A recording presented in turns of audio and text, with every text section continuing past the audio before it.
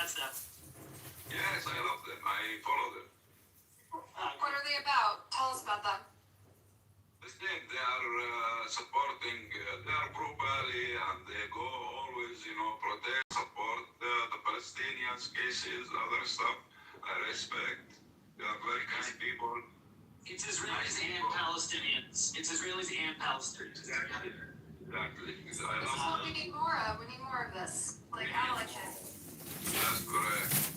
We need to organize also, the left leadership, I can organize such, charities. I don't want to call them military organization. I don't like organizations. Let's say we like charity. We make charity to support our kids, in a peaceful way. It's good work. You know what I mean? Cindy, are you here? Yeah, go ahead. Yeah. Can you help me explain to people how dire the situation is, and this is not the time to talk about kumbaya peace talks? I don't know. It is simple. If you're referring to the character in the room, it's very frustrating. Guys, the situation in the West Bank, I adore Genevieve, and I'm terrified for his safety, because the West Bank is the target now. They're closing in on everything. This is, as much as I appreciate the desire for dialogue and peace-building conversations, this is a different ballgame. We're in the midst of a full-on ethnical cleanse between the river and the sea. Everywhere that there is a Palestinian, they're putting the boot down. I don't know how to be more clear about this. Yes, we agree. I think we have to prepare. I think 1940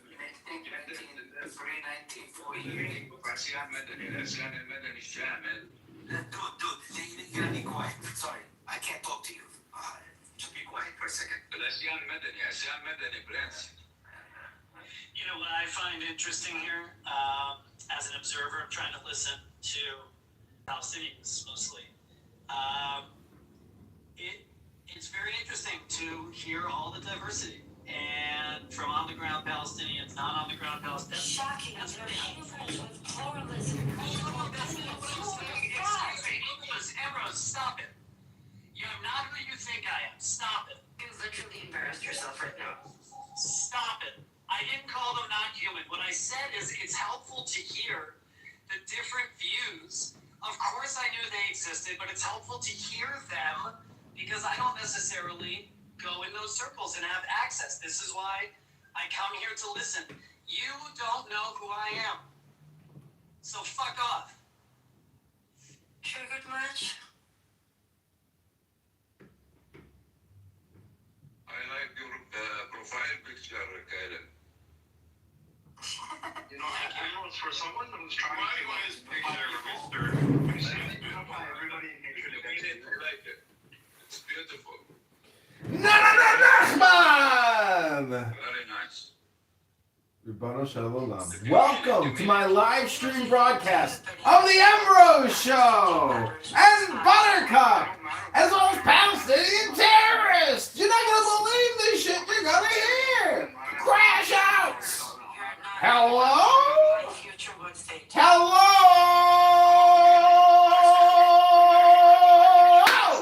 Welcome to the show. Hit the like button and subscribe right now. Good Friday is here. Hello? Hello? Hello? Hello? Hello? Hello? Hello? Hello?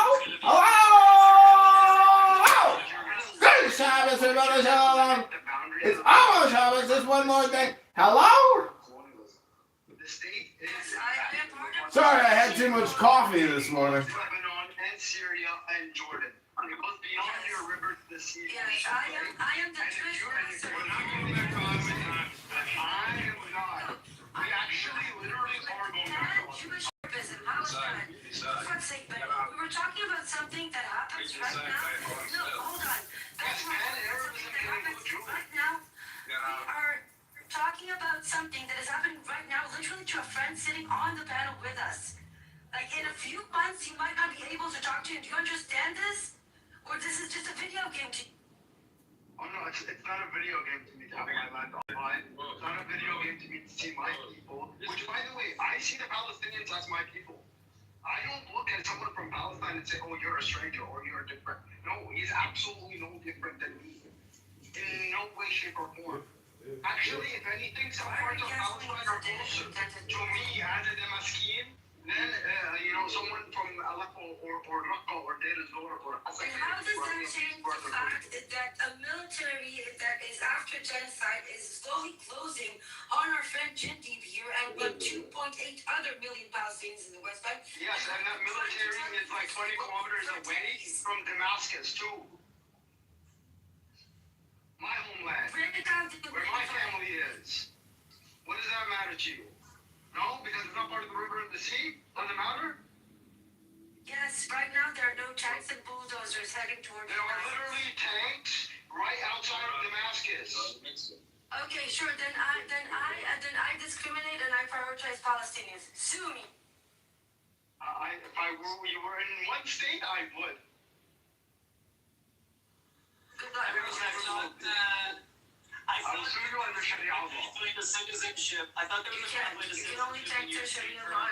Sharia courts in Israel only applies to Muslims. You can try to take them to rabbinical court, but I'm Jewish, so I have supremacy there. You're fucked. Free Palestine. And my homeland, in which thousands and hundreds and thousands of people are being killed, and no one talks about it. My homeland. How about that? Actually, there's a group of Jews on here talking about it for 40 days now. Or however long it's been going on. You remember me? You know, Oh my god, baby. How you doing, good? Oh, baby, good. How you doing, bro? you again. Nice. I'm happy. I know it's my favorite person. But is he still flirting with you? Every day. Nice flirting with Emeralds too. Oh, fuck. Oh, look at you, bro. You got 3 bites It's ready not for you. flirting. We're joking, we're being tongue in cheek.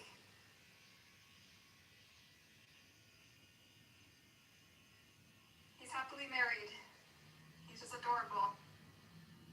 Do you know what happened in Jericho a few days ago? What happened? Tell us. That was a turning point. Settlers came with bulldozers. Usually when they come to bulldoze Palestinian houses, the military is involved with some sort of an official or pseudo-official representative there.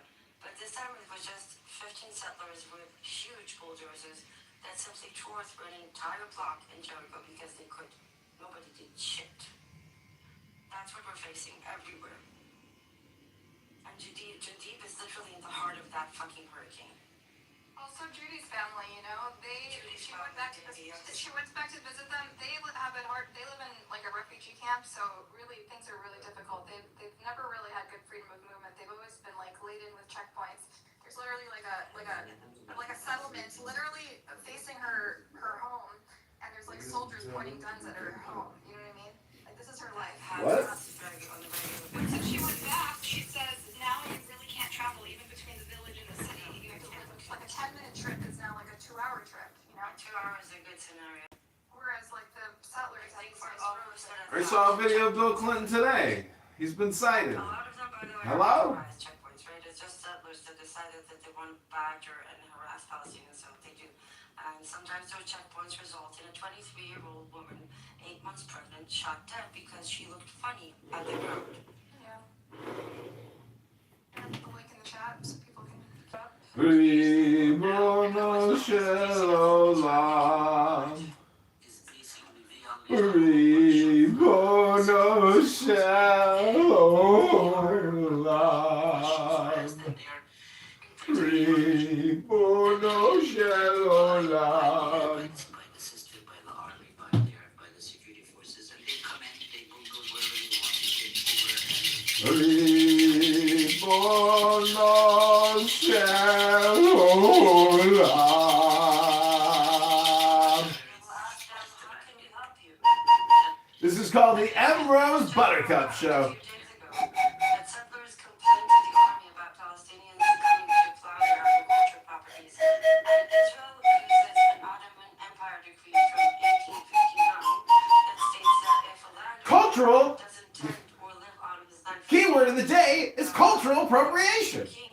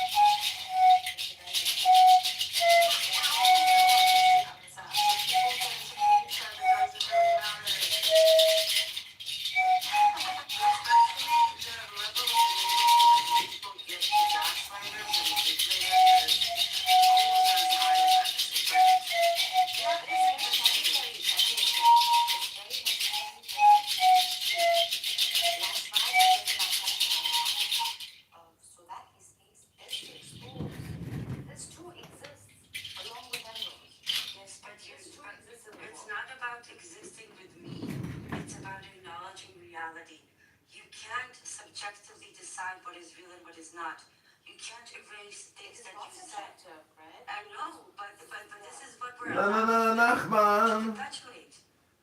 Na na na Nachman. Oh, na na na Nachman. Na na na Nachman. Yeah. Na na na Nachman. It's not about shutting them down. Na na na Nachman. Na na na Nachman. You can't allow people to say Na na na Nachman. Oh. it just doesn't. So they could say it and then you respond. Na na na na. Again, Na na na that's na. what I'm saying. Don't be There are followers of the. Hello? No, it's not. Reality is not subjective. Na na na Nachman. Na na na Nachman. Na na na Nachman. Na na na Nachman. Na na na Nachman. Na na na Nachman. Na na na Nachman. If we don't engage in conversation in good faith and at least trust that people Hello? because of ignorance and not bad intent. But good Hello? also Na na na. Na na na Nachman. Na na na Nachman. Na na na Nachman. for what it is. Literally, the proof is in front of you, and you still continue to say that up is down. The proof That is not is in front of you. integrity. Na na na Nachman. Na na na Nachman. Na na na Nachman. Na na na Nachman. There's a reason that Israelis and Palestinians between the river and the sea find it easiest to communicate because we don't have to explain every little detail. So the conversation can get deep and productive and interesting far faster. So we don't mind explaining everything you need to know, but you need to accept the fact that you don't know. But I think you wanted to expand the conversation. That is the premise. You have to admit that you don't know in order to be involved in the conversation. Listen. That means listen, don't talk. We are the disseminators and the source of the propaganda. Plus two does Na na na Nachman. Na na na Nachman. Na na na Nachman. and say it as if that's a legitimate argument. I don't know anyone that said that. I didn't hear anyone say that. I just gave an example. I think even if they say something that's wrong, like, I don't know, in America we have very liberal free speech. Na na na Nachman. Na na na Nachman. Nazis. Na na na Nachman. I know the Alan Joshua. Na na na Nachman. That's not the Na na na Nachman. Na na na Nachman. Na na na Nachman. The Jewish neighborhood in Hello? Chicago, right? Hello? And this is sort of the basis Na na na Nachman. and much of the West. Na na na Nachman. In Chicago. Chicago. Chicago, you said Chicago. Skokie, Illinois. Okay, that's why I got it confused. I thought It's a suburb of Chicago, yeah. This is embarrassing. I've been saying Milwaukee for like a year. Okay. But you get the idea. It's just that we have very little. Yeah, but we that's not- believe that's not- that if you have a bad idea, you counter it with a better with. But it's not about ideas. It's about facts. Separate your personal interpretation of reality to what reality is. Yes, people can have different interpretations of reality, but we need to agree that up is up and down is down. That's the problem. You put actual reality in people's faces and they flat out ignore the fact that it's there. So that's not good faith. That's not coming with intellectual integrity to a conversation where you aim at learn and evolve. I think That's coming to a battle and using dirty methods to do it. Rose, I think you encounter a lot of because of the That's projection. the sort of milieu that you hang out with Palestinians and Israelis. A lot of times, you know, Hello? to assume people's intentions. With not thinking that for most people, Israel-Palestine is not on the forefront of their mind and their experiences. So you assume Hasbarist intentions, and a lot of people, when they literally come from a completely different point of view, their cynicism is rooted in their own experience from their own country and their own politics.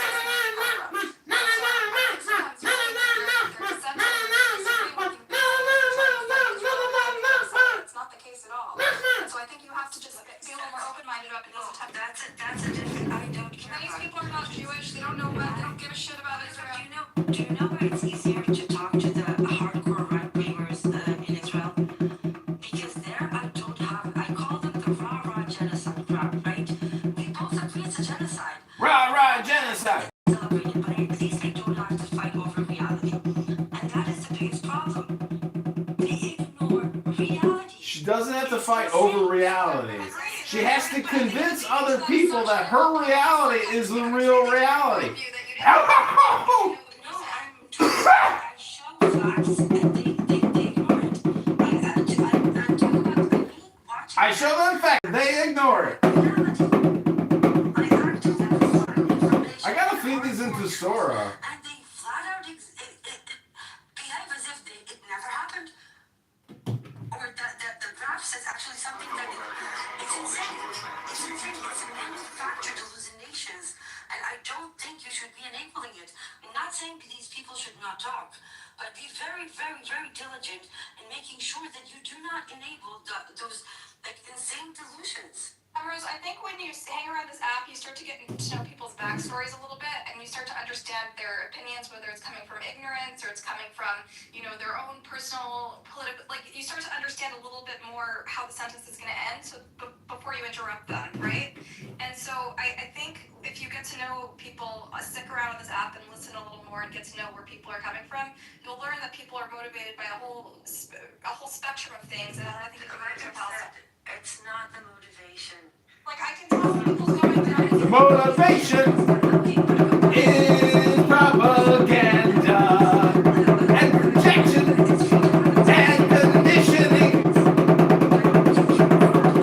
All communication is hypnosis. The Emerald Show. Hello? There are nuances to everything, right? Some issues are black and white, such as the one we're dealing with at the moment, right? But even within those come nuances on very negligible levels. Even those we attend to because we allow for that freedom. Now, you can surely refute it if you have a good argument, if you're a rational person, such as yourself. But then one must be heard, is what Buttercup and I am saying. Allow for that hearing so as to refute it. And you never know, and half the time I think you sometimes leap to the way they're gonna end their point. Is when you only hear the first half, you often can't tell what their point is going to be, and it's easy to jump to conclusions based on your previous conversations. But I think if you get to know people a little bit, you'll realize that So someone lays out an argument for you, and let's say 2 paragraphs into the argument, he states a fact that is inherently wrong. And I do interrupt. I don't have self-control when it comes to that. I fully acknowledge that. That's like a flaw in me that no matter how much I try, I cannot control. But it is what it is. Take it or leave it. The point is that you cannot keep going about alternative facts. There has to be a way out of this. I've been talking about this for a year. It's impossible to have these conversations when people keep denying reality. We need to establish what it is. People keep denying reality! It's impossible! 1 year I've been trying to convince people that my reality is the real reality. And nobody accepts my reality! We agree on what reality is. If you can't agree on reality, then fuck it. Let's just burn the whole place down. And then what's the point of engaging? You wanted to engage and create momentum. Yeah, but I don't want to fight about reality. It's not about. There's no negotiation. You're calling people husbands over like little semantical differences. Like what? Whether they use the word Palestinian Arab or they use the word Palestinian 48. I didn't call them a Zionist over that, but I made sure that everybody knows that Israeli Arab is a derogatory term with a very specific intent behind it, and it's extremely important to avoid using it. If Palestinian 48 wishes to refer to himself as a Palestinian Arab, he can do whatever the fuck he wants. But I know what the intention behind that term means. And it's the same as you telling me, well, it's okay to use the N-word occasionally. It's just not. You could use that. N-word alert! N-word alert! I understand the feeling. I absolutely You understand in a way that I will never understand. But it's like you said, if you tell someone 2 plus 2 is 4, and they'll come back and argue, yes, it's 4, but, or it's not 4, it's 5. Basic facts, basic things are not accepted at their value. I understand. It's very frustrating. And the use of the term Israeli Arab is a little too much, huh? Now you can see right through the thing. just no secret. This is why I always point it out, because it's so evil and so little people are aware of it. You just can't control people. It's good to make people aware, but you can't say you may not speak that way because No, it is. it is a very good indicator for people's intentions. Because I don't think so. I think people ignorantly say it. Buttercup, no, Buttercup. When I take the time to explain and I give the full rundown where it came from, what it was designed to do, how we can see the same policy applied in other practices, and they still cancel that. That's not good intentions. That's not integrity. That's gaslighting. So Emrose, Jewish Israel, diaspora Jews, a lot of us are familiar with people, Arab, whatever you call Palestinian Israelis, whatever. Palestinian 48. What is the only correct name of Palestinian 48? The only correct term for them. Palestinian with Israeli citizenship. It's Okay, so that's allowed. So they don't know. They hear people describing themselves as Palestinian Arabs, so they think that are Arab Israelis, and they think that's fine.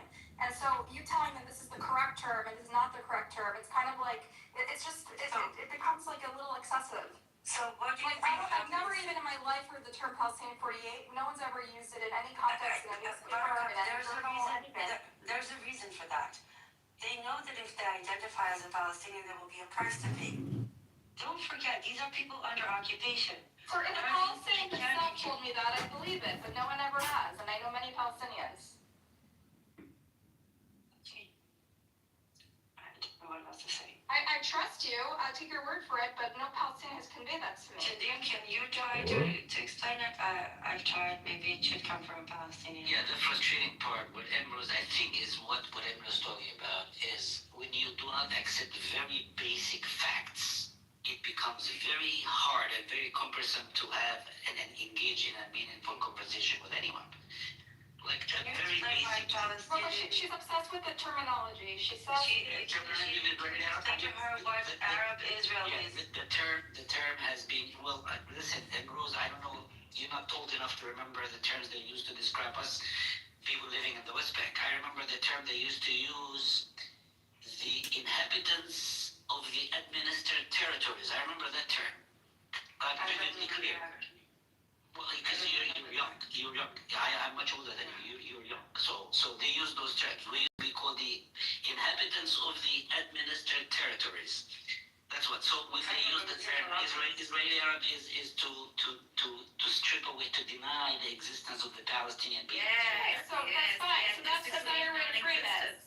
Acknowledge Palestinianism. But And some of my arguments with people, I used to tell people, like, would you get a diarrhea if you call those people Palestinians? What would happen to you when you just call them Palestinians? Why you use me? I don't think for most people it's intentional though. So if we get stuck on it, Butter, this is the thing, right? Buttercup, we can never assess true intention. Okay, so I get the whole idea of like someone's intent or someone's prior, whatever belief systems or opinions. I get that. But when, and I remember comes to, the moment you remove identity or the way particular people want to call themselves, you have made them non-existent. This is the fucking problem. And that's actually one of the reasons I displaced. I want to expand on that for a second. There's an entire report, if you want to see the attitude that they're telling me, it's called the Dividing Bounds Policy. Part of that policy entails fragmenting the Palestinian society. They're not allowing Palestinians 48 to identify as Palestinians, to have Palestinian insignia, to learn Palestinian history. You're releasing them from their stripping them from the Palestinian identity, fragmenting them, tearing them away from their people. And that's one of the practices they use in order to implement the dividing bounds policy. It's a very comprehensive, well doctrine that is used for years. You can see the same doctrine being applied to Gaza, what they did with Abu Shabab, the Hebron Sheikh. There are many examples, but this is why this small terminology carries so much weight. It does, and it works. And it has been working very, very well. I know some people would be confined to a monotonous diet of rights. How happy will docile a defection as there is becoming every part of India where this is the case. The very diet of Europe is always posing problems to a man's digestion. unless they feel very From safe, paradise which I will identify one the for the Palestinians, fallen sons of Adam, the price they by will his pay for own that. supreme sacrifice on Calvary. It's like saying those The idea of such suffering it's like is the saying same those as two was too guys much who for are his gassed, soft-boiled those soul. two guys who are gassed and gas And all our striving is to create the delusion which deludes no ever one. have a social That our straw stuffed stupidity is a living thing, with poison gas. It's something like that. You have destroyed It's the so stamina of men It's by easing the ordeals that superimpose are not naturally imposed by man. not you. Well, Palestinian no, identity. And remember, you're like really nitpicking. it's nice to feel. It's I am not bound to contradict myself. Can I say something? Right, I don't know about If I tell the truth all the time, that is the climax of the curse. You make these connections no one else is making. If I refuse to be the big, blonde, beast with brains, savage and strong, subtle and supple, crafty and conscience, I guess my issue is that clever, most people, as I must be to survive, with any pity, sympathy, or even social sense of or the belief that solidarity is safe, my moral superior act does not save suffering in the long run. Each individual is weakened by my loyal support, and the more we love, the more we injure those we love. But dare oppose this, but with a smile that will not be suppressed, stealing about my lips, saying it with atheists and anarchists, and picked up these appalling blasphemies from their lying and lawless lips. And they started attacking it. I had no doubt that a few more years of experience of the advantages of the company of Christian gentlemen would wean me from these incoherent and infantile paradoxes. For sharing it. But if I share it, and no matter what I have as concrete evidence to back the claim, they shit all over. That's not good faith conversation. Okay, that's not hard to detect, Emerald. Well, Ambrose is facing a double-edged sword. On one side, she has the Zionists who know about this and reject her opinion, and on the other hand, With atheists and anarchists, and picked up these appalling blasphemies from their lying and lawless I lips. do understand. And when I came to Clubhouse, it's I had no doubt. too long for me to be amongst everybody else.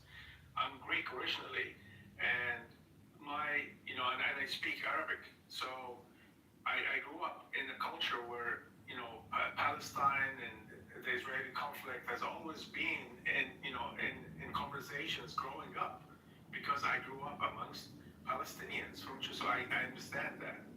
And Emrose speaks it from living it. And it's been very difficult. The Zionist agenda has been to, for example, my cousin's kids in Texas, their books, before Tel Aviv before Jerusalem was determined to be the capital of Israel, they already had changed the textbooks in schools way back then that Jerusalem is the capital of Israel. Excuse me. There's so much, it's like a fish, it's like a salmon swimming upstream against all of this stuff. It's so difficult for you. But I would say, don't change your story. Your story is good. And from people like me, who I see you as a beacon of light for the Palestinian cause, I wish more people are like you, regardless of what the narrative or how you approach the issue. You're approaching it from the heart, basically. And I think that's a great thing. I second that. I think you're speaking from the heart, and you're a treasure, and I hope you don't leave Clubhouse, and your perspective is deeply valued. And I think this conversation, helped us understand each other's perspectives coming from, even though politically we're aligned, I think sometimes we have differing views about how to communicate it. And I think that's why it's important to have these conversations, because I think it creates. If we were completely aligned, I would be worried. That would indicate that there's a problem. If we didn't have, pluralism between the two of us. Yeah. People should not be always completely aligned. I think on the basics, on getting rid of the occupation, on what the outcome should be, on justice for Palestinians, I think there's no that's daylight between us. Obviously, there's always going to be nuances. I have a privilege that I have obligation to exploit. I am Jewish and I am Israeli, which gives me an ability to shed a light on the truth that other people cannot, right? Most of the Hasbara counterpoints I am immune to. They can't call me Nazi, they can't call me Hamas, even though they do, but they just look stupid when they do, so it doesn't matter. And I have obligation to do that, whether it's small like this or my 800 people spaces or what I do in my job that I can't talk about. But the point is, it comes down to actual acknowledging reality. And this is what we talk about at work all the time.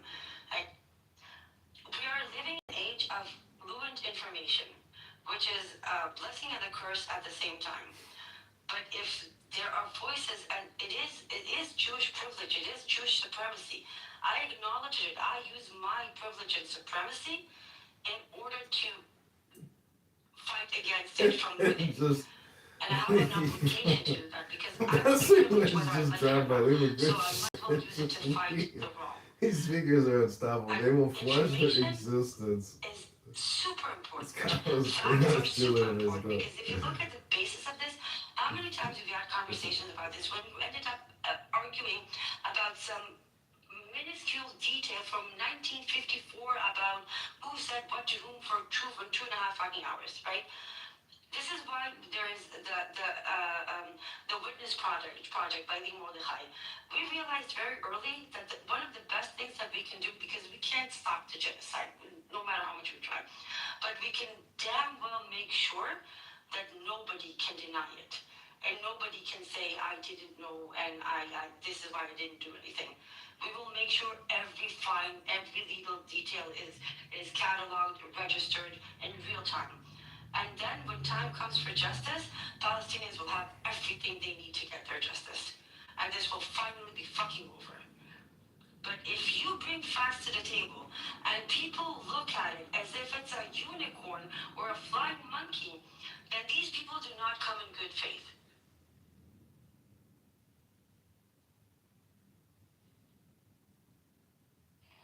I think I agree with you 100% that it's like urgent and there's a massive problem of disinformation in our society where people are living on two different realities with different sets of facts. I don't think the solution is shutting out those people. And then there's like a lot of people who are just confused, right? There's such an abundance of information and conflicting information, they don't know what to believe. I think the vast majority of people are right in the middle.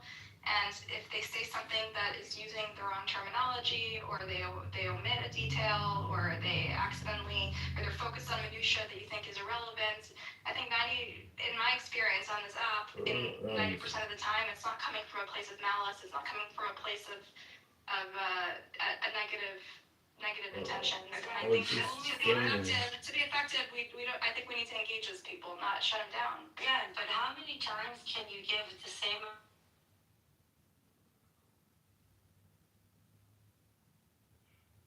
Sorry, you're cut out. You gotta go. We lost you. Because they're never going to accept reality. They were never going to accept reality. They're just jerking you around. If people come in good faith, and a lot of people are confused and ill-informed to no fault of theirs, and I am more than happy to give them all the information they need. And I have the receipts for everything I say because I know my shit and I know this game. But if you provide all that, and they still stick to their guns and get like hysterical and attack, I think Emma thinks her then Z projection one looks like first it was time because they conditional. were never going to come to this conversation because they want to learn. They will never. If they wanted to learn, then they would actually take serious time to investigate what you have presented. But they don't. They just throw a fucking tantrum. Can we provide it? If I bring up a specific example, and this is not to attack you or corner you, I think this is what I they will flash their existence. Because it clears some stuff up. That's what it is, just driving by, where seeing you're good coming shit. So yesterday, Zeleny, who is a liberal by all accounts, he doesn't support the occupation. He thinks the occupation is illegal and needs to end immediately. He believes what's happening in the West Bank based on the decision by the ICJ is effectively apartheid. It's not exactly apartheid, but it's the same severity and it may as well be apartheid. And his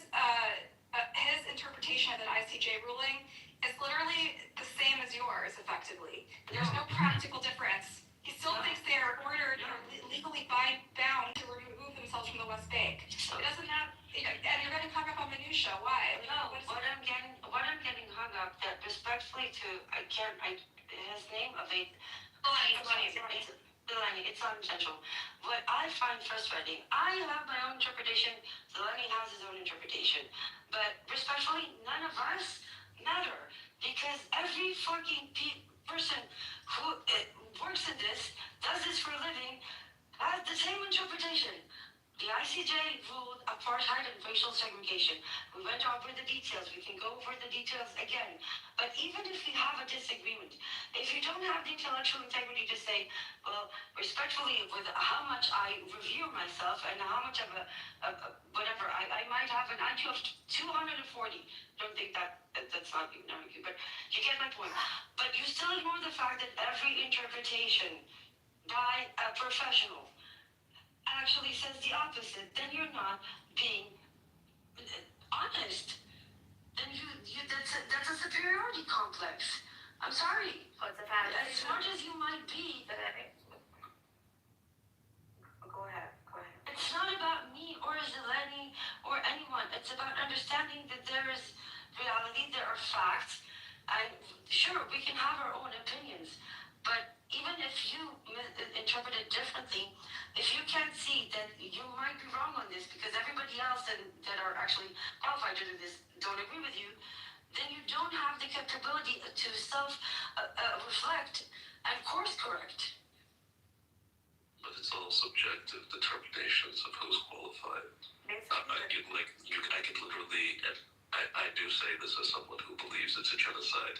I can find 1,000 American professors, probably 1,000 French ones, 1,000 British ones, 1,000 Israeli ones, even some Arab and Muslim ones that will say, yeah, it's not a genocide. It's Palestinians' fault. And I'll say that they're experts. So let me say it's a subcategory of racial discrimination, right? So even in that, he's positing that although like 3 things may be right in a statement, if there are 3 things given in a statement and 2 such things are right, that statement is still right. So he's sort of like dissecting it also based on semantics, etc., etc.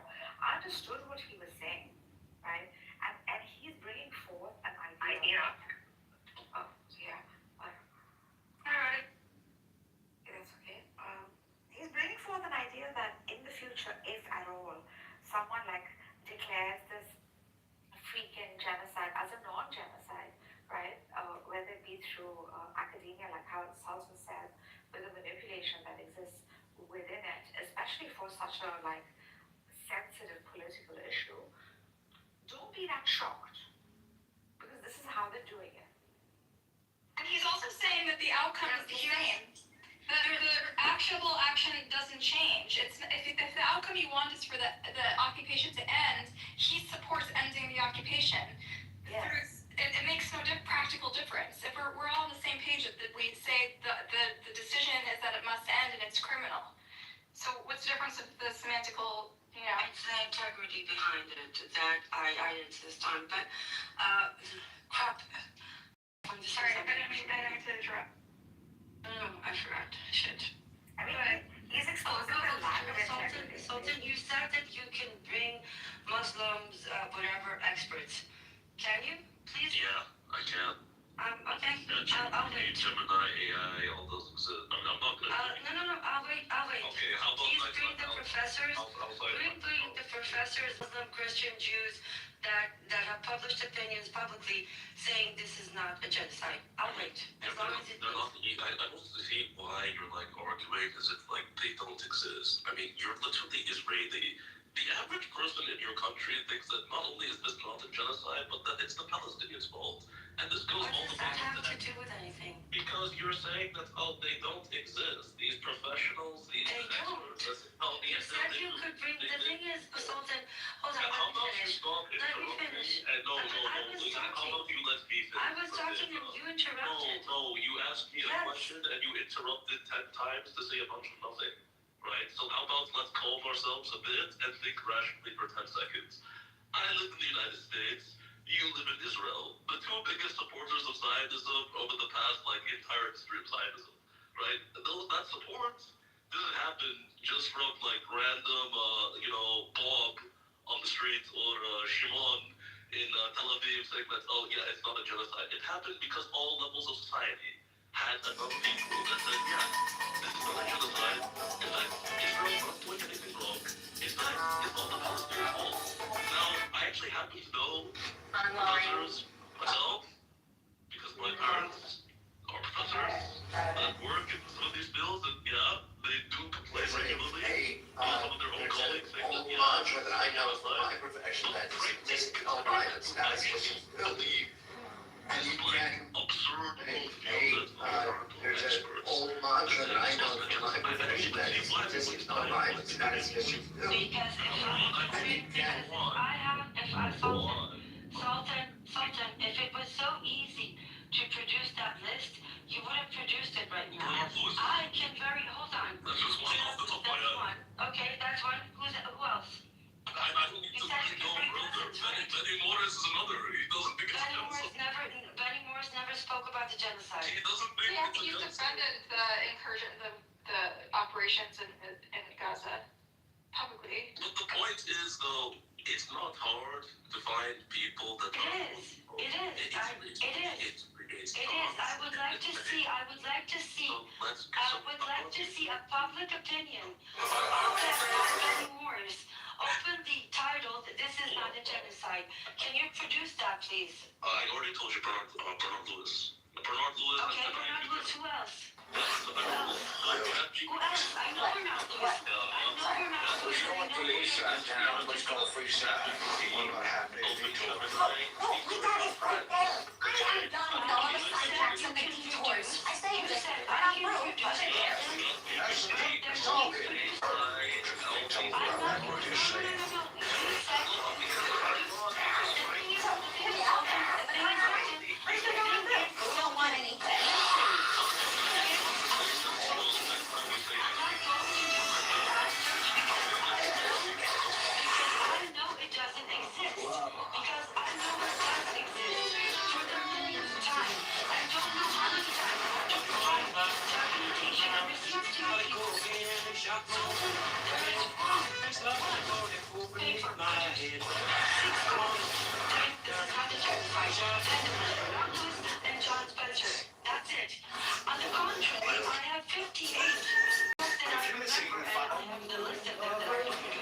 Multiple organizations, the UN committee. So no, it's not the same.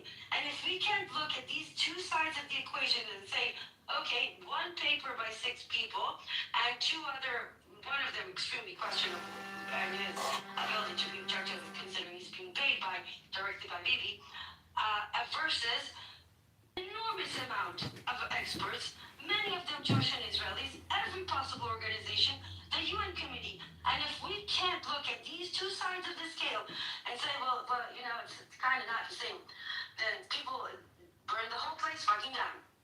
Yeah, I can respond to you. First of all, I Oh, just... for fuck's sake, not you. Let him speak. You interrupted me, so let him speak. Yes, This is so... hold on. Yeah, I just put the link. Oh, she left as usual. But I mean, Yes. it's incredibly stupid. I believe it's a genocide. I don't think it's a genocide. But it doesn't change the fact that, it's not going to be hard to find any accredited professional, right? Any accredited historian, scholar who supports Israel and says that, this isn't a genocide, right? No, I think those people are dumb. I think they're, biased, all sorts of things under the sun, but they just categorically say, one second, Prince, but they just categorically say that, these people don't exist. And anyone who thinks they exist, bro, there are accredited historians. Okay, well, you made the point in multiple ways. You guys, I made my point multiple ways. I don't think I made that point to this idiot in the audience, though. You have already. He interrupted 20 times. She gets it. No, You they don't made exist. your point, and you made your point. We heard it. Can I continue? Okay, but be brief, Sergio. Okay. First of all, I'm in my mom's basement. you will speak to us, okay? I'm just along for the ride. Oh, you're just along for the ride? Yes. I'm in my mom's basement. I ain't got no more Miller High Life. No more Miller Lite. No more Budweiser.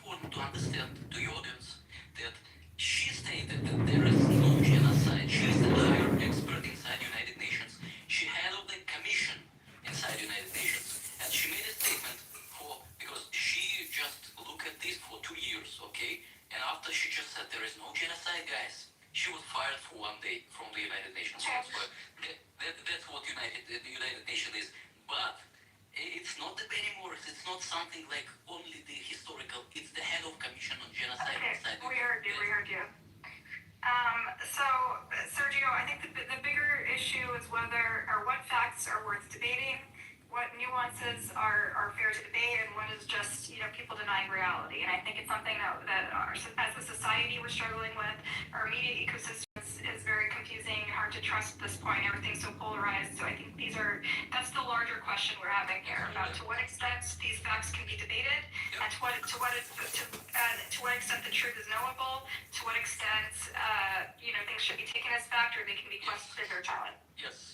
And yesterday we talked with you about the partisan sources, and I just checked today that New York Times, New Yorker, Guardian, and many others, they just openly endorsed Kamala Harris before the elections. That's what you must know about the partisan sources. Okay, next time when we will speak. Yeah, you can take your. I want to ask a question. Oh, Prince, can I ask a question quickly? Are you guys saying, Sultan Sergio, Prince, everyone in the room, are you guys saying that many variables to assessing this as genocide? No, I'm saying is this how it's done? Because all of these variables are not being met. Yeah, the thing is, just genocide is a very subjective determination. That's why if you look at the definition of genocide and look at the definition of ethnic cleansing, it's not really clear where one begins and the other ends. I see. So it's really up to each person to say, okay, I'll give you a personal example. So my people in the 60s, 3 million of us were starved to death. Not a single accredited university describes this as a genocide, even though this was deliberate. We have the orders, listed. Where are you from? What country was it? I just told you. Not necessarily because it wasn't, because the optics, the investment, and the interest, and there are many other things that would mean. That's why I also the variables. I don't deny that. Talking about the 60s. And that was a point Cora was trying to make yesterday, that there's various motivations for experts. I'm agreeing with all of that, but the point is, at the end of the day, accredited. That's a stupid point, brother. There's a big difference between 1960 and 2026.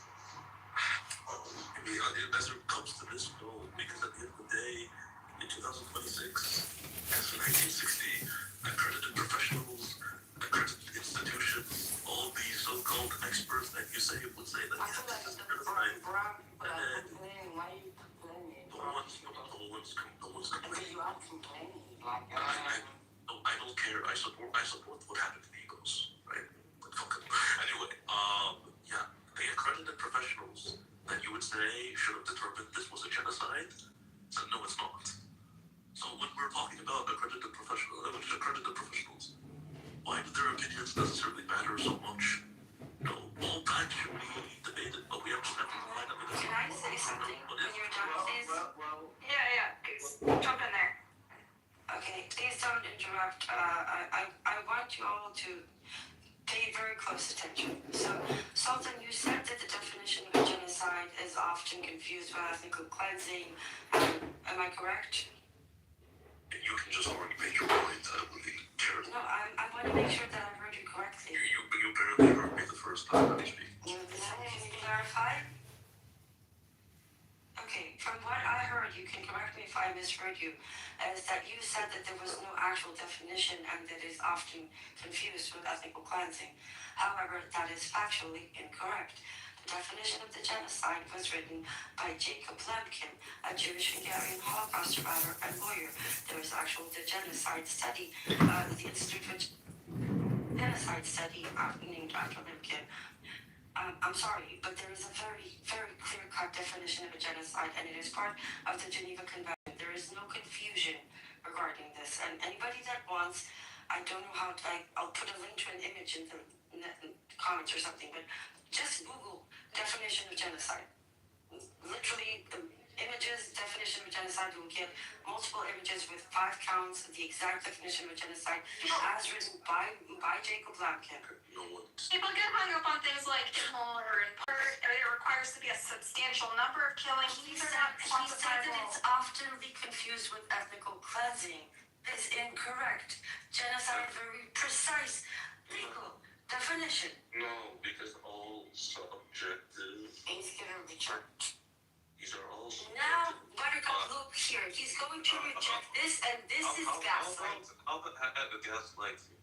Gaslight. You see, this is why I didn't go speak, but you said ask the question.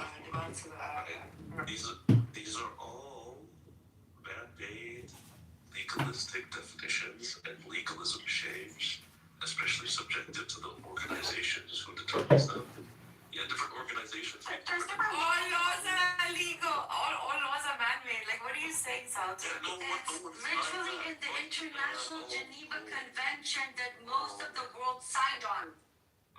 The case law is pretty solid, right? It's not subjective. It follows a certain scientific method. Actually, yeah, but that's what we need to Actually, case law is extremely subjective. Actually, it's kind of the point. Which one? Which one now? Case law involves a certain way and it creates precedents, and then the precedent is what it is. Yeah, but whether or not that precedent is applicable is subjective. That's kind of the point. Exactly, which is why, okay, you say that it's so easy. Well, what does You said and you literally use the phrase, it's hard to know where one begins and the other ends. It's not. Did you not?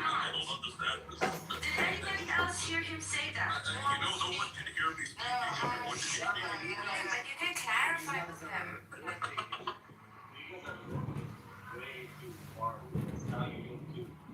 I guess she wants to argue about it. I think you got, with all due respect, Sultan, you have to argue. We No, who's the one arguing now? I'm not the one who went down, came out. We're going down this like rabbit hole, which is again like not. This is what You disagree it's a genocide. I would say no. You did say A, B, C, and this is the reality. Deal with it. Over that, you're an enabler. This is what I was trying to tell.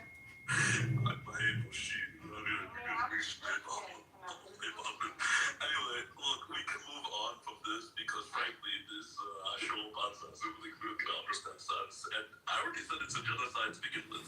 So why are all you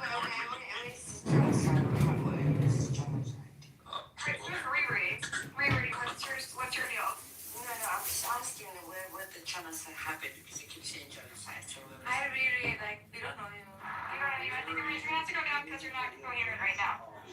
Yeah, but Ambrose, you just asked a guy, a sultan, to provide you a Benny Morris article directly at that line.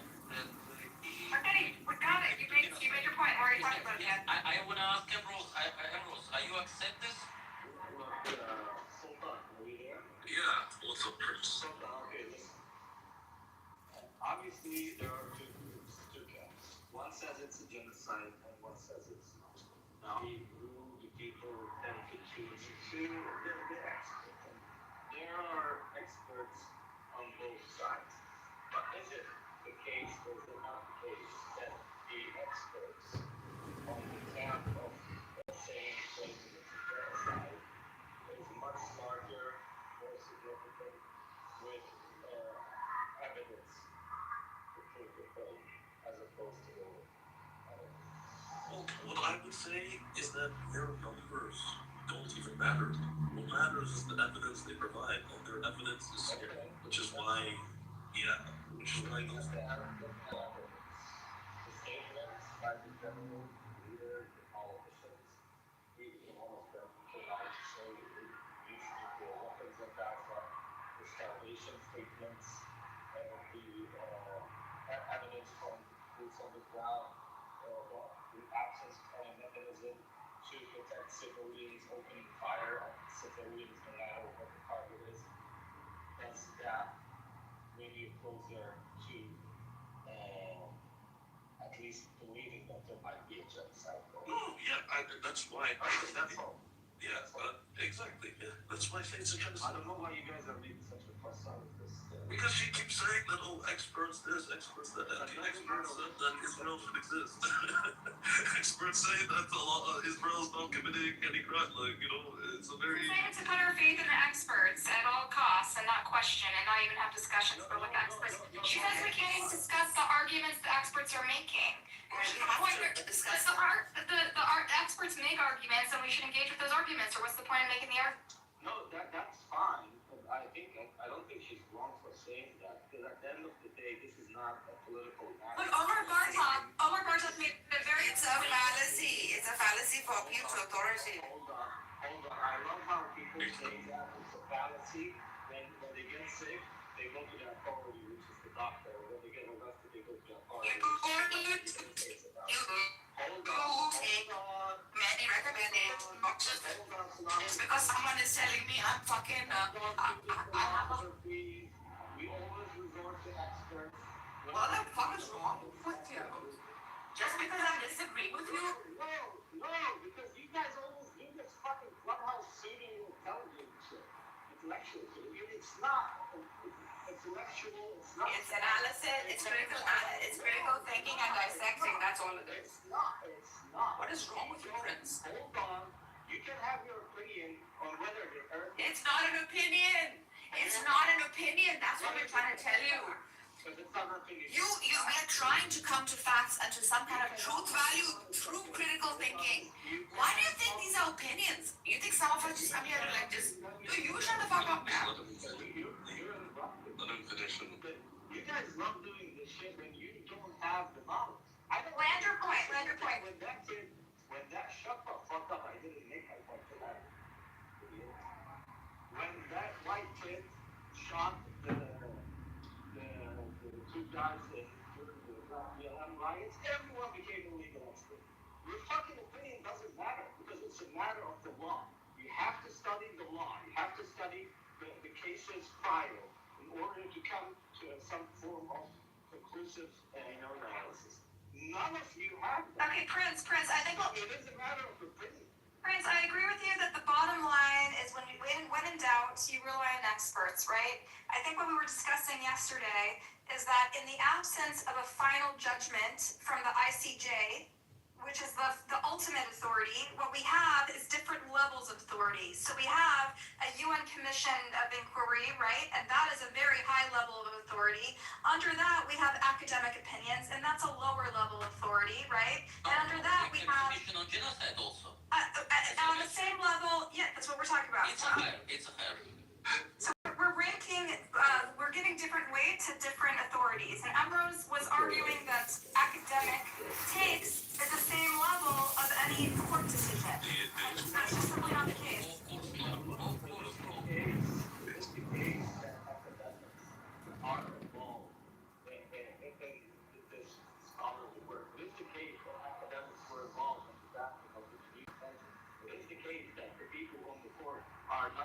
Hold on. Buttercup, that is not what I said. Clarify. Hold on. Can I want to say something? Please, nobody interrupt. And can you please, did you look at Sergio's name? Can you please look at it and then drop him? Sergio, is your name Rose to imitate Emrose? Is that why you changed your name Can to you please Emrose? drop him? So what is my I name? can't drop him because then you can't.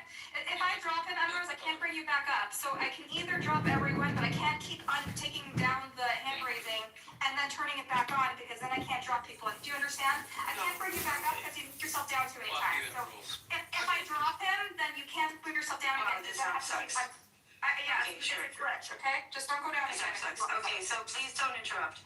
Look, I'm going to clarify. I did not say that academia is the equivalent of a court ruling, ever. Never in my life have I said it.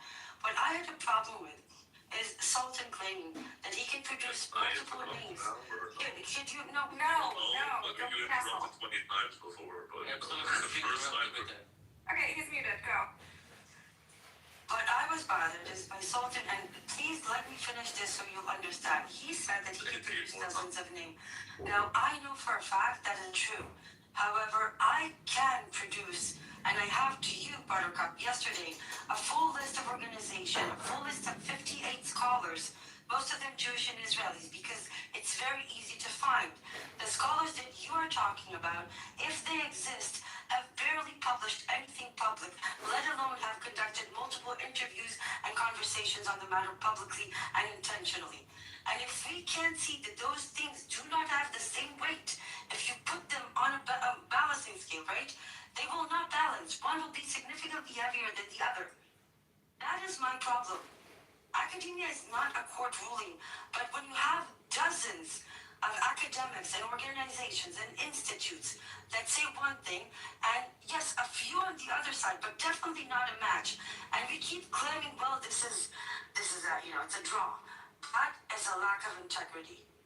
the issue those same institutes also say 48 Israel, for instance, is not occupied territory.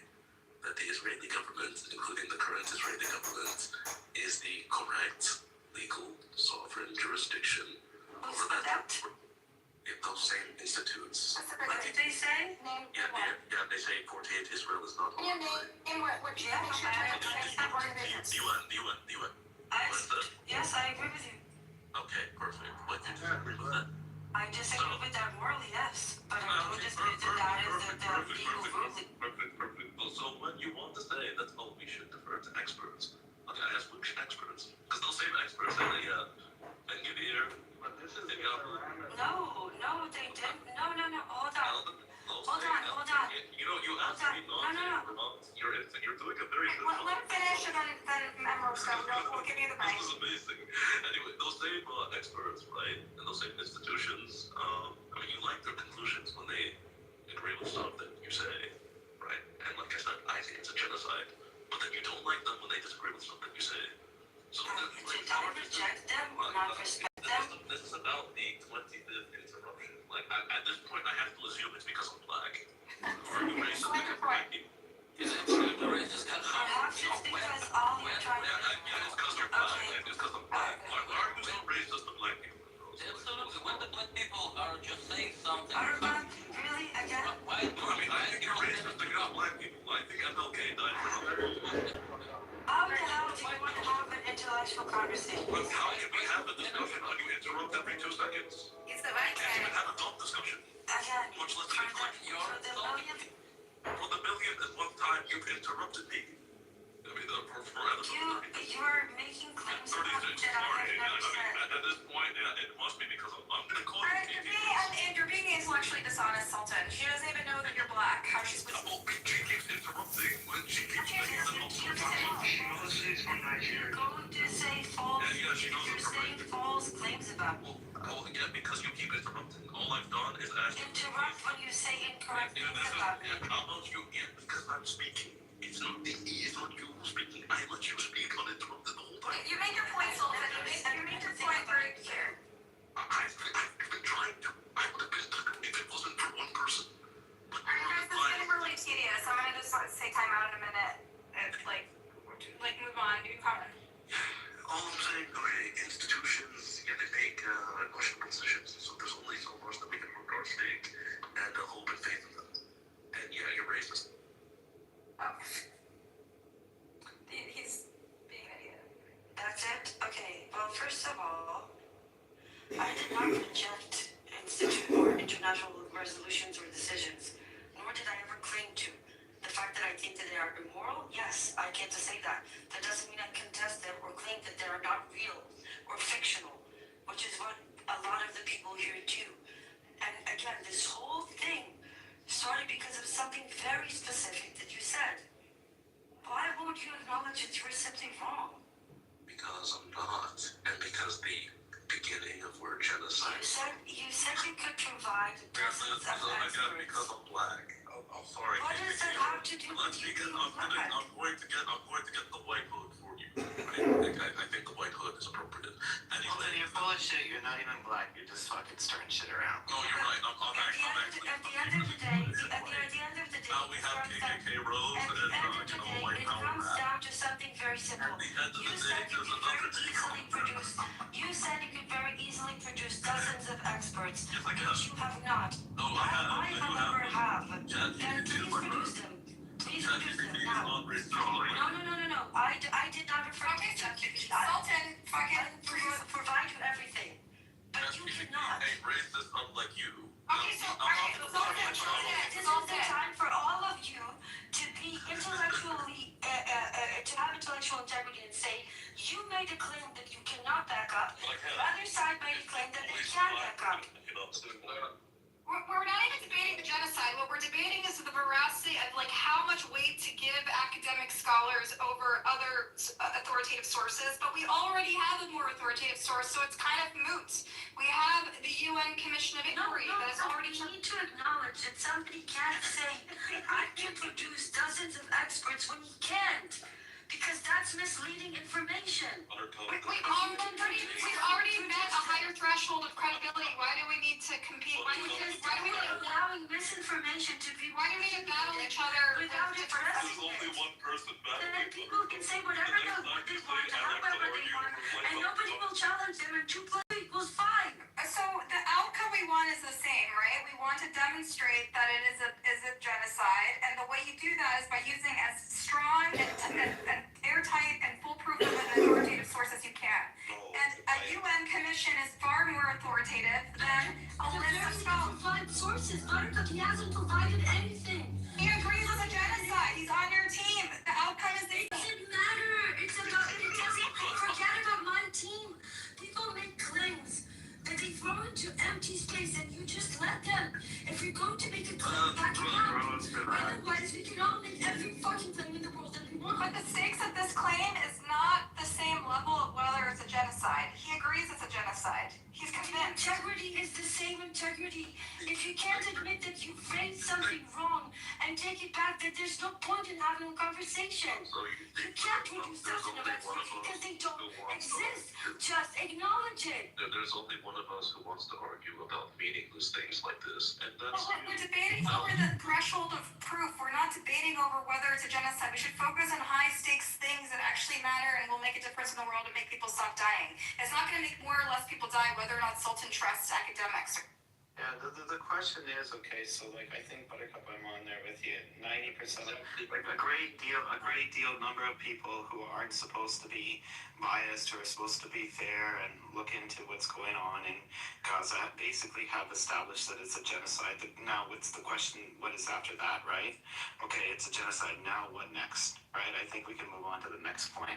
But that's exactly what he's contesting. no, He's not contesting whether it's a I'm sorry, but if we're going to address this, then we're talking about the credibility of proof, right?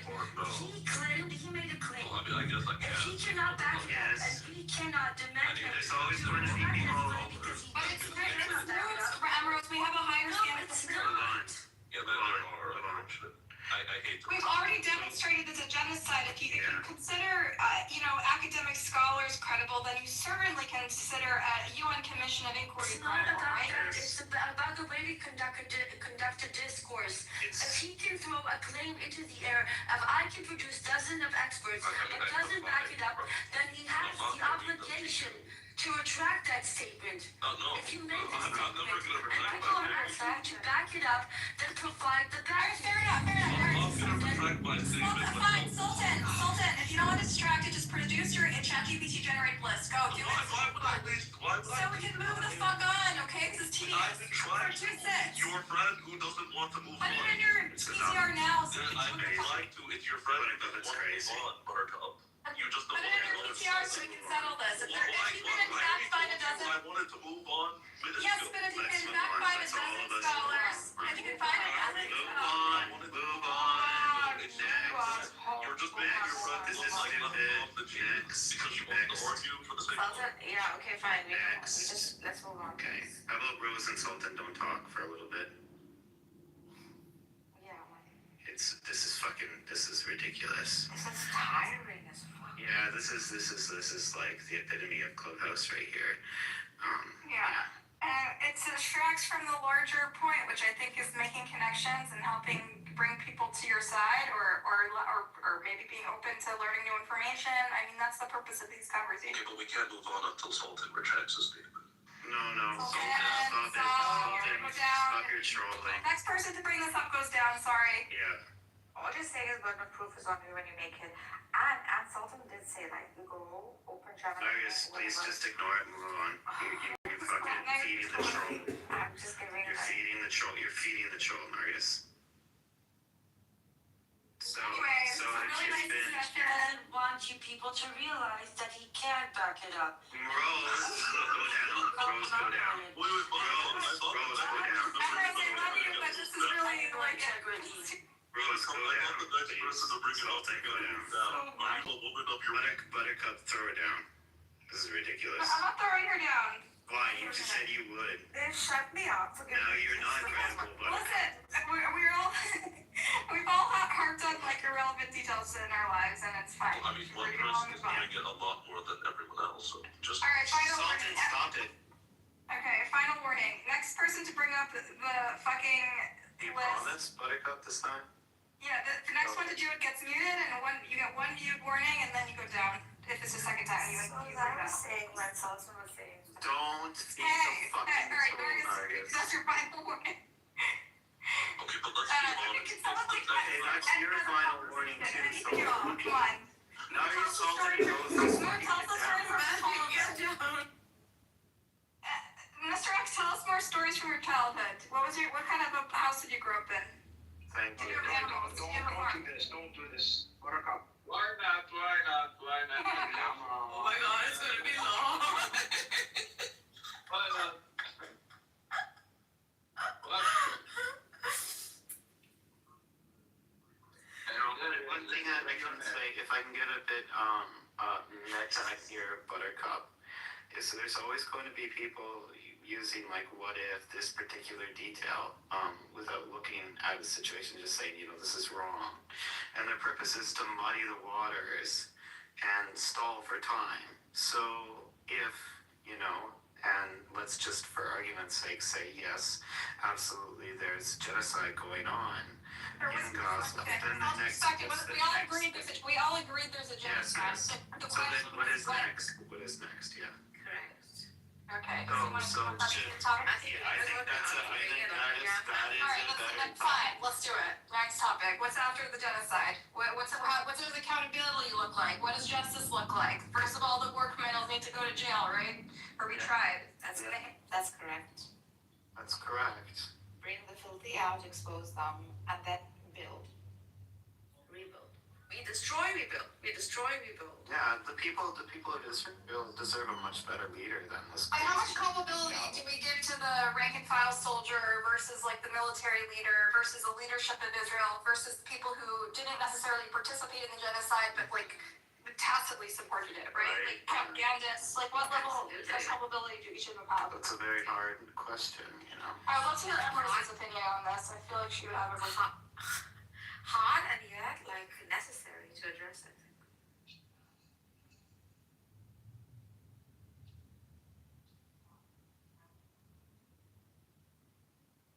Matthew, do I mean, this was topic after the Holocaust. I think the most practical thing is to look at how other nations that committed similar crimes were treated, and it's the same thing. There's got to be a methodology for dealing with things like this. How did the Hutsis and Tutsis or whatever? How did any other nation that's committed crimes? How were they? How was the situation rectified? what's sad, Matt? Like some of these nations went unrecognized. Yeah, 100% they did. Yeah, so I'm trying to avoid that, I think, on a greater scale. This is not just understood as another event, another war, but something of great consequence, right? And this is how the UN kept the Holocaust alive, by repeating the stories, by bringing it up, by exposing oppression, oppressor, etc. So such should be, I think, the means by which we could expose this whole thing and keep alive in some sense, right? Alongside. That's one thing, yeah. Yeah. Yeah, and then other nations, like, the Turks did horrific things to a lot of people, but Yeah, like the Armenians. as far as I understand, they weren't punished all that much for it. And the 100-something countries don't even recognize it as a genocide. Yeah. Just saying, so. No, but Sultan is right. This is why I said, like, much of it gets buried in the freaking crumbles of history, whilst some others are glorified, and this should not be the case. If we are truly a human family. Well, look what's going on there, and again, between Russia and Ukraine. I mean, the Russians killed 7 million Ukrainians, and then they're going through a similar thing now. Oh, you mean Holodomor? I mean, that's also not recognized as a genocide by really much of It's it. absolutely a genocide. Well, I mean, according to which experts? Okay, but according to which experts, though? Well, I don't have it on me now, but I know that it was documented quite thoroughly and approximately 7 And million. most academics in Russia, the US, and everywhere else say that, yeah, it's not a genocide. Well, I'm sure there's a lot of people that say it is. So let's say it is. Let's you know, if a whole lot of people are killed, then let's suggest it was. I think actually, I don't think the consensus, the academic consensus, is that it was a genocide. Exactly. But you see why they act things like expert opinion. It's better to just go on evidence. Yet 7 million people died Yes. in a famine organized by the Central Politburo of the Soviet Union, where they were confiscating grain for people. Yeah, that's a fucking genocide. Yeah. I don't need Harvard, Brown, Cambridge, or the UN itself to tell me that, yeah, that's a genocide for it to be. Yeah, personally, I don't need to either, you know. Personally, I don't need that, you know, either. I mean, it was, there's so many hundreds of thousands of photos of what happened and so many millions of It documents. helps to have someone, in Amrose's offense, it helps to have someone who's deeply knowledgeable about international law and all the technicalities and all the minutiae and how it compares to previous genocides to give you, to help you curate an opinion. But these people, they put their, Omer Bartov, in his New York Times article, he's one of the first people to lay out clearly with evidence. We didn't just take his word for it. He presented evidence, explained why it met the definition of a genocide, so that we could be convinced. And so, like, it helps to have these experts who are deeply knowledgeable about it. Yes. Of course. What I'm saying is that some people are so very biased that they tighten the definition for genocide. They make it almost nearly impossible. Like, you know, no genocide has ever been committed, except for, you know, one that fits my particular narrative or something like that. Some people tighten it up and virtually every genocide has been disputed anyway by someone, right? Like, yeah, exactly. And that's not really the greater point. The greater point is that even the people that are on this quote-unquote whatever in-group or side that's committing the genocide, they're suffering too because they're losing their humanity, and it's just not good for anybody, you know? I don't think that word increases solidarity very much. I think it just creates polarization and confusion. It does. Let's focus on solidarity between our peoples and third parties. It's so funny that all the third party nations, they like to watch the fight. There's probably some people that, you know, are thoroughly anti-Semitic and thoroughly anti-Muslim that would like to see the Jews and Arabs kill each other, you know? I'm sure there's an extreme thing. Yeah, a lot of countries are anti-Islamic and anti-Muslim. But anyway, let's focus on solidarity. We like kebabs. We like falafel. We like taking care of nature. There's a lot of cool things. It's a matter of trust, isn't it? It's a matter of people trying to trust one another. Actually, I support climate change. And I would say it's a matter of, like, even... I also hate falafel. It's also a matter of tolerance, you know? Yeah. Let's discuss things that bring us together. Well, no. Because, again, that doesn't... That's a good idea. No, but that doesn't solve anything, right? Like, we're all human. Yes, it does. Oh, I think it very much does. I was in graduate school for peace studies. Find commonality. That's lovely. You know, it's necessary. There are 1,000,001 commonalities you can find with someone who's trying to stab you, or someone who's, like, you know, literally, like, eradicating half of humanity or anything like that. Yeah, you want knives. Yeah, exactly. Yeah. Well, I mean, I don't like knives, but, you know. The point is, though... Anyways, the order of business today is love and solidarity. Why do we have that? Because it clear... Okay, because titles like that... Oh, where'd he go? I don't know where he went. But anyway, the whole blind love and solidarity thing is, like, kind of misleading in the topic. Not because love and solidarity are bad, but because, okay... you're trying to address an issue of justice. So love and solidarity without justice is meaningless. That's true too. I mean, if some folks in the West Bank if their intentions just to take land and to get some land, you know, and they're not going to compromise, you do have to lay down a greater law and say, hey, you can't do that. But what you can do is you can make a house next to an Arab and then bring in the love and solidarity and say, hey, look, you guys aren't so different. You know, please don't kill each other. Okay? And I think it's also a matter of self-awareness where, again, because I had PTSD, or still do, I suppose. Supposed to never really get over it, but it's kind of this sort of self-awareness where you realize that the brain tricks you into seeing evil things and bad things where they don't always exist. You know, distrust is a very viral sort of thing. Hatred is a very viral sort of thing. And again, it probably goes back to Austin's peace studies. Okay, but again, did the Arab who lost his get his house back? Did the Arab that was arbitrarily detained by the Israeli military, did he get his, compensation?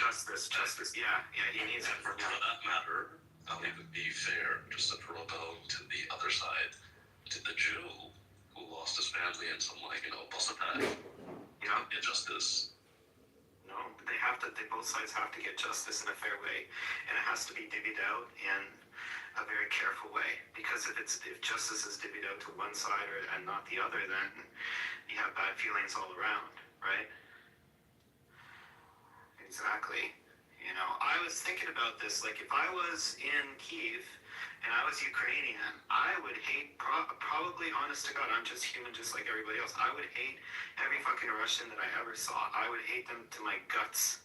I just would. Oh, you're pro-Zelensky, Well, I'm Slovak, and the Russians do bad things to us too. Yeah. But I'm just saying, you know, it's an example, because I'm human, you know. I shouldn't generalize like that. Probably there's millions and millions of Russians that absolutely hate Zelensky, but my mind would want to generalize. My mind would want to go to the default position of every Russian is evil. I hate these people. There's nothing they can do to ever make me change my mind. So that has to be dealt with as well. Okay, but you can think every Russian is evil, but that can be justified from that perspective, because the overwhelming majority of Russians don't believe that Ukraine should even exist. But it comes down to what you do with those actions, right? With those feelings, right? Yeah, you decide to just blow up a random bus station of Russians, throw suicidal drones at Russian apartment buildings, certain presidents of Ukraine decided to do, or otherwise. And then, if I did that, then just even more bad feelings, right? Yeah. Right. So it's a fucking hard. It's a catch-22 all around. You know, there's distrust, and then especially in Israel and Palestine because they're so small. You know, and everybody on either side has such small margin for error. And I would even posit that everybody in that area, Palestinians and Israelis, all have PTSD to one extent or another. Trust doesn't go that far, you know? Everybody's hardened, their hearts are hardened. And then, how do you deal with that, you know? Yes. No, not like that, brother.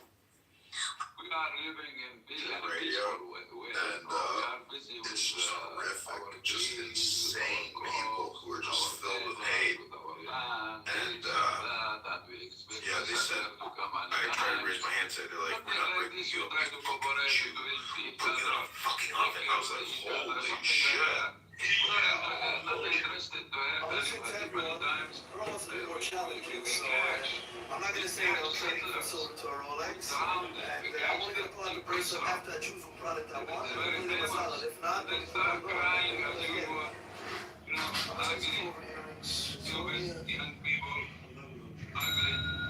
I believe them, we give them wisdom and be there.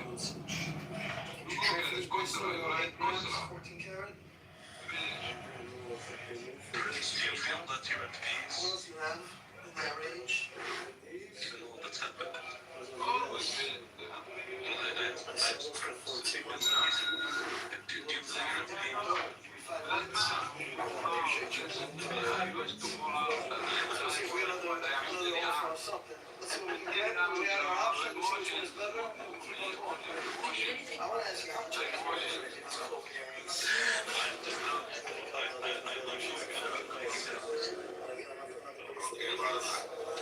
Brent, would you say that you're at peace with the majority of your people? For you?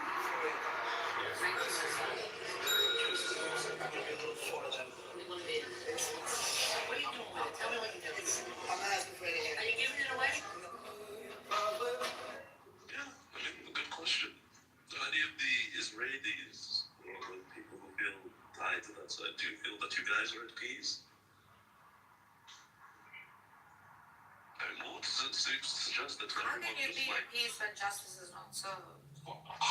I mean, Mood says that everyone is just going around picking olives, you know, and frolicking and singing Kumbaya. We are fucking poor villagers and we get used for foreigners. You imagine if you, somebody, for example, listen, this is very important. Through the history, we get used for foreigners. We like foreigners. Wallahi, we like foreigners. But those fucking bastards at the beginning, wallahi, my father told me that we can benefit from the immigrant at the beginning, you know? Oh, yes, the made you fight each other.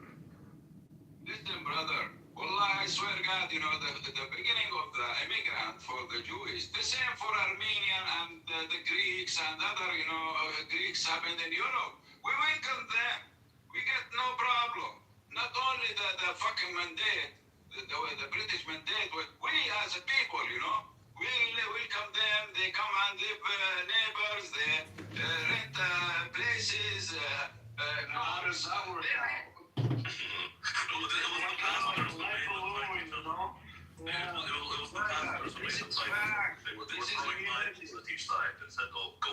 At the beginning, you know, we don't imagine that they are going to make militants and they are going, you know, to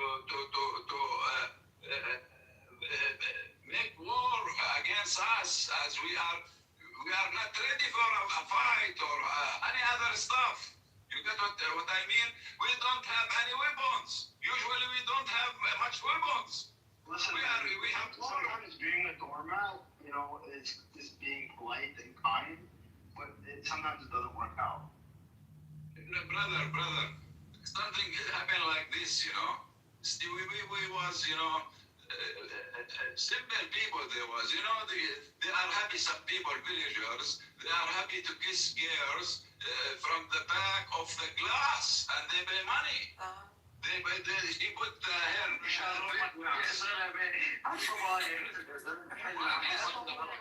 is reality. They are happy, you know, to see. What time period was this? You know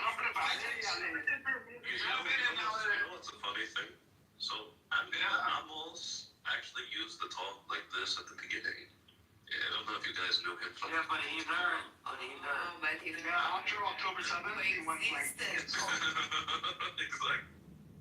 You believe it, brother? They used to make the Palestinian announcement and the flags and other fucking stuff and they sell it to the Arab. They make money. Coexistence was not good for his existence. Listen, please, sister. Baby, yeah, baby, always you're my baby. Ever, forever. This is real, you know. Our people was, even though, you know, our Palestine is rich. I have to give a disclaimer to Benny Goy. Disclaimer. What Benny Goy? I know Benny Goy. I'm just giving the disclaimer, okay? You mentioned doormat, and I mentioned lack of, absence of intelligence. This character does not represent Palestinians in any way, shape, or form. No. I am telling you, simple. He was a fighter for the PLO. Yes, I am proud to say that. I am proud to say that. Which group did you fight for? I was militant Palestinian liberation army.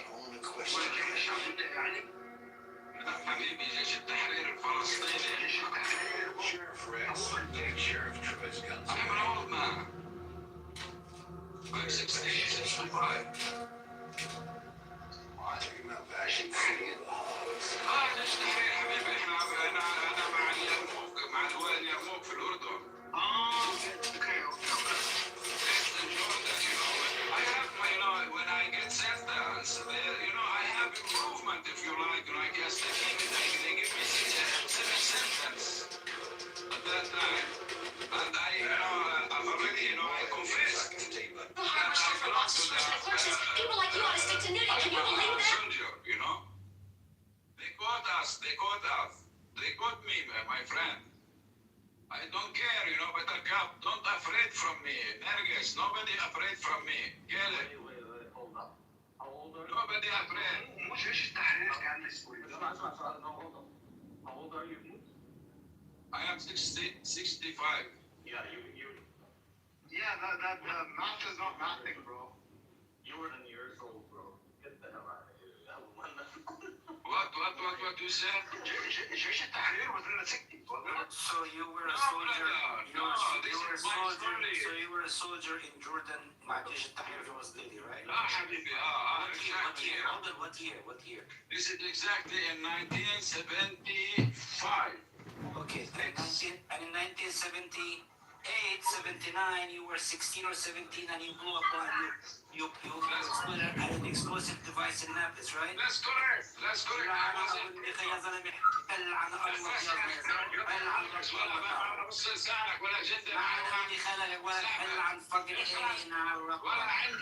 عندي اليوم. I still have. This is what you call it, when you the sentences, The sentences when the sentence. I know you were arrested by the Israelis. But I know انك كنت عامل في اسرائيل. غير هيك just leave us alone. Jinder. I know somebody, his name is Jinder from Deir al-Khatab. What is his name? Let me remind. He was jailed in the same period with me. I was the youngest boy, the youngest prisoner. I was the youngest prisoner in 1976. I was a youngest prisoner on all. Sorry. Fucking dogs and prints. You got what I mean? I have evidence. You can get when I go back, to visit. I will take pictures, send it to you. Put a picture in your PTR we want to see. What PTR? In your profile, we want to see the picture of you as the soldier. Not now. We're gonna ask a picture of you and Amos both in your uniforms. I don't want this. I'm not interested. But we are young. And we are old.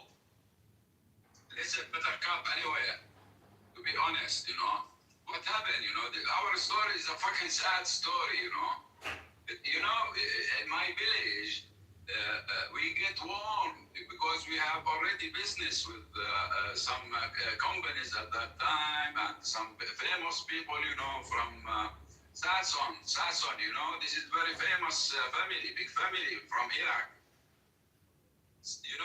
If you ask Sasson and Yacobi, Abraham Sasson, Yacobi, those names, big names, big families, Sasson is from my people. Sasson is a Persian one. Sasson. Are you Persian? Not Persian, Sasson. The family name Sasson. How do you pronounce it, Ibrahim? Abraham Sasson. Yes. What about it? What are you saying about that? Do you know them? In Blackpest, he's a joint venture. He was a joint venture with my father, long time ago. Before, He's this a is Jewish friend. His father's Jewish friend. Not friend, no adventure. They have been They're investors. Wait, his friends with the Sasson family. Yes. No, take it easy. Before it is different, the situation is different. The situation is different. The Sassons are literally known as the Rothschilds. My my teacher, my friend, my teacher is a Well, Mr. X is loaded. He has like 4 houses. He has a house in Jordan. He's in a house yes, and Nablus also. in Nablus. This guy is like a. Jerusalem, wallah, I He's swear to 4 God. houses. This guy, it's believable. He's in business. It's not his wealth. It's the Sassoon family. The Sassoon family is connected with a lot of very interesting things at the end of the Ottoman Empire. Tell us. No, he can address it. What is this? I don't feel like mentioning it. We can discuss it later. Should I ask ChatGPT? Even if you try to go through the history of the Sassanids and so on and so forth, I don't think he would understand. He wouldn't understand anything of it. Anything about it. He wouldn't. I don't know how this character is put together. He's very good. Listen, Jinder. We can coexist, we can live together, but you know, with the problem, with the mentality sometimes, you know, if they believe in it, they don't like to see you, Buttercup, you believe it, Buttercup? Do I believe your dad was in business with Sassanids? I don't know the Sassanids.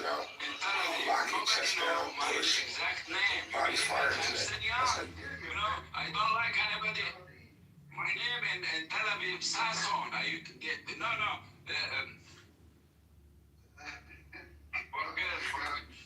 your name is Sasson?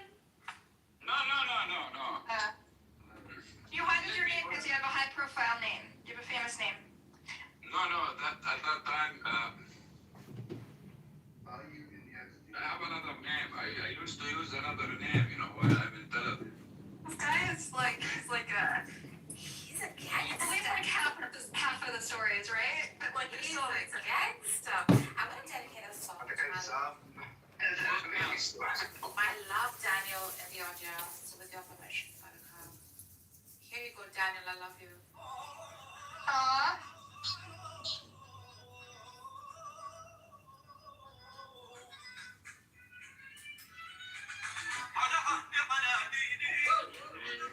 Allah.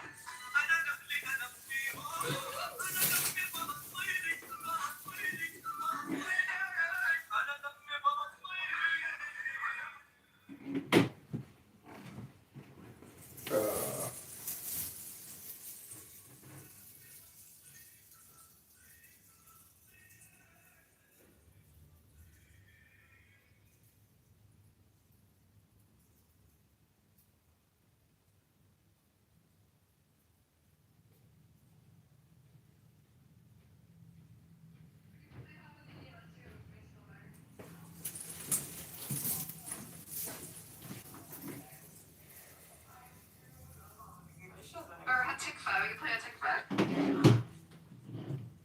Hatikva is a beautiful national anthem. It is a beautiful. What do you want me to play? You can look up Hatikva. Spell it. Hatikbah. You're really okay with that? Of course. Why not? Okay. Yeah, give you credit. It's a gorgeous song. What is it? Objectively, it's the really Song at home. National anthem. yeah. Okay.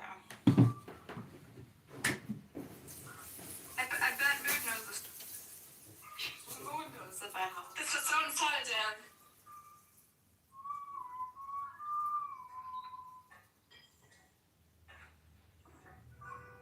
Is this the one?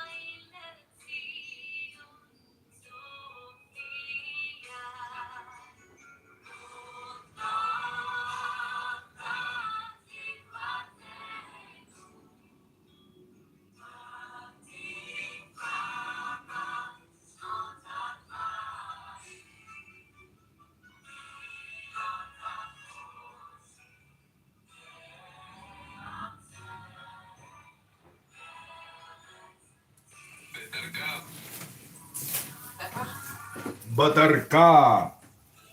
Habibi. Yes. They correct me, Nissan. Oh, they call you Nisim? They give you a Hebrew name? Yeah. In your past life? I just remember. Nissan, Nassim. I used to call myself Nissan. It means you're miracles. They call you miracles. That's what it means. Really? Yeah. They said you're a miracle. That's what they named you. Really? Yes. I don't know. You're a miracle, right? Is it not my turn to play music? They correct me, Nissan. Yes. Guys, can I play something now? Yes, please. Of course. Let me play something first. You gotta turn on music mode for your music to work on your phone. Okay. Let me know when. Change your sound mode to music and then. Okay, let me know when somebody wanted before me. Betty wants to go.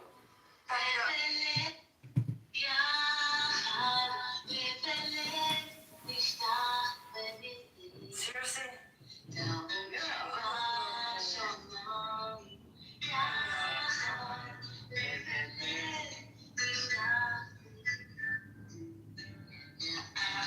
This is how you know that he is out of touch. This is how you know.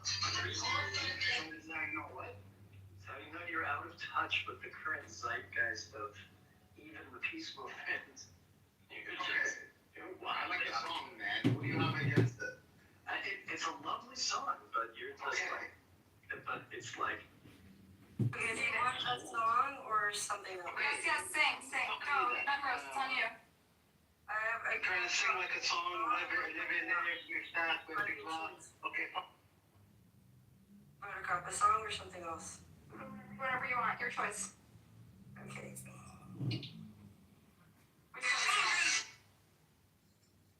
I'm sorry. I don't want to be an emperor. Oh shit, that's not really a good song. I don't want to rule or conquer anyone. I should like to help everyone if possible. Jew, Gentile, black man, white. We all want to help one another. Human beings are like that. We want to live by each other's happiness, not by each other's misery.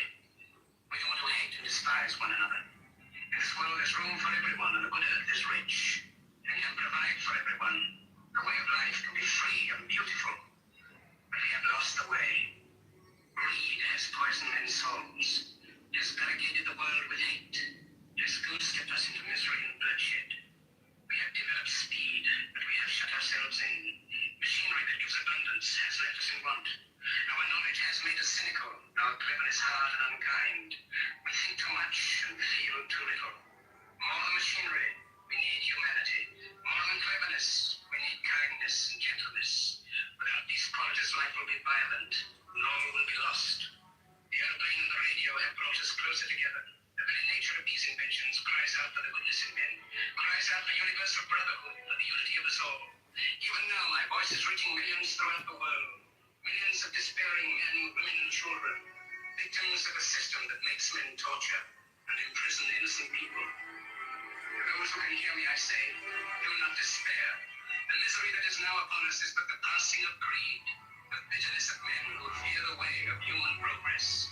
The hate of men will pass, and dictators die, and the power they took from the people will return to the people.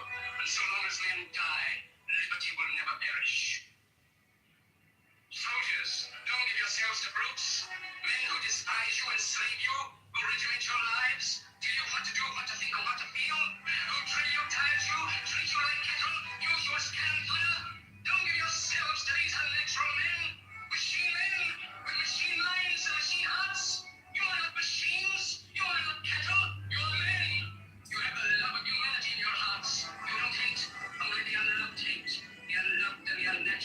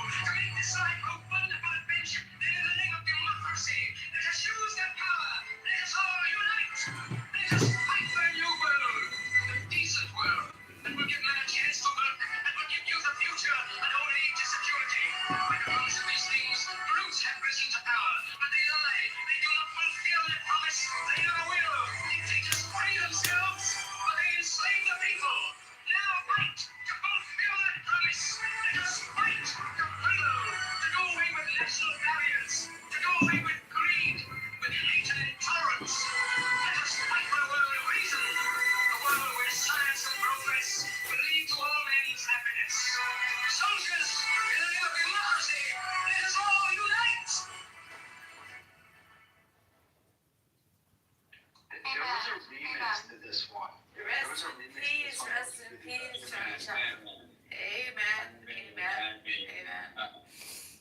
Like it. Love it. Love it. Yeah. Get you. Big seller. Charlie Chaplin. You know Charlie Chaplin. Now, do you want to go for something fun? Yeah. But it's possible mostly Palestinians will laugh. It's okay. Let me give it a try anyway. Charlie Chaplin was in his 92.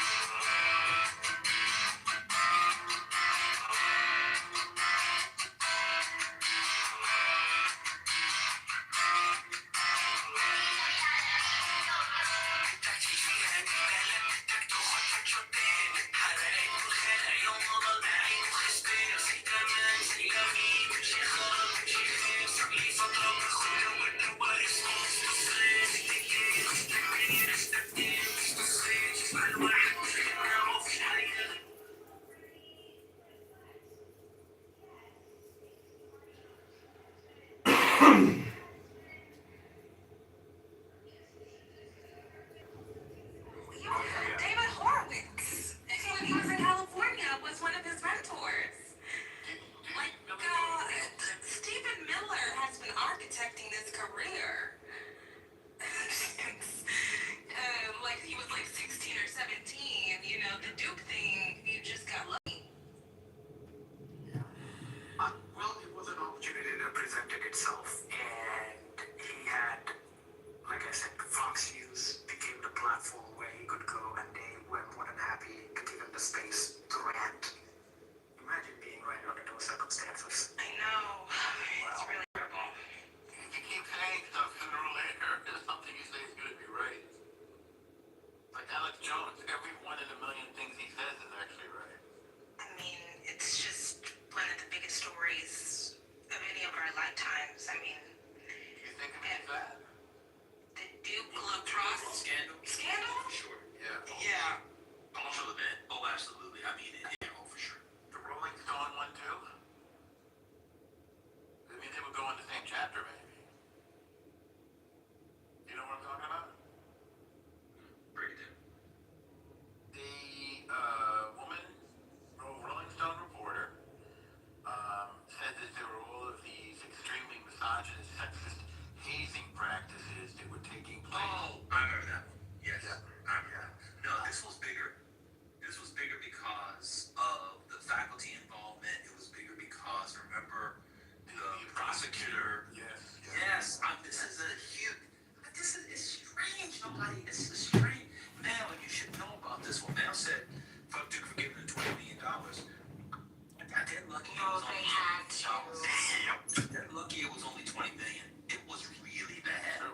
Yeah, my best friend's big sister was at Duke at the time. Shout out to the Duke Deltas or whatever. Yeah. It was huge. It was huge. And I think a lot about, and I had thought a lot about, I'm so glad I didn't have a public platform at that time. Because I would have been out there. I would have been.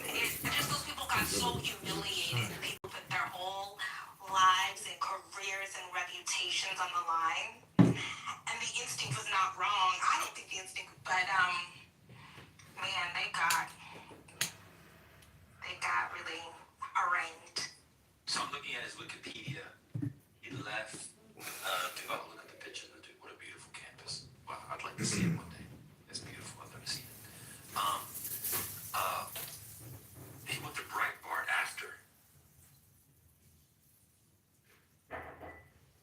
So he went to work in Congress. He said Sessions correct, and then he was in Breitbart. I mean, he is. Remember, he met Richard Spencer. Y'all remember Richard Spencer? Yeah, of course. He was. As far as I'm concerned, he's still important. As a Ku Klux Klan or whatever he is, Nazi, Aryan, what is he? When's the last time anybody really thought about? He's pretty low key these days. Okay, but sorry, keep going. He fell off. Yeah, he fell off. But still, like I said, those are Stephen Miller's career. That's pick the ideology, but he did get luck. I mean, he did happen to be at the right place place when this came.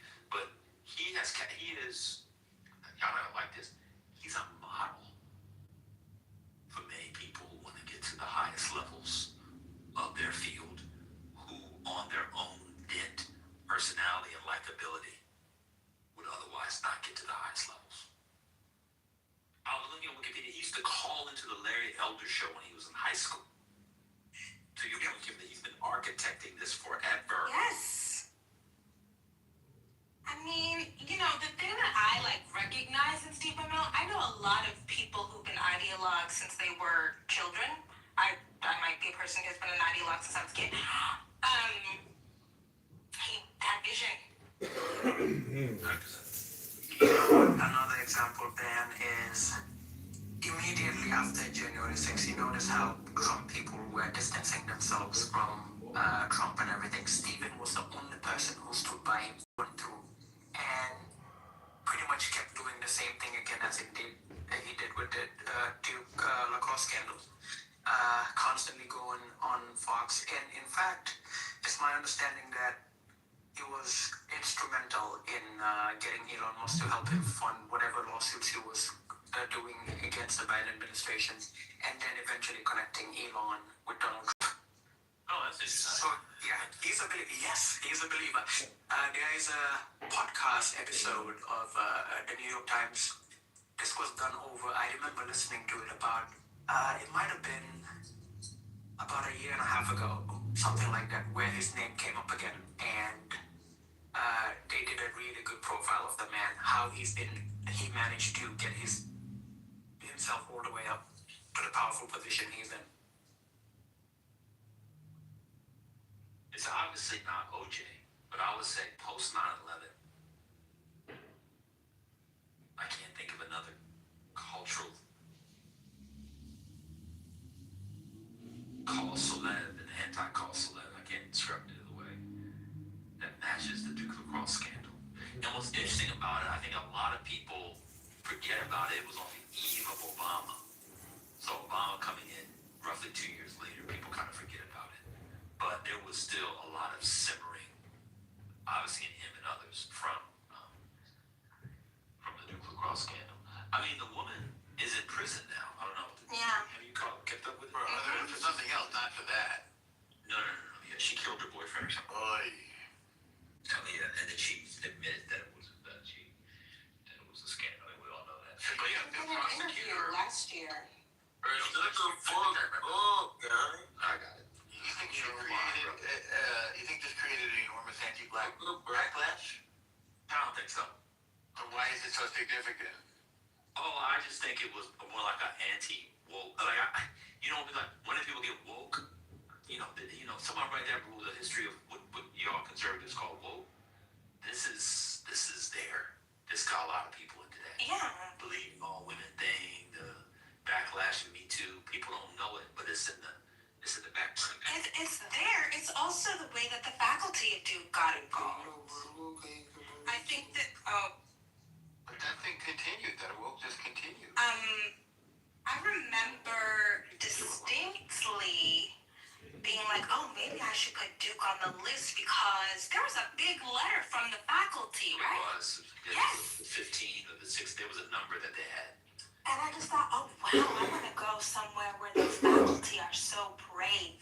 Yeah, you know the irony of that? You could have gone there, it just wouldn't have been Duke. Many of them left. You may have ended up in a place where some of them weren't because they left.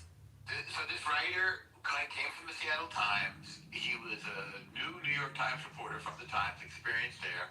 They gave him what they call a double truck spread inside, which means 2 full pages facing each other, which they rarely do. And the whole thing was completely wrong. And he was, as I said a moment ago, he was my mentor. This is the thing about investigative reporters are always looking for something, and, they can be wrong.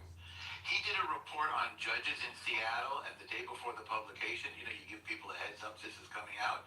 The judge hung himself. Oh, shit. That's double. Well, in this instance, to be fair to your friend, I mean, people were just lying to him because we know that the DA, the prosecutor, was disbarred for lying. Or that's the other part. I don't know if you know. The prosecutor lied about a bunch of evidence and got caught. He not only got fired, he was disbarred. He may have actually faced criminal. That since there was an Epstein file. But I wonder if he did any shooting. There's some street food for you to. Yeah, why are they coming to us?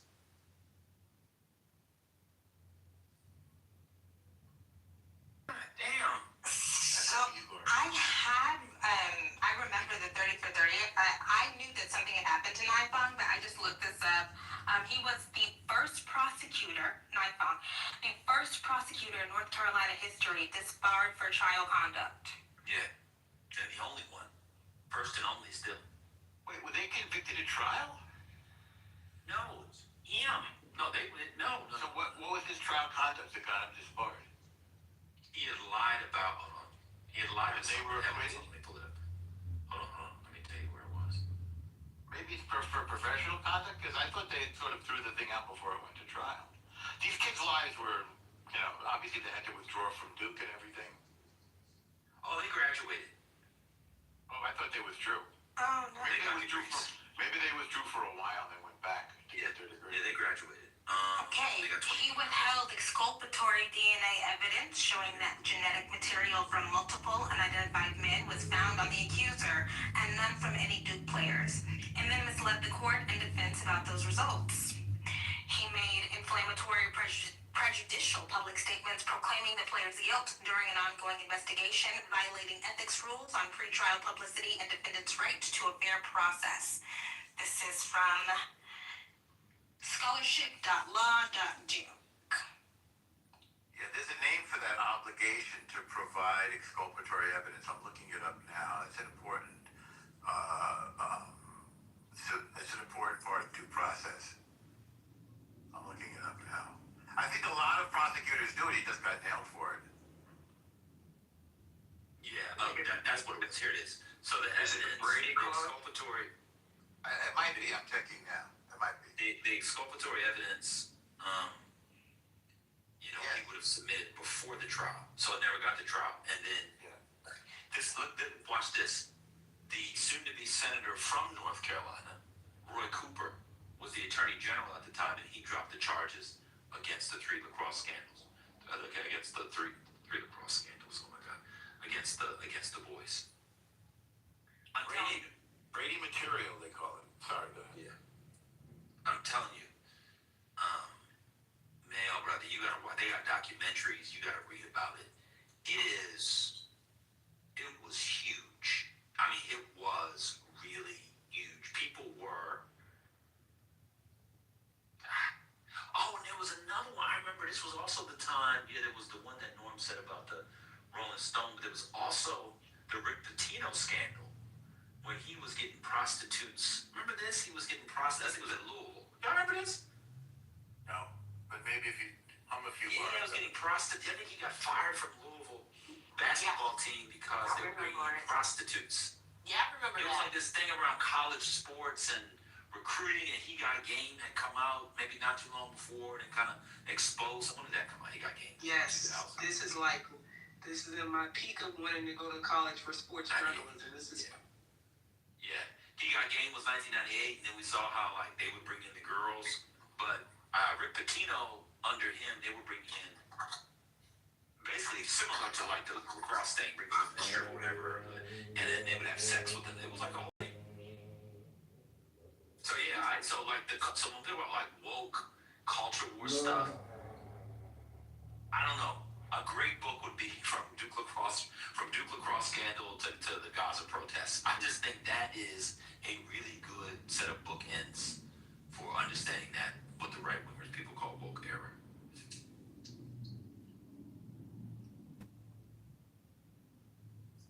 Yeah, people said a woman tried to extort Pitino for an abortion.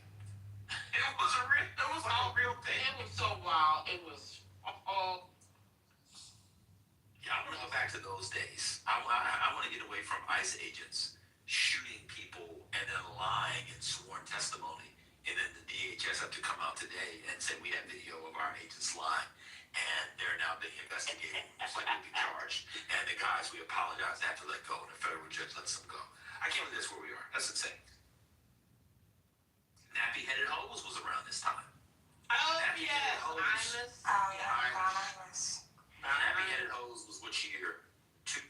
7. Oh, it was the same year. Yes, yes. Wait, is that a rap group? No. The Rutgers team. It's a joke. It's a joke. Why are you making that joke? It's because it's funny. It was, That was crazy. nobody laughed.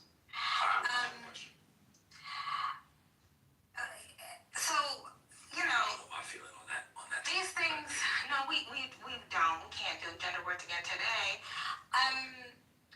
You know, I think, it's two sides of, the same coin, right? Because I think that while the anti-woke stuff, that this stuff incites, the anti-woke fervor on one side, as somebody who was on the other side, all of that stuff did also rile up the wokies. Like, I do remember coming of age during this time, coming into, a feminist identity during this time, fighting for my life every single day in AP Gov.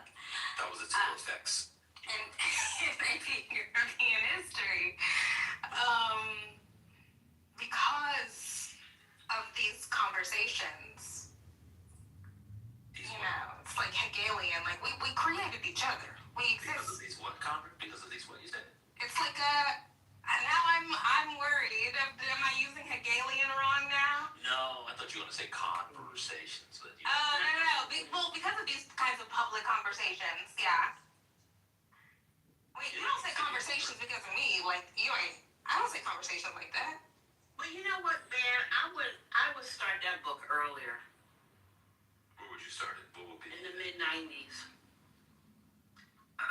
But then you have 9/11 in the middle. I understand that. I do. I get that. I mean, what would be the event you would start it with? Oh, God, what would be the event? Because I feel like it was the Duke lacrosse game. So for me, it would basically be like I feel like the Duke lacrosse scandal woke up and a sense of feeling aggrieved and victim among white men. They're like, oh, look what they're doing to our boys. We're under attack. We're under attack. I feel like that started with the Duke thing. I don't know. Maybe it was earlier, but I feel like that. I think it is early because I always think about the bombing in Oklahoma City. But that's a different demographic, right? Like there's something. Yeah, it's a continuum. But there's when I think about Timothy McVeigh, he was 26 years old at the time. But he was. Joke is it was a big thing where I was from because it was a certain kind of white boy. It was. The people who expected to become the masters of the universe. A lot of words. Yeah, they're not white trash. Well, I don't want to say they're not white trash. Just a lot of words. They're white boys. Yeah, they play lacrosse. Hey, I apologize. Sometimes I'm a little prolix. Fine. Not the prolix.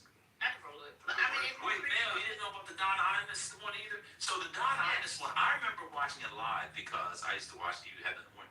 It kind of built because somebody first, it was either him or Bernard Rivers, it's like the ball guy. He said, yo, those hardcore hoes, them hardcore hoes, some nappy-headed hoes. They actually said hardcore hoes correctly. Oh, Beaver, he was from Jamaica. He was not here, he's in Jamaica. God,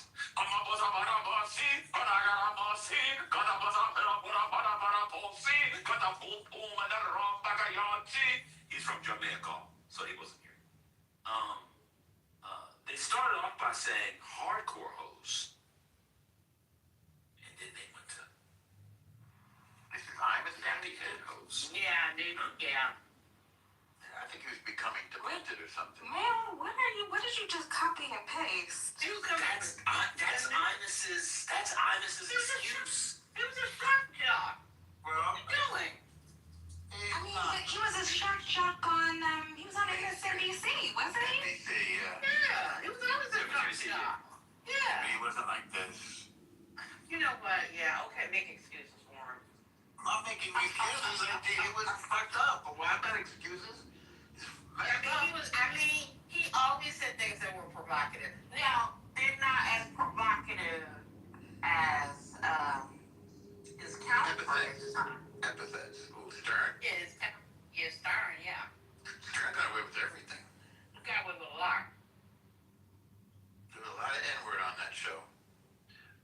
still can't believe that they were suspended. I'm actually shocked. That actually kind of shocked me. I can't remember offhand if there was advertiser backlash or it was from the public, but I'm just surprised in 07 you got suspended for saying nappy-headed hoes on the Imus show. Yeah. Like they said wild shit on the Imus show.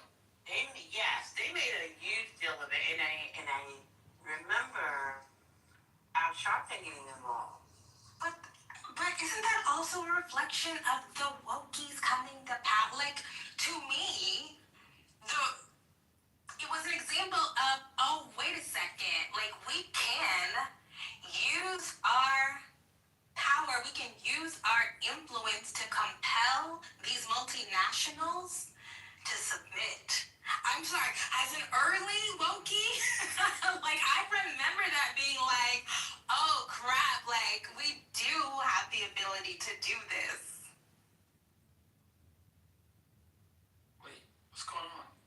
The Imus thing, right? Like, I was an MSNBC watcher, so obviously, like, well, No. This is a new. No. Sorry, Kimberly. There's a report in the Washington Post that just came out an hour ago. The Don Lyman indictment. Video appears to contradict key claims. Video footage appears to contradict key aspects of the federal indictment's descriptions of former CNN Don Lemon's actions at a protest last month. Sorry. Oh yeah, they be lying. Lock them up. Not Don Lemon. Well, actually, never mind. I'm actually not gonna say that. You know, I'll read it. The January 29th indictment calls the 9 defendants, quote, agitators, and says they, quote, ended the church in a coordinated takeover-style attack. In multiple instances, it describes the alleged conduct of the 2 journalists and protesters collectively. It does not characterize Lemon or Georgia Ford as journalists, though it notes that he was live streaming video to his online program, The Don Lemon Show, and that Ford actively conducted an interview at one point. Oh, so it's just the fact they don't refer to them as journalists in the indictment. Okay, never mind. This is not new. I thought it was something. Oh, wait a minute. Here it is. Oh, I hadn't read this. Did I not read this in the indictment? Lemon allegedly, quote, oppressed, threatened, and intimidated parishioners. Oh my God. The indictment alleges that Lemon, Ford, the 7 of the defendants, quote, oppressed, threatened, and intimidated people in the church by physically occupying most of the main aisle. Oh no. And rows of chairs near the front of the church, engaging in menacing and threatening behavior. Oh, they just lied. Oh yeah, that's a lie. And it's a collection of losses. I mean, that's a lie. I mean, why would Don Lemon do that when he's filming it? And it's on video. He was never in the middle. He was off to the side. Exactly. What are they doing? Just Pam Bondi and I guess her being prone to losing in court every single time. That's all it is. I'm kidding. I don't know, man. I feel like it's somebody inside the DOJ sabotaging these things. Something's off. Or maybe they're just sloppy. Yeah, I think they are that incompetent. You think that the DOJ guy who wrote the DOJ people didn't look at the video? Don Lemon wasn't in the middle with those people. I know that, and you know that. I mean, we see that from the video. I think they're lying on purpose. You don't think that they are willfully and intentionally lying? Oh yeah. To get the indictments, or I do. Yes, to get the indictments. I think somebody's lying to lose because they're trying to sabotage the administration from within. I think the DOJ has been so bad that the only justification I can have is that somebody's doing it on purpose. I swear to God. So you think years from now? Resistance. Yeah, no, I think it's a beautiful resistance from the inside. Oh, I don't know. You know what? You might not be far off from this. And years from now, we might get a book or so, someone coming out and saying, we were the men we think. Don Lemon was threatening, physically intimidating people, and took up the middle. He was literally on the side. Yes. The whole time. Yes. But the way that they had to, like, venue shop or whatever, like, go from judge to judge and go to grand jury to try to get any indictment, it indicates to me, I would not be surprised if they were just like, we'll just budget. No, but they didn't have to show the video. So when they present that to the grand jury, I bet you they didn't show the video. Oh, I understand what you're saying. Yeah, so it feels like somebody put that in to get the indictment, knowing it's going to get thrown out later on if they got the indictment. Because Don Lemon is, I mean, you can hate Don Lemon. He's not in the middle. Him and his guy are filming on the side, physically intimidating. He interviews the pastor and like 4 parishioners. Oh, I get it. Do what you need to do to get the indictment, and then you know you're gonna lose. Yeah. Oh. Yeah. Something's off. They're losing cases and trying to indict people. The seditious 6th indictment was, but something's off. Somebody's doing something. It's the deep state, man. You know what? It is the deep state. That's the one. You know what? Someone said, you know, we're just going to do just enough. We're going to write it this way so we can fail. And we can go on with the rest of our lives until this administration is out. I mean, you know what it's giving? It's giving, I don't want to do this work, but Yes. my daughter is at Vassar, and I have to pay $20,000 a semester. And I'm putting half of it on a credit card and the other I'm paying cash. And then I open another credit card to roll over a balance so I don't have to pay any interest. And I need to keep my job for 3 years as normal. I'll just do whatever they tell me, and if we lose, we lose. That's what it's giving. That's what it's giving. That's what it sounds like. How about 35? Spirit is living Sarah here. Long is bad. What'd you say? How about 35 plus living expenses? Never mind 20. And then they got the other 15 of living expenses. They got a scholarship, is what I'm saying. They're left over with 20. Oh, that's better, yeah.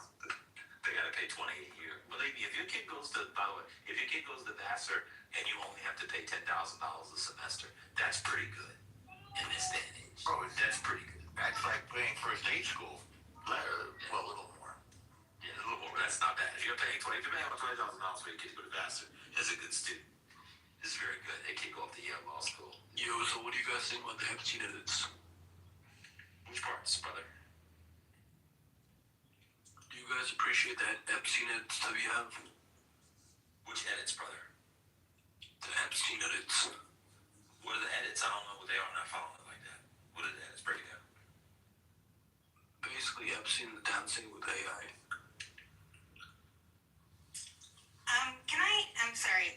Mail asked a good question, and I have been just thinking about this. Like, what were the big things? Okay, so you have Duke Lacrosse in 2006. Do y'all remember the Gina 6? Yes, of course. That's the Lynch thing, right? The Lynch Yes. Yes. That was a hoax too, right? Well, I'm not comfortable saying that was a hoax. Okay, so we don't know about that one. Okay. That was 2007. Yes, that's 2007. Don Imus, 2007. Sean Bell killed 2006 at the end of 2006. Horrible.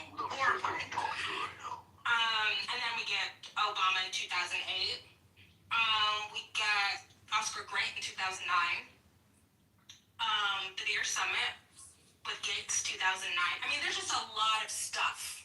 A lot of big racial national conversation moments between 2006 and 2010. It was how I got here. I mean, like, it was just wild. It was a wild time. Wokeness, a prehistory. Oh, no. That's the name of the book. Go right there. Wokeness, a prehistory. Oh, my God. Oh, I have a question for you and Kimberly. Did you happen to watch the first episode of Clock Out with Simone Sanders and, it's his name? What is his name? Eugene? Yeah.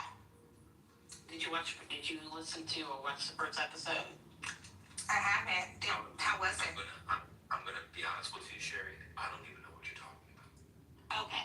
So, MS Now has put out a new podcast with Simone Sanders Townsend and Eugene from Politico?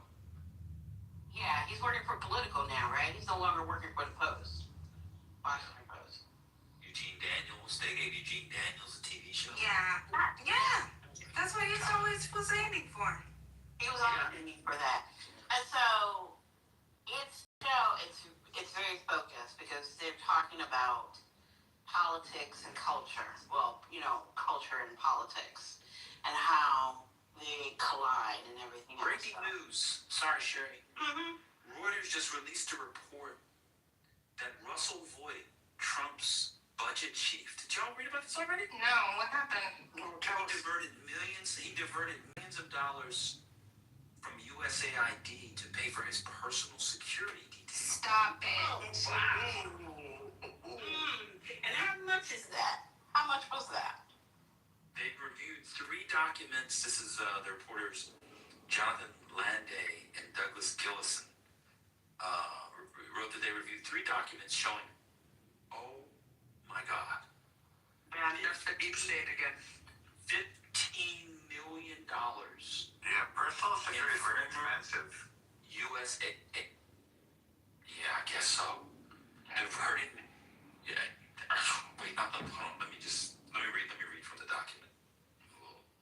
Sorry, Sherry, I didn't cut you off with this comment. No. You gotta know. Go ahead. One of the documents reviewed by Reuters said OMB signed an agreement with USAID last September 11th to, quote, cover the costs associated with then acting USAID administrative with security detail through November.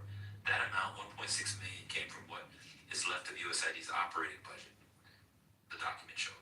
OMB budgeted another $13.5 million in US aid funds to underwrite the cost of Voight's security detail through the end of this year, quote, as they relate to his current role as senior advisor to USAID. This is a fireable offense. It's sick. Trump should fire him. Yeah. This is fireable. Yeah. This is bad. I'll invite some maggots up and tell us why we should be paying $15 million for Russell Voight's personal. Dan, I have a theory on this. Where would Reuters would have gotten this information from? Is it possible that Trump is actually trying to ask them and take this I don't know about Trump. I don't know about Trump doing it, but yeah, but well, the deep state then. Back to your theory. well, one of the things, if you read the what you did, remember, in the Wall Street Journal, or unknown, it said, while leaks about Trump had been contained vis-a-vis the first term, leaks about the rest of the administration is like a dam at Beaver Dam open. It's like leaks. Everybody's telling everybody. Susie Wiles was said it on the record. So clearly, this is somebody, former U.S. that clearly gave this to Reuters. Clearly. Yeah, they're leaking everywhere. They're leaking everything. This is 10 times worse than the first term. Oh, yes. Yes. Who do you think would be? If you ask me, I'd say it's Marco Rubio. He oversees USAID, and he'd be the kind of person that wouldn't like a Russell Voigt or a Stephen Miller. I don't think the principals are doing it. I think it's It's not the principal. Russell Voigt is an asshole. He was probably somebody in the office who he threw a Subway sandwich at and said, see, you can't be convicted of throwing a Subway sandwich.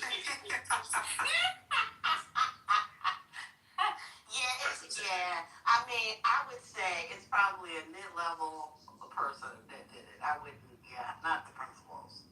Marco is going to keep a distance from it. I don't go to the principals on this stuff. I think Marco, if he wanted him fired, could just go to Trump and that. I don't think the principals. Why would Marco Rubio even know about that? Yeah, why would he know about it? He's the one running USAID. Oh, you think Marco Rubio is reading procurement statements and billing documents? Not if he wants to dip his hands in a whole bunch of stuff. I think Rubio does not care about USAID as long as his. He run for president, yeah. Yeah, he's running for president. I mean, what would be the point of him doing that? What does he get out of it? I'll tell you. Okay. So, number one, they're going to be in the midterms. That's a given. Who are the people that have made it difficult for Republicans to potentially win in the midterms? All blame, at least in his perspective, would be people like Stephen Miller. Why are they backtracking on a whole bunch of stuff that they were doubling down on, including Minnesota, Minneapolis? By the way, these are just a bunch of theories and all of that, but I also don't think it is beneath some of these principals to actually be the ones leaking stuff. They do it all the time in every administration. It doesn't necessarily have to be the guy himself picking up the phone and saying, hey, this is Marco Rubio. I've got some intel for you. That's not But what is his interest in it? Like, why would he be invested in it? Yes, that's what I'm asking. Yes. How does this benefit him?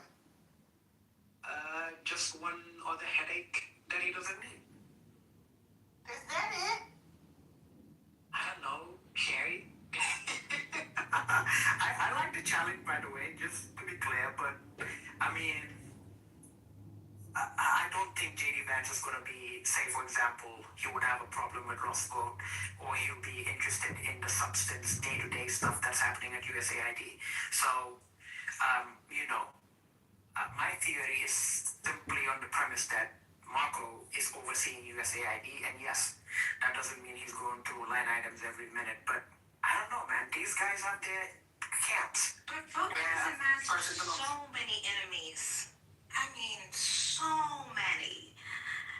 Like, rank and file enemies. It makes more sense that it would be somebody more regular.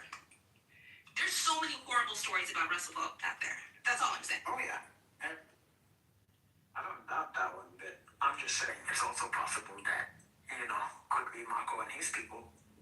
It'll be, if they're trying to bring some semblance of normal for whatever time they have left in office, it also is an indication that someone like Donald Trump does pay attention to the polls. I mean, we just saw what happened with Minneapolis. They backtracked on the damn thing. Tom Homan said he was the one that recommended to the president to, do a drawdown, or if, discontinue the operation in Minneapolis, but we know that's a fucking lie. Republicans are the impression this thing is becoming a political headache for them. So. I mean, you know what actually makes me sad, but is not going to cause any outrage because Americans don't really care. The scale of senseless deaths that are going to happen because of the cutting of USAID. What is his last? Adewale, is that how you pronounce it? He was the last head of USAID. Atul Adewale or something like that. He has done so many interviews talking about hundreds of thousands, millions of deaths. ProPublica just did a series on the cuts, the fallout from the cuts, babies, children, preventable deaths from HIV. I mean, it's sick.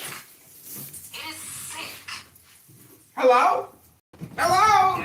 It was so bad that Bush had to intervene personally in hopes of keeping PEPFAR or some semblance of PEPFAR alive. That's how bad it was. Yeah. People dying of starvation because they can't get $1.50 worth of food every day, and the food is just rotting in a warehouse. I mean, it's sick. Lock all of those people up. I'm a carceral feminist now.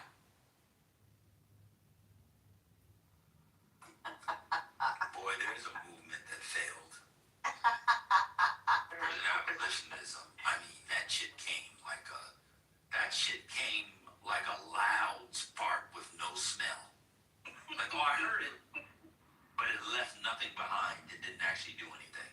I heard the fart, but there was no smell to it. Did somebody fart, or was that just a chair? That's how that thing went. I mean, damn. I wonder why. Our hearts, okay. Our hearts are in the right place. And the real abolitionists, right? Like, Beth Ritchie she's still in there, right? Like, the real abolitionists are, like, still in it. But, the wave came. The wave came. Oh, I can tell you why I failed. It's a lot simpler than that. It's 4 words. One of the words. Well, actually, no. It is 7 words. Whitney Parker? No. Nate Parker, Bill Cosby, and Robert Kelly. Yeah, All you had to do when you were all you had to do when somebody put rest in peace H-Rap Brown. My brother died last year. Just threw me off. All you had to do was when they were on and on about the carceralities of the injustices. What do you think about R. Kelly? You think R. Kelly should be in jail?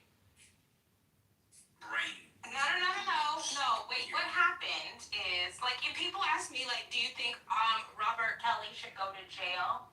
I'm not going to expend my political or emotional energy in defending R. Kelly. Okay, I want what the victims want. That is my feeling about that.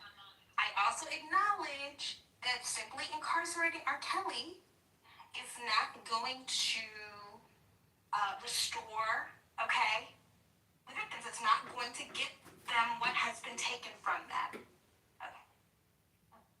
But if he does, you know, if he's in there until he dies, so be it. But that doesn't mean that I support incarceration. It just means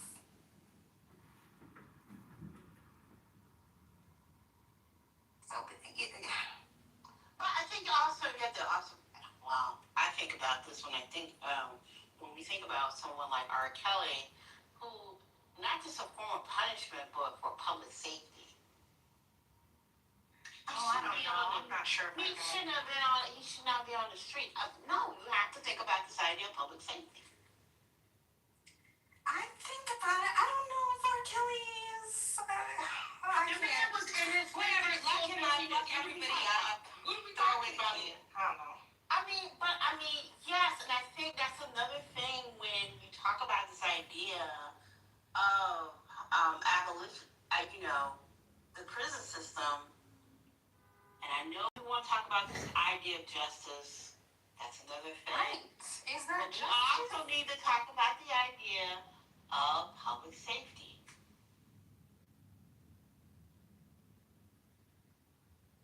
I think public safety is whatever the prosecutors want it to be.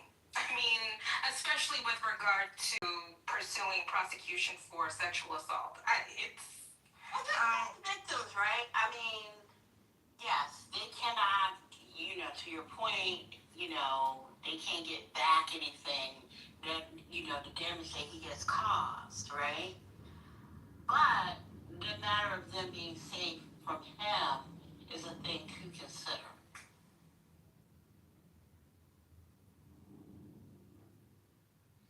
I think I want to build on what Sherry was saying. So this could just be a condition of the West, but I'm sure they have it elsewhere in the world. I'm a Westerner. Sorry to the pro-blackers, but there's a question.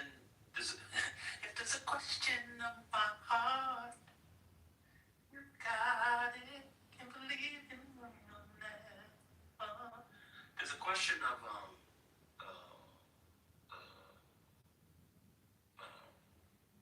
public safety, all the things you said. There's also a question, and I get to this, of course, through my reading of tragedy, the great genre of the West. Vengeance and punishment. And people have just been like, and it's not just in tragedy, but it's throughout. It's just sort of what we would call like decorum in culture. That is, good is rewarded and bad is punished. And the carceral girlies, the abolitionists, never dealt, to my mind, deep enough with the cultural questions. And some people's notion of justice and restorative justice actually depends, this is my reading of tragedy in the West, from, say, Aeschylus to the present, from Aeschylus to Aisha Harris, is that people want evil punished. And there is no justice without the punishment of evil. Okay. Wrongdoing must be put down. This, of course, is what you see in France in the 17th century. You had, Richelieu said, all good guys had to be rewarded, all bad guys had to be put down. Otherwise, you can't do your ballet. Otherwise, you can't do your opera. Otherwise, you can't do, Corneille or Racine or whomever. Right? That's what it is they're saying. The abolitionists, they never dealt with the cultural question. Now, let me tell you why I'm here. You people don't live in America. Don't get me slipping, no. This is America. Yeah.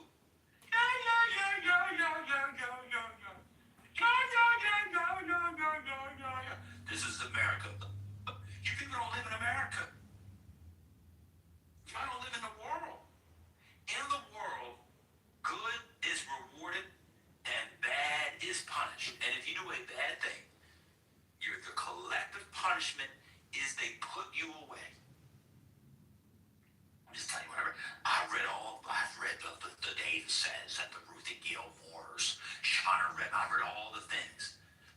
Or Sami Burton, I read all of them, all the prison abolitionists. They do not deal ever with culture. And let me tell you why. Because their Lord and Master Karl Marx told them they didn't have to.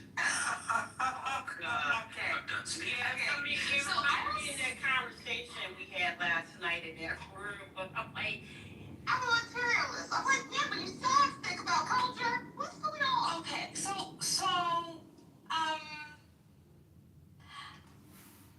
my belief in abolition and decarceration, I think your people, we need to open up the jails in many cases, was animated by what I can acknowledge was a misunderstanding of human nature.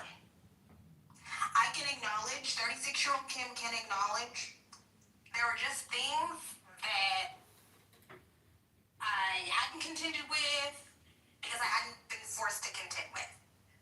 I thought that the good and the light and the brightness, if we invested in that, if we believed in that, if we propped it up enough, that it would cancel out the darkness, that it would cancel out the evil, that there are people who delight in evil and delight in causing havoc and doing violence, but we could just be bright enough that they would be on the margins. Obviously, over the last 8 years, many of us have been disabused of that notion. And so now I am much more open to the idea that sometimes you have to stomp people into the dust. Sometimes you've got to grind them to dust to make sure that they can never get back up and do more violence. So sometimes we got to let some people up. I'm okay with that now. And also my feeling about empathy has changed, but that's a different conversation. And I think a lot of us, you know, the young, optimistic decarceration girlies, you know, we only talk to each other and hang out with each other and you know, and our lives are easy or easy-ish and good, and we're bookish and optimistic, and we just never just sat down to deal with the reality that some people are evil, and you have to stomp out evil. There's a different thing. So Brian's making the point about Rousseau. I don't think it's Rousseau, but I'll be interested. I haven't read in the literature on prison abolitionism anything that speaks to a Rousseauian notion that humans are inherently, or their goodness is inherent within them, and society corrupts them. That may be there, to be fair to him, but I don't think it is. I'm gonna make two claims. One, Kimberly, you'll think I'm trolling, but I'm not. I think it's very gendered.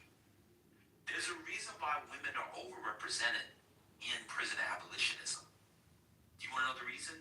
I know it's gonna sound like I'm being.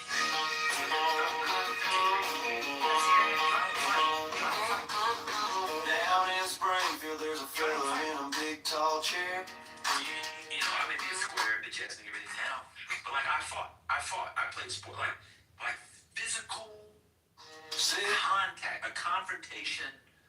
This is gonna sound whatever, but when you're fighting, when you're like a 10th grade boy in high school, you're 25 years old, you fight the thing. Something in you actually does feel like you could die. I'm telling you, this is actually, I'm not, this feels like I'm like being overly radical. I'm not trolling at all, I'm dead serious. You guys don't confront that in a regular, now if you have domestic violence, all that stuff, that's fine. But girls just don't fight. Increasingly, boys won't fight either, well, and they'll be closer to your side. But there's a reason why you guys don't see quote unquote evil, we're using evil. I said tragedy, so that's what you do. In the way that people do is because y'all don't fight. You don't fight. When I was in middle school, I saw boys fighting. There's a Baltimore boys fight. Woman fell, trigger warning. I'll do a Mickey. 3, 2, 1. He fell in a radiator. His ear got caught, ripped right off. Blood everywhere. I'm in 7th grade. I see that shit is the abyss. Yeah. And so you guys think, oh, let's open the prisons up. It don't work like that. Yeah, I'm not sure if we're talking about black women, the group of women that's most likely to be sexually assaulted, the group of women that's most likely to be in intimate partner violence relationships. I'm not sure if we can say that we're not facing, or we don't face the potential for death and bodily harm. I'm not there, but I think that there is, I don't know. I don't know about the not fighting thing. I think a lot of black women have been in some. No, I agree. And those people generally are not going to be the one. I could be wrong, but I don't think they are well represented in the prison abolitionist, anti-carcerality girlies. I can't say that. We'll come back to it. Let Rod go, Kimberly, because I want to build with you. Go ahead, Rod. Do you think? I feel like women shouldn't have to fight for them to get justice. I feel like they should have like so many other ways for. Go ahead, Kim. I think that might be. I'm gonna have to think about it. I think that there are assumptions about the kinds of violence that women face. I'm not sure that those assumptions are correct. There's also, back when I used to make content. You women who are the abolitionists. No, I'm saying that there's an assumption. I'm not sure that the assumptions that you have about classed women or educated women who are overrepresented amongst the abolitionists. I'm not sure that those assumptions about the violence that they may or may not have endured. Yeah, I'm not sure that that's correct. That's I'm totally wrong. That's totally true. I thought you were Also, there is. I interviewed years ago this woman named Lee Goodmark, and she wrote a book about abolition and domestic violence. And I was really compelled by the arguments that she was making about how prisons make women who have experienced domestic violence, they put them in more dangerous positions. They're not making them safer. They don't provide resources. The women go back anyway, and then they go back, and then they're killed. I mean, there's just so many gaps in the criminal legal system where women who are experiencing life or death situations, they fall through those gaps. That also animated my feeling about prisons.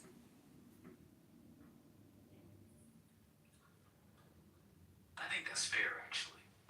I think that from those women and men, but in this case women we're talking about, whose family members or themselves personally were in the system, they emerge with a critique. I think that's true. I actually think that's very fair. That's a blind spot, my original point. So I take that. I think that's good. That's good. That's good. Maybe I'm thinking of the overly academic, overly theorized, multisyllabic gobbledygook. So I think that's very fair. That's a good point.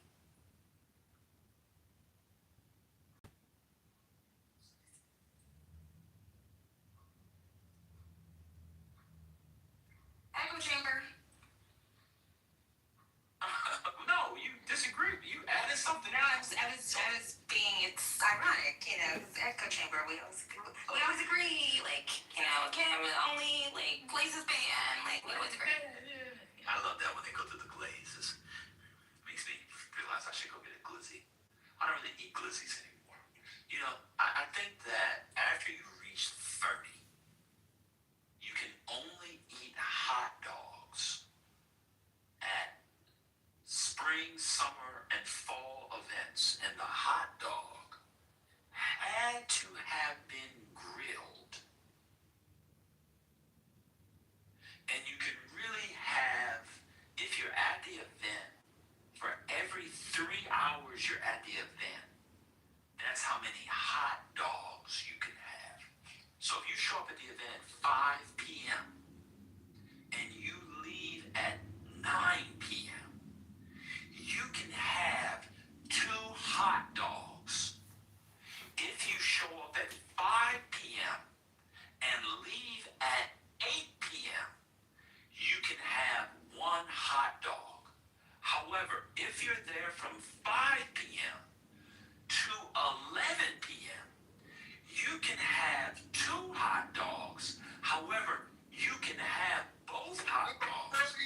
in the first, I'm talking about hot dogs, bro. Calm down, brother. You can have two. You can have both hot dogs within the first 20 minutes, but you have to stay for 6 hours in order to justify the two hot dogs. You see, now when it comes to sporting events, if your son or if your daughter go have a game, and it is a baseball game, it is a basketball game, and there is no other food, and you packed and ate all the food, and because your kid's team sucks, you thought the kid would be out in the first round, but they actually make it to the third round and you're hungry, and they're selling hot dogs on that little roll machine. They put the bun in that white crib-like paper, and they had a pump of ketchup and mustard pumps. You are allowed to have a hot dog in that instance. The other time you're allowed to have a hot dog is if you go to a professional or college sporting event and the hot dog is cooked in a particular way. You see, if you have a hot dog and the hot dog is boiled, that hot dog, that boiled hot dog, means you have to sleep outside. No one over the age of 30 should have a boiled hot dog. That is in a sporting event, or that is in that hot dog water, cancer water, arsenic water in New York City hot dog carts. If you eat a hot dog from a New York hot dog cart and you are a tourist over the age of 30 and you've never done it before, you are allowed to have a hot dog. But if you know better and you have that hot dog, you should lose your right to vote for the next 3 federal elections. You see? Now, if you are in New York and you want a hot dog and you're over 30 years old and you go to a spot that's called Gray's Papaya, you are allowed to eat 2 of those hot dogs once, maybe twice a year. That's right. But if you have a hot dog in any other moment, you are killing yourself. The hot dog must be cooked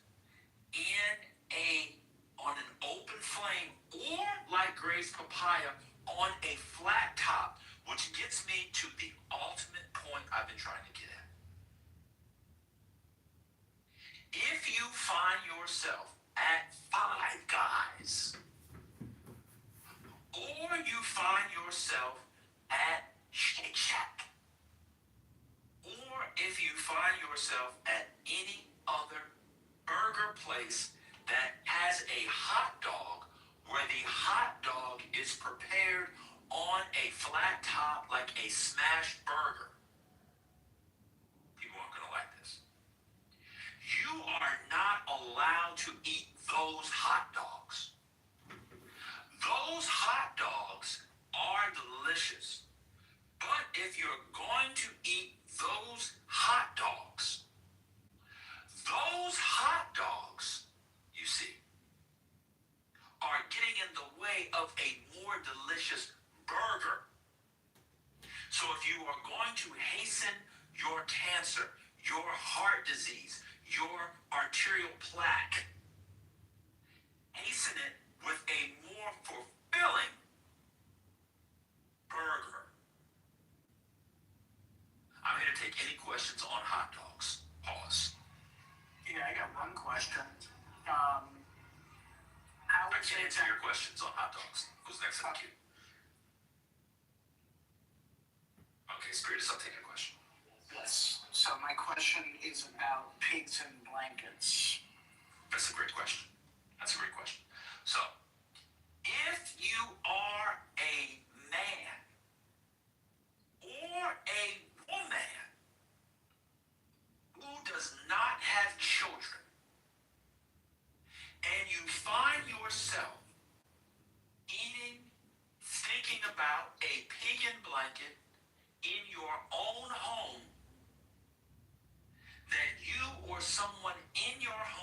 upstairs and there is no pig in blanket, you are to go upstairs, run the water in your tub, and sit in your tub for 5 hours straight thinking about where you went wrong in life. No adult should be eating a pig in blanket without a child involved, except under one circumstance. The only time one could have a pig in blanket, spiritus, is if one is at a party and the people get Trader Joe's pig in blanket appetizers, and they have the correct pig in blanket mustard. It could be a German mustard. It could be a Dijon mustard. It could be a spicy mustard. It cannot be a yellow mustard. In that instance, especially if the rest of the food is not good, you can have a pig in blanket. Watch this. If you decide to have a pig in blanket in that scenario, you have to go, as Pat Finn said, no pun intended, whole hog. You cannot nibble on pig in blanket. That needs to be your appetizer. You are not allowed to have a small plate. Some of you people have parties and you think you're sophisticated hosts and you have those plastic clear plates. When I see that at someone's house, that lets me know everything you know about their cultural capital, their social standing, etc. Shout out to Bourdieu. Some people all of a sudden on the app love Bourdieu. Nobody's named the book, but everybody's reading Bourdieu. It's fascinating. I love it. Theory of Practice, my favorite one, 1976. The English translation, Cambridge University Press. Let me continue. If you're doing that, you have to fill up your plate with pig in blanket. You cannot nibble on pig in blanket. It's like oral sex. If you're going to do it, do it. Do not beat around the bush. Any other questions?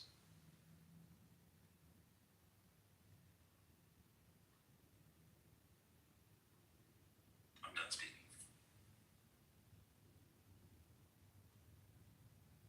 The mustard was accurate.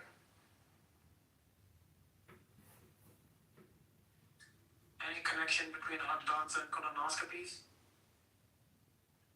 I'm eating dinner. Lovely. I'm eating dinner. I don't think so. There's no. I mean, you have to. No, I don't think so. Yeah. Kimberly Foster, everybody's citing distinction online now.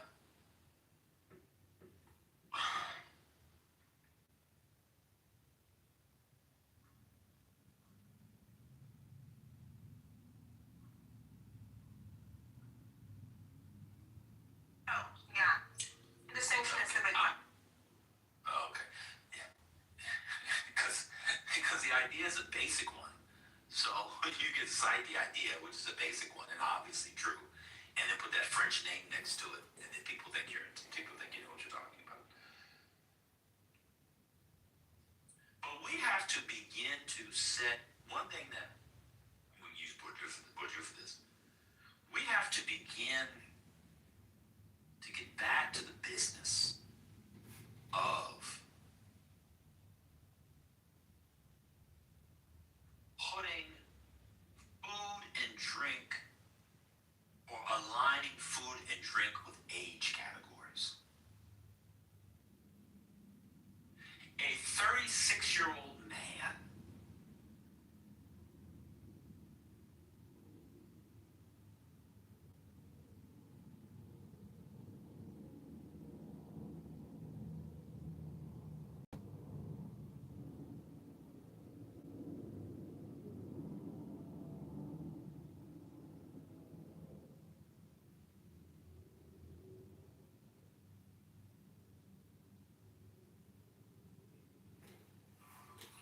You know, Rodney, you can't have chicken fingers. You're an adult.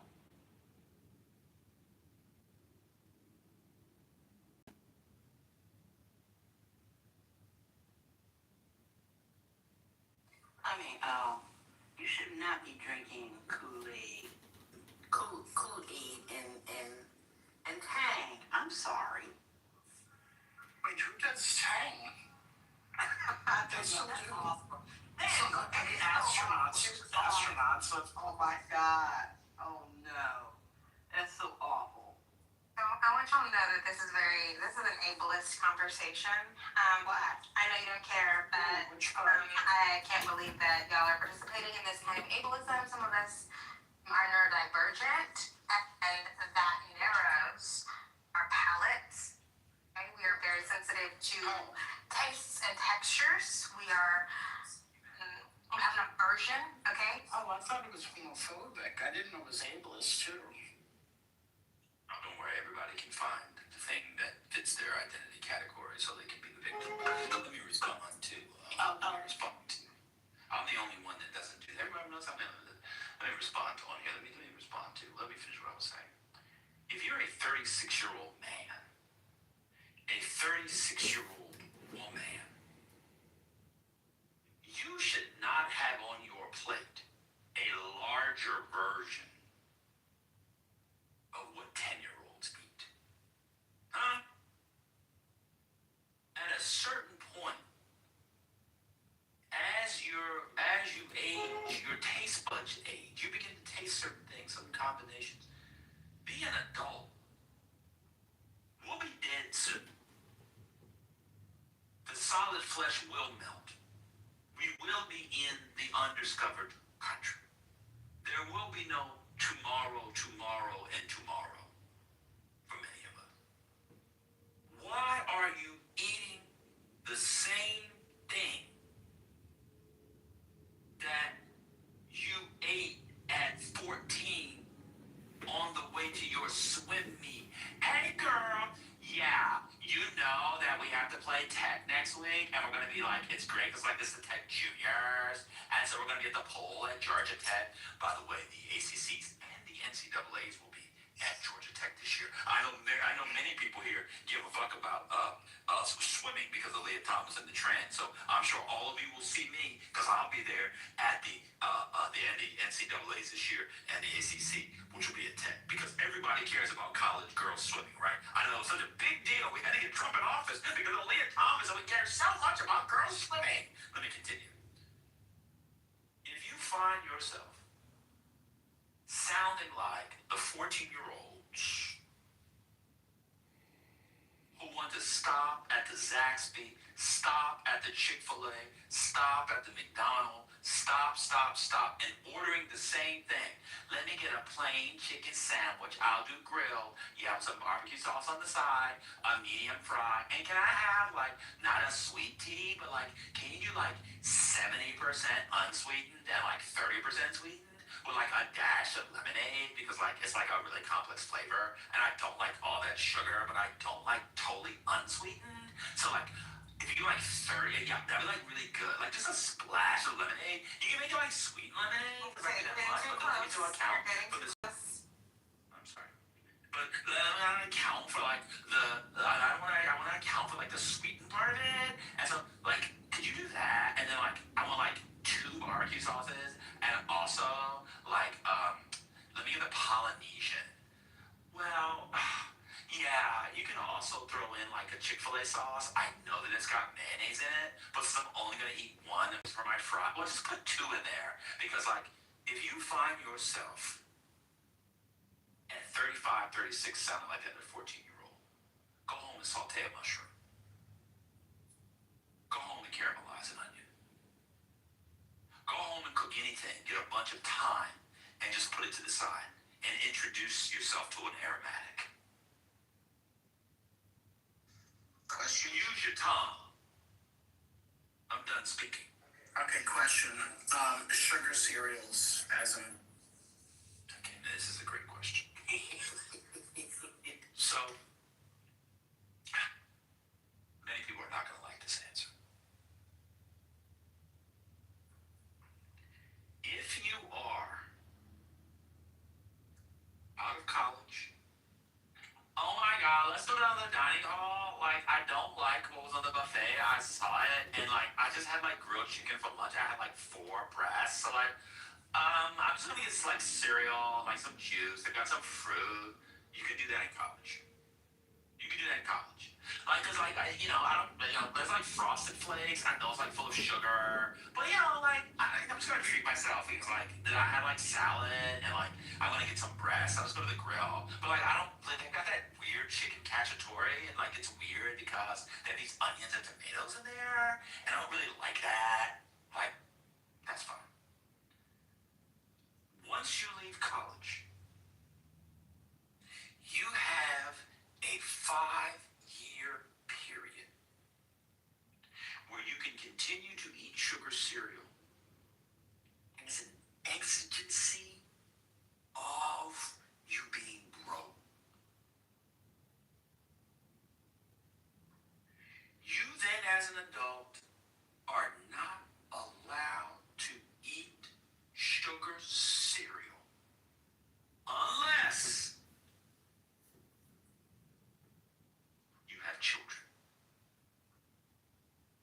If you have children and there's a sugar cereal in there, and these nigglets are running you around from pole to post, left, right, and center, from the alpha to the omega until kingdom come, you are allowed to sneak downstairs and get a bowl of corn pops. You are allowed to sneak downstairs and get a bowl of Frosted Flakes. You just have to make sure you do 2 things. You have to make sure that ring of cinnamon around the bowl from that Cinnamon Toast Crunch is cleaned up. Because if your child sees you eating that cereal, they will shame you for weeks. Outside of that, you are not allowed to eat sugar cereal until, finally, you've retired. No working person should be eating sugar cereal in the prime of their life, in their prime working years. No adult who pays taxes, who has a retirement, who wears double Windsor knots, who has red bottoms, who engages in oral sex, should be eating sugar cereals. Because if you eat sugar cereals, that tells me that you got shit in your ass. Sugar cereal consumption for an adult at working age correlates directly to poor bathing habits. I'm done. I gotta clip that one. Oh my god. This is one of those moments when I'm proud to be a Senegambian. Break that down, please. Let me respond to that. You see, one thing that happens with people who aren't American is they see a whole panoply, an assortment, what Shakespeare might call diverse options. And oftentimes they're poor. And then they have, as we just heard, a kind of Epicurean haughtiness, a superciliousness of seasoning. Now, if I responded to she and said the reason why you don't eat sugar cereals is because you eat a soup which combines lamb blood and peanut butter, I would be wrong. So yes, it is true that we are eating Frosted Flakes. You're eating peanut butter soup stirred in with lamb's blood. I'll stick Frosted Flakes.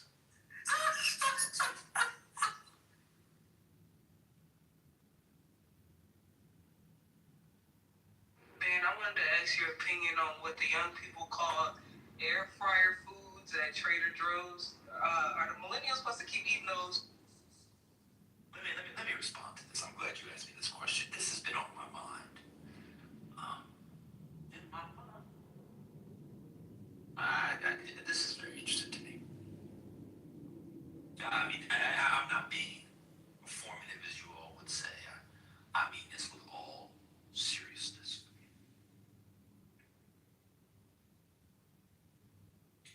The combination of younger millennials and Gen Z, their combination of weed smoking and air frying will prevent the liberation of the Negro in America. Huh? Between the weed smoking and the air frying, the Negro's liberation will be where it was in 1879. These people, you people, have cultivated a modus vivendi, a way of life, forms of being, and existence. Where ultimately what you want is to sit on a couch and have people throw food in your mouth. in your mouth. In your mouth.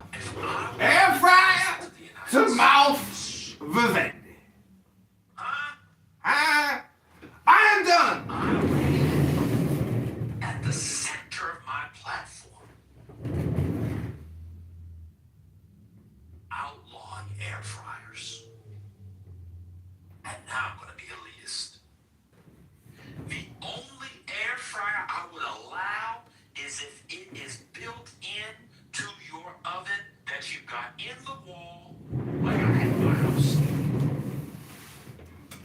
Taking a bunch of food, putting it on a counter, and putting it in a machine on a counter, and having a convection oven, getting it just hot enough so that the salmonella and E. coli don't fully set in, is not cooking. The lack of recipes, the lack of Epicureanism, the lack of foodie along tells me that these young Negroes are not interested in my liberation because they're not interested in their own. Huh? Let me say it again. How can you be interested in my liberation when you can't even take the time for mirepoix? How are you going to be interested in my liberation when you won't even give a piece of steak a butter bath? How are you going to be interested in my liberation when you can't even have your broccoli in the oven and halfway through burn the pan around and roast it, and when you're roasting it? You tell me you're going to die for my liberation and you don't even scramble an egg? In the beginning of A Raisin in the Sun, which was brought up yesterday, let me use a literary reference. Ruth Younger, who I believe is the real hero of the piece, the unsung hero of the piece, also has a storyline about women's reproductive health. People forget, remember, she goes to get that abortion, but y'all aren't ready for that discussion yet. Shout out to the feminists. It's in the morning of that fateful Chicago morning. Kimberly Foster, you'll remember this. They're waiting for the check. It's a $10,000 check. Big Walter died. His life insurance God's got him $10,000. Ruth gets up. You remember in the film was played by the great Ruby Dee. And she starts to prepare the day. Ironing, cooking, cleaning, preparing, holding, loving. And then Walter gets up, of course, played by the great Sidney Poitier. And then what comes next is a discussion at the table where Walter wants to get off to work so he can drive that car for the white man. And he's vexed because he doesn't know what Mama Lena is going to do with the check. Y'all remember this? Sure do. And then he's in a state of a kind of working class, near poverty ennui, Kimberly Foster. And he's moping. And she puts a plate of food in front of him. You know what the food is? Eggs. And Hansberry in her infinite genius has a whole scene where the two of them go back and forth talking about eating eggs. The point of the scene is not about the egg or the protein, shout to Hurricane. The point of the scene is about the care that goes into making of the egg, because Ruth got up to make him eggs. If she will make your eggs, she will fight for your liberation. That's the point of the scene.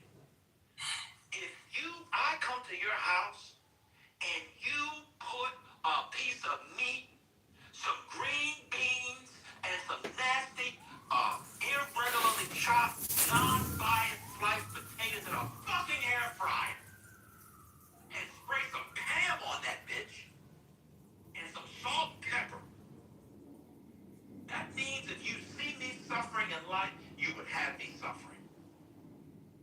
That is why we have to get rid of the air fryer. The great Bob Marley, he said, do what? Get up.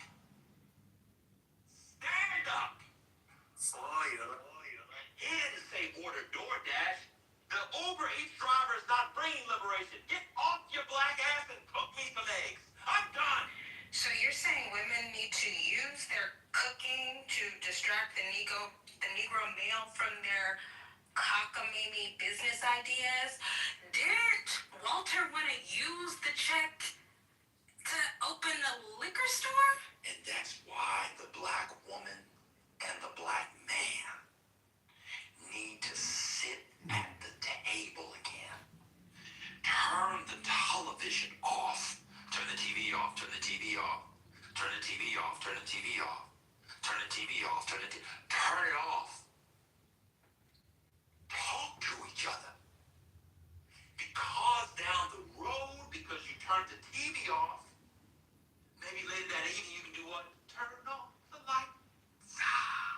And then we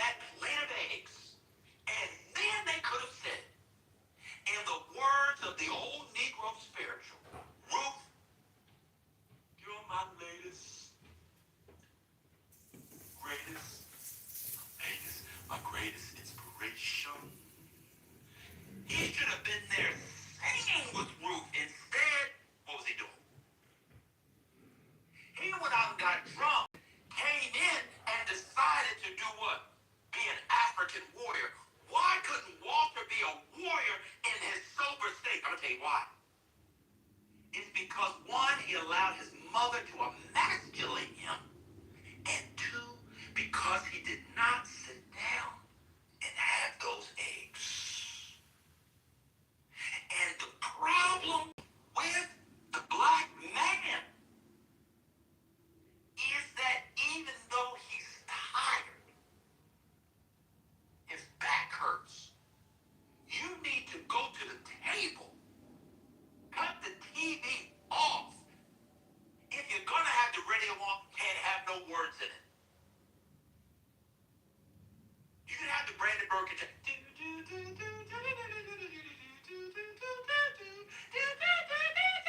have on the Brandon Burke concertos. You can't talk about your gang gang. Do you gang bang? Catch me outside from the news. No, turn that off. Sit at the table and listen to the black woman as she gives you those eggs. Because as you're eating the egg, baby, what you think about this Bobo idea? I don't know, honey. You know, I saw Bobo the other day. This nigga was down the street, and I just didn't like it. He was like, what was he doing?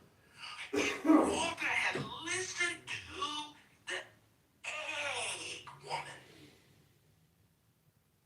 and watched what Hansberry did, the egg is not only a metaphor for black love of the woman and the man and the family. It is, in another register, Kimberly Foster, a metaphor, not a metaphor, a synecdoche, not a synecdoche, but the thing itself for the little bambino that Ruth is pregnant with. The black egg, the egg of black love is the next generation, Kimberly Foster. That's why you need to sit down and eat the eggs with the black woman. Instead, I gotta get ready for work. Instead, baby, put it in some bread. I'll take it on the way in the car. Instead, oh, y'all go ahead and watch TV. Go get the TV tables. When did niggas start eating food with a fucking TV table? Yeah, we still gonna sit here. We gonna watch this. We gonna have this on that TV table. You get the TV table. Yeah, we gonna eat dinner here. And I got this all this. We gonna sit and watch that, baby. It's gonna be real good. Take your ass to the table. The black woman, watch this, is the Senate to the black man's house. My God. Woo. I'm gonna say it again. The black woman is the Senate to the black man's house. When the house wants to do what? When the house wants to do what? Some dumb shit. When the house wants to do what? The house wants to pass a bill where you take the money, Kimberly Foster. You take the money to a random dude in 1959 named Bobo. And instead of giving it to Bobo, take it to your Senate. Baby, why are you gonna give the money to Bobo? You know, Benita. Benita, baby. You know, Benita wants to go to medical school, and Mama wants to put their money in the house, and you know, little Travis is sitting out here, and he don't have a proper bedroom, baby, and he don't have a bedroom there, baby, and so if we get this house, baby, we can do what? Travis has his own room, and as a young man, he's gonna have his own room because now he's seeing me come through here, and his mom, his grandmom, and his mom, and his auntie. It's not good, baby. You know what? I'm not going to give the money to Bobo. And basically what I'm saying is, on a really real, I mean this with all due respect, Karen White was wrong.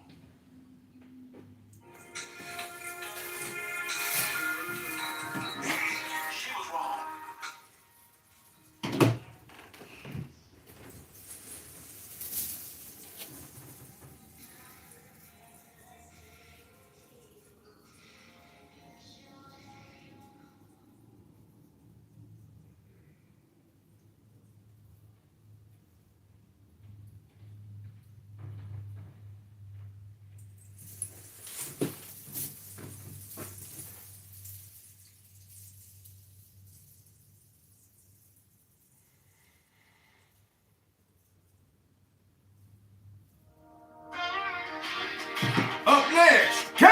can win! Yeah!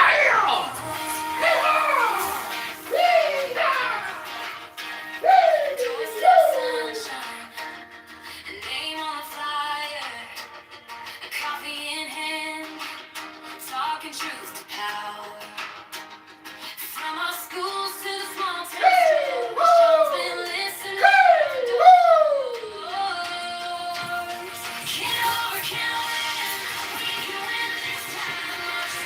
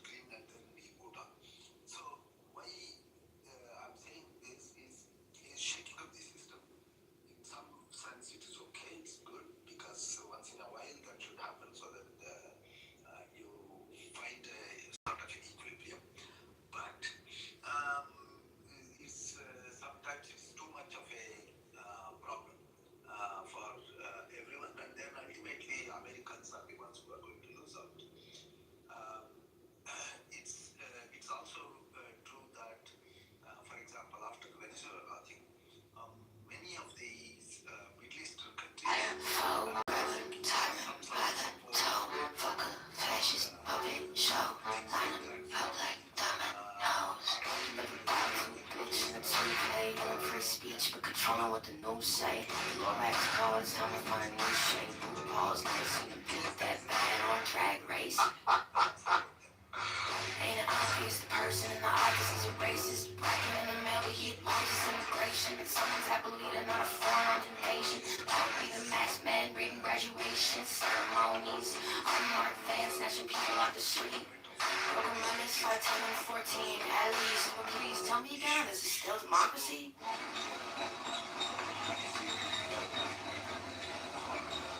Repeat. I do not. Coward, traitor, liar, foe, grabber, tyrant, biter, toe, broker, fascist, puppet, show, line, black, dumbass, no, coward, traitor, liar, foe, grabber, tyrant, biter, toe, broker, fascist, puppet, show, line, use appropriately, and then where he thinks it's not necessary, he's very blunt and then he wants to stop. But that's also going to create many other competitors for US. For example, BRICS countries, they are now trying to coin their own currency, for example. So when such a thing happens, dollar value will, or not many people will try to use dollars, and that's going to be a big so there are few things which are positive, but what Trump needs to do is that with respect to international stuff, local inside the country, domestic things, fine.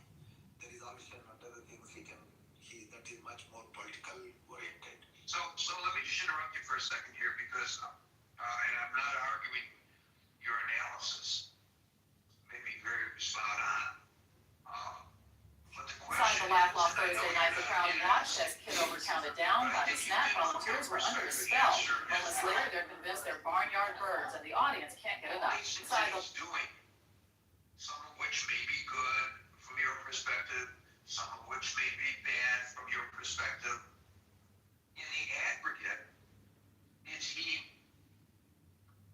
meeting his mandate, his agreement, his tacit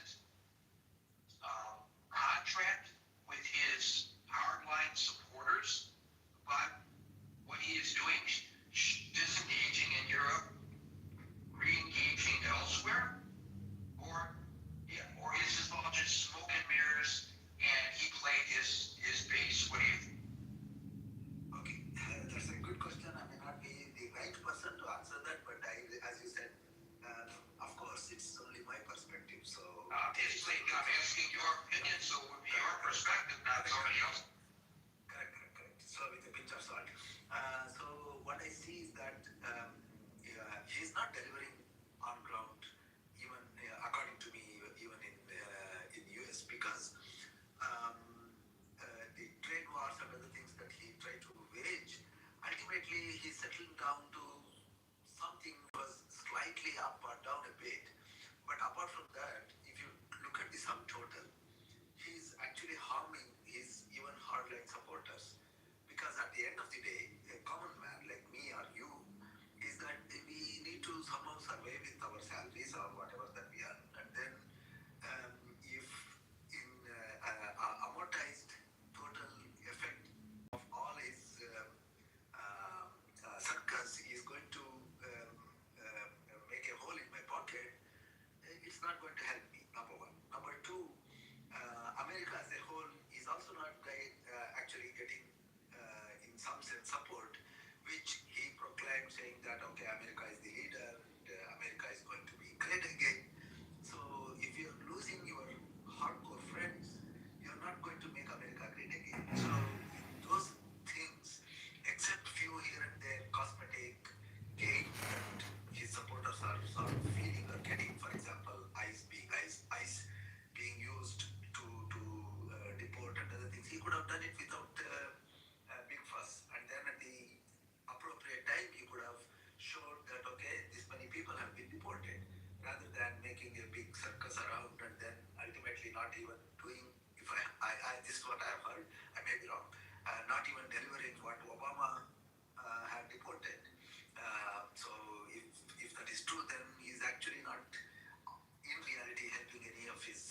are even American citizen.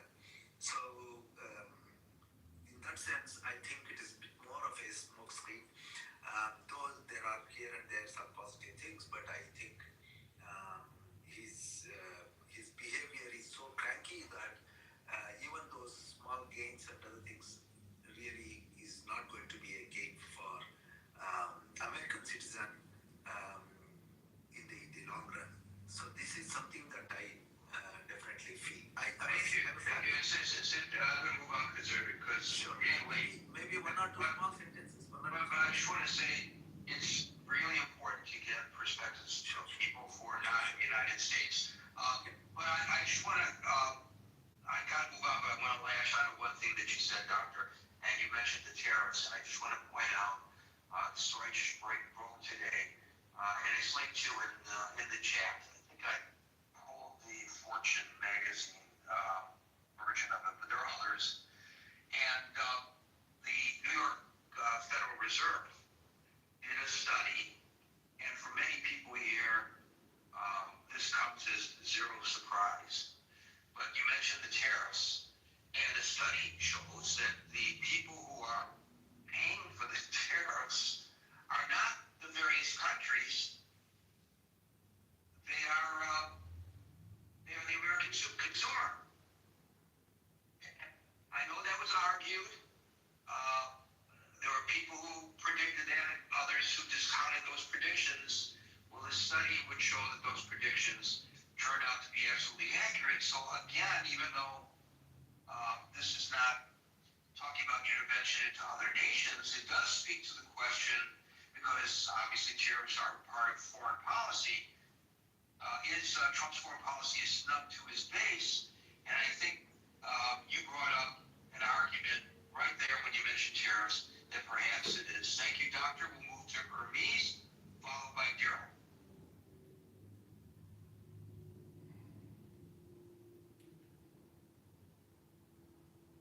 Hermes. Sorry about that, Gary. Trying to get to our mic. Guys, I just want to point out that I purposely try. I know sometimes people drop off. Announce who the next person is when I announce who the person is, so that we don't have these pregnant pauses like that. Go ahead. Sorry about that. So, yes, do I think the foreign policy is messed up? Absolutely. Is it going against his base? Absolutely. But you know what?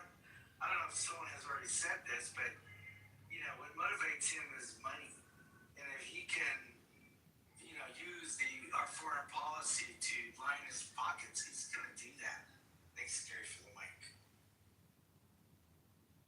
Right, but the question is, I understand that argument, and somebody else, I think Howard made it earlier, Bernice. The question is, presuming your assessment and Howard's assessment is accurate, and I have no reason to argue that it is not, maybe others might, is that a snub to his base? Yes, it is. It is completely a snub to his base, because what he's letting everyone know, which we already know, we already knew, he does not value or honor his commitment to his base in any kind of way. He doesn't believe any of that. What he believes is making money. And if that means going against the base, that's what it means. Okay, but is he any different than any other politician, any other president specifically? Because, when you run for office, he might be or the best, depending on one's perspective. But don't other presidents, a campaign is not designed to make promises to keep. A campaign is designed to get elected. And then once you get elected, you do what you think you got to do based on how the situation is on the ground or whatever your preconception was. But a lot of what they say is, designed to get elected, and then they don't really particularly care. And it may be true that the president, because, hey, we keep getting admonished by his appointees, that this is the most transparent administration in the history of the rights. I don't know whether that's true, but if it is true, is it possible that other presidents did it to the same degree as this president, but they were more sly about it? Andrew Johnson did it. Yeah, I think you're correct, Gary. Yeah, you always bring up Andrew Johnson, and whatever you do, I say, do you mean Andrew Johnson or Andrew Jackson? Andrew Johnson is like Johnson, not.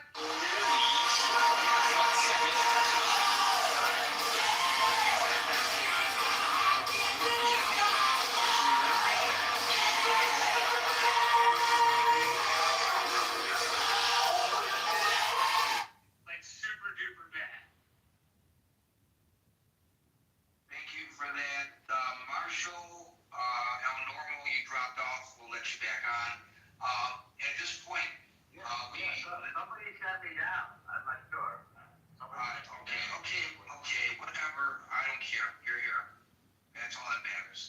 I don't want to discuss room management in the room because we're here to talk about the topic at hand, not our any transgressions that may have been.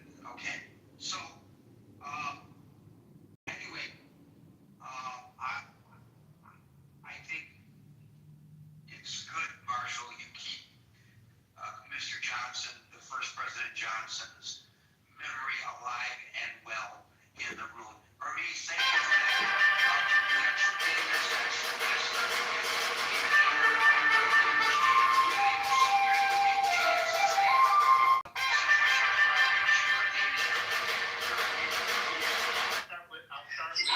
Was that Norman that was speaking about the security component? And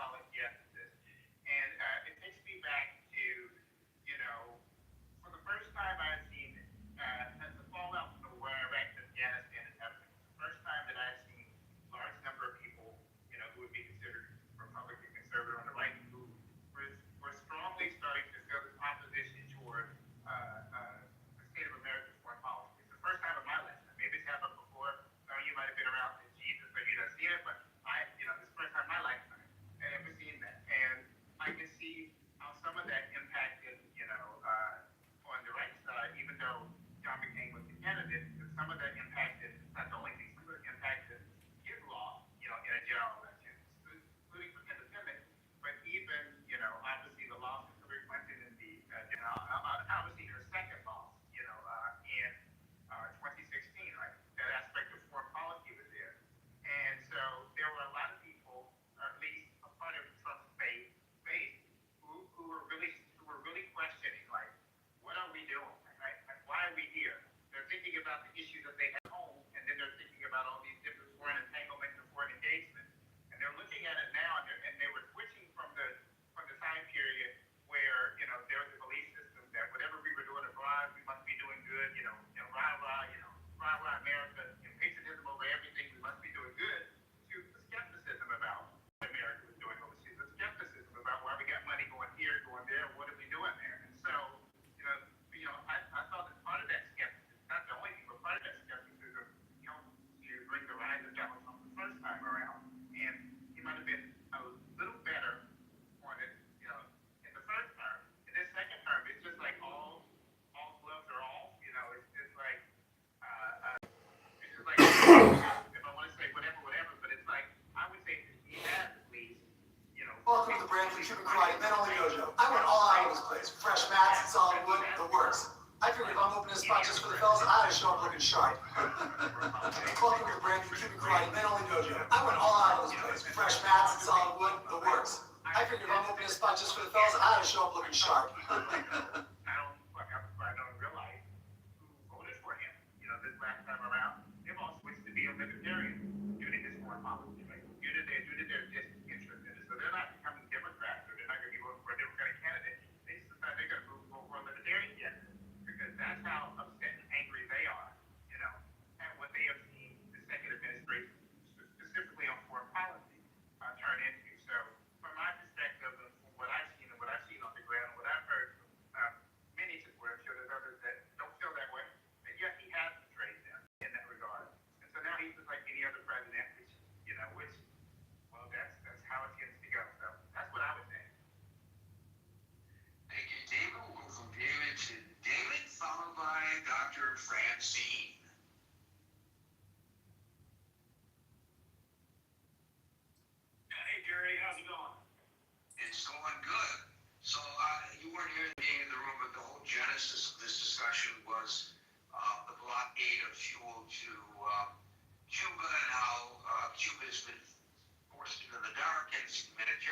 crisis, and then I thought I would look at U.S. intervention in other countries, and then I thought about the question, de jure, if Trump's foreign policy is snubbed to his base. So what's...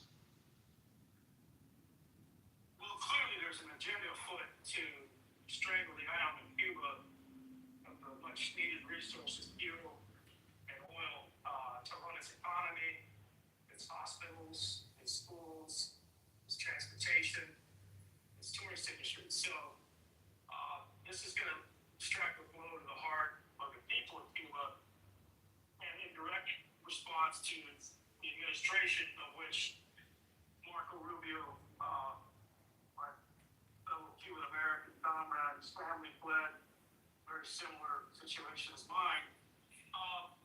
And I don't know what kind of options the Diaz-Canel regime has, other than to maybe fly uncle and promise Trump some beachfront property in which to build a couple of towers.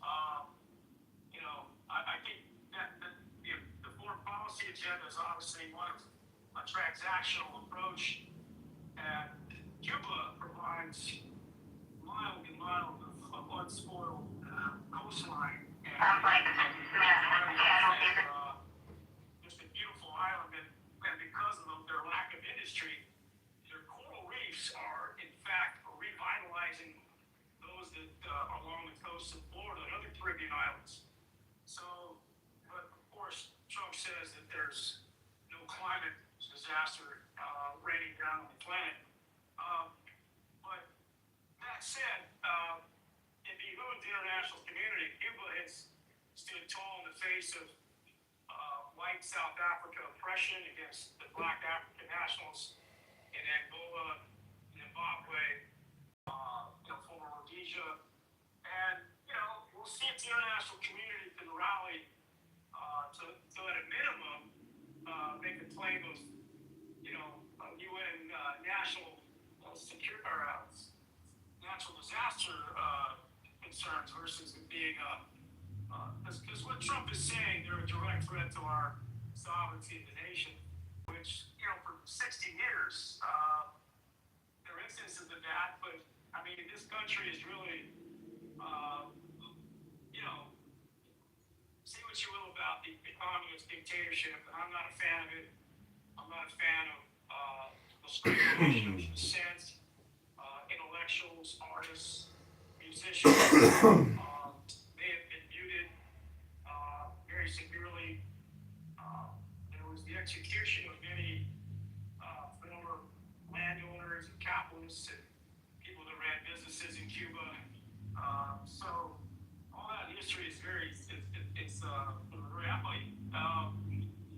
But at the end of the day, I don't know without boots on the ground. Recall the failed Bay of Pigs invasion in the early 60s, where President John Kennedy did not provide the air power support, and Castro was waiting in the wings and picked off Cuban nationals as well as some American servicemen. And we've never had a successful coup attempt since. And there have been hundreds of attempts to assassinate Castro before he passed in 2015. And now his brother Raul, who's now 94 years old, I believe, is still running the show. So yeah, Gary, my heart breaks. There'll be mass exodus. So beyond that, beyond just Cuba, is he fulfilling his mandate, his promise, America first? And when he says America, he's not talking in the continent. Is he fulfilling that mandate, or is he not? No, I don't think he is. No, he's look at how the economy's been affected with prices, the tariffs, the auto industry. He's forcing our neighbors to pivot to China. All of these foreign policy debacles are hurting the pocketbook and the revenues to the United States of America. And I think Marjorie Taylor Greene, although I don't agree with her politics, she's come out and said this whole MAGA thing has been a hoax. It's been a hoax on the America First movement. And she cited example after example of grifting with the billionaires and tax cuts, making college this episode of Eco Geographic. In regard to Gaza and putting his son-in-law in charge of redevelopment of Gaza, the $400 million plan with Qatar. So there's been a pivot to go enrich himself internationally, and of course the crypto, and obviously creating, giving pardons to big-time criminals in that world, and then bringing them into his tent and prospering with that technology and those experts. So no, Gary, I think the politicians that are risking their reputations, they're risking their careers in politics, because obviously Trump comes out, and if you take a swipe at him about how he's failed America, he sends out his tweets, and he puts you on the crosshairs, and then of course Musk is going to come along and fund the opposition, and there you go. So I don't think America is first, Gary, right now, and I think the evidence is very clear. We talked at length yesterday in the room about the victims of Epstein files. That's not putting our children first, Gary. That's not putting the safety of our youth against these vultures, and nobody's gone to jail over that. So again, not America first with regard to safety and crime, and not America first with regard to our economy and jobs, and not bringing jobs back, and making everything costly. With gas, I don't think gas has even come down the way he's claimed.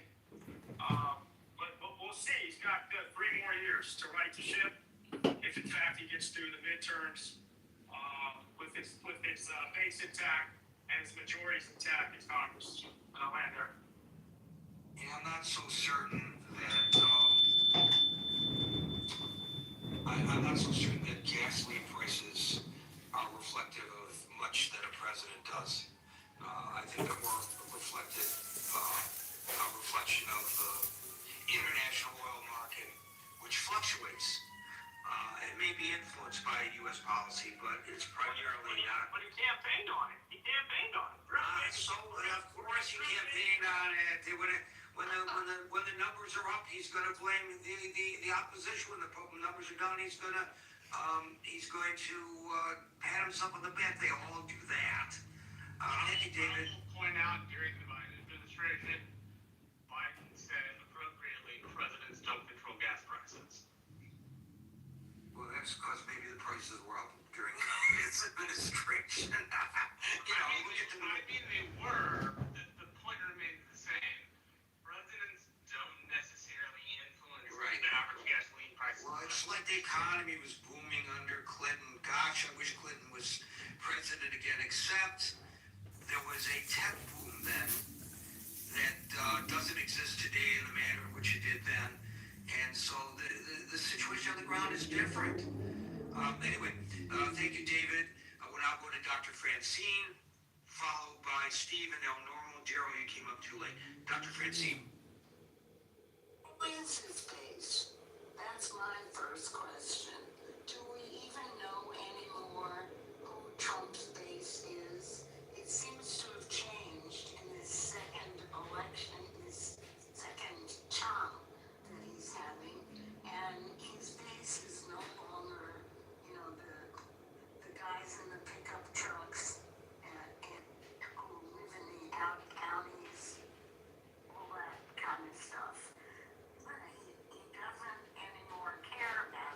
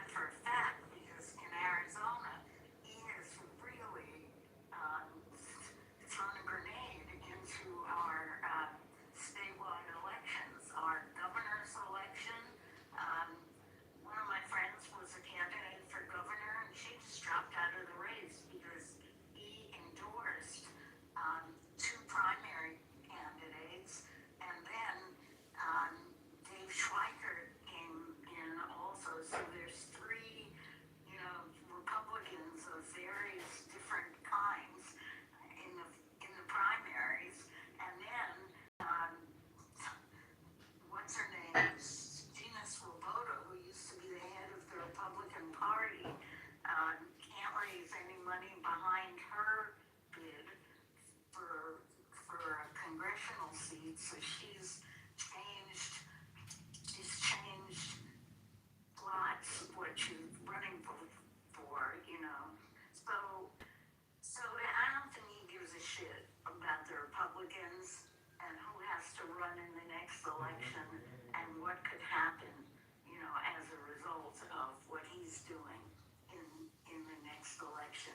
And he doesn't care about the ordinary person because there is something that's happening now, and that is all the supermarkets are going to dynamic pricing. They no longer have price tags. By the way, just so, in case you didn't know or had forgotten, John Wanamaker invented the price tag, and the thing that it did was create equality. Once you put a price tag on something, everybody got the same price. And we don't have that anymore with a lot of basic things, especially food. Food prices now are barcodes, and they change. They don't put an individual tag on the product, but there's still a sign there that says, you know, this box of Kleenex is so much. They even say how much per unit. No, I know, but they only say that for the hour or the amount of time that it is that price.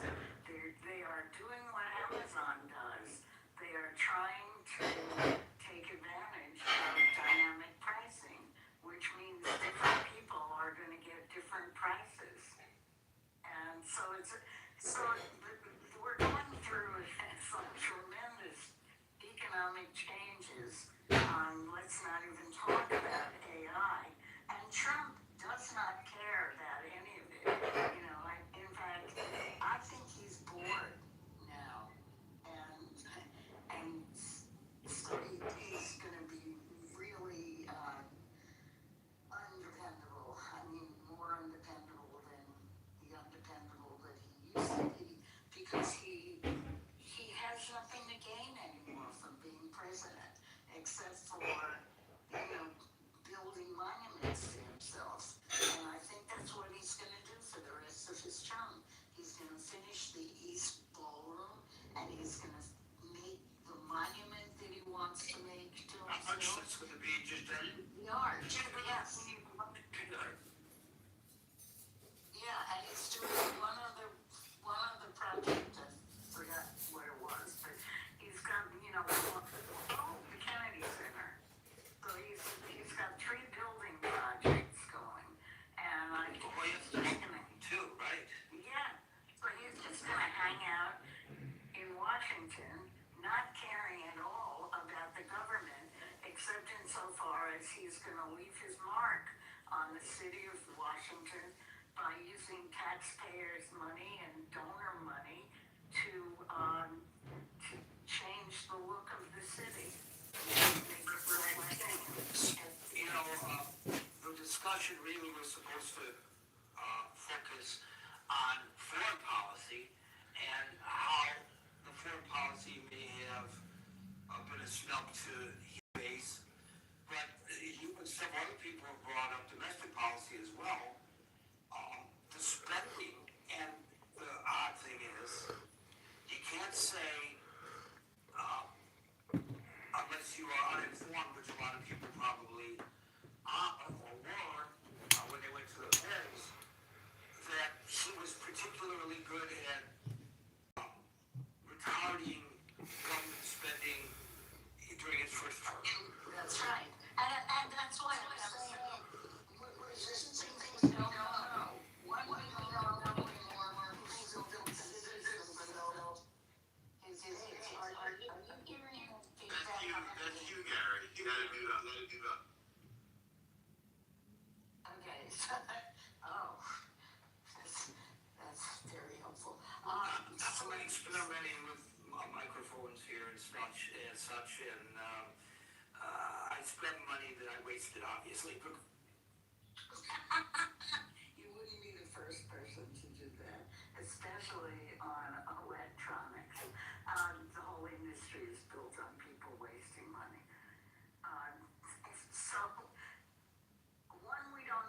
base is, and two, if you want me to talk specifically about foreign policy, his base didn't want there to be any foreign policy.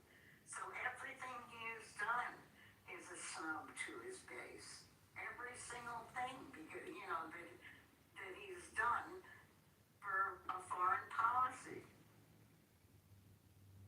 So there you are.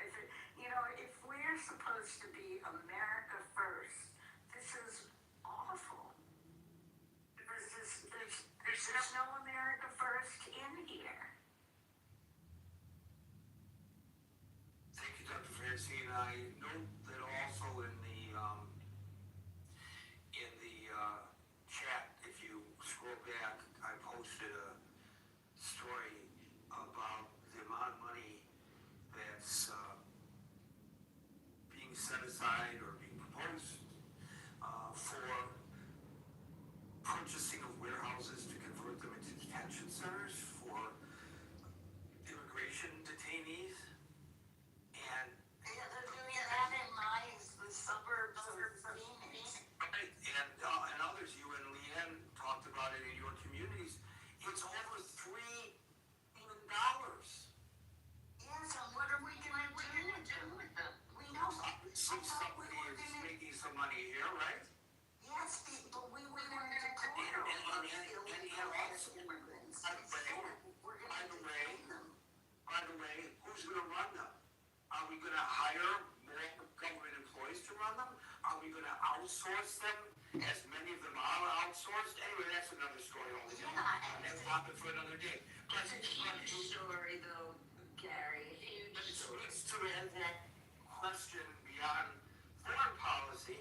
Is he meeting the mandate of, what we perceive as his base? And does the base even know or even care? I don't know. I don't know the answer to that. Thank you, Dr. Francis. All these dudes who were budget hogs. Yeah. No, what's that? Yeah, it's really very interesting. Well, we had Doge, but maybe that was all form and not substance. I don't know. Not just for the day, but for the week. So don't blow it. It was so badly done that the Doge stuff, they got Adobe Pro. Adobe Pro is what allows the White House to redact documents. So that first batch of Epstein files they leaked that you could put through an unredactor and it all just took it out. It was because Doge cut their subscription to Adobe Premium. Who would have possibly thought using a chainsaw to hack the government wouldn't work? So I'm told that no matter what, let me just, while I'm talking, I'm going to unplug this microphone. And Larry, if you're here, give me the feedback on this one. I'm going to do a 10 count. Sorry about this, folks. 1, 2, 3, 4, 5, 6, 7, 8, 9, 10. Was there an appreciable difference there? Yeah, much better. The second half. Yes, sir. So it's my money ill spent on a new microphone.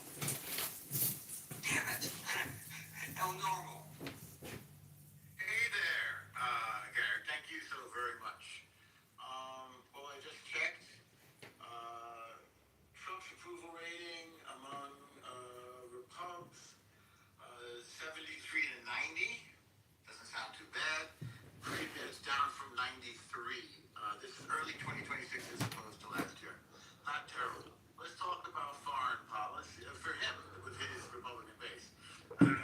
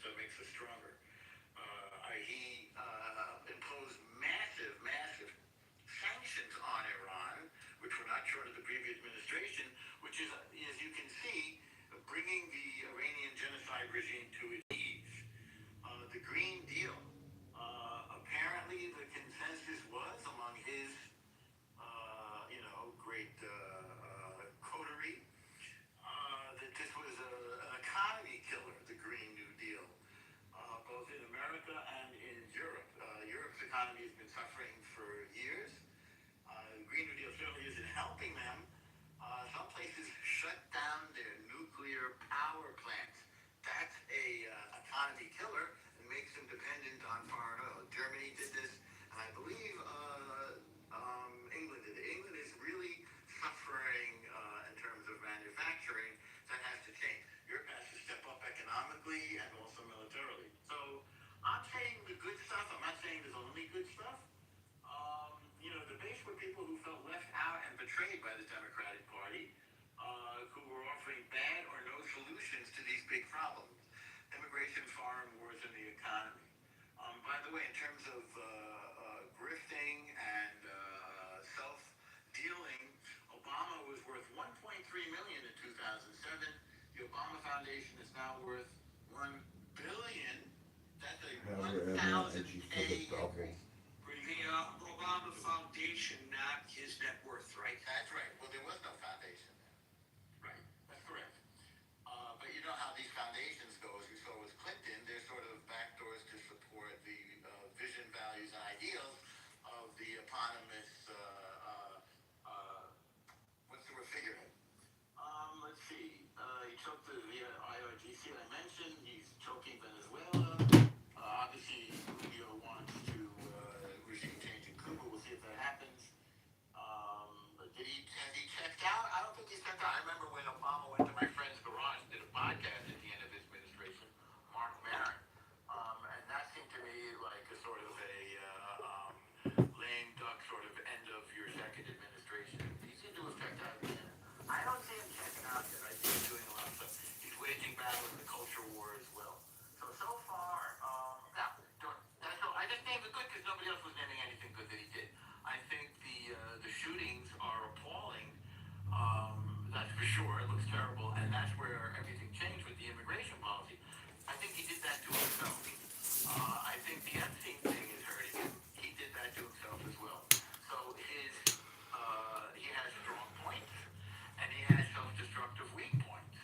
And right now, it looks like the weak points are winning because his approval ratings are still down, especially among independents and Democrats, or if there are any Democrats who ever liked him.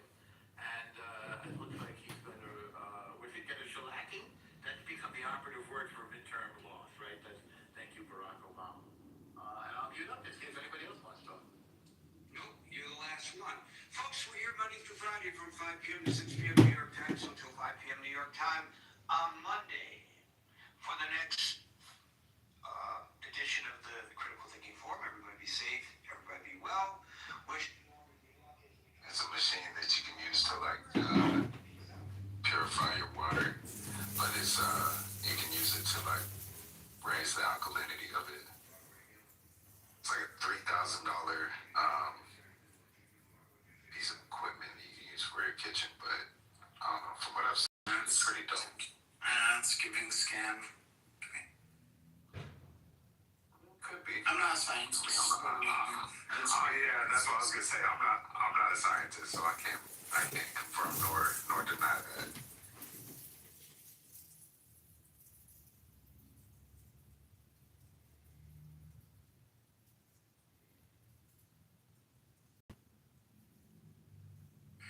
It sounds like it's big wellness, to be honest. You said what? It's big wellness. It's something that we don't ever talk about, actually. The big wellness industry. Yeah. Like big pharma, big wellness. One thing that I've seen, I don't know what the dye is that they use, but I've seen a lot of these tests that they'll do to test the pH balance of it, and it's like they'll typically do a side by side with bottled waters. And I mean, according to the test, of course, I'm not there to conduct it or anything, but I mean, it looks to be true in terms of it being a higher pH balance than anything else. It's interesting. I mean, it's out of my budget to go and buy water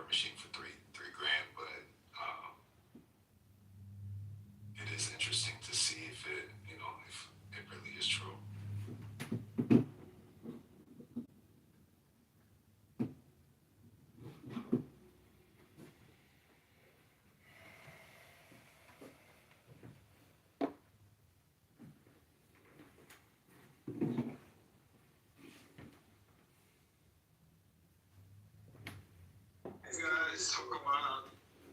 I was just gonna say real quick, Divine. There's an old school comedian, Dennis Miller. His water bottle joke pretty much summed it up. He wasn't the funniest comedian, but this is pretty good. Evian water. You know, Evian spelled backwards is, right?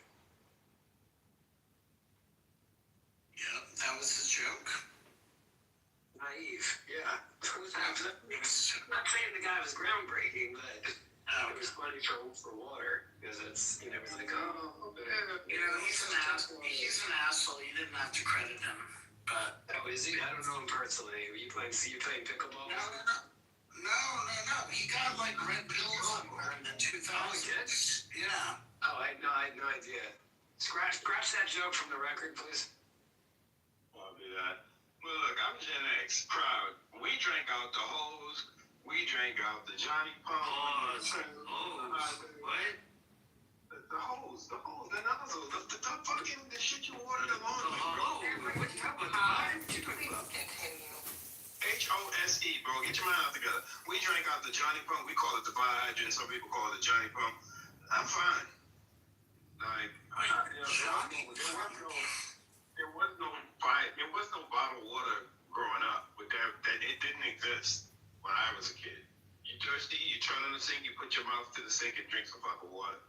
I'll put it in a glass. Break out the my fridge had the fucking ice tray. Yeah, show my age. Fucking who didn't fill the ice tray? Yeah, that's what I bought.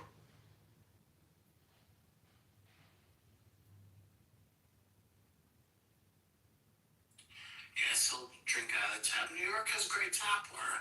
Can you say? Great tap water.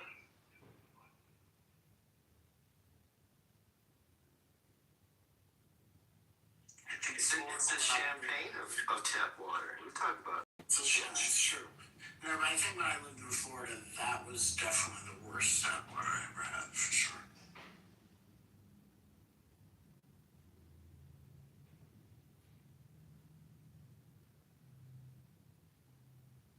People import our tap water. You heard about that with Spiritus? Like South Jersey, those pizza guys, they want our water to make it. That's what gives us our pizza. It's whatever it has, and our bagels. They ship our water out.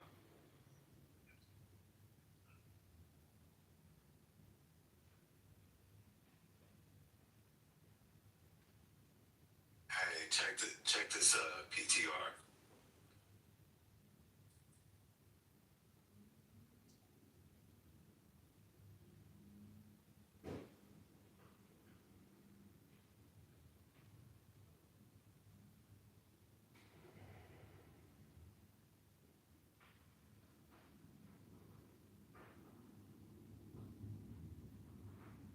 Yeah, Drew. Where's that at? It's out in Seattle. Damn. Is that like a play on Ghost? Yeah.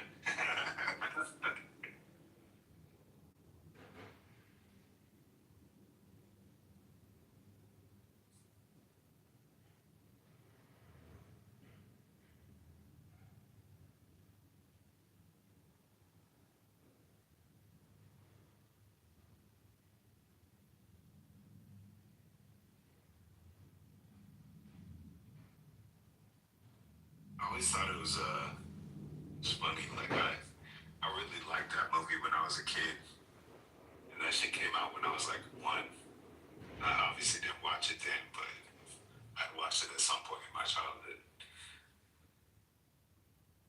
But for whatever reason, I was kind of big on it. Random fun fact.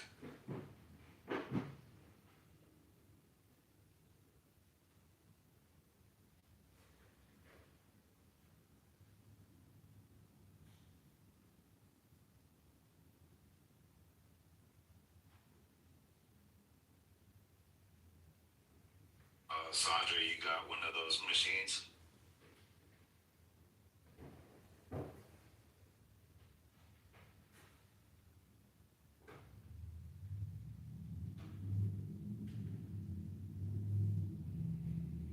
Yeah. I was responding to Sandra in the chat. She had said, I think she said that she had one of those machines I was talking about. Or she said she was. Yes, I've had one for over 20 years. I'm actually on my third one.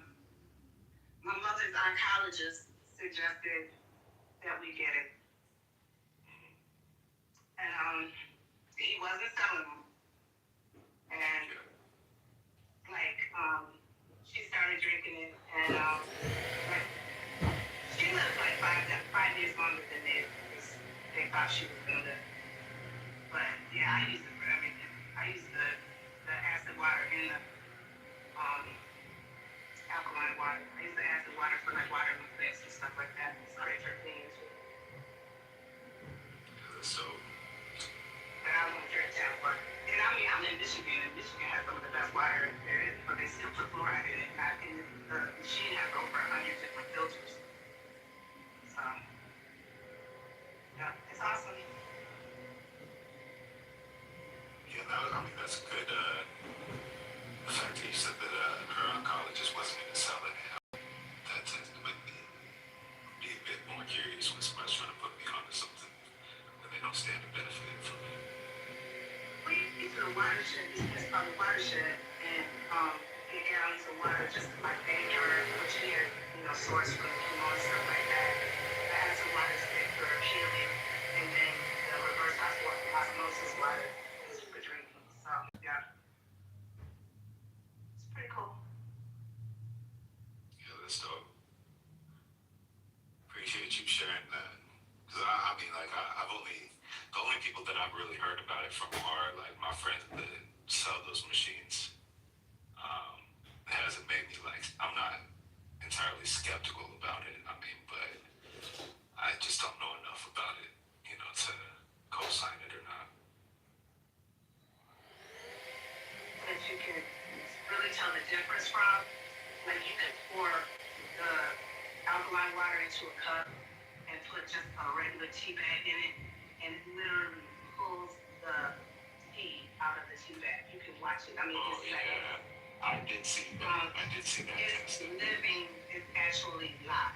It's a live water. It's not killed with all the crap that they put in our tap water, unfortunately. But I didn't pay no $3,000 for it. I think the first one I bought was like $1,200. And since then, with all the new technology and stuff, the prices have come down. So I don't know who's selling for $3,000. Yeah, I think it's like kind of like this Kangen one. It's almost like an MLM in a sense, like.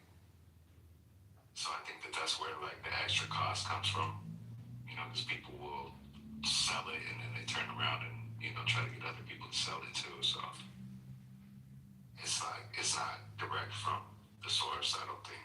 Maybe you can get it cheaper from the source, but I imagine that's how they structure their business.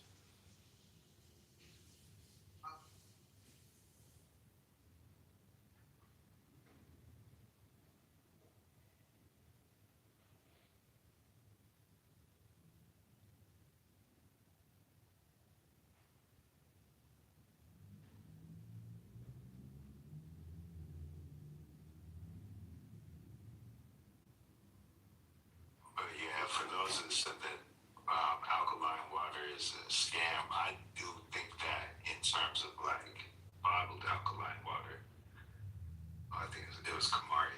No, it wasn't Kamari that said it. Somebody else said it out. I'm not sure, but yeah, I do think that that's the case. Just like I had said, when the water is sitting on the shelves for 6 to 12 months, I mean, you can imagine that it's lost any inherent value. Can't even sit on the grocery store shelves because they have those fluorescent lights, and the fluorescent lights kill the water. I would never buy it at the store. It's that you might as well just pour your money down the toilet. Because even when we were getting it from the watershed, it had to be kept in a cool, dark place. So I would put it in the basement. Like because just in case something happens, I keep about 20 gallons of water in the basement, and I refill them like every month. I pour it out and refill it because the light will kill it. Even though they're not under the light, I don't want to keep it for a certain amount of time. Because I think I'd get sick if I drink actual tap water. I mean, I literally carry. I only got one leg, y'all. I literally carry a gallon of water. What, baby? You talking about? You get sick? It makes tap water makes now because, huh? In Michigan, it's a Michigan thing. No, it's got fluoride in it. I don't want fluoride in my stuff. Oh, okay. It's got other chemicals too. Oh, okay. But Michigan is supposed to have some of the best water in the country, but I've been drinking this too long to switch back.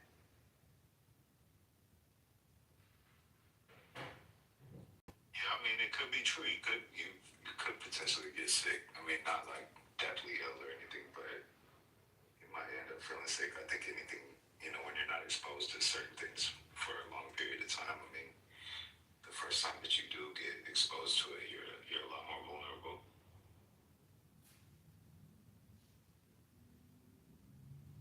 But once again, I will say, I am not a scientist nor a doctor, so.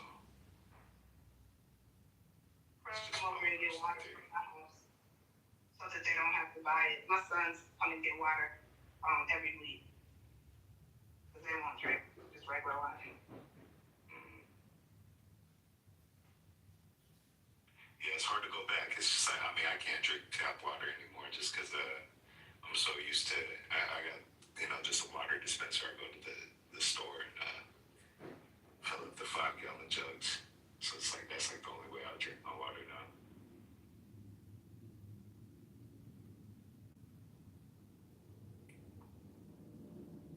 Damn, this is one of those moments in the room. We're over here having a long conversation about water. We're trying out right now. I don't have time to tap water, so alright. I'm with you, Spiritus. I don't smoke, I rarely drink, I'm generally in shape and fit, so I'm gonna roll the dice. I'm gonna roll the dice with tap water. Yeah, I don't know what's good for you.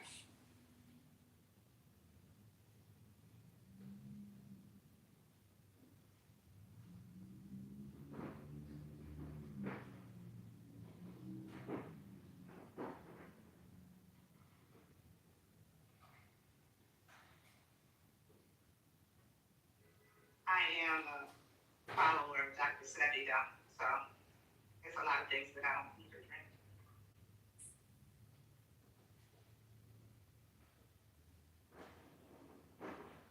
What did Dr. Sebi say about water?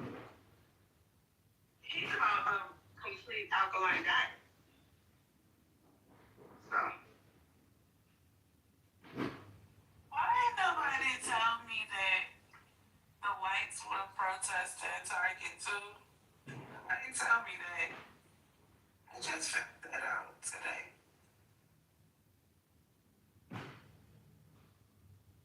Why y'all not talking about how the whites is joining in with the blacks in their protests? What's going on?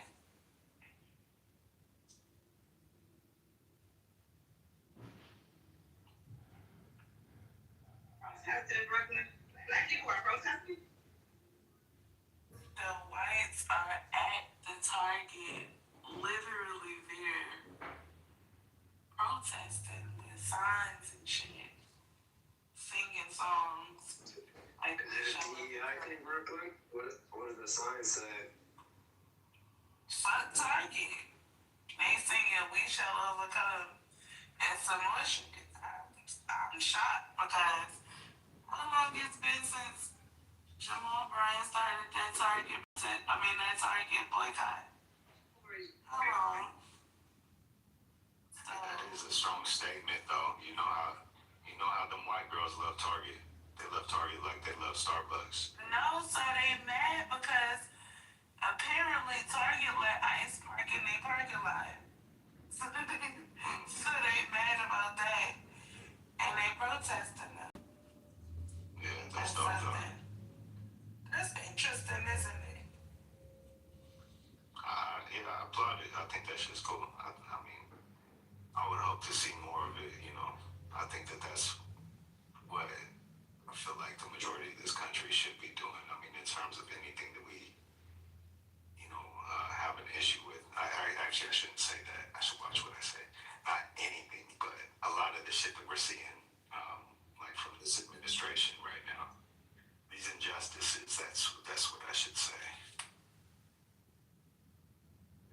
I don't care what nationality somebody is. You know, I think that we as a people should be able to come together on moral terms.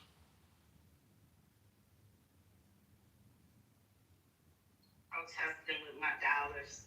I'm buying as much stuff as I can from black-owned businesses. And I haven't been to Target. It's about Target.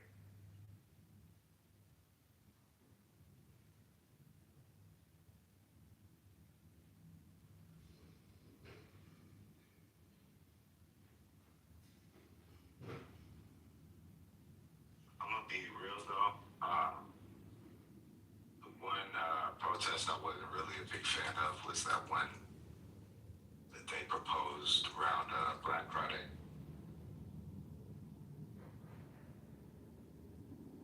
I just say that just based off the fact that I don't think that anybody was gonna skip the holiday, so it didn't make sense to me for people to cost themselves more money.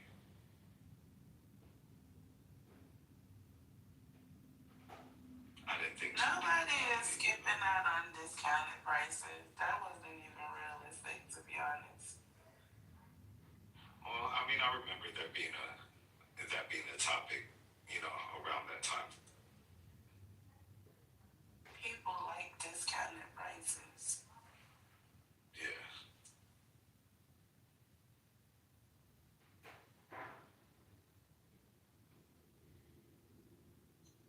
I still shop, but I only buy, like I said, I'm trying to only buy from black-owned businesses, so that's what I did.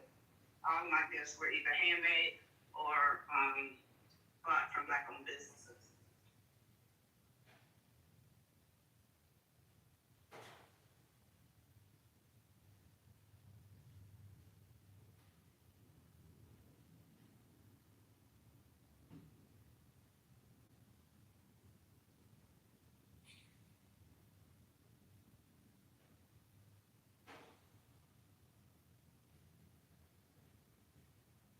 Yeah, we just trying to keep the room alive right now, that's all.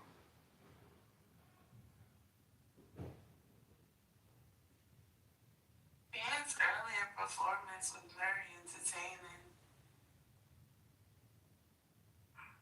He's burnt out. He's probably having a cigarette out on the deck right now. Yeah, it usually is. I missed it though. I was on the phone.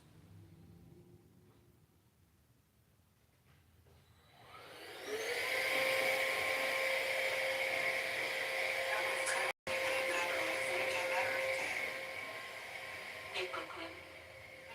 It's a crash out. It wasn't a crash out. It was a nice performance. That was a sermon. There was a whole sermon I did too. But overall, it was a lot going on, but it was very entertaining. Sermon from them. Yep. But I missed it. I was badly watching Julian Allen, Paul, very well. I like the pace and it might get dark. He was talking about glazing and everything. It was very entertaining. What are Tuesdays, Brooklyn? Some people call them hot dogs. Oh yeah, the hot dogs. Frank hot I call dogs. it Franks. I call them Franks. You don't call them Franks. I don't call them Franks. No, never. No. I don't believe them. I don't. I call them Franks. And like, mostly everybody in my family call them Franks too. I've never heard of them. I don't understand it. They're Frankfurters. But people still don't call them that either. I know, but for some odd reason, in my family, that's what we call it.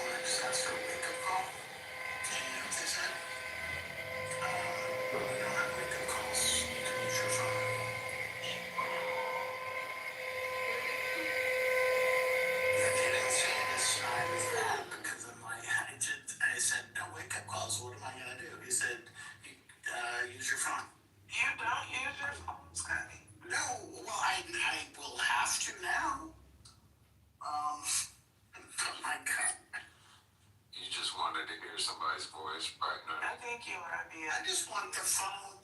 I want the phone ringing to wake me up. That's all. It's not a big ask. That's hella bougie, Scotty. I'm not gonna lie, because I don't think I ever asked for a wake up call. You never asked for a wake up call?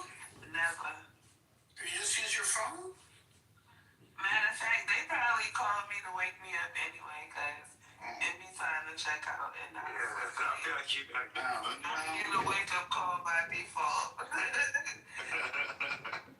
Shit, I asked for a couple wake up calls. You want me to wake you up? That's yeah, if you could call me at 7 a.m. That's very Madison Avenue. Scotty. It's very bougie, I'm not gonna lie. I'm literally gonna ask my mother to call me. And she gonna call you too, on the dot. She might call you 5 minutes before. She'll call me. And be like, ain't you supposed to be up now? You know how they do. She gonna call you too. That's one thing. Am I the only one? Am I the only one who wake up calls? I've never even considered a wake up call. Oh my God. You know that? No, I get the calls with them saying we're pounding. We're outside your door right now, man. Yeah, like 30. it's time to go. It's time to check out. That's what I get. And then I'd be like, extend my time because I ain't ready yet. The fuck. Maybe I just want a human connection with people. I guess. I mean, just say even before a human connection was needed, I ain't getting no wake up call. I'm just saying. It's very like Park Avenue of you, Scotty. Well, I mean, I get where he's coming from, though. I mean, something about No, that. you don't. You know, But they don't have an alarm clock. It sounds very caring, though. Like, hey, I'm just calling to make sure you're on time. But they have automated ones. They don't even have to, like, you know, they'll log it in the book and they'll have an automated, like, they'll ring your room, and if you don't pick up, they'll ring it again in a few minutes. I'm not even getting, and there's a phone in my room. See, we're talking about human connection. I mean, they do that. They do that too, but I mean, like, I want something other than relying on my phone. That's all. I love a good hotel, man. Don't you threaten me with a good, fancy hotel. But I like a good hotel. in my whole entire human experience on this earth, ask for a fucking wake up call ever. They just wake me up by default because I'm sleeping in. Have y'all been to a hotel that uses bots for like the doors or like the room service? No. It's pretty cool. I mean, it's been a long time since I've seen it, but yeah, I ordered room service before it got R2D2 delivering my food. I rarely get room service, especially since like DoorDash and Uber Eats and shit. I rarely get room service unless it's like a really good restaurant in the hotel. But then I just go to sit in the hotel. Yeah, I just go sit in the restaurant. So, Yeah. I rarely get room Yeah, I haven't seen it at a lot of hotels. But yeah, that little feature was it was cool when I seen it the first time.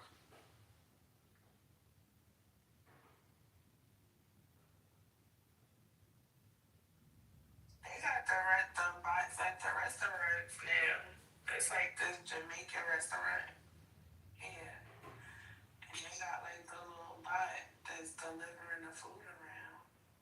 Yeah, I saw that in LA. When I was out in LA, I saw these little robots delivering food up and down the street. No, not those.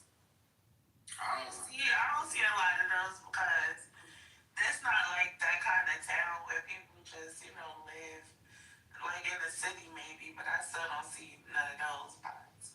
But what I'm saying is they got like bot waitresses, right? Instead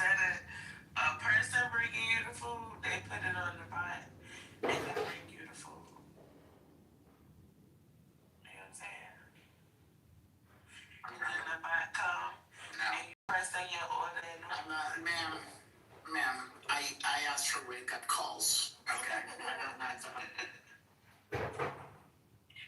How bougie are you?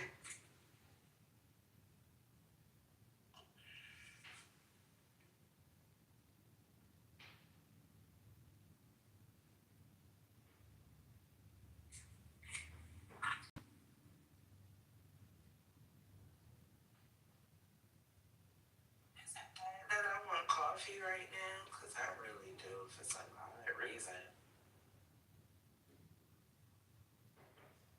Yeah, that don't sound too bad. I ain't even have coffee this morning. Me neither. I've been heavy on the tea. I want some coffee with some Baileys in it.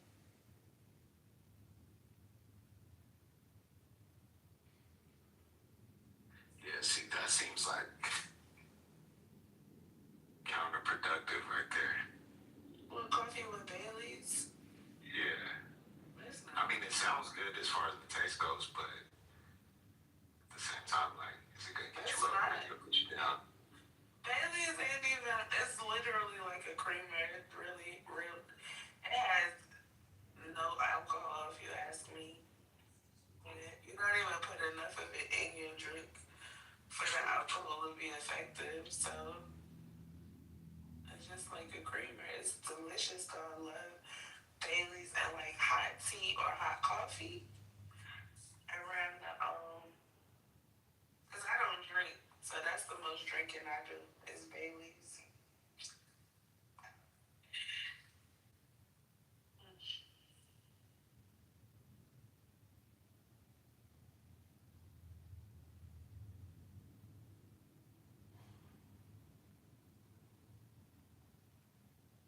Where everybody go?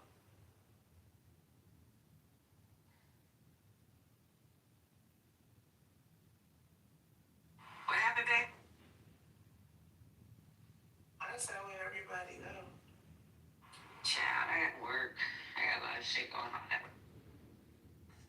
Patty, you travel a lot, right? Not recently. I've been stuck. Okay. But let's say in the last 10 years, right? Oh, yeah. Okay, cool. Do you ever ask for wake-up calls at the hotel?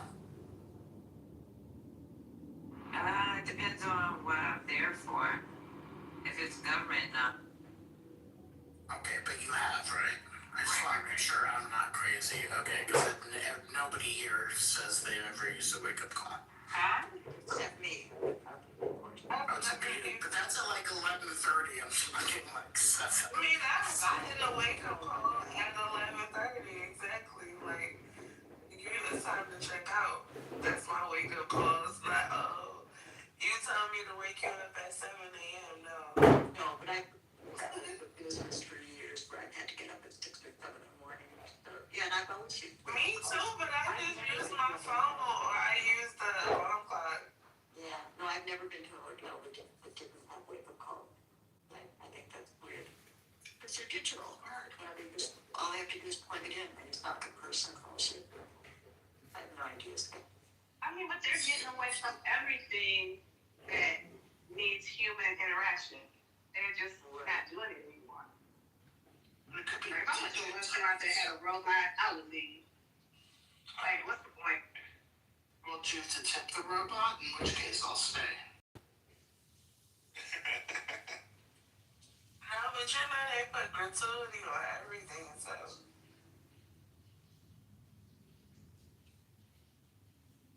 At least down here they do. Yeah, no, I seen that. I seen that in certain places. Everything, I be mad. Like, bitch, you ain't even fucking. You ain't even deliver nothing. Like, I'm literally standing here getting it from you at a counter, bitch. What the fuck is the gratuity for? It's annoying. It's mostly the black restaurants. To be fair. Yeah, I hate when it's automatic just because it's like I'm just not based that on the service. Gratuity and the bigger the party is, how they go up in gratuity. So you might be paying like 25%.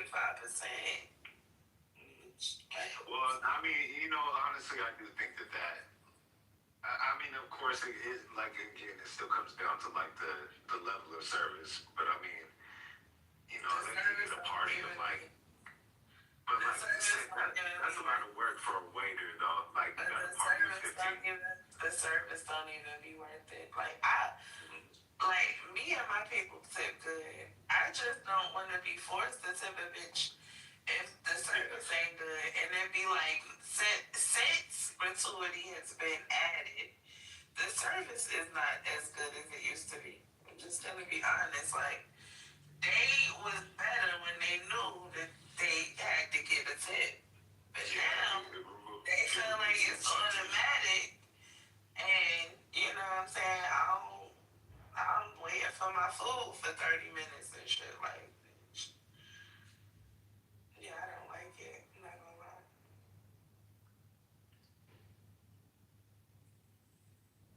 I have a really important question to ask the room. Has it always been the case that in the chat there's no time markers at all? But you used to be able to go and look and see like what happened an hour ago or 20 minutes ago. And now there's nothing. You have no idea. I think so. Right. It wasn't always like that. This is the new update because it used to be where you could see it'll be like just now or 15 minutes ago or 21 minutes ago, an hour ago. Nah, that's what I said. Like, I don't know when they posted that. Sorry, because you kind of knew where the room was and where it had been, and this makes it crazy. I don't get it. Yeah, I don't like that either.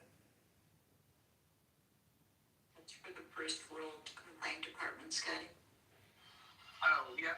I had an update. I had to ask somebody to put me down in the audience. I left 3 times. I came back, but I left 3 times and I was still up on stage. There's no way to put yourself down. Really? You can't. I put myself down. Yeah, I could do that. There's no place on my screen that tells me that I can put myself down. Oh, well, I don't know. It's not here anymore. It used to be here, but now it's gone. No, hit on your profile and see if there's a blue bar that says move audience. Yeah, I got it still. Yeah, I got it. I do too. See it?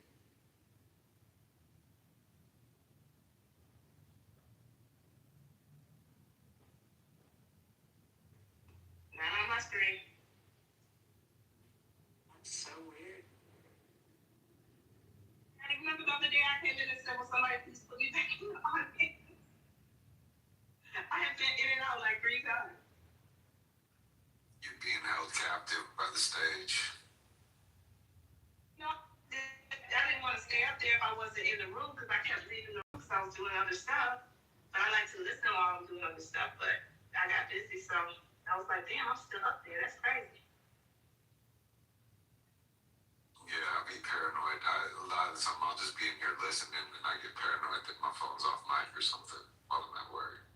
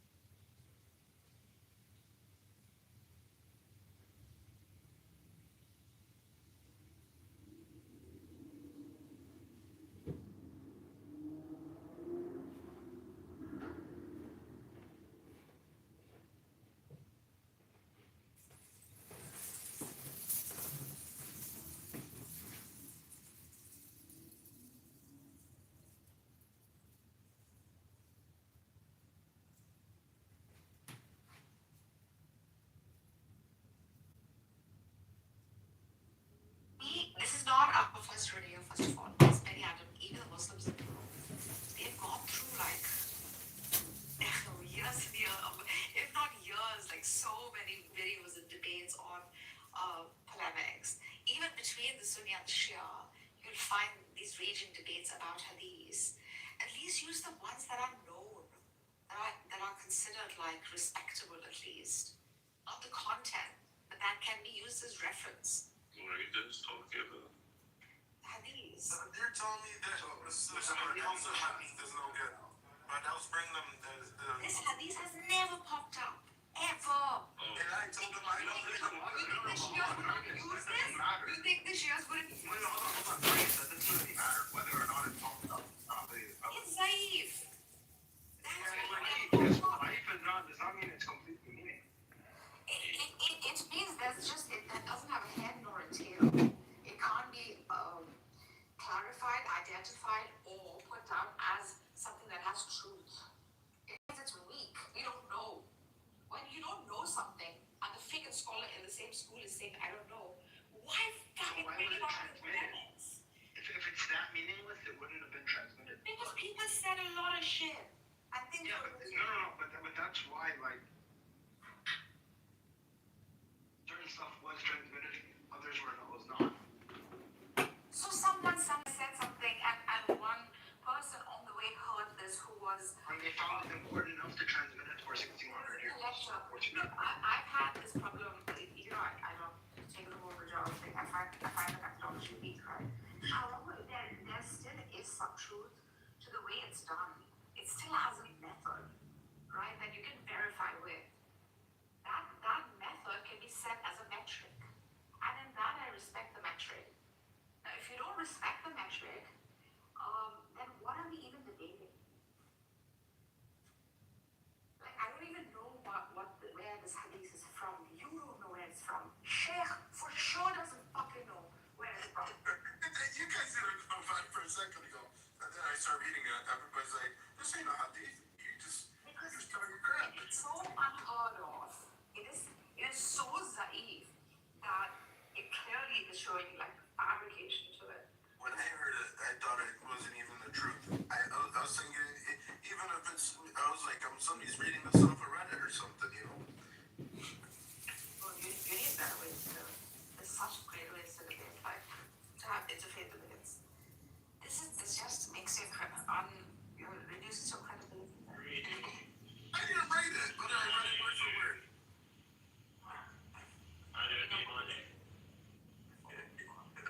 Where have you been? I was going to text you. A bit busy. But yeah. I got worried for a moment. Yeah. Don't tell me your plans.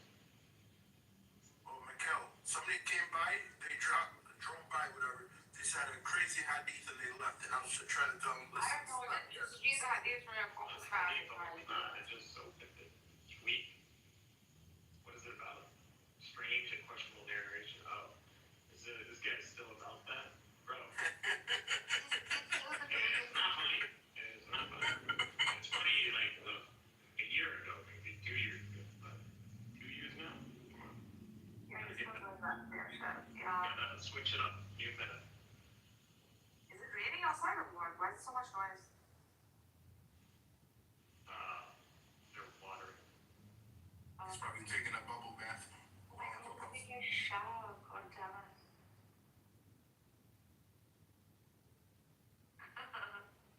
I can't believe it. All these Sunnis thought I wrote it or something like that, or something. It doesn't matter. It's weak. End of story. Okay, but if I told you... One second, why are these hadiths discounted then? This is all sort of nonsense. It's not even... They should have burned the person at the stake. No, we don't burn it, because if we burned it, then you're gonna say we're covering it up. But the person who wrote it, they should have burned them at the stake. No, the whole point is to compile all hadith, and then even have any metric that can be measured. Compile them to prevent any new innovation onto hadith. So no more people coming up with hadith and claiming it to the prophet. We have everything concentrated from that time period. So it's a valve cap.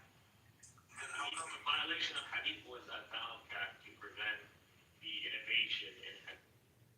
What's different in this situation than the situation Uthman was placed in? Uthman standardized the script. Answer this question.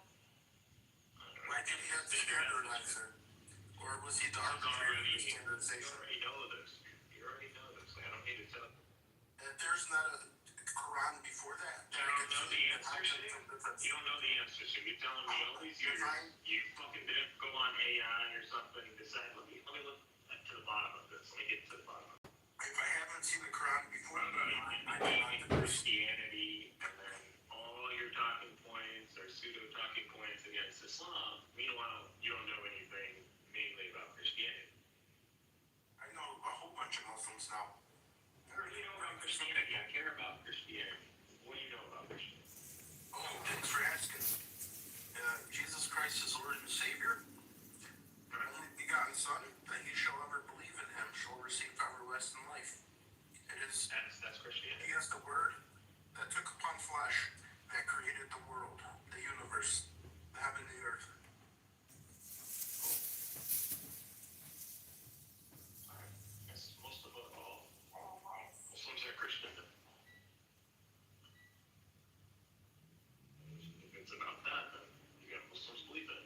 Muslims don't deny Jesus Lord. They literally call him Lord all the time. Lord Jesus, Lord Muhammad. Every time you see that Sayyid in Arabic, that's Lord, Master. Just we don't translate. Sayyid is not Lord. Yes, it is. Lord, Master, yeah. Yes, it is. Sayyid would be like God. Yeah, it's Lord. Lord. Sayyid can be Lord, Master. Lord can also be Wali. Yes, that is correct. I know this stuff. So I know this stuff. if it's about semantics and son, well, you don't mean son in the sense of an offspring. So Christianity does not say that. Son is simply son of God, non-knower, a manifestation of the Logos, the known, actualized by the Holy Spirit, which is the Son of Man to actualize the Son. I've already explained this a million times. Nothing about Christianity other than semantics. Which really miss. I thought he told you to kick Sheik whenever he missed. Good boy. He did. He's just a cheap ass lyricist. Like he can use so many better arguments to be a lyricist. Been around too many 20-year-olds. I just know how to vaguely deflect this. It really reduces your credibility as a drop dad jokes. Bad dad jokes. Oh God, really. So, Jack, what have you been up to? Just been living my life. You're back. You're hooked again. You're off the wagon. I've been on like a work trip, so I'm like, fuck it, I'll be on Clubhouse for a bit, and I got another one coming up, so. Where did they send you? Might as well. The Midwest. Just around the Midwest. Nowhere fun. Oh, Joe. I'd like to get. Whereabouts in the Midwest? Very familiar. I mean, Can we it's come over? cool. No, shit. Can definitely not come over. I know the Midwest like the back of my hand. It's a huge. Midwest is fucking huge. You know the whole Midwest. Oh yeah. Like Chicago, Michigan, Wisconsin. Oh yeah. Iowa. Nebraska. South Dakota, North Dakota, Wyoming. You've been to Wyoming, Chick? Oh yeah. What did you do in Wyoming? So it's like Iowa? You been to Iowa? Oh, Iowa. If you. Are you a truck driver? How have you been all these places, Chick? I'm a truck driver. Okay, that's why. I've been to Iowa before. I thought it would be like a lot more conservative, and I went to Dubuque and some other fucking place, but You're right by Boise is very political. Boise, Idaho? Yeah, isn't that where all the political stuff happens? Where it's like a destination for all the candidates? Honestly, it's pretty quiet out there. They got these like I went down there in downtown area, parked my truck in the truck stop, grabbed an Uber in town, and it was so clean. They take littering so serious, like a $500 fine. The city's so clean, you can eat off of it. what I was tripping on is like any Starbucks you go to, there's gonna be a tranny with like purple hair in there. It's like a guaranteed no matter where you're at. Oh, is that what's up before you? Excuse me, what's wrong with you guys? And what's wrong with you? What's wrong with proper? It's just like, what's up with them and being baristas? Is like, there's gotta be some science behind it. Because they're creative. They can mix up. They should have the, you know, what type of jobs? What? Like mechanic shop, like where they change the oil and they're working on those below ground bits. No way. That's dirty. Mama, you're not a truck driver, right? No. Oh, you're kidding. What did you do for a profession? You trucks. Yeah, I don't talk about it on Clubhouse. Yeah. Too many weirdos. Fair enough. And your people are crazy, no offense. They're the worst. I mean, you saw what they did to you, right? Yeah. Yeah, dude. They're nuts. Are they still on your ass, or is it like chill? No, don't worry. I'm fine. Nice. I worked it all out. Signed the deal. Had to deal with the devil. Yeah. Who's this Jeffrey Epstein down there, CJ? You guys know? It's really annoying that Jeffrey Epstein's face is all over this app now. You know what? Let me change my photos to make it more appropriate. I mean,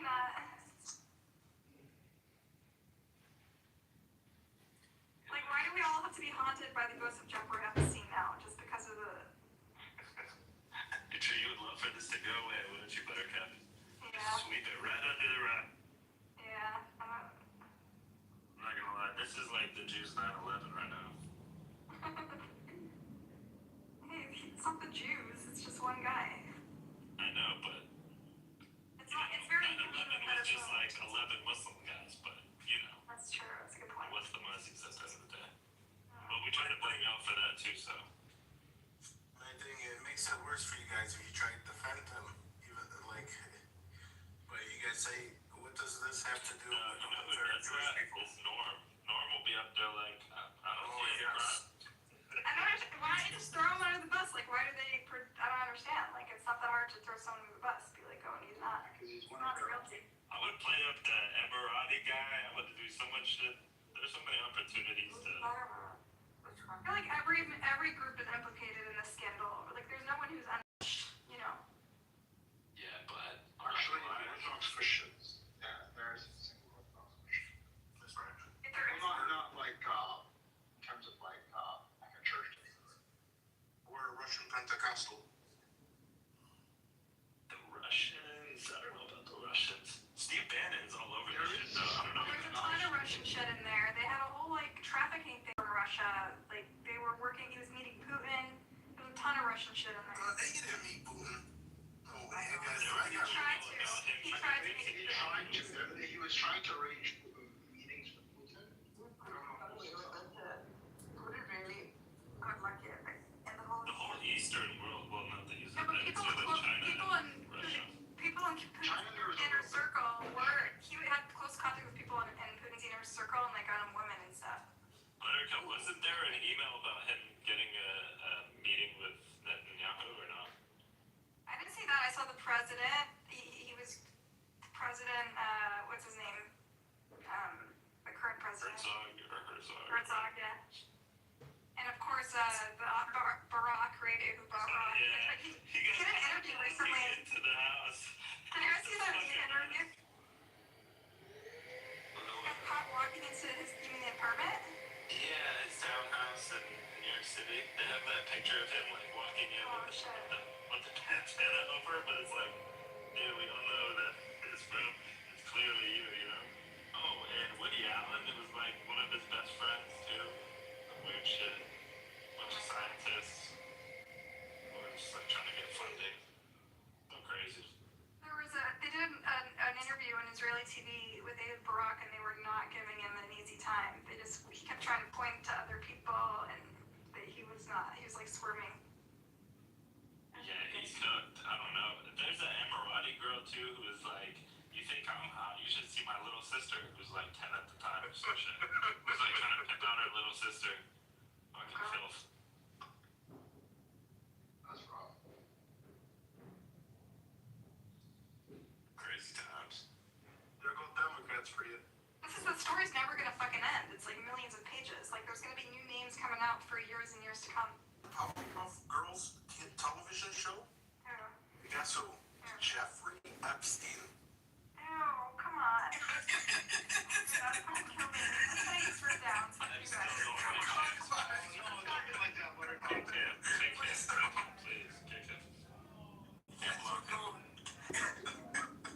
Finally, we're in cheese. Okay, shit, dude, I hate this guy.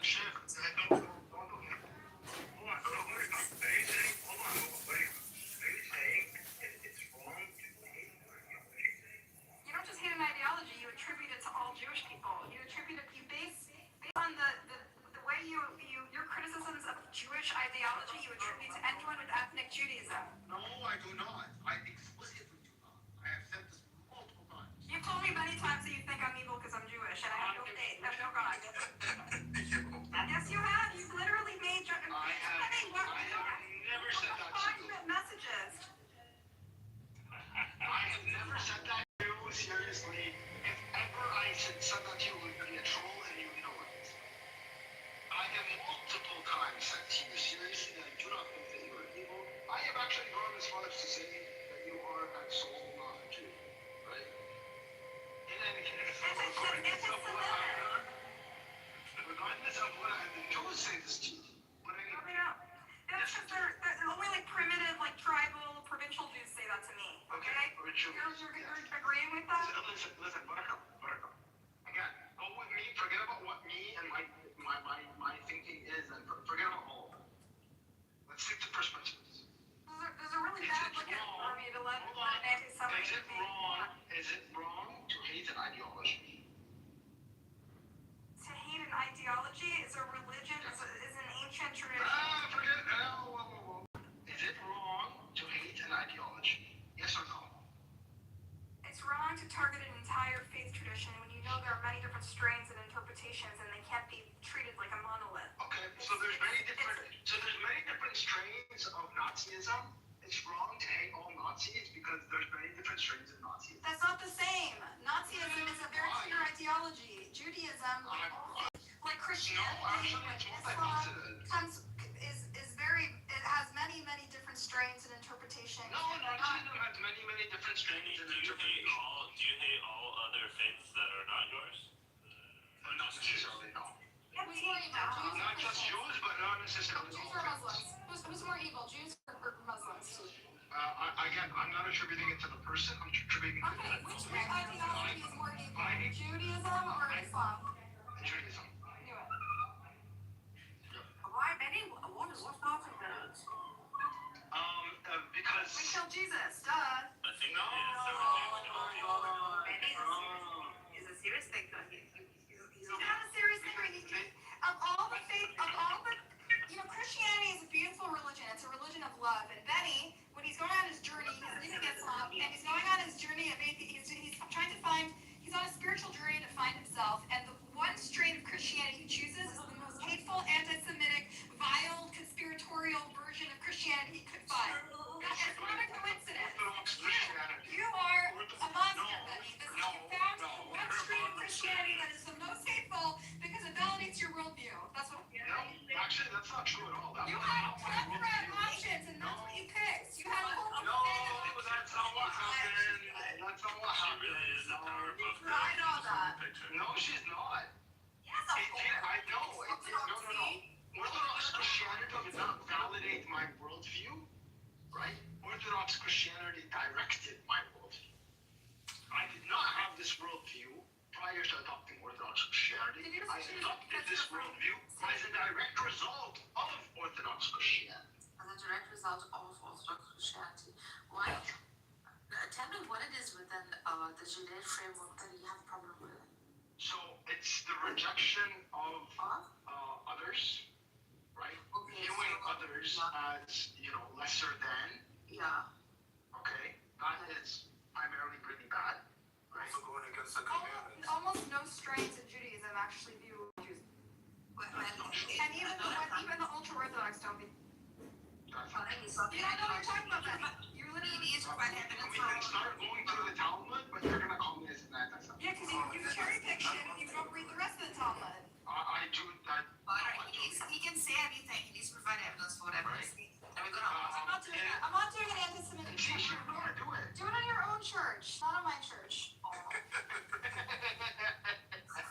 See, I can have this conversation with you, though.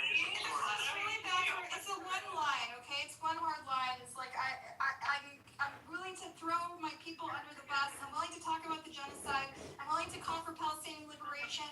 I'm willing to call the Gaza genocide Holocaust, right? I'm throwing my fucking dead grandparents from the Holocaust under the bus, and yet my one line is I don't mod people in my church who hate Jews. I'm sorry, and we're not going to engage you in your fucking Talmudic bullshit because you don't know anything. I love the Jews. Hey, Benny, I didn't know you had such a view. Yeah, he has vile I've explained this several times. This is not. I didn't know put that. him down. Why can't I push him down? Oh, I'll move on. Okay. I didn't know that. See, I'm respectful, Buttercup. Yeah, that is true. Respectful anti-Semite. We love to see it. Hold on, you guys. Like, I don't know yet. I am actually respectful. He is, yeah. He is. He's the most respectful hater I've ever met. That makes him more dangerous, though, if you notice, right? If he was just a vile person, disgusting, it'd be so easy to dehumanize him. Just say, look at this piece of shit. Burn him. Yeah, He's so nice. It'd be nice to get people here and share the positive things about religions, not the critical things. Oh shit! Stop it! Shut the fuck up! Dude, I remember a while I had your bitch ass on block, Chef. You're mad at my jokes. And That was not your jokes were worse than your Islamophobia. Your fucking jokes were like hell, man. You would just butt in with the same fucking joke every 5 seconds. It's a dad joke. It was, I don't know. Why do you say something about Iraq and Iran? Yeah, the It was just 30 fucking times in a row. It wasn't Iraq and Iran. It was when that ordeal with Israel and Iran went down. Some shit like that. No, please no.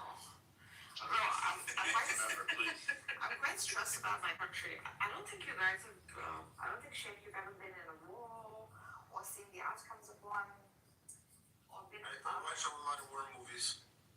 That counts. He's probably playing Call of Duty, to be fair. I thought you were my kill roll this time. Marcus, how are you coping with this? Passes of warning, so. I've done 100 things in the meantime. I've just used them as my sound. There was a whole homosexual thing before I knew in the gym, and I'd gone to my hair. They were talking about freaking scripture and enhances homosexuality. Zelani was here. I was like, well, he got a chance to speak. Unlike the other day.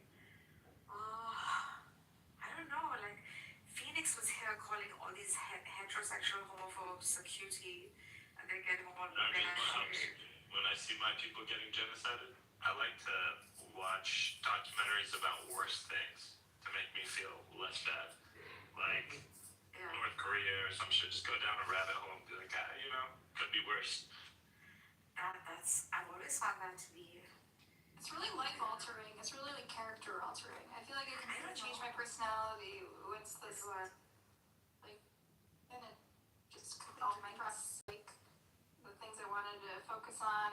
Me and Judy got back in touch because we hadn't talked to each other in many years, and we're both sort of like all consumed by the news. Remember that? I think very depressed. I actually thank God that I started talking to Buttercup again because I just didn't find people who understand it very well and can talk to me about it. It's very hard to. One thing is if you live it, and the other thing is if you observe it. They are totally different things, and I think Buttercup lived some part of it. So she. Not like you though. I haven't experienced it. Not like not like mine, but you at least not someone like I have from the people that US. are So there. only read headlines on the news and on some headlines on certain news channels. It's very complicated, and you really need to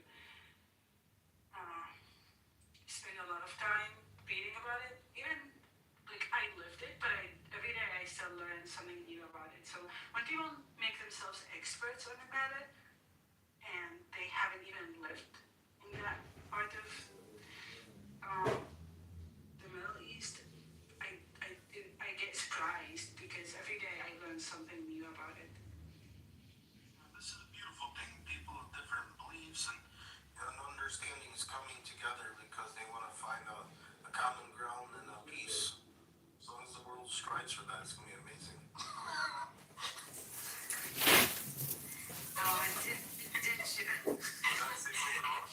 Why laughing? Why do you encourage for God's sake? It's gonna be amazing.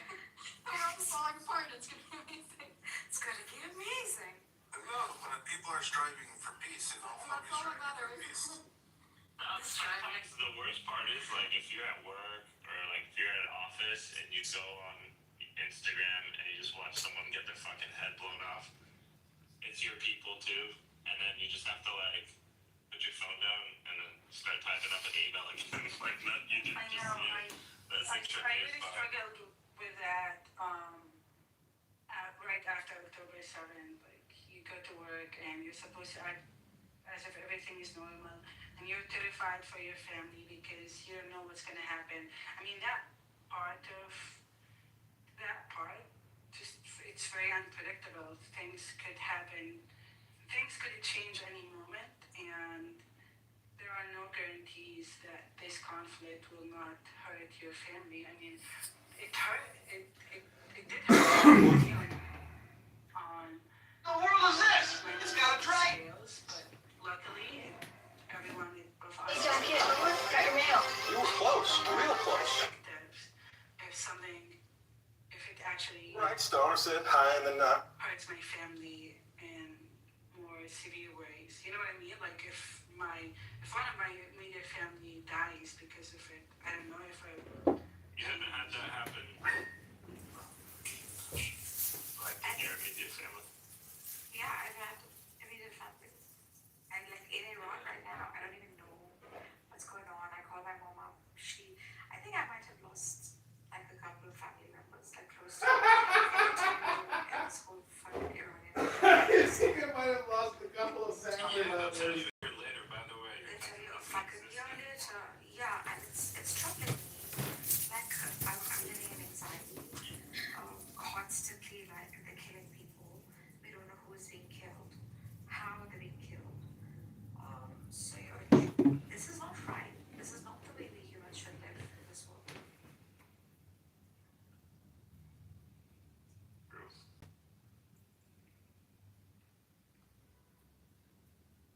Yeah. But you also understand that we're safer in the U.S. than in other countries, but it's not like we have total impunity, you know, because our government does crazy things too, you know. Homeland security. So what do you think is going to take its place? Taylor, how's your family doing?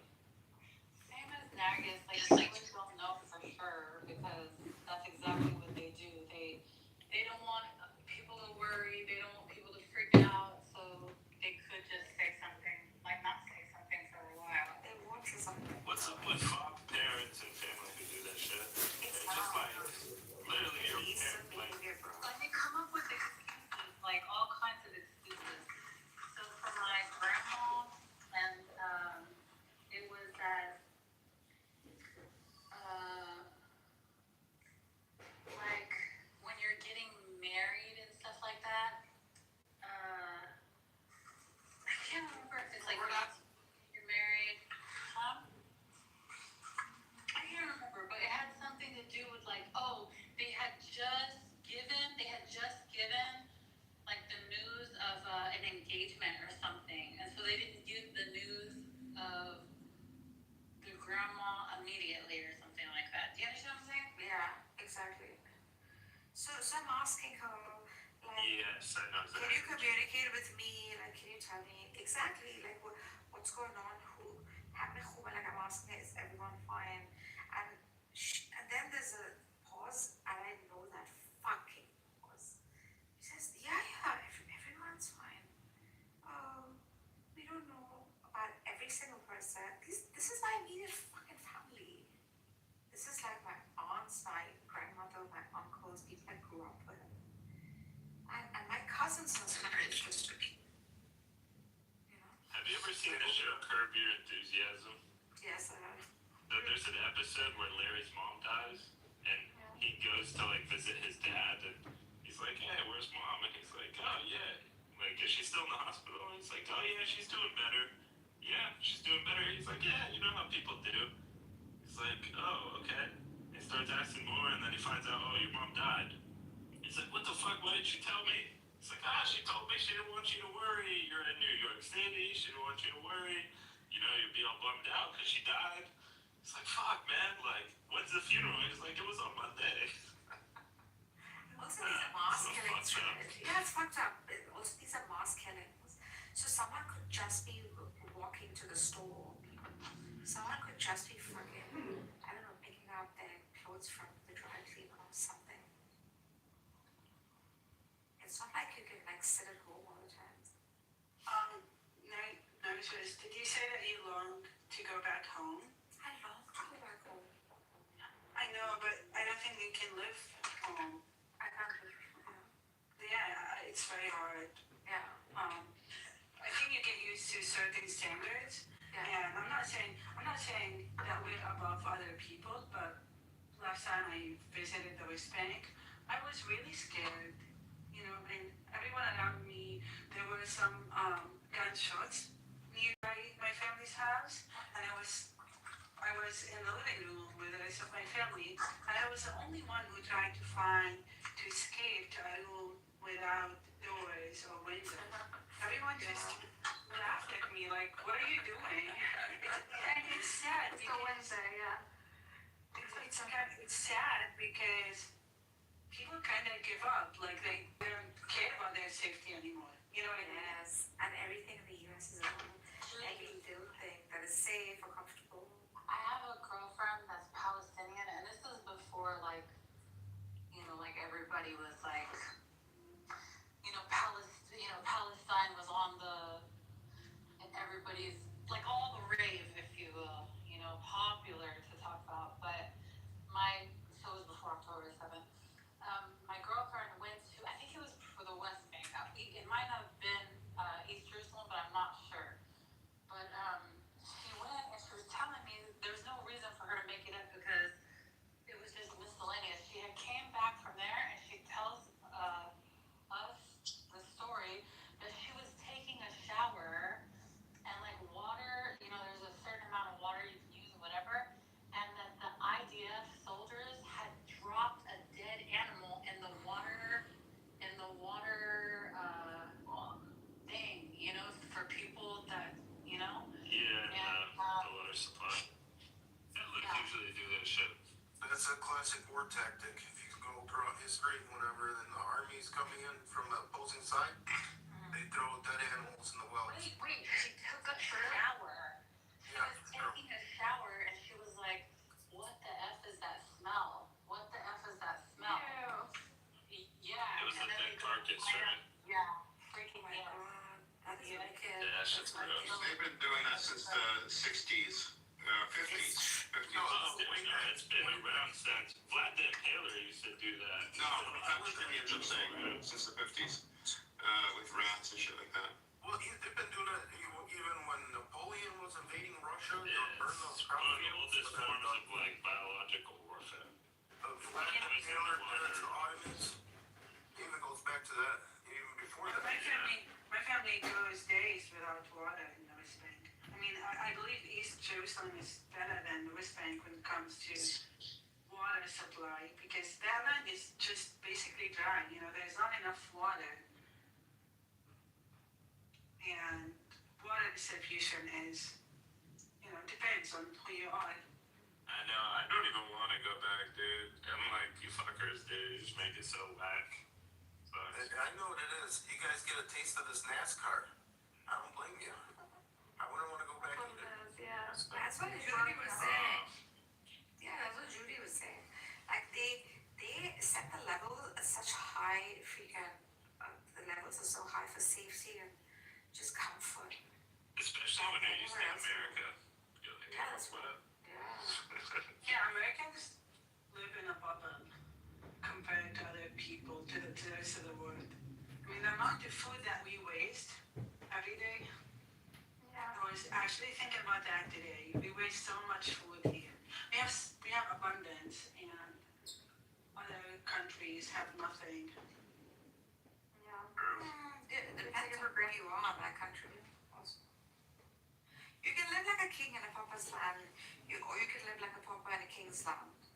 Like the people, like 70% of America, even more, I think. I don't know the stats. I think they said 70 to 80% live paycheck to paycheck every month, right? Now, you can live a king's life if you're like in a country where, you know.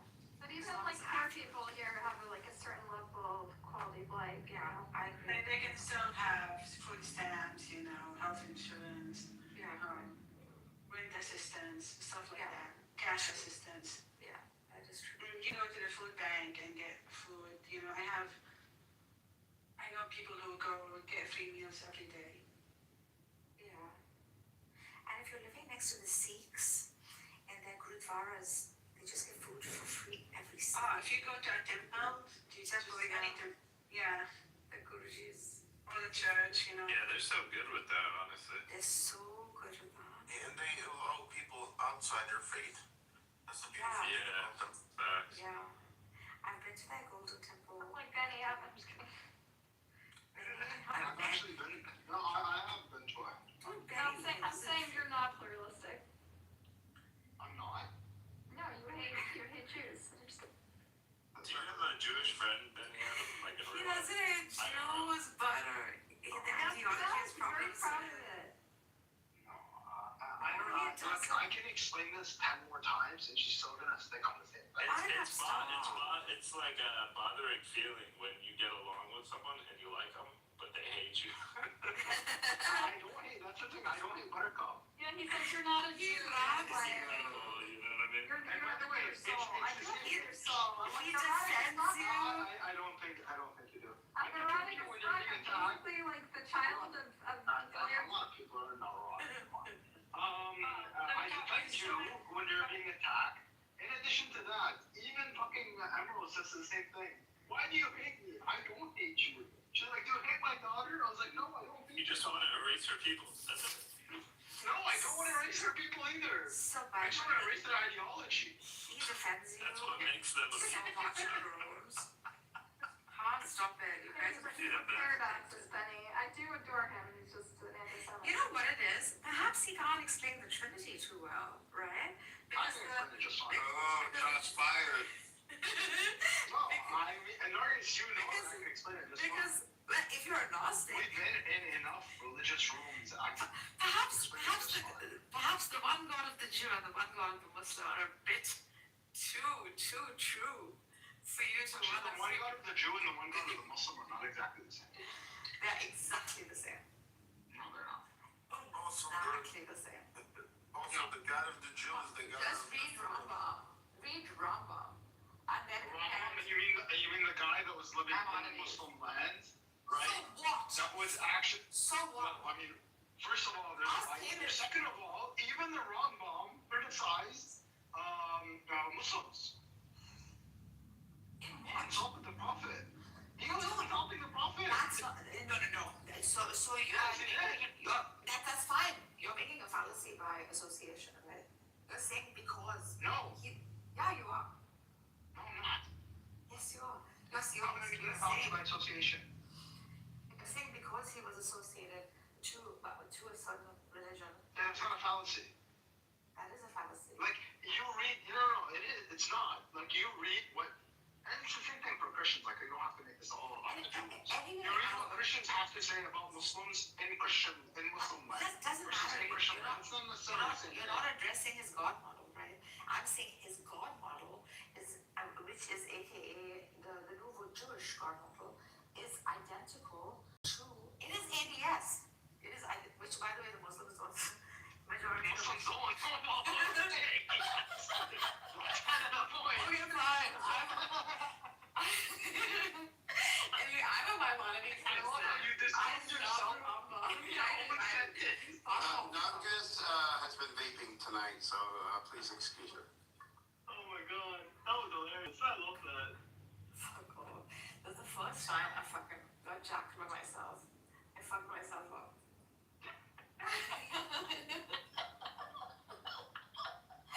But anyway, shut your mouth, you very good. Pretty good. Very good. Very good. Alright. You are you pretty good. It was a very serious rule in which like standards were being put forth, like do not use the F word. It was one of these very conservative Islamic rules. We should not use bad language. We should not use shut up. The roll call comes up. Hello, can we use Gandu? Like that was his thing, Penny. Can we use the word Gandu? Gandu. Gandu.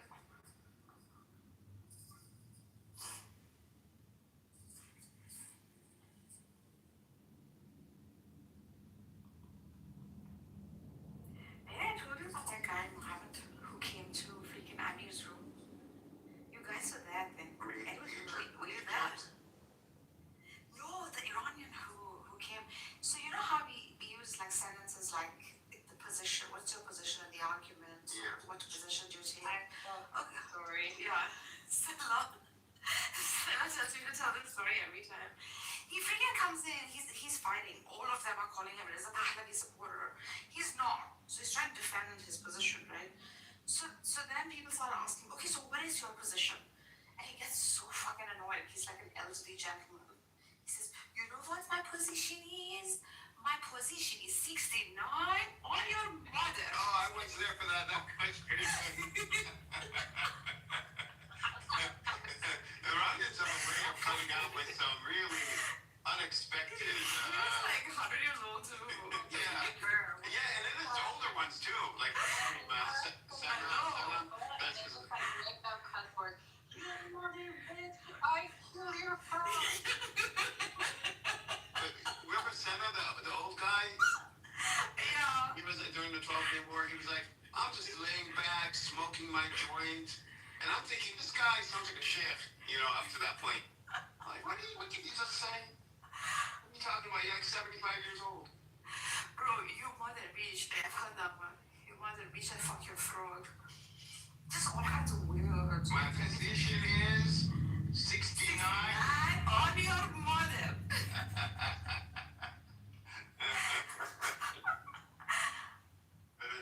That's pretty good, actually. They're bombarding him with, what do you think Reza Pahlavi? I mean, I was telling him, you like Reza Pahlavi? You fucked up. I don't, I've had enough of Reza Pahlavi. I don't care. Choose your own person. And this poor old gentleman would say, no. He kept saying no. Then eventually they're like, what is your position? And he says, you want to know my position? Yeah, I mean, it's funny. He goes right for the jug every from the beginning. Where's Buttercup? I want to slurp some sweet tea for her. Last Somebody night. did it. Yeah. Oh, you were doing it the other day. I slurped. Cora got up and burped. Yeah. The only thing that was required was Stella to fart. It was like all we need is one person and let it rip. Guys, one time Stella left her freaking phone open and she flushed. That was embarrassing. Listen, in one of these super like Iranian rooms, Stella is like, yes it is. No, it's not. Just what you told me. That doesn't mean it's true. Shut up. So Monir was saying, and then Stella just didn't speak, I think, for 2 days. Monir is not lying. Is he really lying? Shut the fuck up. Did flush, I would come on and be like, what's up? I don't give a Not last year, in 2019, 2024, the end of 2024, somebody wanted to come into Amir's room and troll. He comes in, he's pretending to be Santa Claus. He goes, ho, ho, ho, Merry Christmas, you know, and all that. But then all of a sudden, in the middle of his ho, ho, ho, you could hear him, you know, fart. He just rips one. And the room just goes silent. He's thinking he's doing a good job. Then Amir was like, respectfully, if you need to fart next time, please mute your microphone. And the guy was like, you heard this? You heard that? You heard that? And the guy left. He left. He came in the troll and he just got. Oh, fuck. There's a story worse than that. There's actually a Persian guy. I know you've probably met him on here. I'll tell you who he is later, but it's a true story.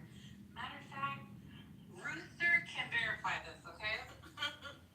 So, you remember back in the day, we were having those rooms? The master room. No, I think it's still that way.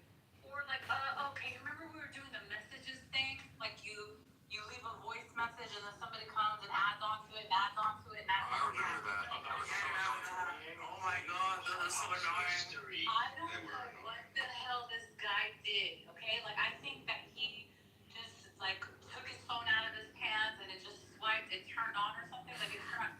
He's in the bathroom and you can hear him struggling. Screaming. Like, wow. you can hear the discomfort, everything. And it goes for a really long time. And this guy never knew that maybe you found out later, like somebody told him. But it was like almost like 2-minute recording of him like in the bathroom struggling for his life. Just forcing it out. Yeah. That's disgusting. He must have felt so embarrassed. Hilarious. I don't know why farts are so funny, but they are. Because that's worth recording. I might have recorded it. But ask Rooster about it. Oh, they're fine. So then it records it. Yeah, so it records it. So people are like, you know, funny. And they're like, what the hell is this? Especially with the proper Ronin crowd. With the people on Clubhouse, that must have went on for months, that recording, that chain. I don't know how long it took for him to realize it. And it might have been a replay of a room, but I don't think so. I think it was those voice messages. That's hilarious. I guess you can't delete those chains either. Yeah. We couldn't delete those, right? No, you can't. No, because they're public. Oh my god, the tragedy. But I think it was that. And I do think that. We'll ask Rooster when we get a chance. They're public and, they're so annoying. And they're always before the rooms, too. Before you get to the rooms. Those were so annoying, bro. You could filter. Was like a really special. You could filter from the live rooms. Oh, I don't know. Yeah. No. But whoever came up with that was a special person. Yeah. Yeah, I didn't, until you just mentioned it, I actually didn't even think about the fact that they took it away. It's funny. Maybe I think like your jury is how it's coming across. Like maybe you can just like stress on like I have issues with some ideological principles of shit. That's what I say. Then why just part of it? Honestly, Nagus, you know how like when people are talking Muslims and they like pull out stuff that is not hadith, but like they'll say, you know, was Aisha, yeah, and there's really no wiggle room out of it, right? It is what it is, right? For them, yeah. There's stuff like that within Judaism too, and so like when you try to start pulling it out, people start responding. yes. That's so true. And you can't justify it any other way. I was in Amis's work earlier, and I got Daniel and Sergio so mad. Daniel was making What the fuck is going on with that?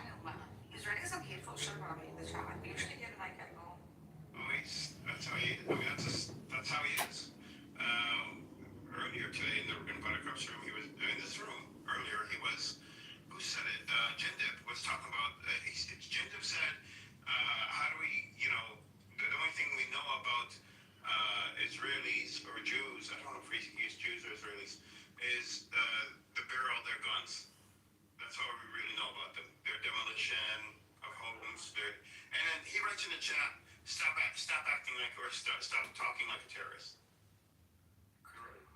Like this guy's. So he gives me articles, and his articles debunk his argument. I'm like, your article like debunks your argument here. See, like, and he did it twice, and then Sergio did it once. So 3 times, and they were. Who's Sergio? I don't know, some guy that he used to follow me around, wanting to debate me over the UN reports that came out in 2024 or early 2025 or something. Like,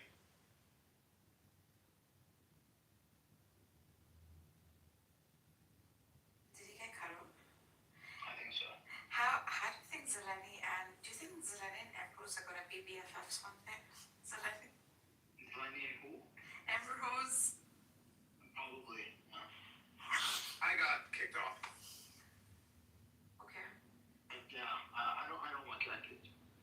No, I got my app crashed. Yeah, you know, why people think Benny is anti-Semitic? Because Benny says I'm anti-Semitic. And you're I'll do that. I want to make anti-Semitism great again. You're a savage yourself, bitch. Why would you do that? It's a little uncomfortable. No, listen, man, if you're gonna have a special designation for hating an ideology, I had no problem with that. yeah. If you're gonna make it wrong to hate an ideology, then I'm gonna be proudly a Nazi. Even though I'm not a Nazi, but I'm gonna make it. See, again, the correlation is just so bizarre, the way you're correlating things. I'd rather be a Nazi than be someone who does not hate a false ideology. That's what you say. Like, it's so idiotic, the connection. No, what I'm saying is, religion is an ideology against Nazi. Right? So, if you're gonna say it's wrong to hate an ideology, then you're gonna have to say, or sorry, if you're gonna say it's wrong to hate a religion, then you're gonna say it's wrong to hate Nazism. But the only difference between any religion and Nazism is that religions often, but not necessarily, include a God concept. Yes. Okay. Yeah. I So why do you want to hate Nazis? What they do? Probably the hippo. You think the hippo could, in the river, yeah. I think the hippo would kill, a buffalo. Like nothing. Big. There's no way to beat that thing. Well, if you kept the hippo in its environment and you kept a polar bear in its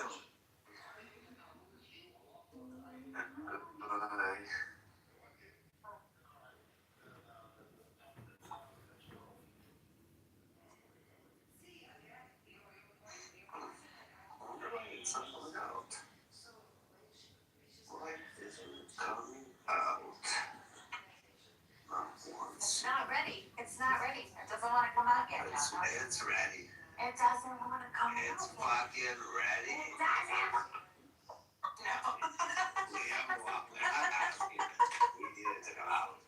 I don't even remember the type of dog I had. It said, given you have a very energetic cavities, I can also tailor to a high energy small dog. It's kind of scary.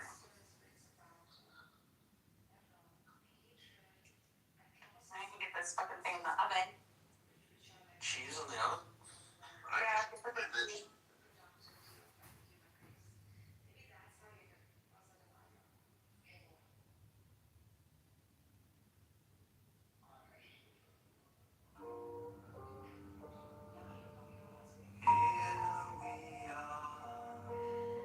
stuck by this river, you and I, underneath the sky that's ever falling down, down, down.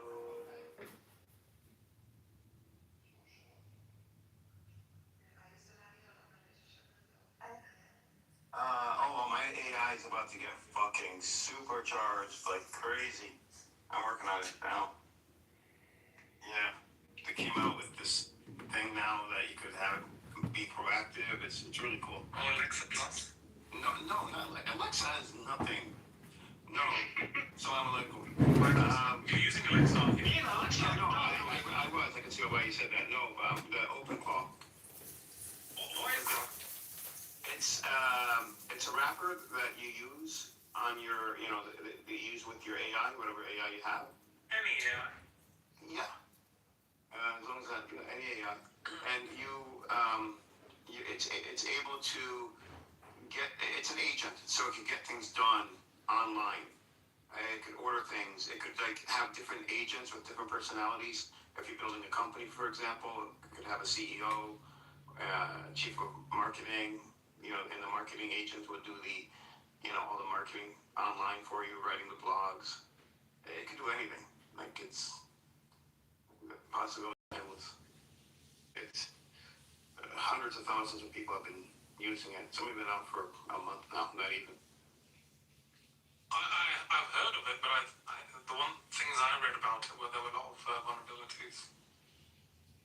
Yeah, there are. You have to make sure because you set it up on a virtual server for like $5 a month. You have to make sure that you have your firewall set up, anti-phishing set up, your IPs protected. But it's not hard. You can actually get it to do it for you too once you install it. So, what do you guys think of my new profile picture?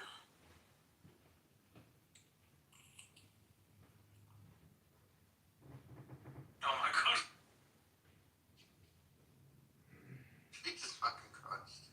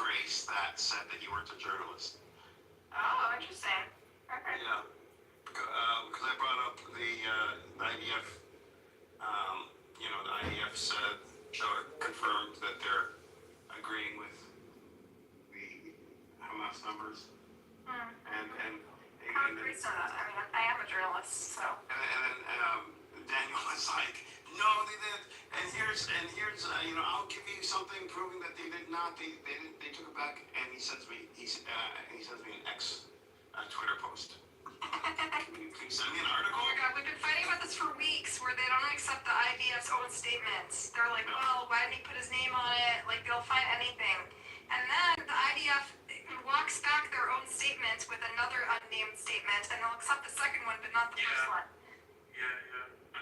It's so annoying. They're like, you can't accept a statement from an agency if they don't put the spokesperson's name on it. Then the IDF puts out a second statement that slightly softens the first statement, and they're like, oh yeah, it's definitely real. So guys, yesterday, Buttercup, General was there, right? General, you were there. When God's lawyer came on. Oh, I can't stand him. Whenever he talks, always tell him, what is your argument first? Always ask him that first. He was in the mirror's room. We were talking about apples, and he kept bringing up pears. Right. Did he just kept asking questions? No, because our conversation was administrative detention. Specifically, kids that have been taken into custody by the regime and have not been charged. And he kept reading a list where he's like, oh, look at this 14-year-old. He's being charged with throwing a stone or stabbing someone. But we're like, we're not talking about that. We're talking about people that have no charges against them. Yeah. But he kept, like, there was no movement. Well, remember Samson was there, right? So Samson brought it up first, I think. That was the whole thing. That was with Emerald, wasn't it? With Emerald. Oh my God, she lost it. There was a lot of pressure on her. It was a lot of pressure. Lecturing them all the time. No, Samson's so annoying. I was in a room where I was undercover with Samson, who was in there telling them what a sociopath me and Emeralds are, and like telling them how to treat sociopaths and how you can manipulate them back. Like he was sociopathically laying out how he can like outsmart the sociopaths. So he was doing like a freaking medical examination and dissecting like personality disorder in Emeralds, calling in the narcissistic. Yeah, he calls narcissistic. Yeah. He's running around diagnosing it. It's so annoying. Then I said, who the heck are you in order to freaking diagnose people? He's not a doctor, by the way. He's not? Yeah, we know. No, he's a liar. He said he does this every day with people. He spends most of his time on fucking Clubhouse. What kind of doctor? Yeah, Clubhouse, and he probably goes to therapy himself. He's probably a Clubhouse doctor. He came in 2 weeks ago to Amir's room. He kept running in and out screaming. I'm like, Amir, what the hell is going on What kind here? of doctor is this? What is this? He goes, I don't know what the hell he's doing. I was like, he did it 4 or 5 times. He just came in screaming something and then would leave the stage and get out of the room. Come back 5 minutes later. So this is his diagnosis. She interrupts. It's how we're on the highway. Doesn't allow for others to speak. I mean, he's not his freaking diagnoses. Hi, Caleb. Shalom. And this is how he's freaking diagnosing a person behind the screen. Whatever. He's not very good about bringing up evidence, and like he was bringing up evidence about Palestinians, what makes a refugee. But the evidence, he doesn't read it. He expects other people not to read it either. Yeah, that's true. But then he does indulge, to be fair to him. Like he will indulge in a conversation at least 3/4 of it before he either forfeits or just directs it elsewhere. He does a lot of, I haven't heard him in like 2 months, except for that, what I just told you, he hasn't come up. Yeah, I haven't either. Yesterday I heard him for a long time. So God's lawyer asked a question, and I want Buttercup to answer this, and I think it was a valid question. She kept silent throughout the question, which I thought was, and eventually she did speak because he kept pushing it. He said from both sides, okay, not even both sides, he said, has the region experienced terrorist attacks? This is just like a very carpet statement that he's making, right? She didn't answer. Who's she, Emerald? Yeah. Which I was like, it's okay, just say, and then after asking her like 10 times, he asked me once, and I said yes, because that's the honest answer. And then perhaps it was, I don't know, maybe it was dramatic or something. So She kind of shuts down a little bit, I think. Down on those things, yeah. But she's coming from Twitter, where she has a pretty large following. And I follow her on Twitter. She annoys the people there too, I'll be honest. Like, she does, it is her way or the highway. She likes to lecture people a lot. She likes to tell people that correct words that are only allowed to use specific words that no one's ever heard of, that aren't commonly used, right? Like, I understand the point of not erasing Palestinian identity, but you don't have to say, oh, use this really obscure academic term that nobody is familiar with to describe people who are 40. You know what I mean? Like, I don't know, I actually think that's a very important thing. Yeah, but she's correct on the narrative. her point, she shouldn't have said she should have said you can call them Palestinian Israelis and not erase the Palestinian identity. She didn't have to say, use this very academic term that no one ever uses or knows what it means. 48 Palestinian doesn't mean anything to most people, so it doesn't make sense to use it. So exactly. Nobody knows. So you use, it's one thing to say don't erase people's Palestinian identity. It's one thing to say don't erase people's Palestinian identity, but like to say, oh, you can only, you must call me they. It's like, it's the same fucking shit, you know what I mean? Like, it just like, it's like to nitpick people's terminology, it just kind of makes it hard to have a conversation, you know what I mean? She gets stung over and over again over the terminology. Yeah, all semantics, yeah. But she did eventually, I think, open up and say that when I was in one of those buses and I got attacked, and I thought perhaps it's like a traumatic experience, and that is why she's like not upfront about it. Which that's what I wanted to say. Like, when she pulled me aside yesterday, she opened up to me about some of the war traumas that her family experienced firsthand. Yesterday or today? Yesterday she was upset at me because she felt people were ganging up on me and she thought I enabled it. She kind of pulled me aside. She was like, how could you make me, you're the punching bag? She was like really hurt, and she was like kind of crying. I don't know, she was telling me some of the shit that, like, it is, that there's really, like, people that have died in war, and it's really, like, a tough. And it's right there, that's the thing, it's right next to her. She's living it, right? So, yeah. And she, the 12-day war, her building was, it wasn't hit, but it was damaged. And, like, these are people she knows who are getting, like, who are dying, you know what I mean? So, but also our dynamics of the talk clubhouse, and I think she's learning that. That's why I tried to press her today in a gentler way, so she could understand that we just kind of have a different vibe. But it's not that we're not serious, and it's not like we're enabling Osborus. Like, we can smell one, just like she can. I think she could be like hearing things because she is stuck in this, echo chamber of people who are Palestinians and Israelis, and this is just like a much more diverse. Crowd of people are coming from many different perspectives. But Twitter is more divisive though too, so I think she has knee-jerk reactions because that's how it is on Twitter. Any little thing, somebody will get you on, so you have to be ready. Are you serious? Is it so debate bro-ish big time, huge. The whole thing like starts to look performative. But they have much more control over the conversation. Like, the laws control it. So she's mad at me because I'm not controlling the conversation enough, because I'm letting people, like, be casual and mess around. And she's like, you can't let them mess around. People are dying. It's urgent. And I'm like, it's just a different vibe. It's just set up. And Twitter is more public than Clubhouse, so it's a different mindset. It's like a family setup of, like, mentally retarded people of us. Yeah. Yeah, Twitter, I mean, Twitter is worse. It's just but everybody's on Twitter. But it's hard to find people. Like, here you can, like, you end up running into, there's a magical Clubhouse.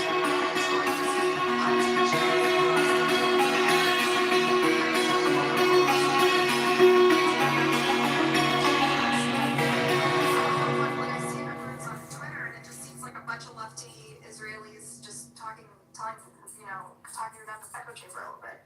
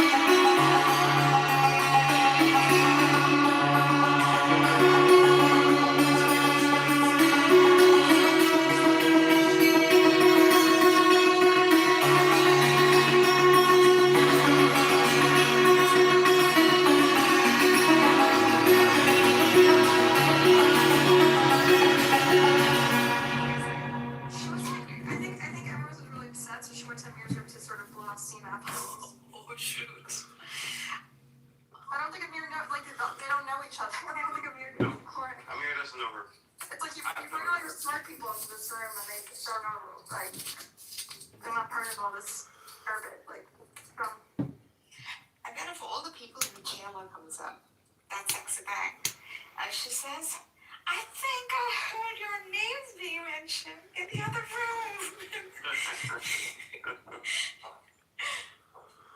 Who's Michaela? I don't think I know Michaela. Michaela, the older lady who is she's my saxophone. She's so cute. And then she's like, hold on, guys, let me go back and check and get more messages. And I go, what are you doing? It's,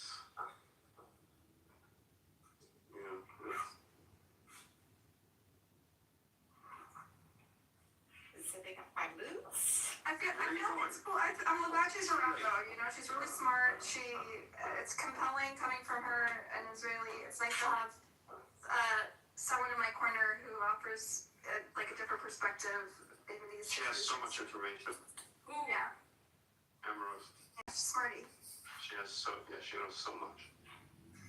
She kind of destroyed Sam's room the other day over like physics or something. Like he just humiliated a room full of like really, really like egocentric boys who just like love to like. What? Does she know physics?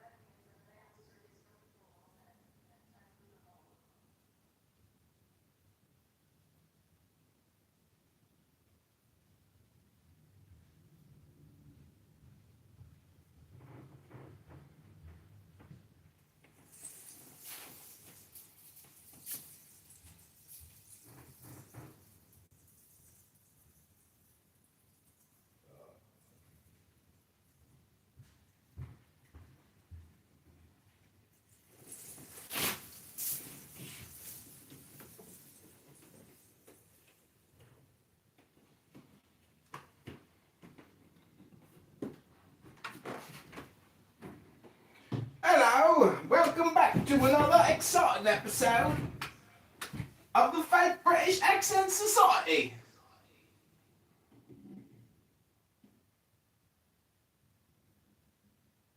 Hello, Steppy.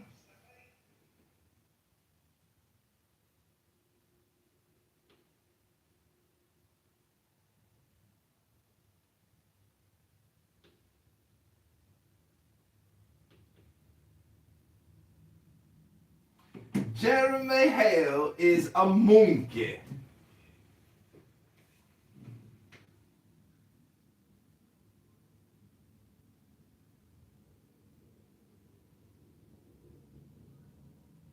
Hello, John.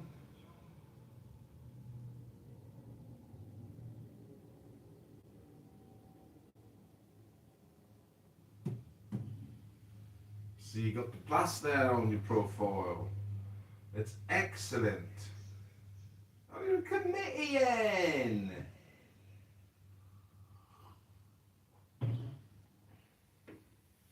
Hello? Who the alpha is here? Alpha. Serendipity. Alpha.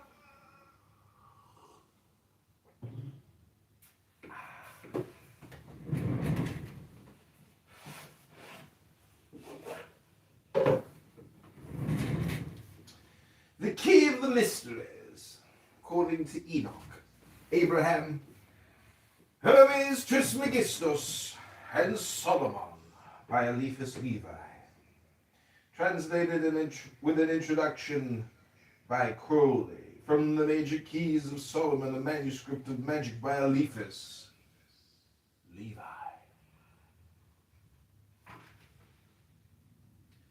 Key of the Mysteries, Le Clef des Grands Mystères, by Eliphas Levi. Contents, translator's note, introduction, preface. Part 1, religious mysteries, preliminary considerations.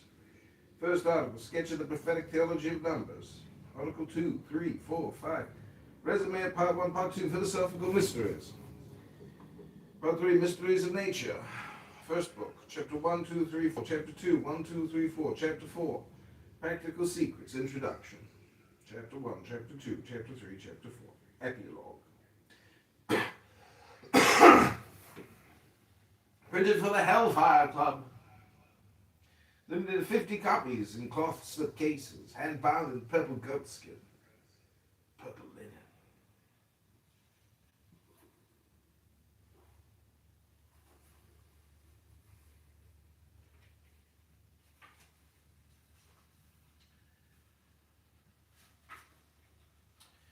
The Key of the Mysteries. According to Enoch, Abraham, Hermes, Trismegistus, and Solomon, by Eliphas Levi, translated with an introduction by Crowley. Religion says believe, and you will understand. Science comes to say to you, understand, and you will believe. At that moment, the whole of science will change front. The spirit, so long dethroned and forgotten, will take its ancient place. It will be demonstrated that the old traditions are all true, that the whole of paganism is only a system of corrupted and misplaced truths, that it is sufficient to cleanse them, so to say, and to put them back again in their place, to see them shine with all the rays. In a word, all ideas will change. And since on all sides a multitude of the elect cry in concert, "Come, Lord, come!" why should you blame the men who throw themselves forward into that majestic future and pride themselves on having foreseen it? Je demastre saurais, they say Petersburg.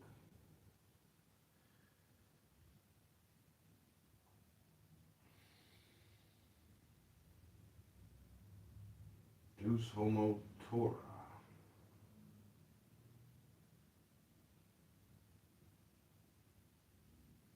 Translator's note.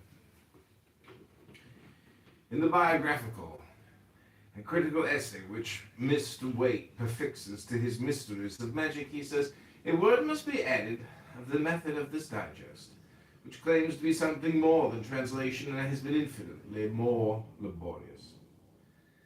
I believe it to be in all respects faithful, and where it has been necessary or possible for it to be literal, there also it is invariably literal.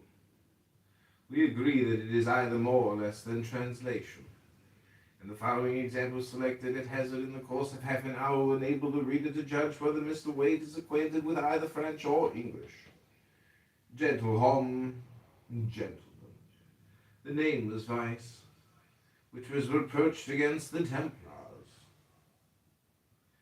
Certaines circonstances ridicules et un procès en escroquerie, certain ridiculous processes and a swindling lawsuit. Smelle de dogmatiseurs, meddles with dogmatism. La vie pour le suffisait à l'expiation des plus grands crimes, puis elle est la conséquence d'un arrêt de mort. According to him, life was sufficient for the greatest crimes, since these were the result of a death sentence. Vos meilleurs amis ont dû concevoir des inquietudes. Your best friends have been reasonably anxious. The The mistranslation here turns the speech into an insult.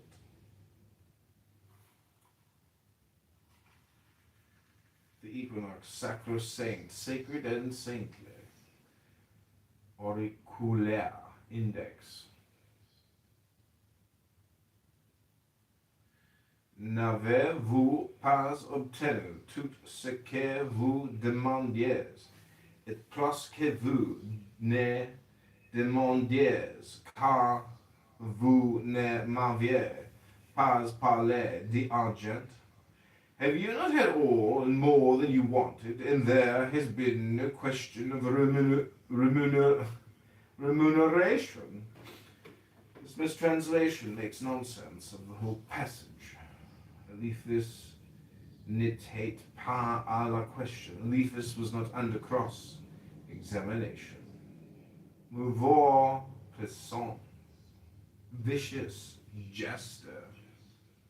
Si vous n'avez pas, vous deviendrez. If you have not, you may become. This mistranslation turns a compliment into an insult. An awful and ineffaceable tableau. Péripéties, circumstances. Il va fait partie du clergé de Saint-Germain, the Auxerrois. He was of the Society of Saint Germain the Auxerrois, brute de tempete, stormy sound. We are obliged to mention this matter as Mr. Wake, by persistent self-assertion, has attained a reputation of being trustworthy as an editor. On the contrary, he not only mutilates and distorts his authors, but, as demonstrated above, he is totally incapable of understanding the simplest phrases and even the commonest words. Introduction. This volume represents the high-water mark of the thought of Eliphas Levi. It may be regarded as written by him as his thesis for the grade of exempt adept, just as his ritual and dogma was his thesis for the grade of major adept. He is, in fact, no longer talking of things as if their sense was fixed and universal. He is beginning to see something of the contradiction inherent in the nature of things, or at any rate, he constantly illustrates the fact that the planes are to be kept separate for practical purposes, although in the final analysis they turn out to be one. This and the extraordinarily subtle and delicate irony of which Eliphas Levi is one of the greatest masters that has ever lived have baffled the pedantry and stupidity of such commentators as Waite. English is hardly a word to express the mental condition of such unfortunates. Dummheit, in its strongest German sense, is about the nearest thing to it. It is as if a geographer should criticize Gulliver's Travels from his own particular standpoint. When Levi says that all that he asserts as an initiate is subordinate to his humble and submissiveness as a Christian, then not only remarks that the Bible and the Quran are different translations of the same book, but treats the incarnation as an allegory. It is evident that a good deal of submission will be required. When he agrees with St. Augustine that a thing is not just because God wills it. God wills it because it is just. He sees perfectly well that he is reducing God to a poetic image, reflected from his own moral ideal of justice. No amount of alleged orthodoxy can weigh against that statement. His very defense of the Catholic hierarchy is a masterpiece of that peculiar form of conscious sophistry which justifies itself by reducing its conclusion to zero. One must begin with one, and that one has no particular qualities. Therefore, so long as you have an authority properly centralized,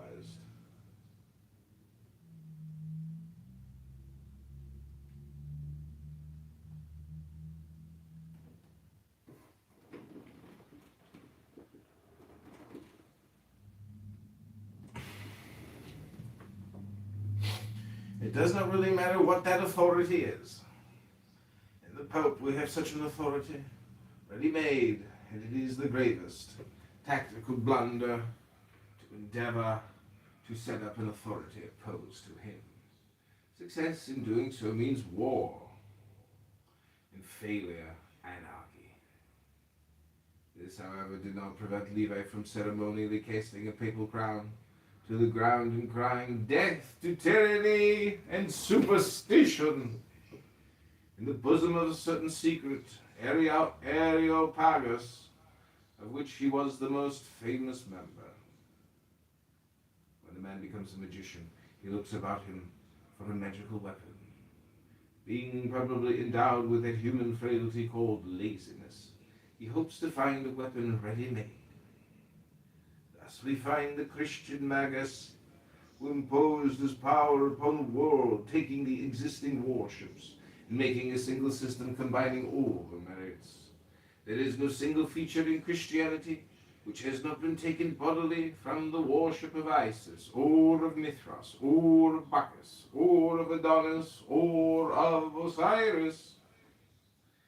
In modern times again we find Frater Iehi Auer trying to handle Buddhism. Others again have attempted to use Freemasonry. There have been even exceptionally foolish magicians who have tried to use a sword long since rusted. Wagner illustrates this point very clearly in Siegfried. The great sword, no thumb, has been broken, and it is the only weapon that can destroy the gods.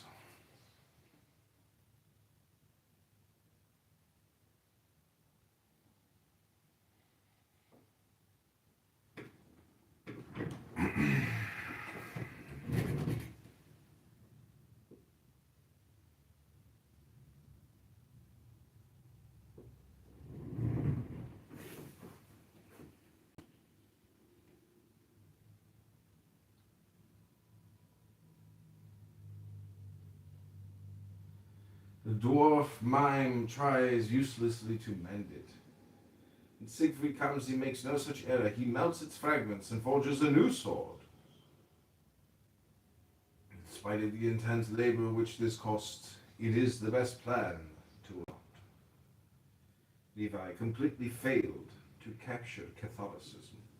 In his hope of using imperialism, his endeavor to persuade the emperor that he was the chosen instrument of the Almighty, a belief which would have enabled him to play Maximus to little Napoleon's Julian, was shattered once for all at Sedan. It is necessary for the reader to gain this clear conception of Levi's inmost mind, if he is to reconcile the contradictions which leave Waite petulant and bewildered. It is the sad privilege of the higher order of mind to be able to see both sides of every question, and to appreciate the fact that both are equally tenable. Such contradictions can, of course, only be reconciled on a higher plane, and this method of harmonizing contradictions is therefore the best key to the higher planes. It seems unnecessary to add anything to these few remarks. This is the only difficulty in the whole book. Though in one or two passages, Levi's extraordinarily keen sense of humor leads him to indulge in a little harmless bombast. We may instance his remarks on the grimoire of Honorius. We have said that this is the masterpiece of Levi. He reaches an exaltation of both thought and language which is equal to that of any other writer known to us. Once it is understood that it is purely a thesis for the grade of exempt edit, the reader should have no further difficulty. A.C. Alistair Crowley. Preface.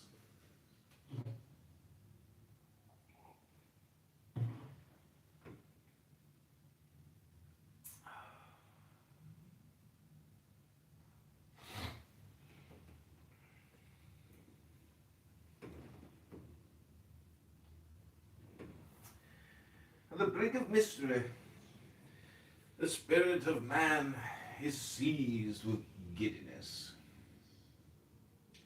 Mystery is the abyss, which ceaselessly attracts our unquiet curiosity by the terror of its depth.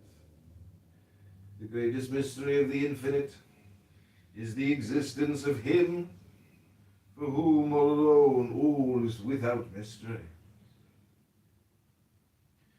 Comprehending the infinite, which is essentially incomprehensible, He is Himself, that infinite and eternally unfathomable mystery, that is to say, that He is in all seeing, that supreme absurdity in which Tertullian believed.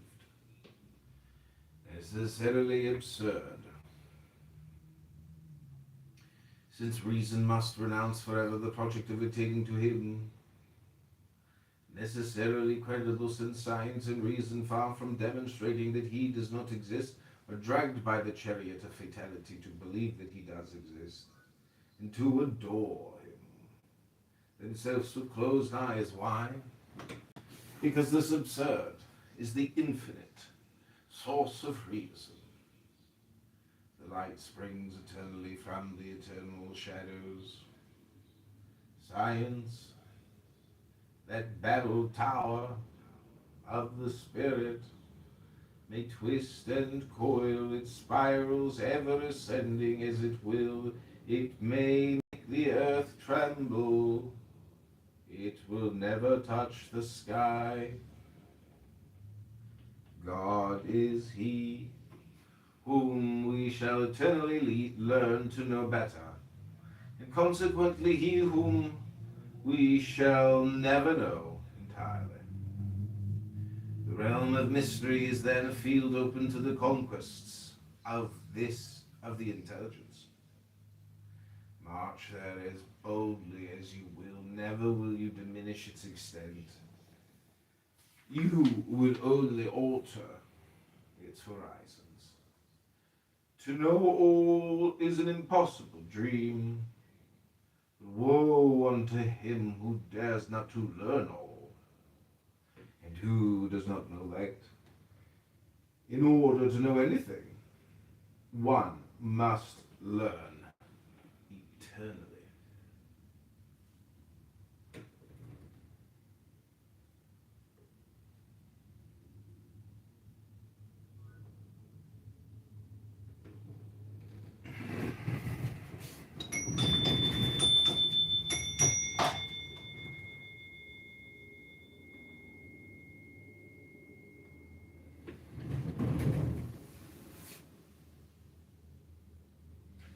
They say that in order to learn anything at all, and anything well, one must forget it several times. The world has followed this method. Everything which is today debatable had been solved by the ancients. Before our annals began, the solutions written in hieroglyphics had already no longer any meaning for us. Man has rediscovered the key. He has opened the cemeteries of ancient science. And he gives to his century a whole world of forgotten theorems, of syntheses as simple and sublime as nature, radiating always from unity, and multiplying themselves like numbers with proportions so exact that the known demonstrates and reveals the unknown. To understand this science is to see God. The author of this book, as he finishes his work, will think that he has demonstrated it. Then when you have seen God, the Hierophant will say to you, turn round, and in the shadow which you throw in the presence of the Son of Intelligences, there will appear to you the devil. That black phantom which you see when your gaze is not fixed upon God. And when you think that your shadow fills the sky, or the vapors of the earth, the higher they go, seeming to magnify it more and more, to harmonize in the category of religion, science with revelation, and reason with faith, to demonstrate in philosophy the absolute principles which reconcile all the antinomies, and finally to reveal the universal equilibrium of natural forces, is the triple object of this work, which will consequently be divided into 3 parts. We shall exhibit true religion with such characters that no one, believer or unbeliever, can fail to recognize it. That will be the absolute in religion. We shall establish in philosophy the immutable characters of that truth, which is in science reality.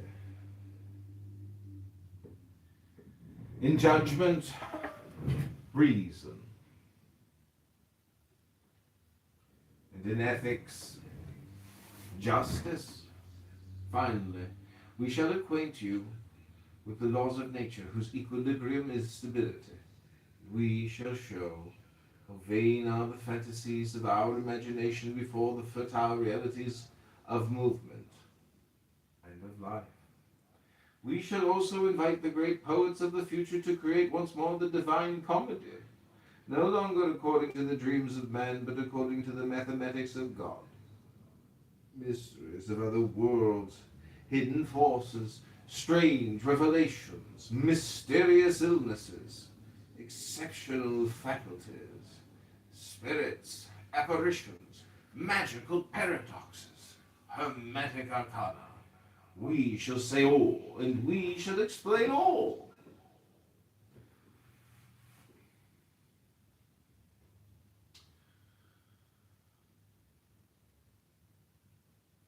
Who has given us this power? We do not fear to reveal it to our readers. There exists an occult and sacred alphabet, which the Hebrews attributed to Enoch, the Egyptians to Thoth, or to Hermes Trismegistus, the Greeks to Cadmus, and to Palamedes. This alphabet was known to the followers of Pythagoras, and is composed of absolute ideas attached to signs and numbers. By its combinations, it realizes the mathematics of thought.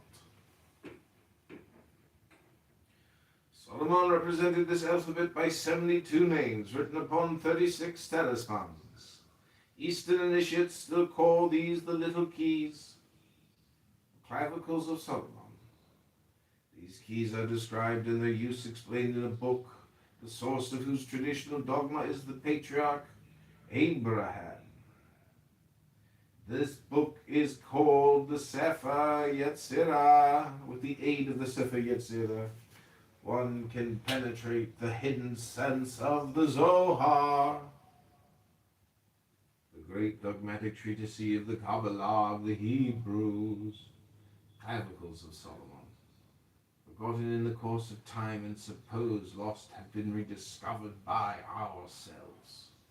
Without trouble, we have opened all the doors of those old sanctuaries where absolute truth seemed to sleep, always young and always beautiful, like the princess of the childish legend, who during a century of slumber awaits the bridegroom whose mission is to awaken her.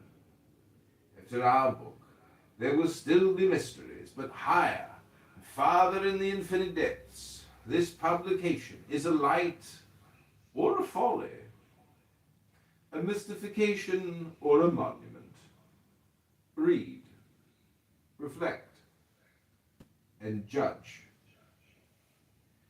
Key of the Mysteries, La Clef des Grands Mystères by Eliphas Levi.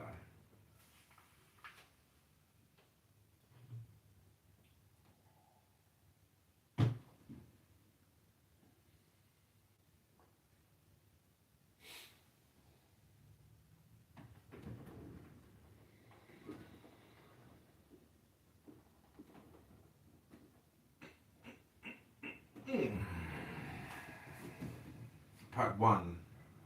Religious Mysteries. Problems for solution. 1.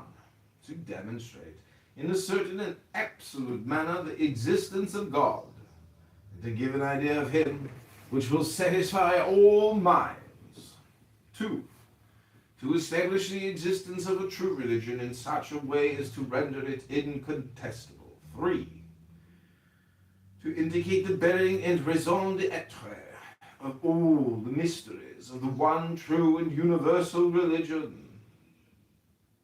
4. To turn the objections of philosophy into arguments favorable to true religion.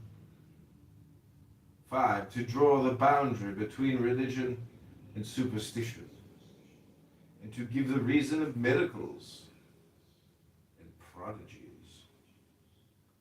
Preliminary considerations. When Count Joseph de Maistre, that grand and passionate lover of logic, said despairingly, "The world is without religion," he resembled those people who say rashly, "There is no God."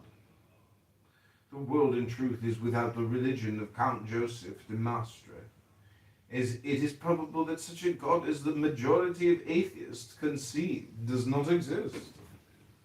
Religion is an idea based upon one constant and universal fact. Man is a religious animal. The word religion has then a necessary and absolute sense. Nature herself sanctifies the idea which this word represents and exalts it to the height of a principle. The need of believing is closely linked with the need of loving. For that reason, our souls need communion in the same hopes and in the same love. Isolated beliefs are only doubts. It is the bond of mutual confidence which, by creating faith, composes religion. Faith does not invent itself, does not impose itself, does not establish itself by any political agreement. Like life, it manifests itself with a sort of fatality. The same power which directs the phenomena of nature extends and limits the supernatural domain of faith, despite all human foresight. One does not imagine revelations, one undergoes them, and one believes in them. In vain does the Spirit protest against the obscurities of dogma. It is subjugated by the attraction of these very obscurities, and often the least docile of reasoners would blush to accept the title of irreligious man. Religion holds a greater place among the realities of life than those who do without a religion, or pretend to do without it, affect to believe. All ideas that raise man above the animal, moral love, devotion, honor, are sentiments essentially religious. The cult of the fatherland and of the family, fidelity to an oath and to memory, are things which humanity will never abjure without degrading itself utterly, and which could never exist without the belief in something greater than mortal life, with all its vicissitudes, its ignorance, and its misery. If annihilation were the result of all our aspirations to those sublime things which we feel to be eternal, our only duties would be the enjoyment of the present, forgetfulness of the past, and carelessness about the future. And it would be rigorously true to say, as a celebrated sophist once said, that the man who thinks is a degraded animal.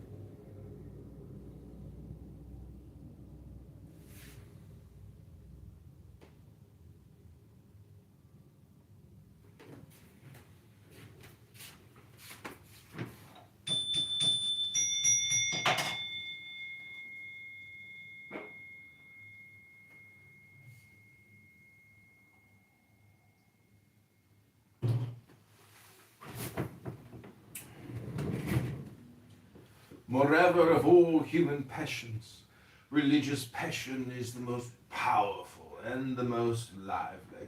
It generates itself whether by affirmation or negation with an equal fanaticism. Some obstinately affirming the God that they have made in their own image, and others denying God with rashness, as if they had been able to understand until they waste by a single thought all that world of infinity which pertains to his great name. Philosophers have not sufficiently considered the physiological fact of a religion in humanity. For in truth, religion exists apart from all dogmatic discussion. It is a faculty of the human soul, just as much as intelligence and love. When man exists, so will religion. Considered in this light, it is nothing but the seed of an infinite idealism, a need which justifies every aspiration for progress, which inspires every devotion, which alone prevents virtue and honor from being mere words to exploit the vanity of the weak and the foolish to the profit of the strong and the clever. It is to this innate need of belief that one might justly give the name of natural religion, and all which tends to clip the wings of these beliefs is on the religious plane in opposition to nature. The essence of the object of religion is mystery, since faith begins with the unknown, abandoning the rest to the investigations of science. Doubt is, moreover, the mortal enemy of faith. Faith feels that the intervention of the divine being is necessary to fill the abyss which separates the finite from the infinite, and it affirms this intervention with all the warmth of its heart, with all the docility of its intelligence. If separated from this act of faith, the need of religion finds no satisfaction, and turns to skepticism and to despair. But in order that the act of faith should not be an act of folly, reason wishes it to be directed and ruled. By what? By science. We have seen that science can do nothing here.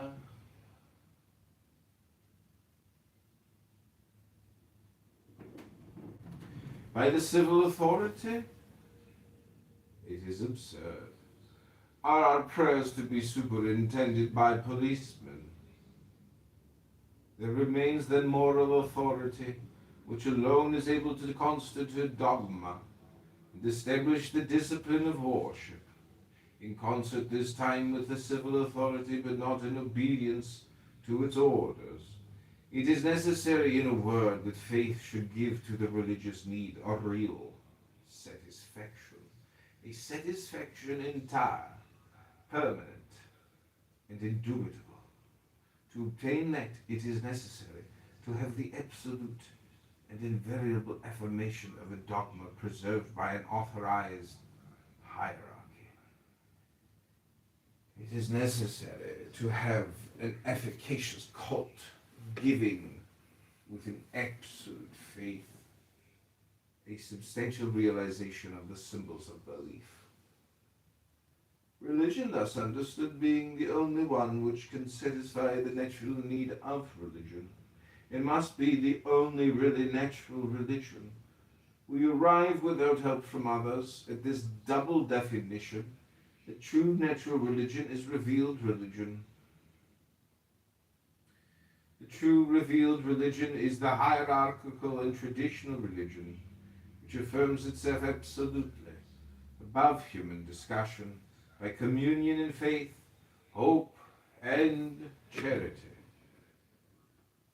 representing the moral authority and realizing it by the efficacy of its ministry.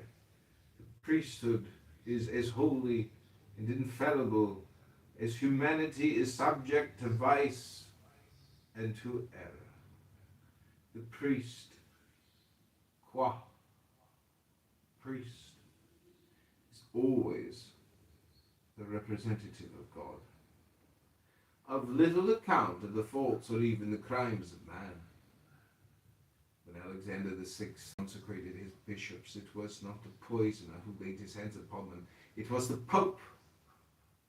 Pope Alexander VI never corrupted or falsified the dogmas which condemned him, or the sacraments which in his hands saved others and did not justify him. To all times and in all places there have been liars, criminals. But in the hierarchical and divinely authorized church there have never been, and there will never be, either bad popes or bad priests. Bad and priest form an oxymoron. We have mentioned Alexander VI, and we think that this name will be sufficient without other memories as justly execrated as his being brought up against us. Great criminals have been able to dishonor themselves doubly because of the sacred character with which they were invested. But they have not the power to dishonor that character which remains always radiant and splendid above fallen humanity. We have said that there is no religion without mysteries. Let us add that there are no mysteries without symbols. The symbol being the formula or the expression of the mystery only expresses its unknown depth by paradoxical images borrowed from the known. The symbolic form, having for its object to characterize what is above scientific reason, should necessarily find itself without that reason. Hence the celebrated and perfectly just remark of a father of the church: I believe because it is absurd. Credo quia absurdum. If science were to affirm what it did not know, it would destroy itself. Science will then never be able to perform the work of faith, any more than faith can decide in the manner of science. An affirmation of faith with which science is rash enough to meddle can then be nothing but an absurdity for it, just as a scientific statement, if given us as an article of faith, would be an absurdity on the religious plane. To know and to believe are two terms which can never be confounded.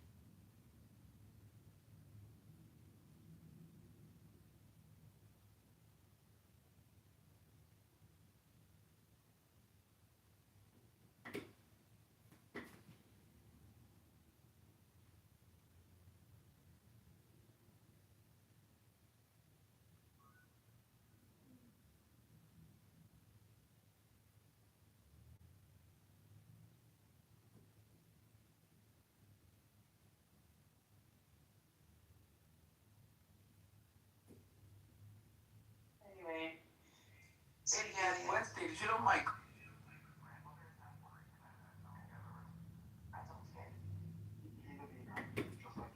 wow. Wow, yo, you hear this guy? I'm not a painter. I don't do the chocolate thing or refried beans. My mother, I'll be honest, my mother actually makes my I'm a beater. Right? You're not a beater, you're a chicken. Honk, honk. Welcome to the circus, everybody. I'm so happy to be here with all the clowns. Rabboni Shalom, good Shabbos. I'm glad to see such an auspicious group of clowns that have gathered together. Hello? Hello? Hello? I'm in a tent. It's a circus. Hello? Hello? People have spent the whole day here talking to Ambrose endlessly. Endlessly. Ambrose. Oh, everything's going okay there. Everything's going great in Ambrose's brain. Hello? Hello? Yeah, same with Buttercup. Things are going great, endlessly dooming on Livestream Clownhouse, repeating the same little factoids of the keyword of the day. Genocide! Occupation! Free Palestine! Free Palestine! Ooh, somebody's a little dragon! Hello? Hello? Hello? Hello? Hello? Hello? Hello? Hello? Hello?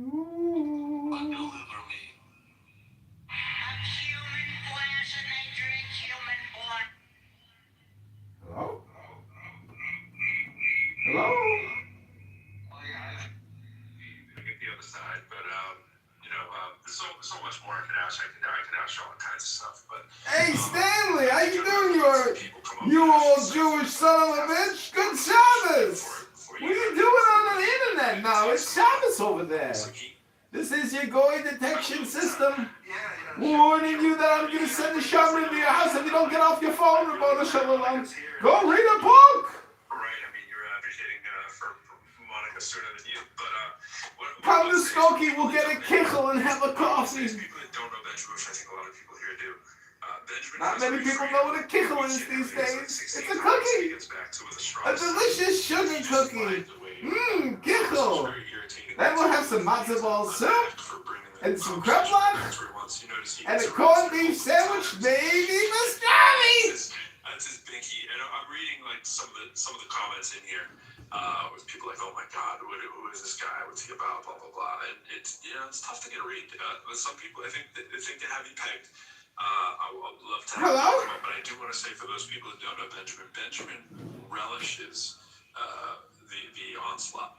So he has this weird like masochist kind of like likes the pain. So it's just gonna bounce. So hopefully you're getting it out. If you feel like you have to get it out, you're getting out of Benjamin. Just know it's gonna bounce back. You're gonna go to the Pro Lyrical House and ask Benjamin a question. So I think I respect that more than your weird ideas about me. so leave it there. All right. Some hands I saw earlier. I don't know if anybody wants to put it back up. Oh yeah, this is gonna be right out the gate. We're gonna talk to you, banging on that buzzer. So here you go, Benjamin. Get ready. Dr. Bria, good to see you. Come on up. Hello? Hey, so I haven't been in your spaces in a little while, so I don't know if I'm gonna sort of follow the format here. I actually don't have a question for Benjamin. I have nothing to say to anyway, that's a whole other story. I really just came up to correct some misinformation that there was a shit ton of misinformation, right? But one of the things specifically that I wanted to correct was, and by the way, this is not unique to Benjamin. A lot of people promote this conspiracy theory, which is not true. And that is that For decades, the medical and scientific community hid how bad cigarettes were. And that's not what happened. Here's what actually happened. The tobacco companies hid how addictive their cigarettes were. And it's not nicotine. Actually, it's the most addictive part of cigarettes. It's all the other chemicals that are in there. They knew for ages, and they buried those documents, right? So anybody who has sort of any modicum of clear trains of thought understands that tobacco companies aren't built and created by doctors and scientists. Do they have doctors and scientists there? Sure. They do, right? Developing product things. Well, they don't have doctors, but they have scientists. Right? I mean, they don't have physicians there. So again, this myth about how academic institutions and physicians and the medical community hid all this information about how dangerous cigarettes were is false. Another common thing, because usually when I say that, then they'll come up with the second myth, which is, but so many doctors were advertising that you should smoke, right? So here's where that actually comes from. Believe it or not, smoking cigarettes, the initial reaction that you get with smoking tends to be coughing, but one of the second things that happens when you take a puff off a cigarette is you actually you bronchodilate your vessels. So essentially what that means is the airway, the airway is in your lungs, they actually open up a little bit. So back in the days before we had albuterol and sort of bronchodilators that truly work, when someone had asthma and they were having an attack, people actually recommend, as long as it wasn't a severe attack, right? Because they make you steroids. But for minor flares, yes, there was a time when in medicine, this was recommended as a treatment to kind of open up the airways. Obviously, they don't do that anymore, but that never had anything to do with hiding information about knowledge of it being carcinogenic or it being dangerous or it being addictive. So that's really why I came up here. I mean, obviously, Crow, you know that I'm a pulmonologist, so it drives me. I mean, he sent out so much misinformation that it'd be exhausting to try to fix all of it. But the thing that drives me absolutely bonkers is when people say things about my field of study that are wrong. So that's really why I came up here, was just to correct that misinformation. Thanks. I'll drop back down. Much appreciated. Thank you, Doctor. You reminded me of some of that too. There was a lot flying on. It was a lot. I talk the cigarette industry and tobacco industry so often too, but that was a good overview. Appreciate it. If you ever want to put space on it, let me know. I just point out that Dr. Priya actually didn't correct any misinformation. She concluded that there was misinformation, that she said there was, but that's what she said. And she said something that's probably not what she can't prove, which is that their doctors did not support the smoking companies. I think I can easily prove that they did. And then we're waiting for, I don't know. I still think she's got the receipts, you know what I mean? She said cranks are gonna crank, Benjamin. Michael, did you want to come back up or not? Well, the problem is she asserted a negative, and it's impossible to prove a negative. So that's going to be just hard on her. Here's Michael. What's up, Michael? Hey, I just had a question for Benjamin. So, I don't know you as well as many of the people on this app, but one of the things that I've seen is a leitmotif for, discussing, as Pro calls it the Q word, but quantum mechanics. I'm just curious as to the origin story there, Benjamin. What led to your fascination with it, and just maybe more specific. I didn't bring it up, but I can barely wait to get off mic and talk about this topic. I'm so excited I get to talk about this finally. Just kidding, Michael. Go ahead. You have my permission. Michael is on quarantine with the Q word in my room, so I will say he's done very well with it, by the way. Fantastic. And by the way, just to make it a very focused question, Benjamin, I think what I'm actually asking is a bit of meta here for your own narrative. What was it about quantum mechanics that drew you to it as a focus of your own internal study? And then secondly, how do you educate yourself on it and probe it at a level where you feel you have the ability to effectively interrogate the topic?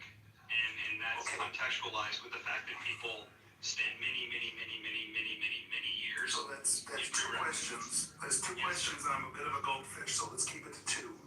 Oh, no, that's it. The context, though, that I was giving for that last question. Promise you to remind me of any question that I miss. Let's start with the first one. The meta, how did I come on it? So when I was teaching physics, so to speak, I was working with a physics professor designing a course to modernize the physics program at Sloan University. And we were carving out a program largely based on my work with people who are disabled to create a physics program that would focus on challenges that disabled people have as a way of creating a scenario-based physics education for people who were largely going to go into the medical field anyway. It was the kind of university where nursing was the single largest graduating class.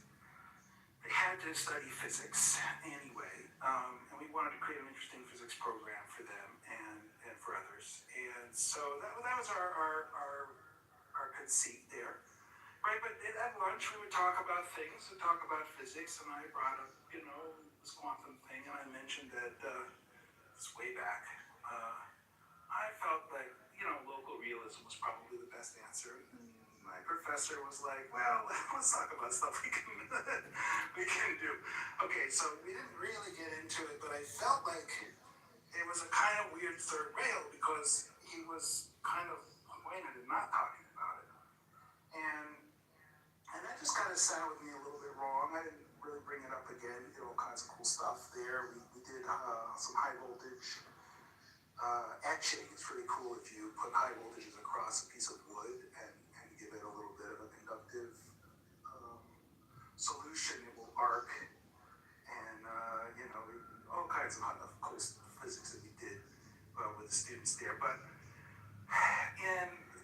fast forward about almost 10 years. In 2022, the Nobel Prize is given for the same question that I had asked and not gotten the answer to. And I thought, this is the second time this has come up, and now it's a Nobel Prize, and I really need to just buckle down and learn this thing, because I don't understand why are they doing it? What is this about?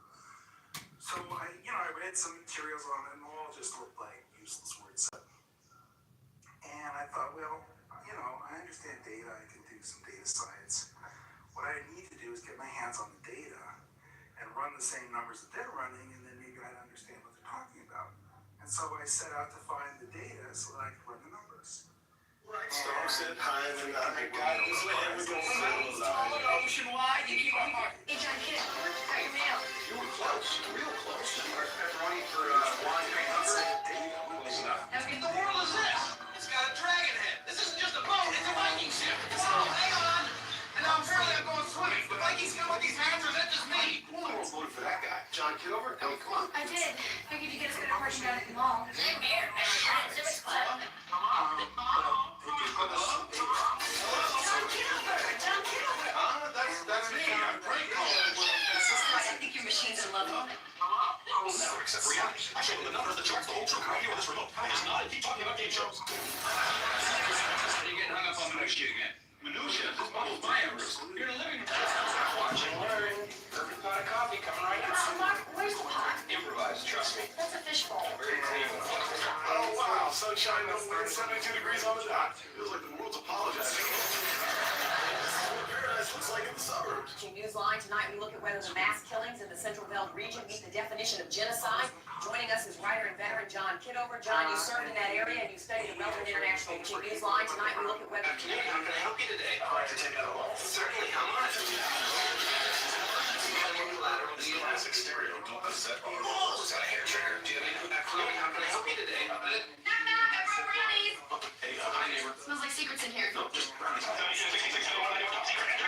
your coffee table just announce its password? It's, voice. I cut it. Knock, knock, I brought All right, John, what do you got for us? This is They call me Goldfish. Large pepperoni for confidential informant John Kitover. Blending in, champ. Hey, John, what do you got for us? He says it. They call me Goldfish. Base for the Fins in '83. It's driving me nuts. Leading university, and had people that did the house dinner, and they said much the same thing. They studied quantum mechanics, couldn't make heads or tails of it, and kind of left it as soon as they could. And that just got me thinking. So, look, my conclusion is, if data or it didn't happen. I think these guys are LARPing in the same way that my religious friends are LARPing. They're just doing a performance and making it up. And as long as people keep putting money in the hat, they're happy to dance. Well, first of all, by the way, can you hear me? I don't know if you can hear me. Yeah. Okay. First of all, I appreciate you taking me through that and sort of your journey through Bell's theorem. I'm intrigued by the fact that you extrapolate your inability to find the requisite data to your mind or the experimental design that would satisfy you, that would prove it. But I'm also, I think, more fascinated by the fact that from that you extrapolate a kind of fundamental lack of utility with quantum mechanics. So that we can talk at another time, but I really appreciate at least hearing kind of your origin story on how you got into this, and I want to give the stage back to Thanks, other Michael. people for questions. Always good to see you. Thanks. It helped my blood go back down from a lightsaber. It was already at high boil when it came down the lightsaber, and now it's... See, talking about quantum cools you down, bro. Oh, yeah. It was somebody else talking to you about quantum. There's a lot of work that we put into this. Yeah. So we're not going to talk about the independent labs across the continents reproducing Bell violations, but that would be for another day. Saying they Virtually also publishing the data for a second. Except for Bell's did, but that's I know how this goes. I'm not sure if anybody else has anything for you, by the way. Welcome into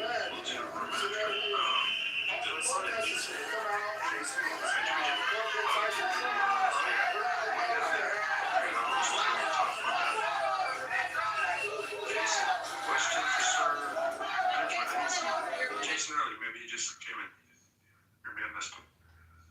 Oh yeah, what are we doing with Benjamin here? We're like interviewing him. Yeah, I do these thing called profiles. This is the fourth one where I bring someone up for half hour to an hour or whatever and ask them some questions and then let the crowd ask questions that they may have for them too. So if you have one for them, feel free. Benjamin, how do you square your skepticism of science with your reliance on science in so many aspects of your work and your life, right? You're into the airplanes, right? Don't they rely heavily on science and the scientific community? They registered to vote. Well, first of all, I'm very skeptical of the FAA, the institution that orchestrates aviation. I think they've done just a fabulous, perfect, flawless, exemplary job of keeping general aviation in this country firmly rooted in the 1940s, and for that they should be applauded. By ensuring that the airplanes are as old as humanly possible, they've ensured that general aviation is guaranteed to be the most dangerous mode of travel. And there can just be only accolades given to the institution responsible for the state of aviation in this country. Look, I am not skeptical of the scientific method if it is defined as creating a hypothesis, crafting a good experiment, conducting that experiment with integrity, and disclosing the data and letting other people figure out the conclusion. What my skepticism within science. Hi, I'm Mike Lee. I'm here with my friend Scott Pressler, the one and only. Just We've that. been talking tonight about how to move forward with the Save America Act. The Save America Act is going to make sure that our elections are protected. And I just want to thank Senator Mike Lee for not only sponsoring the Save Act, which is the original of Sorry about that. Was it scratchy? When you came back, but that was a good question, Jason. I had a similar question from earlier, but he's a slippery eel, so yeah, couldn't reel him back into that one. So I'm glad you asked him. I had something similar to ask him too. citizenship. No. Shall I go back to the audience? Sure thing. I see Caleb down there staying pretty silent, which is might be good for you. Caleb, not sure if you want a punch at the bag, but he's Well, I will offer that the rabbi has always presented Jesus and has the most insightful views possible. I have nothing but admiration for the rabbi's skill in philosophical. You do say this all the time. Your praise for him is equal to his disdain of you. Well, we play hard tennis. We play hard tennis, and both come I don't know if he plays hard tennis. I think he's a pretty straight shooter. We're gonna keep Caleb up there someday. So, Monica has a question. Monica, it's great to see you. Hello, gentlemen. Can you hear me? What are you doing with Loud and clear. Benjamin, you're a little scratchy though, but Is it better now? Sure. Okay. So, Benjamin, I'm not sure how many questions I have, but the first one is Clubhouse tends to straw man people, flatten them out like flat Stanleys. What do you think is the thing that people get most wrong about you? Well, that's a fair question. I think that one of the things people do in order to feel more comfortable when they find themselves in an awkward position is they try to do just that. They try to flatten you. And one of the ways that people have done this, and I think it's not helpful, is that they'll try to sort out a motivation and then they'll attribute a motivation. They'll say, well, you don't like, you have a problem with psychologists because psychologists won't, give you a credential to let you practice psychology. And if they gave you a credential to practice psychology, then you'd love psychology. Some version of this, right? That you're just jealous that psychologists have something you don't have. And I just think that that's totally unfair. I think the problems in psychology are independently documented, and they're not waiting around for me to care whether psychology is a bunch of hokum or not. It's clearly documented. The studies in psychology don't reproduce. They're just making it up. It's just story time for adults. So it's not because I want to be a psychologist that I think. Hey guys, just checking in from the chaos that is. And that's true across the board. I'm not waiting around for somebody to give me. Class, welcome to Quantum Mechanics and Natural. If I'm critical of somebody's science. Come back to John Kitover TV. Tonight we're unlocking. That's not me being jealous. There's a problem here. It needs to be addressed. But it's very convenient if people can impugn your motives, and some people do that. I think that's not a great look, in my opinion. So just to make sure we have our first principles aligned, Hi, that we're I'm talking Monica about the from the same Chicago thing. Department of Transportation's Psychology Complete is a Street scientific study I was of looking the at that. mind and behavior. Yes? No. Psychology is a lark of crazy people following a crazy person named, what's his name? The good doctor. Freud, yeah, good Dr. Freud. No, they're just people who dress funny and make up shit. That's all. Okay. There's no there. Certainly there's nothing like science in psychology. So that might be the inherent problem. If psychology worked, right, then people with psychological problems could be fixed. People who are addicted to drugs would go to a psychologist, and then they wouldn't be addicted to drugs, right? Like, there's some clear, obvious problems that psychology could solve if a Chuck would.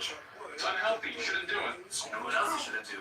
Let me tell you about it. Sell it to other web developers. Other web developers, not only they take your money, but the products for us is ours. We provide you extremely good service, no matter the cost. So come to Quality Websites today and get treated like into one type, right? You just have like equal disdain, like for the, I wish Dr. James was here. I mean, like, the cognitive psychology stuff and the Come to qualitywebsites.ca today and get your free quote. The clinical stuff, right?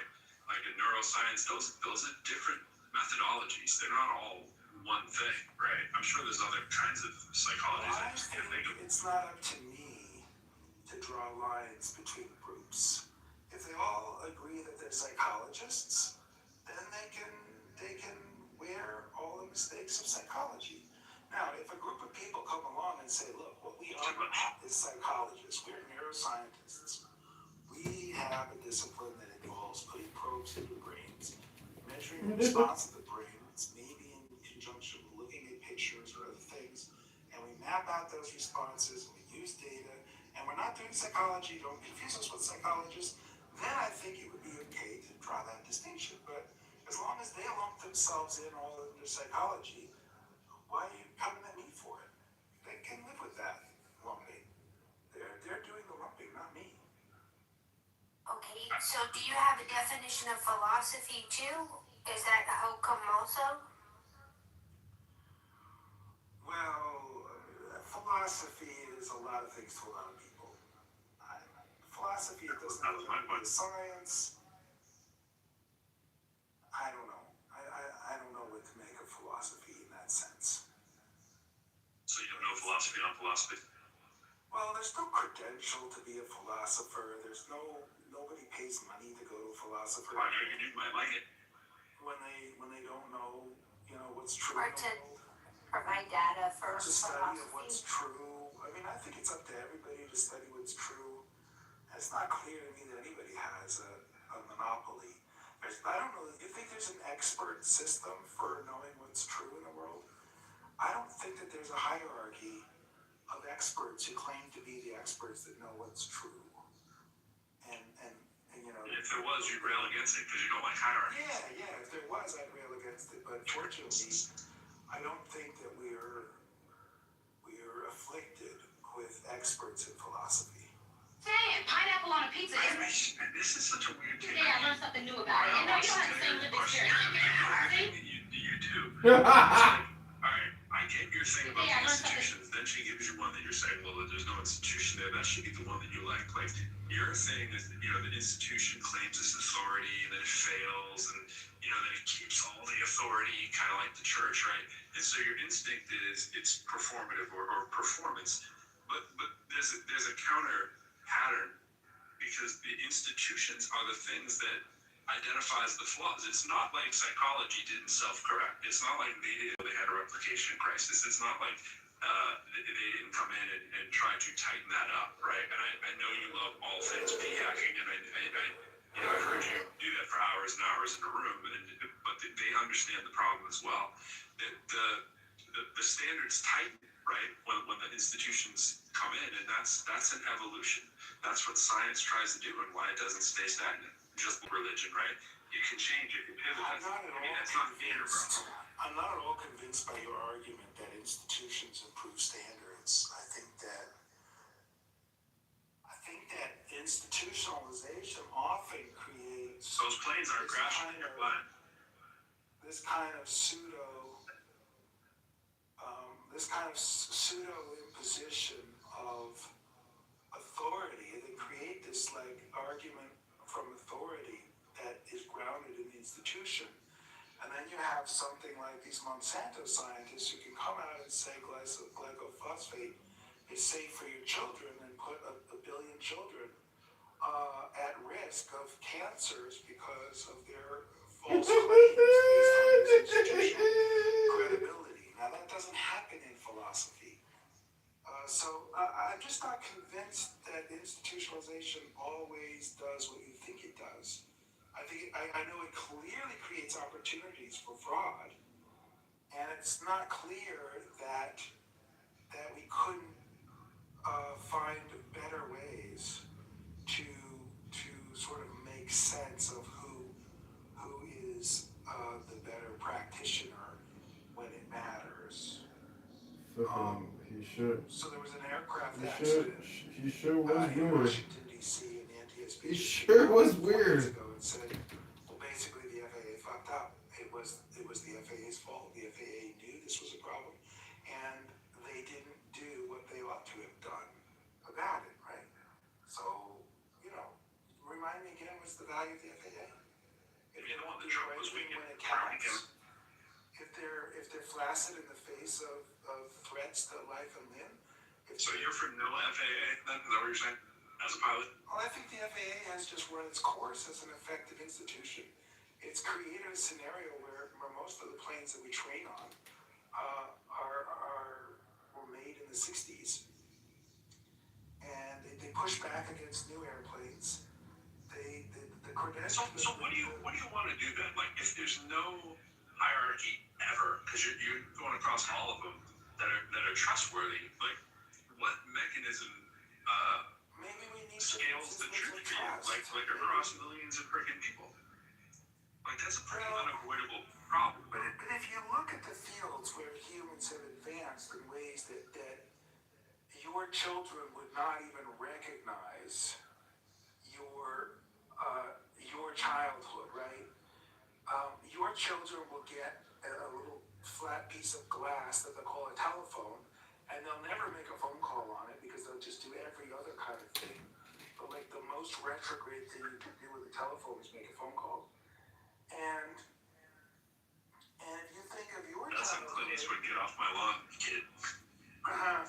If you think of your childhood, a telephone was a highly regulated monopoly by the Bell Telephone Service, where you rented a hunk of steel that you slung to the side of the kitchen wall, and if you wanted to walk around while you were on the phone, you had to get an extended cable that you could plug into your handset that would allow you to walk into other rooms. Hello, I'm Eric Wallace.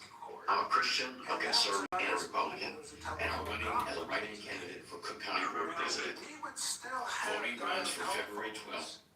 if we had the regulations on telephones that we have on airplanes. We would still be dialing each other up with rotary dial telephones and talking on party lines, and you could just forget the rest of technical history if the FAA was responsible for regulating technology. But it is only those fields where we don't have an institution gatekeeping that we make progress. If we didn't have a regulatory agency holding us back, we would have all kinds of medicines today that we don't have. Wow. That's a wild thing. Some risks. Yeah, you think? Sure it would. But it's really difficult to run the alternative universe theorem and understand where we might be with medical technology if we didn't treat it like a Bell telephone. Only you, Benjamin. Only you. Well, I'm not sure if anyone has anything else to run by you, but that was definitely a wilder finish than our other previous finish. But a lot of strong structural claims right there, my friend. Anyways, well, Benjamin's, I think, going to take us out. Here's another example. Just to double down and not leave people with a weak example, a robust example.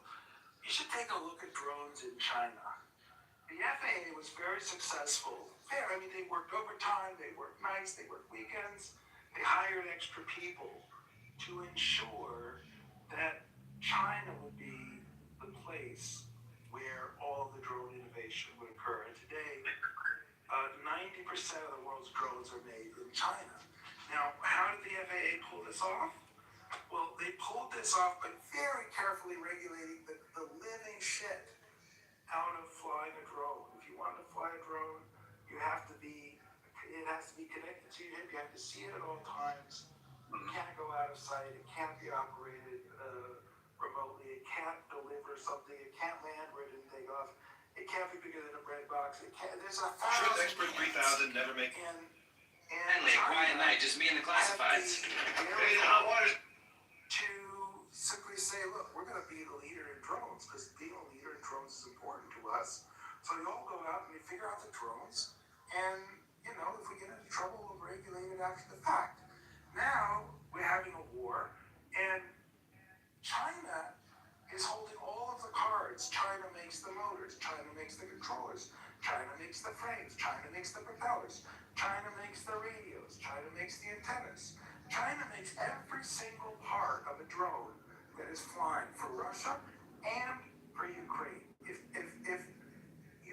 China wanted that war to change tomorrow, they just stop selling drones to it. Is America selling drones, making drones? They tried to make drones in the United States. They took them over to Ukraine, and they all failed on day one. America could not make a drone that would compete in this war. Why did that happen? Because the FAA knows what's better for you and me. Well, they have a mandate for safety, so I mean, they kind of have to, kind of do that, right? The FAA evolved too. It's not like, it's like stayed the same, right? But the U.S. didn't ban drones; it just regulated them in the airspaces. We have it here, of course. Aircraft that were built in the 1950s and 60s. You think that's the best look? What if our car? This is like Cuba. How is the FAA responsible for? The same. I want to get to these guys though. I just don't get how the FAA is responsible for China's manufacturing, world supremacy or whatever. Like, there's no factors, bro. Like, it's way too simple. I know it's a nice narrative, but that is fair. Yeah, lower production. Well, there are lots of other regulatory questions as well. Making printed circuit boards has chemicals involved in making printed circuit boards that have to be dealt with. And no doubt, the United States has made it impossible, practically speaking, to make printed circuit boards in the United States. Well, that makes a lot of sense. Because, when there's a war, the last thing you're going to need is printed circuit boards, right, guys? I'll bring you up $10 grand to go to give as a gift, and I need you to tell me if I did the right thing. This pal pulled up and gave me a gift, and said it was worth $1,000. Around $1,000. Well, it's gonna be hard for me to accept the gift of $1,000. Well, guess what? Actual it would be about to be in our family. What would you like me to do in return? Continue being good. God is good, man. God has blessed me, and this blessing me every day. These are little blessings like this that I can give back in life. Those words touched me, and I kind of couldn't let him leave empty-handed, so I broke him open a bar and gave him $10 grand. 2 for Nick, 2 for Nikki, 2 for Lyle, and 2 for the baby Jazz. Was it positive results? Very, I think affected with that whole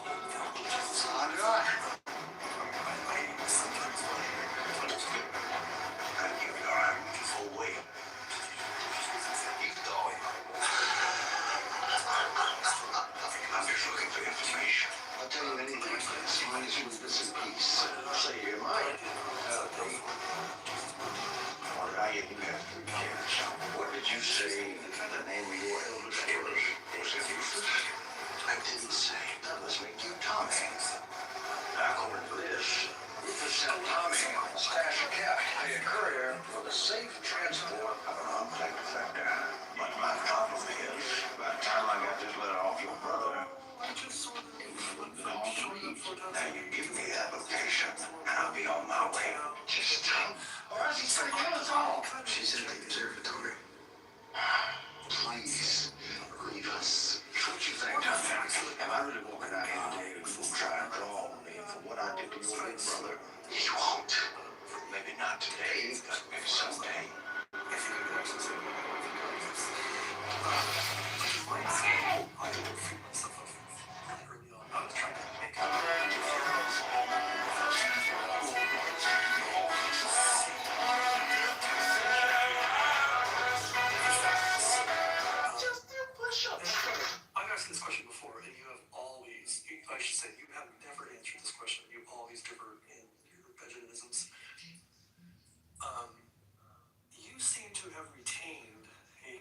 fundamentalist mindset on,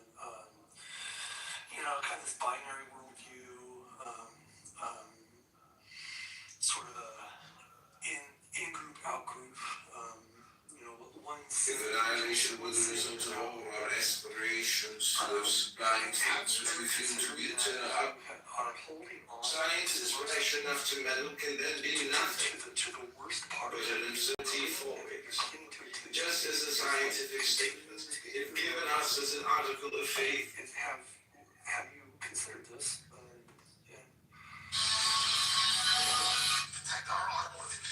I think there was a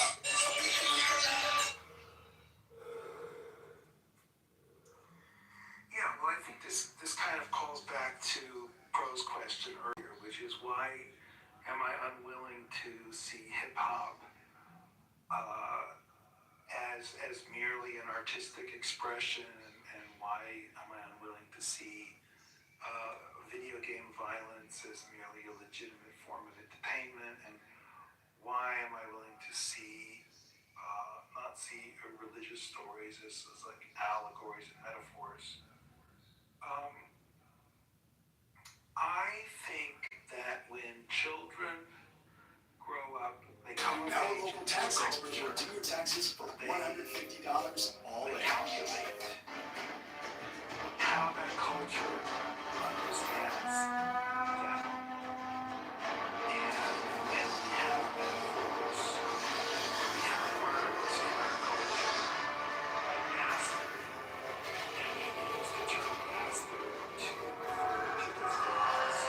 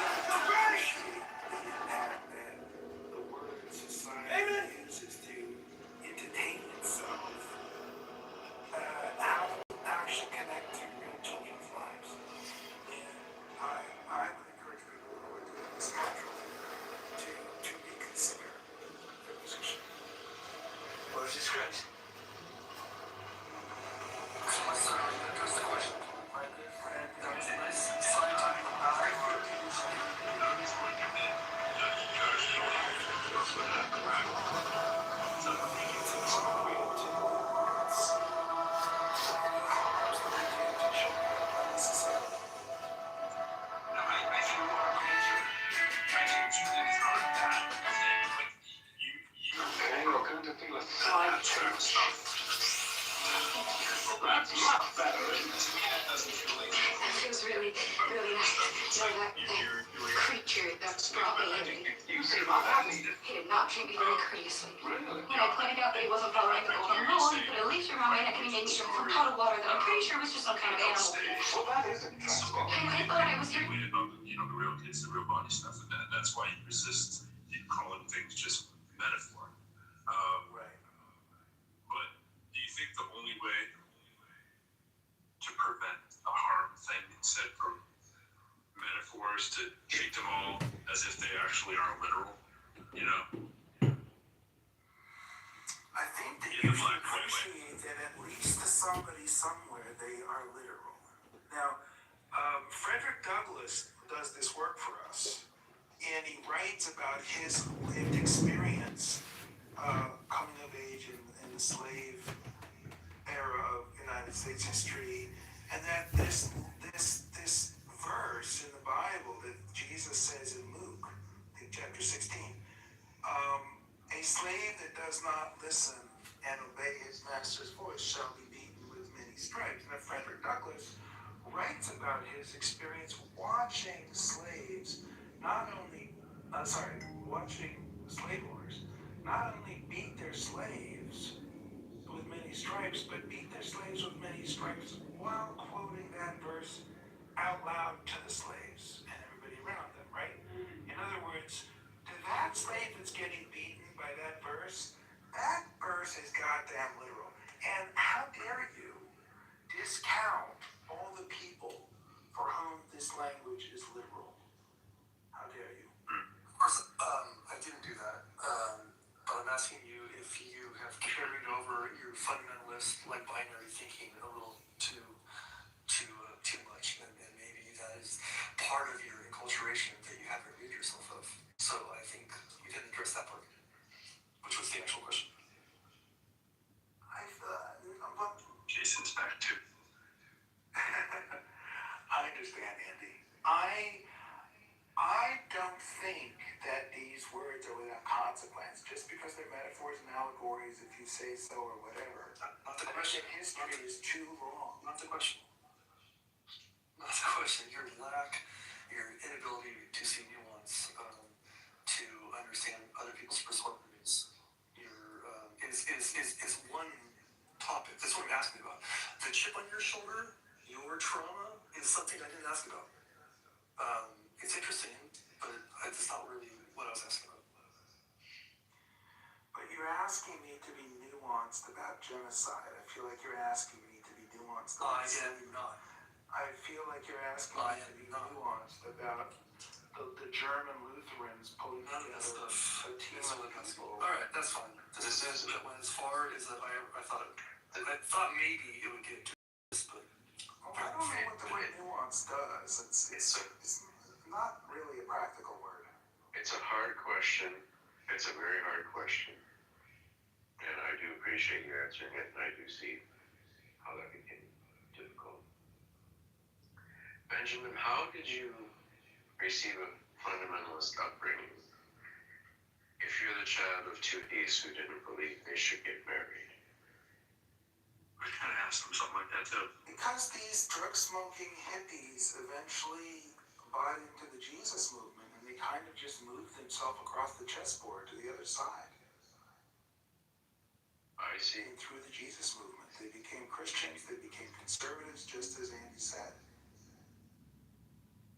So there may be hope for you yet. That's really good for me to hear. There is hope for him. Yeah, that's exactly how. I mean, I've heard some stuff that I haven't necessarily heard him say before, Jason. I think that like you still do the massive generalization stuff, and that's the thing that I think you partly do for theater because you want to piss people off. But I can't always tell if it's the binary thing. Like when you say religion universally harms children through the narrative stuff, I mean that is sweeping generalization. I mean, is it even possible that just the stuff we're talking about, your sensitivity to the harm stuff has turned into your universal, indictment, right? I'm not saying it to be like accusatory, but that's what it feels like. And I like part of it if that's the answer, because even though it doesn't feel like something you should like, but I feel like you're clearly protecting the kid you once were, which is the part that I relate to, right? And I respect that. But the question is whether protecting that kid requires dismantling every shared story, because I feel like that's what you do. You go on the offensive, or do we just need to tell better ones, right? Well, clearly we need to tell better ones. But look, I would argue that we have dismantled many stories, and we have preserved many stories. And to some extent, I think we've dismantled the wrong stories. This is why I harp on Zoroastrianism all the time. Here's a story. You should read it. It's actually strangely missing a verse that says that you should go to the nations around you and take your male slaves and your female slaves from the other. Now, does anybody know what female slaves are used for? Does anybody need a little history? No, Benjamin, were from the nations around you. They work in the kitchen. They did weaving. I mean, Zoroastrianism strangely is missing that verse. Nowhere in Zoroastrianism do I find that Ahura Mazda goes to some place and commits a genocide by killing the children of the people in that place. Nowhere in Zoroastrianism do I see that Ahura Mazda tells the followers of his to take the sword and kill the child while they're sucking their mother's breast. Nowhere in Zoroastrianism do I hear the verse, as I do in Psalms, that happy is he who shall dash the child's head against the stone. So, would it be so horrible if we had maybe preserved that story and not let it fall by the wayside, and maybe let other stories fall by the wayside? I just think we've done a horrible job of picking the stories that we tell to our kids. I think Zoroastrianism might have done a pretty good story of not including all the freaking traditional stuff that was going on in ancient Persia too. It's not like that was like some pacifist utopia. You know what I'm saying? Like, I get there's some nice stories in there that seem a little bit better, but it's like the idea that was some, you know, like the place your parents grew up on the Woodstock. You know, I don't know. Relative to other places, there is some indication that it was a kind of Shangri-La. We could get into that another time, but I don't know that you're on good footing there. I think history is horrible and a lot of places suffered, but I don't think it's uniformly horrible. In other words, I think the middle of the 20th century is uniquely worse than the middle of the 19th century. Parts of it for sure, yeah. Most of it. Well, the 19th, yeah. And we can draw inferences from that comparison that are useful. Well, some things are worse than others. And if we're adults, we need to be able to tell.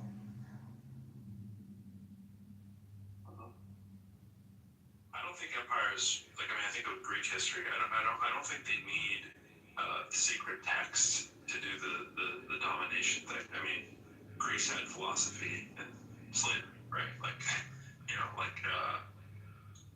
China was, the Confucian bureaucracy and coercion and all that kind of stuff, right? I mean, freaking Rome, look at that. I mean, that's freaking civics religion, right? And plenty of slavery to go around there, I think that violence and hierarchy don't necessarily need the scripture part that we point to a lot of times. I think that you're making a category error. What's that? I think that you think that religion is a separable box, because in the United States we have the notion of separation of church and state. And again, the reason we have rules of that separate church and state weirdly date back to King Cyrus in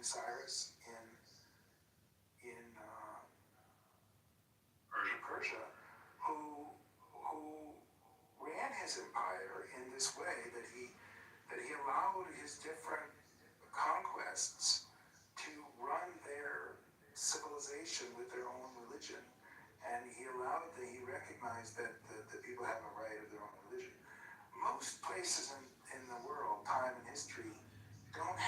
particular quality. In fact, they have almost none of the rights that we enjoy as citizens of the United States, because they weren't shared. Now, they weren't common. It wasn't common for us to think about this. So in the United States, we have the sort of the white privilege of thinking in terms of religion as being a separate thing from culture and government. But in most times and places, culture and government and religion are all one package that's inextricably tied together, and there's no meaningful way to sort of separate the Siamese twins here. So that, in that sense, I think you're making a category error. Every society has a religious component that is kind of could be missed too. I think every fully isolated, has its own heart and lungs and brain, and is fully individuated. Yeah, I get your narrative. That's just not the case in history.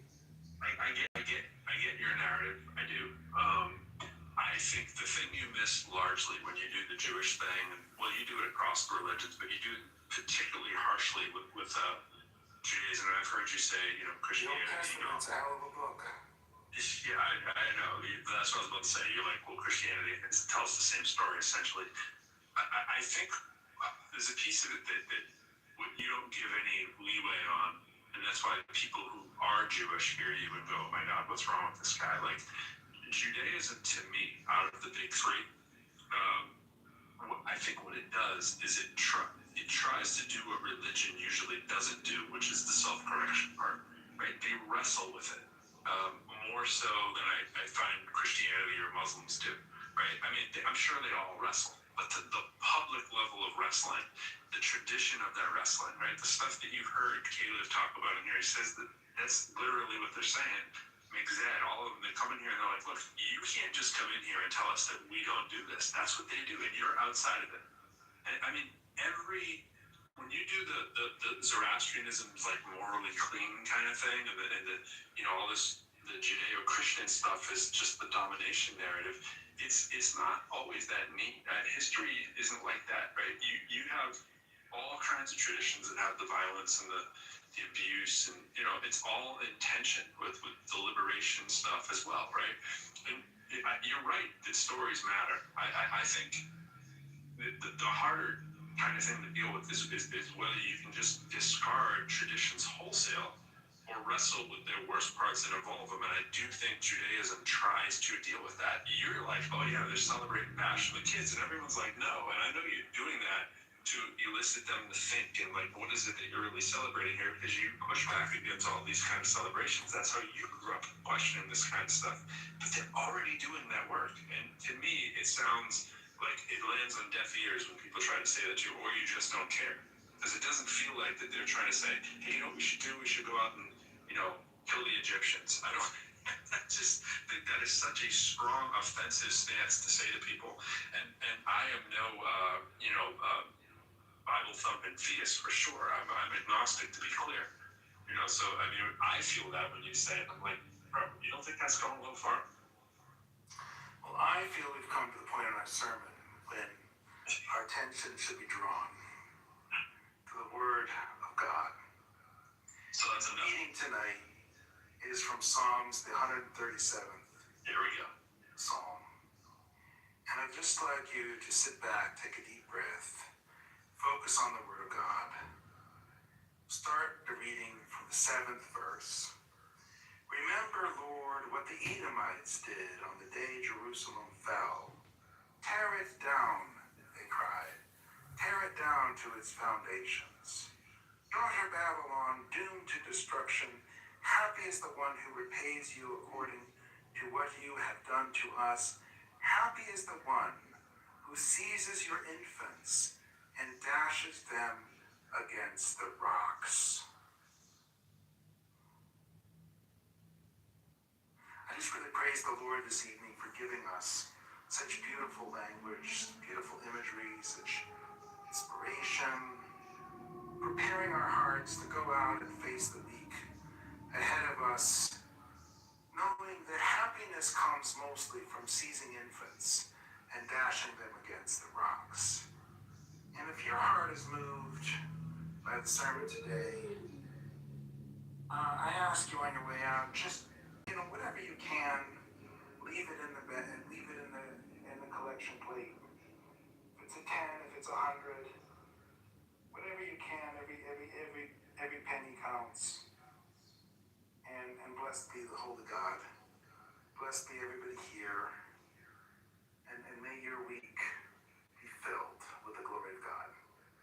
Amen. Amen, Father. Amen. Hallelujah. Benjamin, I thank you for hanging out, taking the pressure. I'll probably open another room that won't have recordings on if people want to, get your autograph or whatever, or pee on it, right?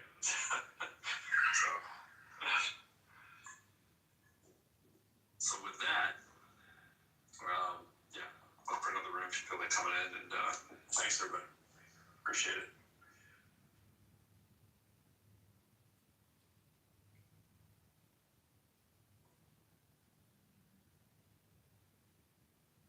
Yes, you did, man.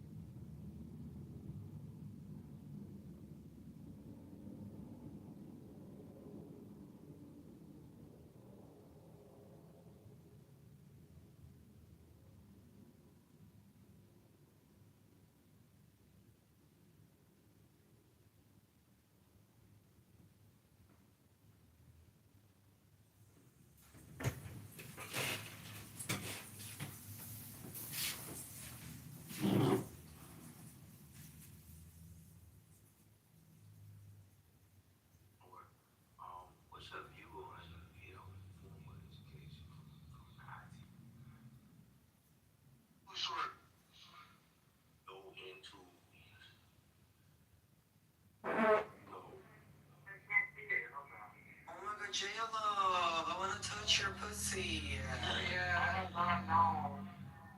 Wait, you saw 50 Cent? He put his hand around me and squeezed No me. way. Yeah. Wait, is Danny here? I love that. That's iconic shit. For real. Super nice guy. Danny's pussy sucking freaky stick. I don't know where the fuck she is. Danny.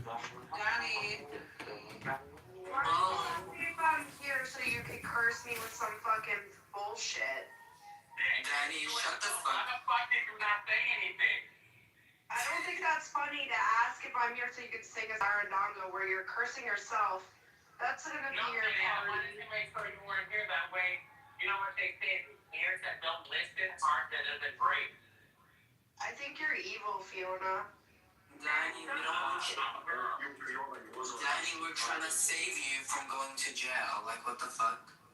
No, Fiona's evil. No, the fuck I'm not, Danny. I slept with the district attorney when they wanted to start doing it. No, What did you say, Mom? Danny, what's a Sarandinga? Okay, you know about how Hands on the Wall turned into 128, Hands on the Wall, whatever the fuck shit they're saying. So Fiona turned it into Sarandonga because T-Ville said everyone on Clubhouse is trying to put me in jail and they're gonna throw a party when they do it. And so when I told Fiona that, Fiona started singing Sarandonga. Can you sing his birthday? That means a fucking festivity in fucking Spanish. So that's when the rooms, because I think Fiona got in trouble for saying you're going to jail, but Fiona did say 3 days ago from their boss at the FBI. Man, I stopped saying hands on the wall because I made an oath as a woman to Dimitri. As a woman? Yeah.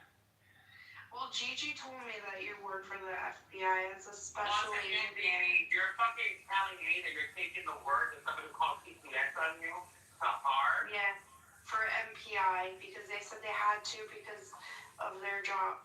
So, I believe them. Danny, what's your address again? None of your fucking business, bitch.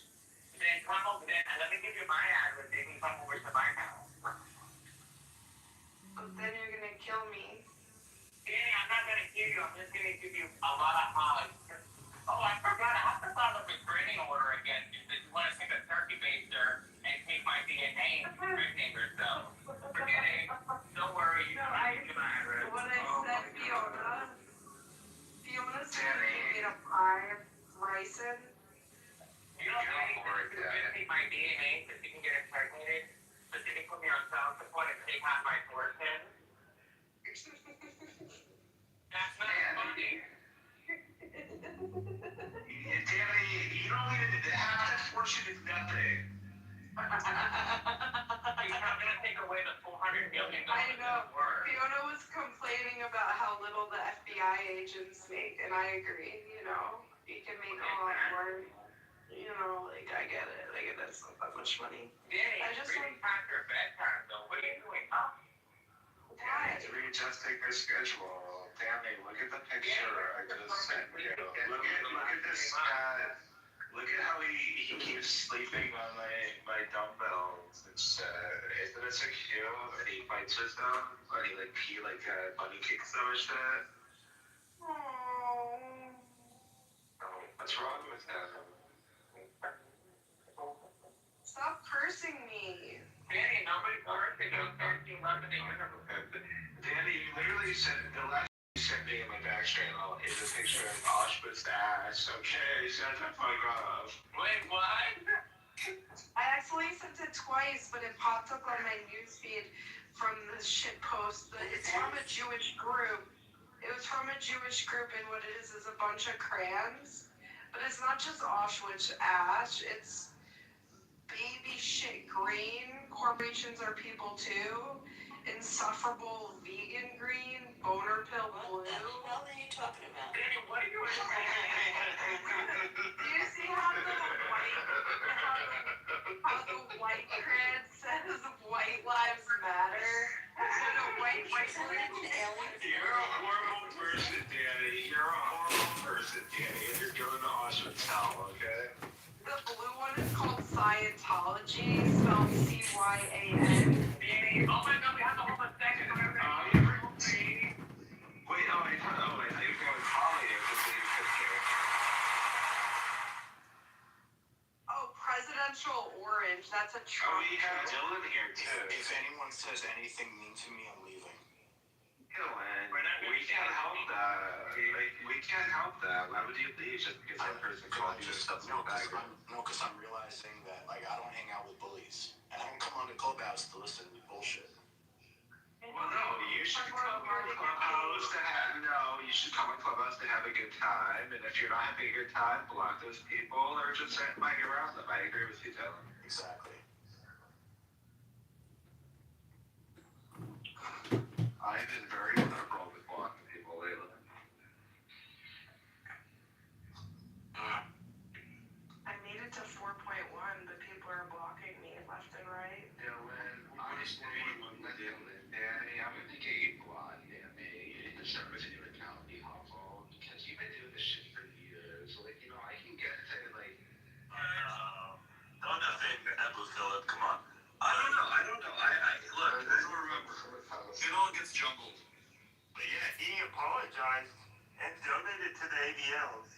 And I go, yo, Philip, is this real? Like, I DM'd him, and he goes, yeah, bro, stay safe. And it was like super fucking cryptic. What did he apologize for? Anti-Semitism. Oh, that's too vague. He did so much of that shit. I'm like, but he had so many things to choose from. Like, was it a specific? Like, I'm excited now. Which thing did he do that was so bad? I think, like, after Clubhouse, he went on Twitter, and whatever you saw on Clubhouse was nothing compared to what Twitter was for him. Oh, wow. Okay. All right. Yeah. Like, he went full Kanye on Twitter, basically. And then the apology came in, his account just disappeared. Like, after a while, it turned into some weird account, and then just never heard from him. It was so weird. Is Normal having a full manic episode in the chat with himself? Normal's just going crazy in the chat. Wasn't Philip or his dad, was one of them like the pest control guy or something, or no? Am I getting that wrong? I don't know what they did. I don't think Abu Philip was working at all. I forget. Somebody. I can't remember these people. I don't know. That would be even worse if he was That's the sound of an That wouldn't bode well for the Hello, my name. especially for like he owned a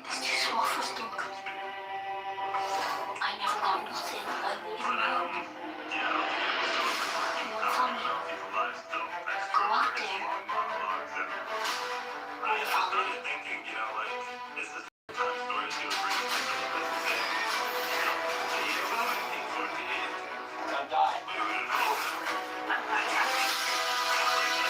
It is said you have witnessed to our solemn and bloody offering. May it reveal the guilty in their falseness and find the truth. May the warriors find victory to the innocent.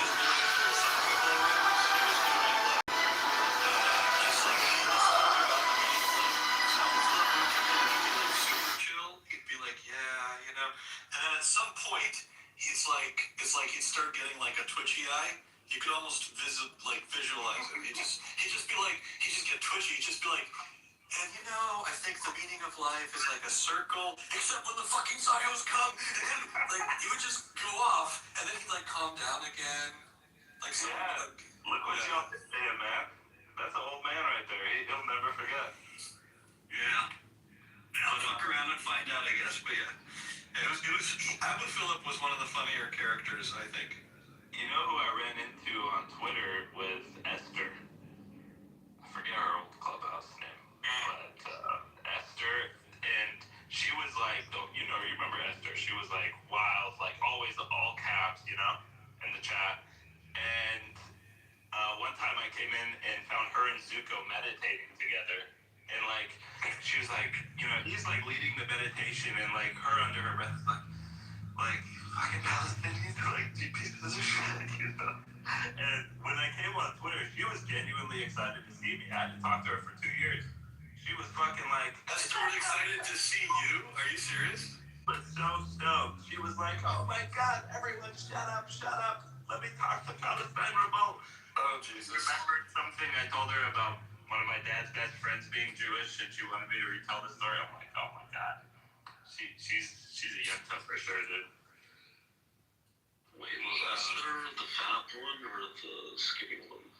No, she was like the older lady, like the one who's just like, y'all are just jealous of the Jews. Yeah, no, I know, but there were two. There was the fat one, and then there was the skinny one. I don't know. She's the one who's like, we're so smart, we're so rich. She's that lady. No, I know, but there were two of them. It wasn't the fat one. It wasn't that one. Okay, yeah. That was a different lady. I forget what her name is. But yeah, Twitter.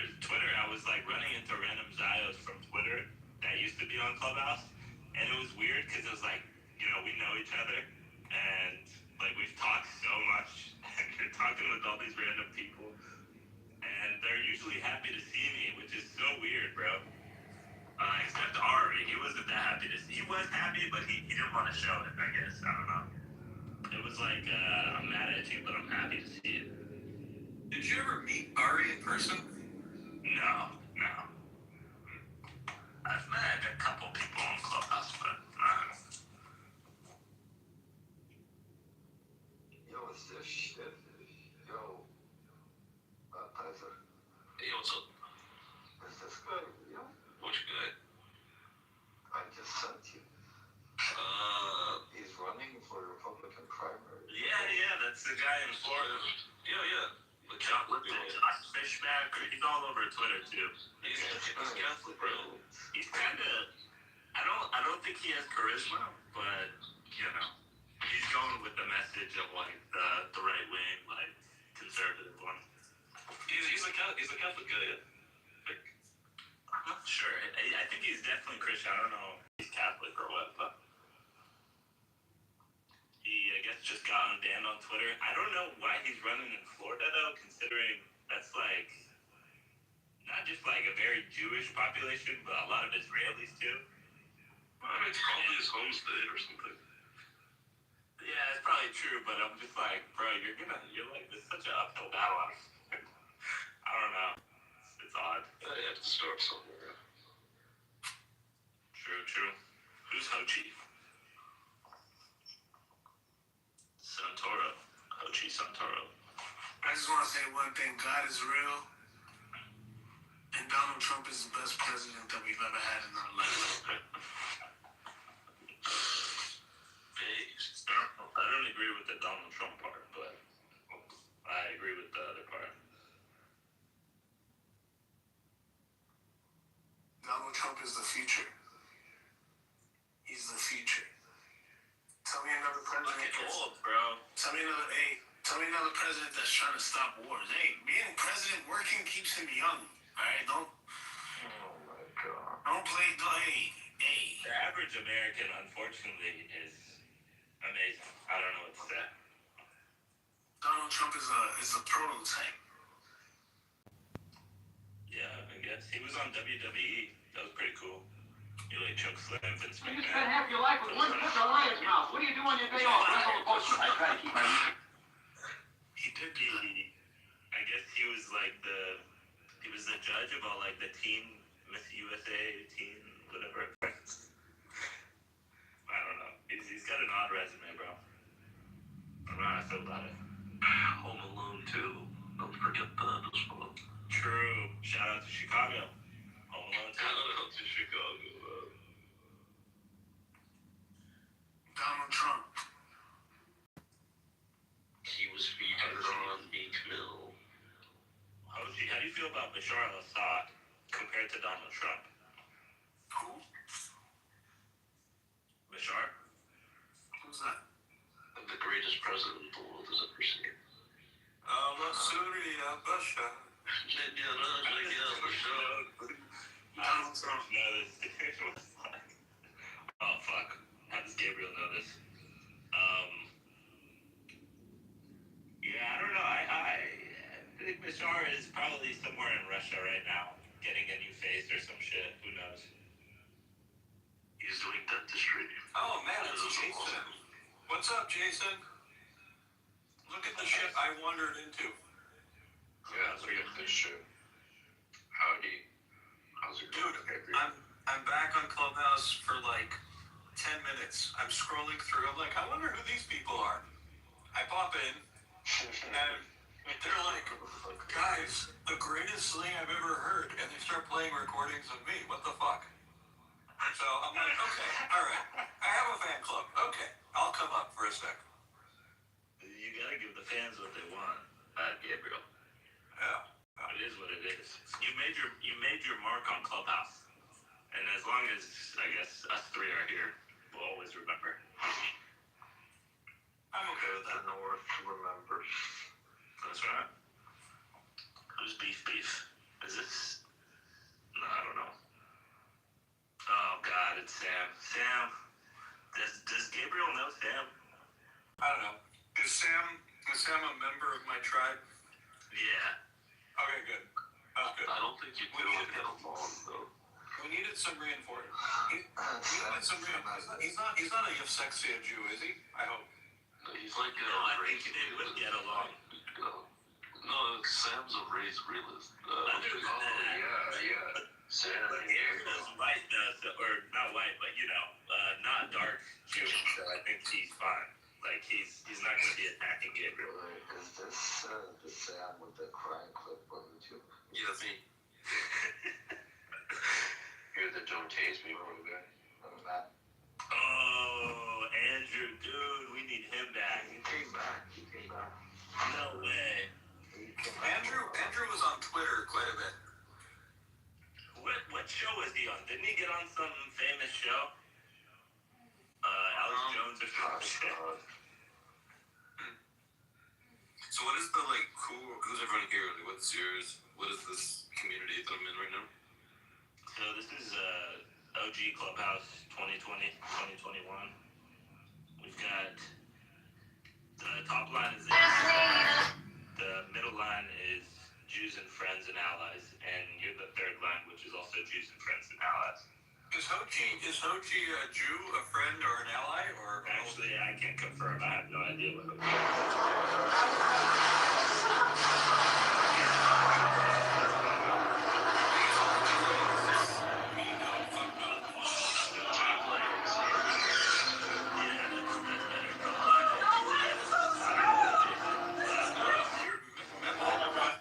is actually quite Zionist. It's just like in a backward way, but he's kind of Zionist too. What? Dude, come on. Okay, don't fuck around. When you and I talked, like you were totally Zionist. It just like kind of weird. It was hard to like. He's trying to get me killed. He hates me, bro. So guys, because but seriously, like, hold on, Gabriel, hold on a second. Don't fuck around, like because hold on a second. So because the Jews are dangerous, it's good to get them away from other people and put them in one place. So I'm an anti-Semitic Zionist who thinks because of the badness of Jews, we need to separate them from the rest of everyone. I'd be fine with that if I wasn't Palestinian, right? I'd be like, yeah, guys, go get your own state, do it, dude. You guys can all. So you gotta take one for the rest of the world. You just came to my spot, which I am like, no, dude, go like. You had me somewhere. But Mehmet, it's just not even that nice there. Like I've been there. That's what I was trying to tell them. Why are you guys? But you can just get a better spot, like Illinois or. You could live in like Illinois is no can do. I was there. I did move to Illinois, to be honest, but that's funny that you say that, but no, Well, guys, I was talking to. What about Sweden? Just go to. Go to Sweden for fuck's sake. Malmo is great for Palestinians. Really always say like we're surrounded, all of us will be around the Malmo and kill him. And I'm like, you came here, you knew what the fuck it was. I may or may not have been to Malmo before, yes. Oh, did you see the Ibrahimovic statue? At least. I did not.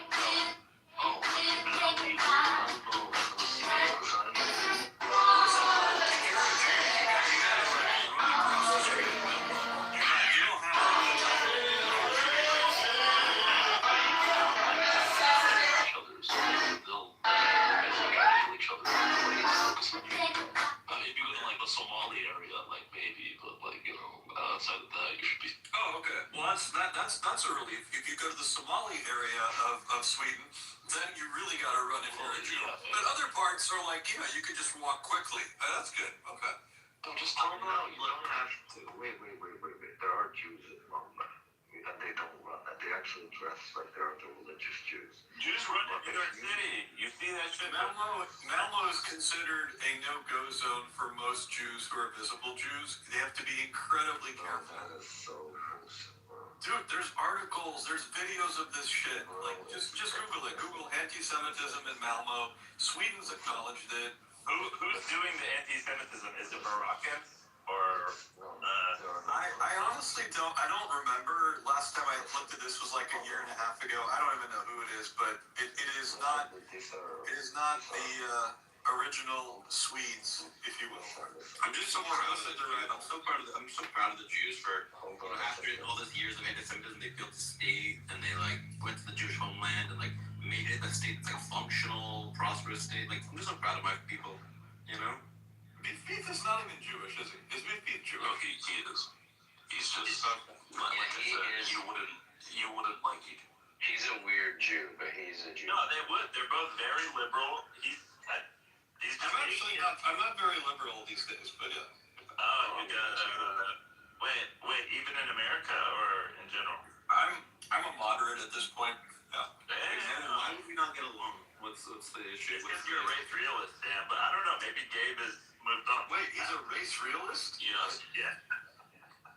What the fuck? How do you define that? Well, like I just think that you know how like different groups of people have different heights, like that like Inuit people aren't the same height as like people that are like I don't know, they're like Swedes are taller than Inuit people, for example. Like that sort of thing exists, not just for the body but for the brain as well. And it's not like a huge deal, but it's just like reality, you know. But Gabe, you would have been doing major damage control if you were on Clubhouse with this guy back in the day. No, I was on Clubhouse back in the day on 2020. Bro, if I was doing this shit, I would have been kicking him out of clubs and like or houses or whatever. He would have been in the group Jews, but not Jews and allies, basically. But I get to meet Brett Weinstein on this app and Eric Weinstein. Brett Weinstein, by the way, is like the worst at like talking about Jews and Judaism, Zionism, and Israel. It's like he thinks he's so incredibly smart on these topics. He's not. He's smart about other shit. When he talks about this stuff, he's like, I guess that's the phrase too clever by half. And by half, I mean like he has half a brain and he knows half the history of these topics. It's pretty embarrassing. I remember one time you had a room with Eric Weinstein, Gabriel, and it was a big room, and this one Arab, Romanian, Israeli, Christian guy came in and was just, he didn't give a fuck about the Israel-Palestine stuff, but he was so excited to talk to Eric Weinstein, and he's like, yeah, I live in Israel, it's great. Eric, I'm so happy to see you. And Eric's just like, yeah, I don't give a fuck. But I could see the wheels turning in Gabriel's head like, no, I need to get your contact info, bro. You need to come, and I need to use you for propaganda, dude. That was a good time. I haven't found, either of the Weinsteins like incredibly good, but like Eric is definitely more intelligent than Brett.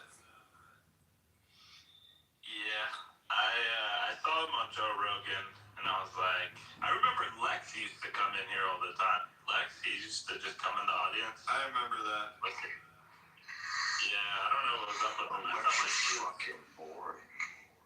felt like he was making a fucking, yeah, he's very monotone. I felt like he was making like a documentary. I was afraid to talk whenever he came in.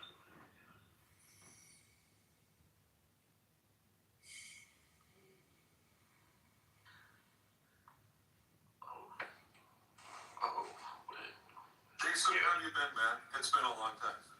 Well, I've been good. I come on the app, still working doing the same kind of work. Really? I still come on the app and argue with the anti-Zionists and try to explain, that they need to get with it, that there is a conspiracy controlling the world and there's nothing they can do about it. So, we're all better off. I went to Jerusalem since we last met. I don't think. Oh, nice. Yeah, that's great. Good.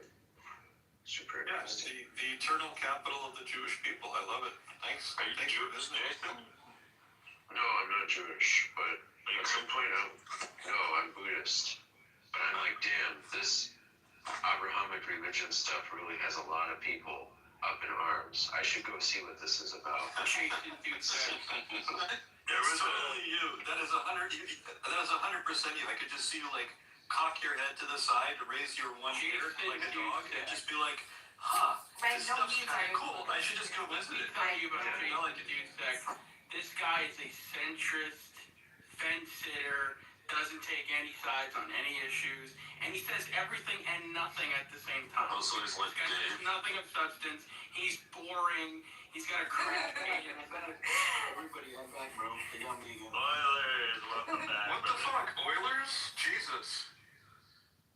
Yeah, using Christ's name in vain. Yeah, how Jewish. Oilers, who have you trolled lately? What's your best troll in the last 6 months? Bro, I thought we were done with this bullshit. Why do I keep getting packed? Leave me alone. Yeah, you're still getting What? clipped every day, bro. What did you say to get clipped this time? Mods butter. I don't even know. Usually I know what I said, but I'm like, what the fuck? Can we get doing what we were doing before? Bro, listen, I'm like, Bro, I can't keep making you account, bro. Can you just, like, tell your community you leave me alone, bro? I'm not even trolling them anymore. Hold on, you want to come up and say hi to Jack? What's up, bro? What the fuck? Oilers, we don't all. This was inspired by Goo. This profile. Oh, stop it. You guys have a sense Oh my god, baby, is that you? Is that you, baby? It's what I imagine when I close my eyes. I'm like, this is what it would look like. Wait, I have a question. Were you and Gabriel on the time or no? Yeah, I was in the app with Myself, you have a problem? Okay. Who's that? Who was on the apple? It's me, BB. BB Kapara. What? Fuck. Are you serious? Yeah, what's going on, bro? He's changed, Gabriel. He's the anti-Zionist pro-Palestine now. No, I'm not. How you been, guys? What's going on, Jack and Gabriel? How you guys doing? You good? Amazing. I'm doing good. Baruch Hashem, That's I'm awesome. doing good. I heard you're on X-ray now, bro. I was on X about a year ago a lot, and now lately I just, here and there, not too much. Okay. So are you famous or something, Gabriel? Yeah. He used to be famous on this app, like big time. Big time. Oh yeah. I remember Gabriel. Where's the guy in Magic? That's all we need to complete this. Fuck, do you remember Guy Franco? Of course. Jeff is here. Remember the Zach that was in New York in Juicy Restaurant? Yeah. Yo, you know what's funny? Maybe a year ago, I came on Clubhouse, and Zach and Majid were in the car together, driving. I think Majid was driving him to the airport, go to Israel, bro. Wow. I feel like I'm crashing someone else's high school reunion. Yeah, literally. This is a bad sign, by the way. Look, Jeff is here. Jeff is in the audience. Why is that a bad sign?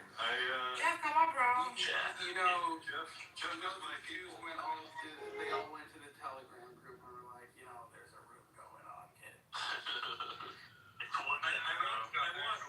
want my people to know that I literally couldn't have. Let's tag everybody, bro. Hold on. Let's tag everybody. Somebody bring Asaf here. Somebody bring Peoria here.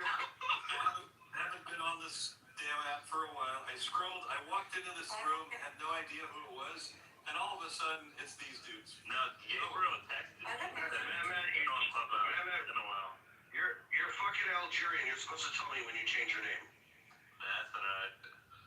Oh my god, Laura, come on, bro. I really hate this cordial gimmick that you guys got going on. Can we start a Oh, I'm ready. You guys did start a war. It was October 7th. We gave it. Hey, 45th Ward. We're here in our Peoria Smart community in a beautiful Six Corners, where we are behind what used to be the former Sears site, as you can see.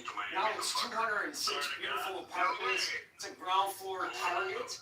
Right now, we are under construction and we're anxiously awaiting a Bloomington, and we will also have our first bid in the city of Chicago, which we're all very excited about. We'll also have a Wells Fargo bank in the same area. All of this construction that you see going on is all being built by union labor, which is excellent. I'm very... Which I think is bullshit, but someone said he's like, he said he's in Florida, Jeff? No, he was here for a conference. It was not a conference, Proud but to close say. enough. I'll dox him to you later, to Gabriel, but yeah, I did meet him. None of these people are my favorite Jews.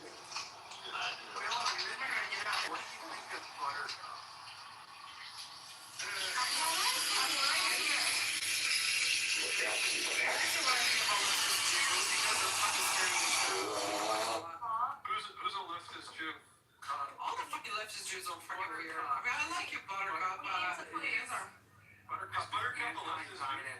Is she Jew? Dude, at least a colonist will fucking tell me what they fucking feel about me. She's not Jewish. I said straight. What do you mean? Are you a member? I'm not, I mean, I like you a lot, like, as a person, but, like, I still, like, you know, I don't know. You're suspicious, so suspicious, to be honest. I mean, Alright, we'll get Yeah, this is so weird that everybody has new names. It's so weird. I know all the voices, but the names aren't lining up. Sorry, Yolian. Gabriel's name is the same. Okay, darling. I'm still me. I know you are, too. It's just that, like, I gotta commit brain cells to figure out who people are. So, Jeff, I find it disgusting that you don't represent Jersey in your body. well, I think that's a fair criticism, Gil. Jersey? Why the fuck would he rep Jersey? He's from Jersey. I'm from Jersey originally. Bro, you are a shapeshifter. Algerian, German, Jersey, Indy. I mean, I'm not gonna lie, Algerians are fucking Yeah. sexy, though. I mean, I do my best. I'm gonna be an Indy fan. I'll be in Miami, man. Do you remember, like, when it was like... It was Batman, it was, Yes. There we go. Dude, I never stopped when they were running leaving Jews out. Palestinian clubhouse and they would have, like, these stints of peace with, like, Jewish clubhouse, and I was like, yeah, this is hot. I was running Jewish rooms, bro. I still am, clearly. Look how sweet it is. Like, Jews and Palestinians cannot live with each other, but cannot live with each other. I get along with Mehmet because he's Algerian, that's it. That's right. Jeff, I already told him Mehmet's low-key a Zionist anyway, like, and like, he got all upset. I was like, dude, it's okay, it's fine. The human brain. Okay. Never. On the down low. He's on the down low, a Zionist. I mean, Gabriel, not in front of his friends. That was definitely bizarre. Wait, where's Bashar? Yes, this is Bashar. Sure, bro. Wait, Who did what? Oh, the roof? Oh, yeah, 100% that was me. Remember, that used to be the biggest insult for anyone. Oh, you're a normalizer. You're the normalizer. Okay, and so what? Well, yeah, so what? They used to say that to me, and I would literally run the Jewish room. I'd start the room with like Jack. Yeah. Finally, a quiet night, just me and the classifieds. Hey, the hot water's doing that thing. Truth Expert 3000 never makes a mistake. Today I learned something new about it. And no, you know what I'm saying? Pineapple on a pizza, isn't that... Welcome back to John Kitover TV. To blast. Welcome to Quantum Mechanics and Natural Science. Star said hi in the night. Hey, John, right in there. Who in the world is this? This guy a dragon. No one will vote for that guy. John Kitover? Never except for reality. I show him the numbers, the chart, they get hung up on the news sheet again. Watch and learn. Oh, wow. Sunshine, no man's Move on tonight and look at whether the math. Afternoon, how can I help you today? I'd like to take out a look. I brought brownies. Hey, John, what do you got for us? This is what they call Kiss for the Fins in '83. It's driving me nuts. I'm going to the couch time. How heavy could it be? Whoa, excuse today. Racist titles, and then he... The human brain. Seeing a man with a name. He'll be like, aloha, look at what this guy said, and like, he wouldn't say anything. So he would, like, the worst racism ever. And then he would, like, lure in other communities. Like, he'd get Muslim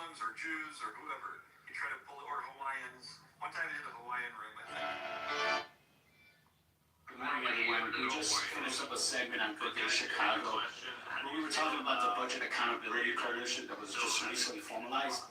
And really that coalition was formalized because of the fact that we want to make sure $38.3 billion. That's what ICE is going to spend to open a network of detention centers across the... Talking about like you poof, 5,000 people just vaporized. Those apparently, reputedly, are working. But it looks like 50,000 Hamas guys are dead because that's how many the Hamas guys are like from the Martyrs Fund, right? Oh my God. country by September 3rd. You believe this shit? Is he like a propaganda? Your propaganda is good. 50,000 is Gabriel. Your propaganda has gone down there. 60 would be better, but 50 is pretty good. No, he's being funny. He's being funny. You know, what particularly surprised me, though, as Gabriel said, it's actually that when there was like a fucking heat wave in the middle of the winter in Jerusalem, that the Jews were able to control the weather and make it snow in Gaza. That was really, like, I'm amazed that genocide didn't work. I mean, quite literally, it was like an Israeli, bunch of Israelis in a basement that made an AI video to mock victims of war. That's what that video was. Oh, shit. It was quite literally Jews who made that fucking video to mock starving children and living. I mean, whoever made it was brilliant, and I'm mocking it. Those people who made that video, good chance is their like grandparents survived the Holocaust or something, and now they're making those videos. Their grandkids mock victims of the next Holocaust. Listen, we control Hollywood. We control all video making. You know that. What's the complaint? What's the deal? From the horse's mouth. I mean, we killed God. Come on. I have a serious question though. Are you guys terrified of Zionists yet? To be honest, we live here. I don't care that much about science. No, that's the one that Then you don't really believe we killed God, do you? Because you should be very scared. Well, I mean, why should I be scared of what?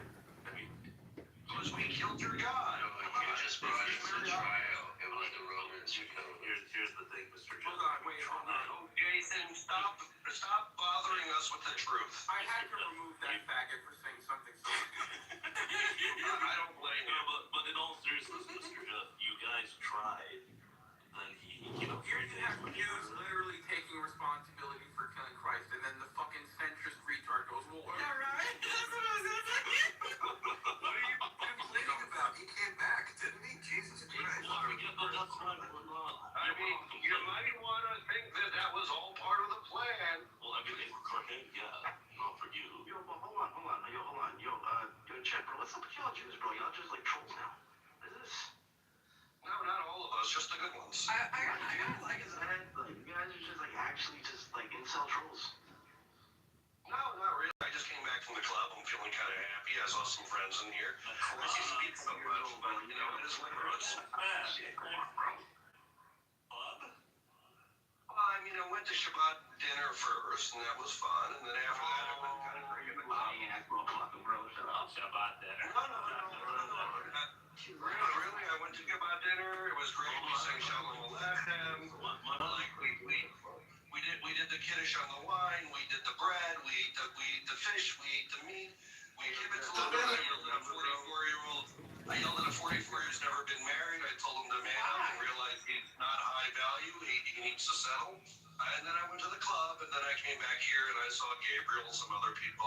So I figured I'd stop in. Yeah, I can't lie, yo, Jeff. You know what I remember, bro? The most inflammatory for your community. You niggas were always here on Saturday, bro, with the lights on. Well, I don't fully keep Shabbat, so that's okay. Yeah, none of you do. Absolutely none of you do. It's okay. Well, there's a few drinking. I'm sure you're drinking. We're all hypocrites.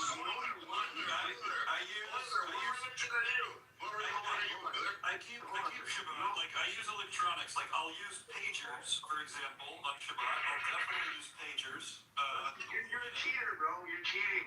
No. I'm scoring points when I use pagers. That's all I'm doing. You're supposed to like one can't go there. It goes out there.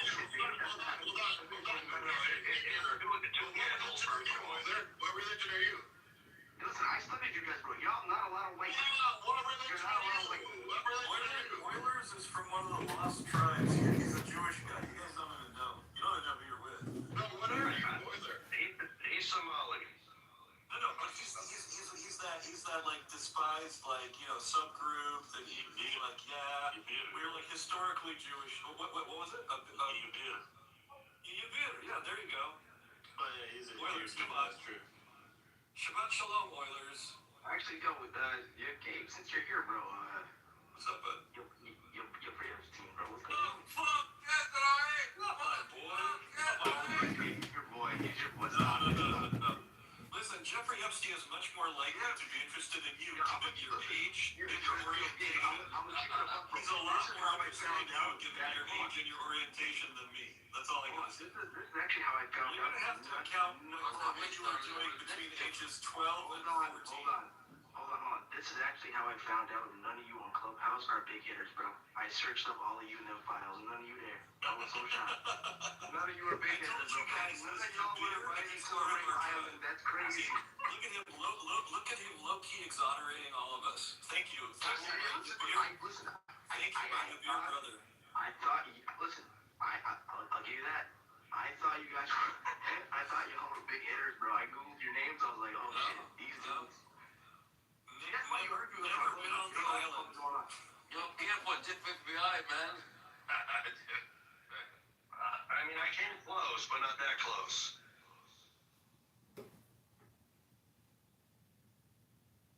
I'll be back, guys. I'll be back. I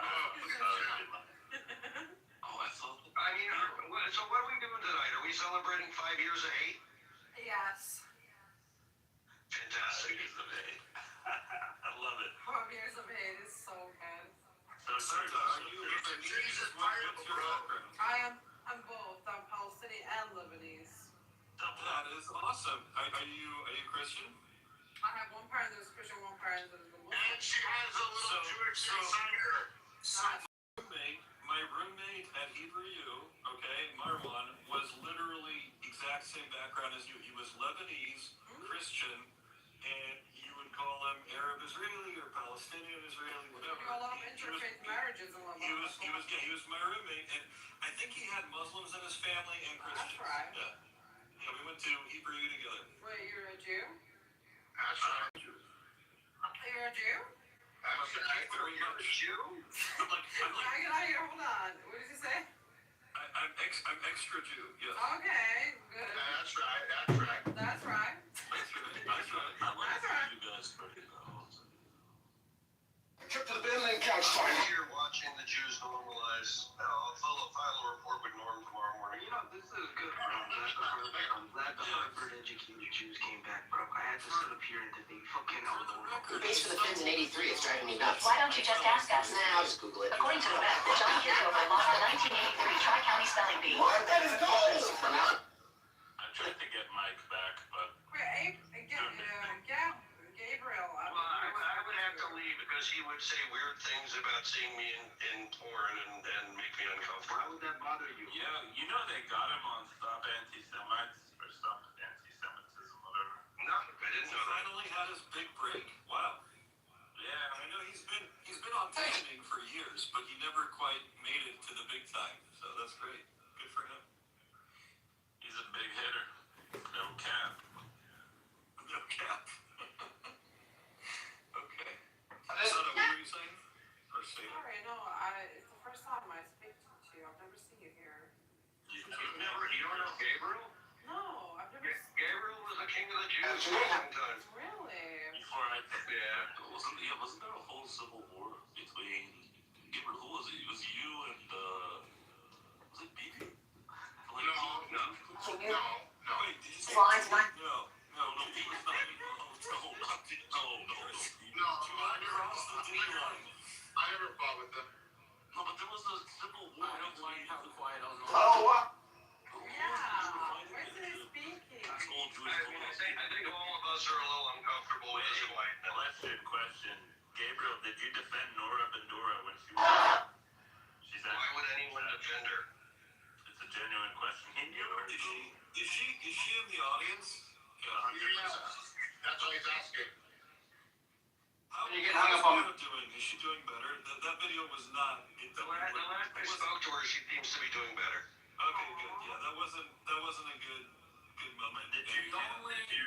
The only real good Jew. I don't recall saying anything about it. Andrew Meyer is the greatest Jew. I actually didn't recognize. I didn't connect the person in the video. Trip to the building couch time. How heavy could it be? Whoa! Hey, you're supposed to hold garbage, not be coming. Come on, just buy these back. Classic banana peel. Really? Great. Locked out. In 83, it's driving me nuts. Why don't you just ask us? Nah, I'll just Google it. According to the web, John Kitover lost the 1983 Tri-County Spelling Bee. What do you got for us? These sensors.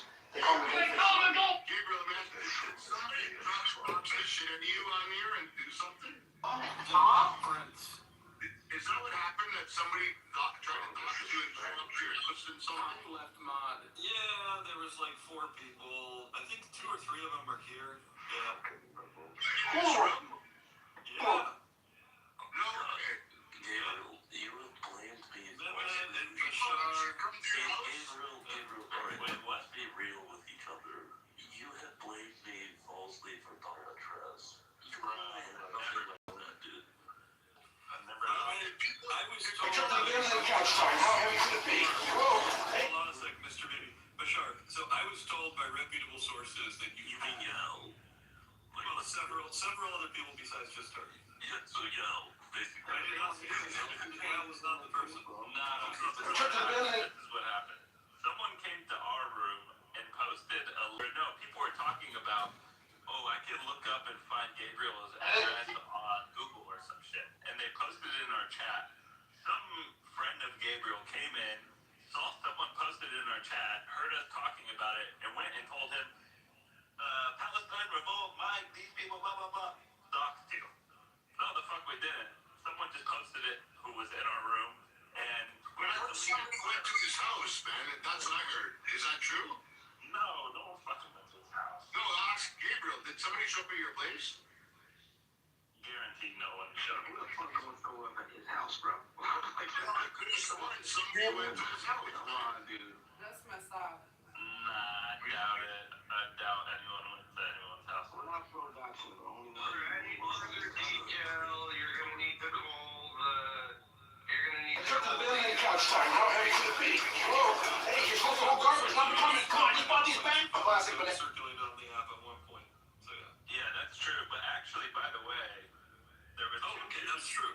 There was 2 Jewish people. I refuse to say who because I actually came and they were showing people Trip to the building couch. Google images of your house, your car, this and that. I'm not gonna say Trip to the building. you can get food. Trip to the building couch time. And how heavy could it be? Whoa! I know what kind of car he drove at that time, and that's probably a low blow. Hold on, that's not yell. That's not yell.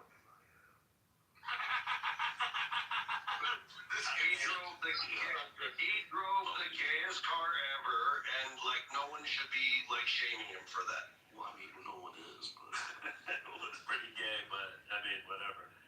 I just felt like I was wrongly accused, and I would like an apology. Well, it's killed by The evidence was pretty strong pointing to you guys. That's all I'm gonna say. You went off of the testimony of the singularly most unstable person on this app over the past. no, it wasn't even, bro.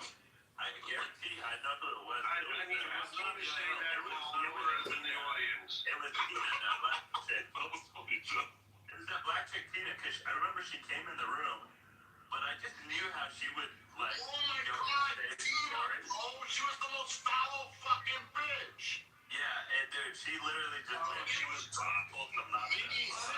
Baby, how did you start to become such a big normalizer? You sound like you like play pool with these guys every night. What happened to you? Amir's got boundary issues. Yeah, he was opening rooms with Mikhail Gabriel. Are you kidding me? I love that. Nope. No, that was. Were you opening like caliphate rooms with him? What's up? No, I was opening up rooms where everybody was allowed to speak for 1 minute and no interruptions. And didn't matter if you liked what they had to say or not. You just had to listen if you wanted to be part of the room. Now, is that the guy who 2 weeks after the war started lost 72 family members, and a year and a half later, lost 72 family members? Yeah. If you lose 72 family members, how many more, like, you just... Why is the precise number 72? Why isn't it 72 virgins? Is that a coincidence? What? It might not have been. 6 million virgins, guys. You're shooting to the anti-Semitism at this point. I'm not trying to. It's not being. We're not talking about Muhammad. We can't be respectful. Come on, guys. Yeah, I learned something. We're not disrespecting anyone. So, since we're talking about numbers, it's numbers, it recently came to my attention that... No, but that's not funny because John Cardi did that joke. I didn't even make the joke, bro. No, I know, but you're trying to be funny. Say it, pineapple on a pizza. You don't get inspired now, bro. Can you just relax, please? Wait, what is it? Kyle is a Christian Muslim? I used to be able to land my planes. Stone landed in the sun. That's what I do, though. No. I'm here. That was Islamophobic. None of these people know how to fly planes. Chill. Can I ask a question or not, bro? Yeah, sure. Okay, hold on. Okay, go ahead. Coming back to John Kitover TV. As you know, the Epstein files were dropped in one batch, which is half, and that half is 3 million. Now, it was astutely pointed out to me that if we double that number, you know what number we get to. Is that a... Wait, so Oilers are you validating what I read that? I thought I've heard you say that this million Jews died. I'm not even trolling. Straight up. You can have it both ways. Either 6 million Jews died or 6 million Epstein files exist. That's not even my angle. My angle is this, right? I know, but I'm just, pointing out that you questioned the Holocaust before. Listen, stop. I'm pure. Okay, before we go on, in order for me to stay in this room with you guys, I need Seta to cover up a little bit. She's very right now. You're very I'm gonna be kosher for you, darling. Well, thank you. Hey, John Kitover. Seriously, Gabriel, you're being anti-Semitic by asking her to cover up. Yeah, he's actually being anti-Semitic. It's not a friend request, isn't it? The world is it? Gabriel, if she's a Semite, she doesn't have to cover up. I'm upholding the patriarchy and... No, you know what? I'm gonna cover up. I'm gonna cover up. Hold on. This is not good. I'll cover up. Gabriel, this is why I doxed you. Wow.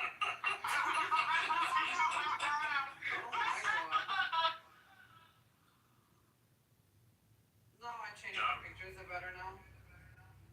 It hasn't changed for me. Man, thanks for covering me all those years. I'm not gonna pull it. I'm gonna wait. Yeah, no, it's changed right now. So Okay, is it better I'm now? pulling it.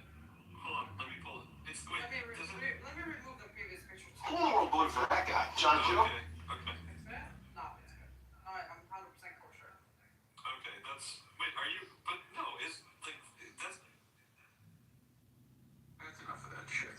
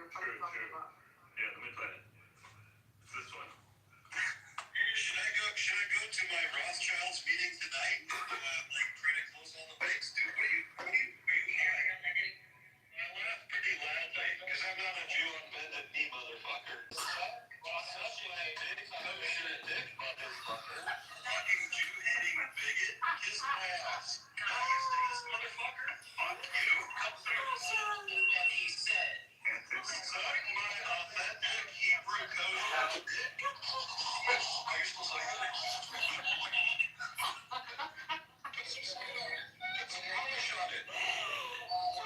Put some pulse on it.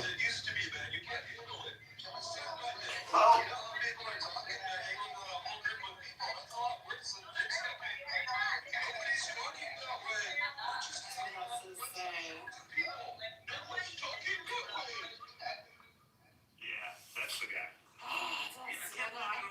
I don't remember him, dude. I don't remember anyone at this point. George? His name was George. Yeah, his name is not Gabriel.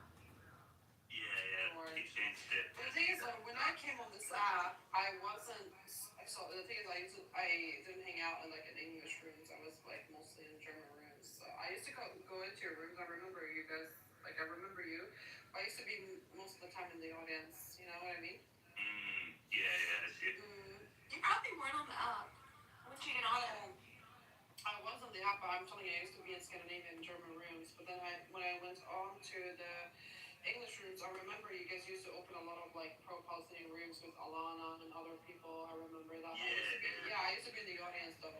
The whole crew. That's when I thought when Bashar was Lebanese, I was like, Lebanese man. I don't give a fuck. We're all fucking minorities here. Everybody is fucking ridiculous. Minorities.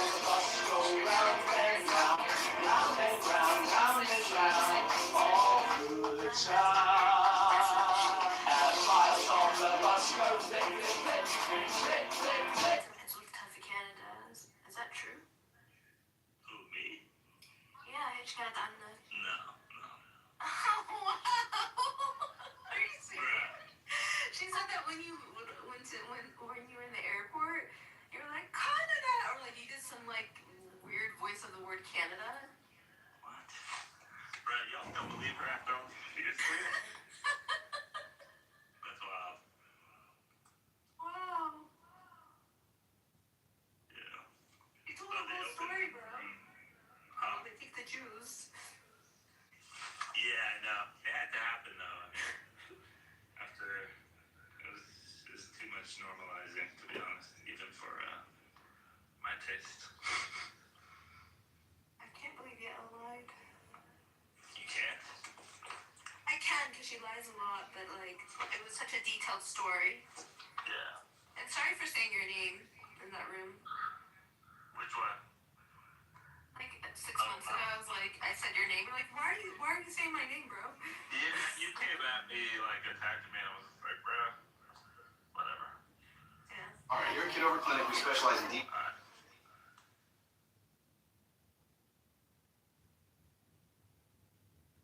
All right, John, what do you got for us? They call him the goldfish. Large pepperoni for our confidential informant, John Kitover. Really blending in, champ. John.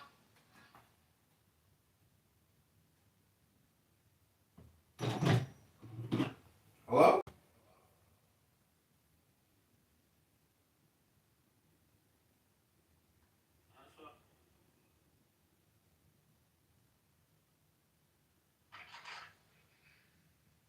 I mean, I have a nickname for obvious people. Brachiocytes cock, thought process with whole fanny, Homosexual. homosexual, Who else is there? gay.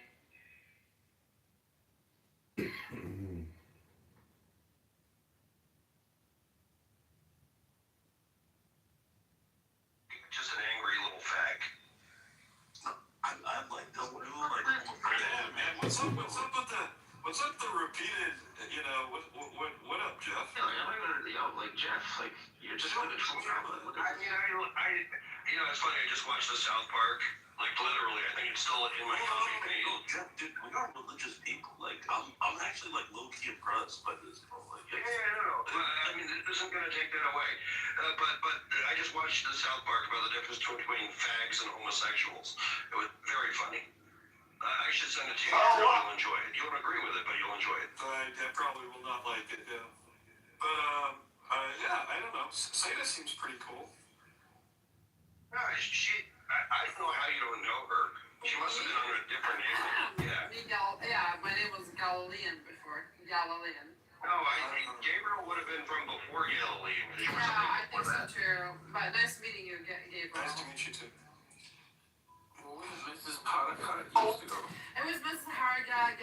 geologist, haram police. I've had like different names here. But if you were Miss Hirakat, I probably did meet you at one point. No, you did not, because I would remember you, baby boo. I don't remember you. Baby, so just for the record, he's the one on the left, not the one with the afro. Let me see, hold on. Why does it feel like accept my friend request already? Fucking early. Wait, hold on, let me do that, hold on. Can you baby, can you at least beg for me, darling? I'm not gonna beg. You know I want it. Just accept it. I'm here. She accepted mine right away. I don't know why she made you wait. I like Algerians more than Moroccans, to be honest with you. Oh, shit. That's a good point. That's a fair point. So, how do you Wait, baby, did you watch the Africa Cup of Nations final? Oh. No, I did. Yeah, you guys beat us on the way to. I mean, you lost. Yeah, but you know, the semifinals, you guys beat us. Sorry, Isha's here. What's going on, Angel? Shalom, Daddy. How are you? Excuse me, why are you talking to my man? Excuse you? You? Who are you? You got the nerve to be talking. You just Excuse you, who are you? in the last room.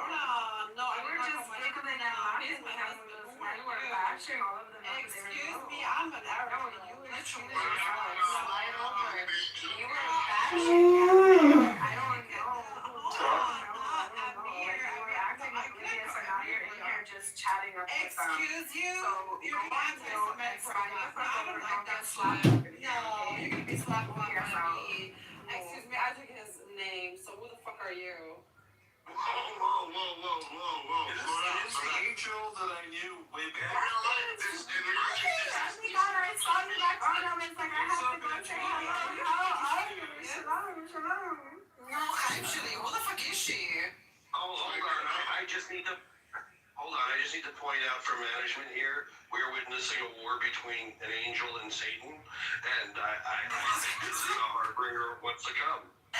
Well, honey, an Arab girl will appear to everyone else, so Amir is mine. That's okay. Can I not call you Amir? Fucking this sister.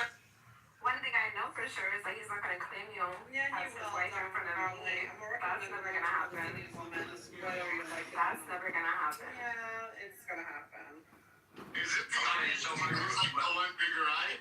Honey, you will be My happy room with me. title is very weird. How do you say? You were just in there bashing them. So What? go I was somewhere like, with yourself. Yes, you excuse were. me. They were fucking laughing and calling. They even sat there and played the clip of Gabriel saying, "Suck my Jewish dick" and everything else, and you were sitting there chuckling and laughing.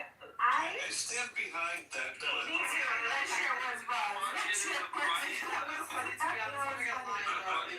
then you sat there and acted like you didn't know anybody. And I genuinely, jokes aside, I really do not know who Gabriel is. I heard that clip, I was laughing. So then why were you in there? Why were you in there just bashing him though? Because we were all in there before they got kicked out by Prince or someone. I don't know who kicked them out. So then why are you in here trying to suck one of their dicks? Because Amir is Because it's kosher. Exactly. And she said put some relish on it and she got excited. Excuse me, what do you mean? I am a Jew myself. is this? I'm a whole Goyim. All Shabbos. I don't know who But Angel doesn't eat flesh, so. Amir, you better fucking I know, it's fucking it's cannibalism. Play your cards right.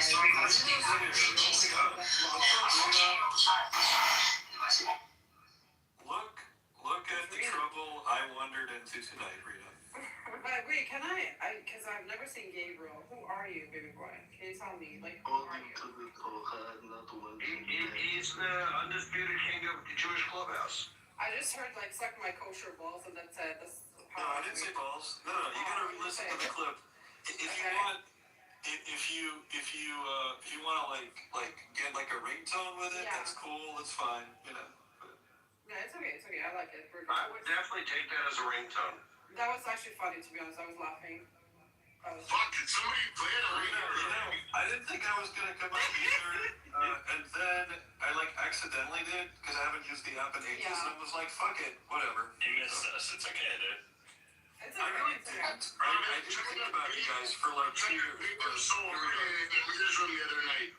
He popped into Amir's room for like 3 minutes and they were at like an orgasm. They're like, oh my God, it's Gabriel. Come on. Come on. They know Gabriel. Yeah. They wouldn't come up. They were freaking out, bro. You remember that, Gabriel? That's crazy. Gabriel, you remember that? Like 2 nights ago in the mirror? Oh, wow. So, BB. Yeah. Sorry, go ahead, Gabriel. I interrupted you. No, it's okay. It's all right. Go ahead. No, I was gonna ask. The funny thing is, to me, and I only met Angel recently, but besides that, like all the rest of you, I know longer than Amir. Have you been to Amir's rooms? No, this Amir. Oh, okay. BB, okay. Angel is like old school clubhouse. Yeah, She was on I've known Clubhouse. every one of these. We go I've known back. every one of these people longer than you, BB. Angel, is that like your real last name? Can I say your real name? Yeah. Okay. So she No, was like Angel. this is the same account. I just changed it though. Okay. Is the last name you used to use, was that your real one? So I won't say it? It's my father's, yeah. Okay, then I won't say it. All right. Yeah. She was Angel something, but she was on for a long time. Yeah. Beautiful eyes, girl. I like them. I've been on since 2020. BB, somehow didn't know you until like 3 years ago. I'm looking at this on your picture. Who is that in your picture? That's me. No, I've been on since 2022, BB. 2020 as well. I just somehow didn't come across you a little bit later. Yeah, no problem. No, that's me in the picture. Why, Galadia? Change your affection now towards me? Yeah, I don't want you anymore. Never mind that. Okay, good. I'm with Angel anyways. Oh, wow. So fast. She doesn't care about You what I sprayed think. me so fast. What do you mean? It's to show me because of the materialistic. Excuse you. Once you go Arab, you never go back, darling. You should know that Once as you a go, Moroccan. wait, what's a good one? Once you go Arab, you You never. never go back. Yes. What the fuck? No, you need to find something to rhyme. No, I mean that doesn't rhyme very well. I know, but I don't know what anything. Maybe it rhymes better in Arabic, like from the water to the water, like I think you can spend a little when you are beautiful bags.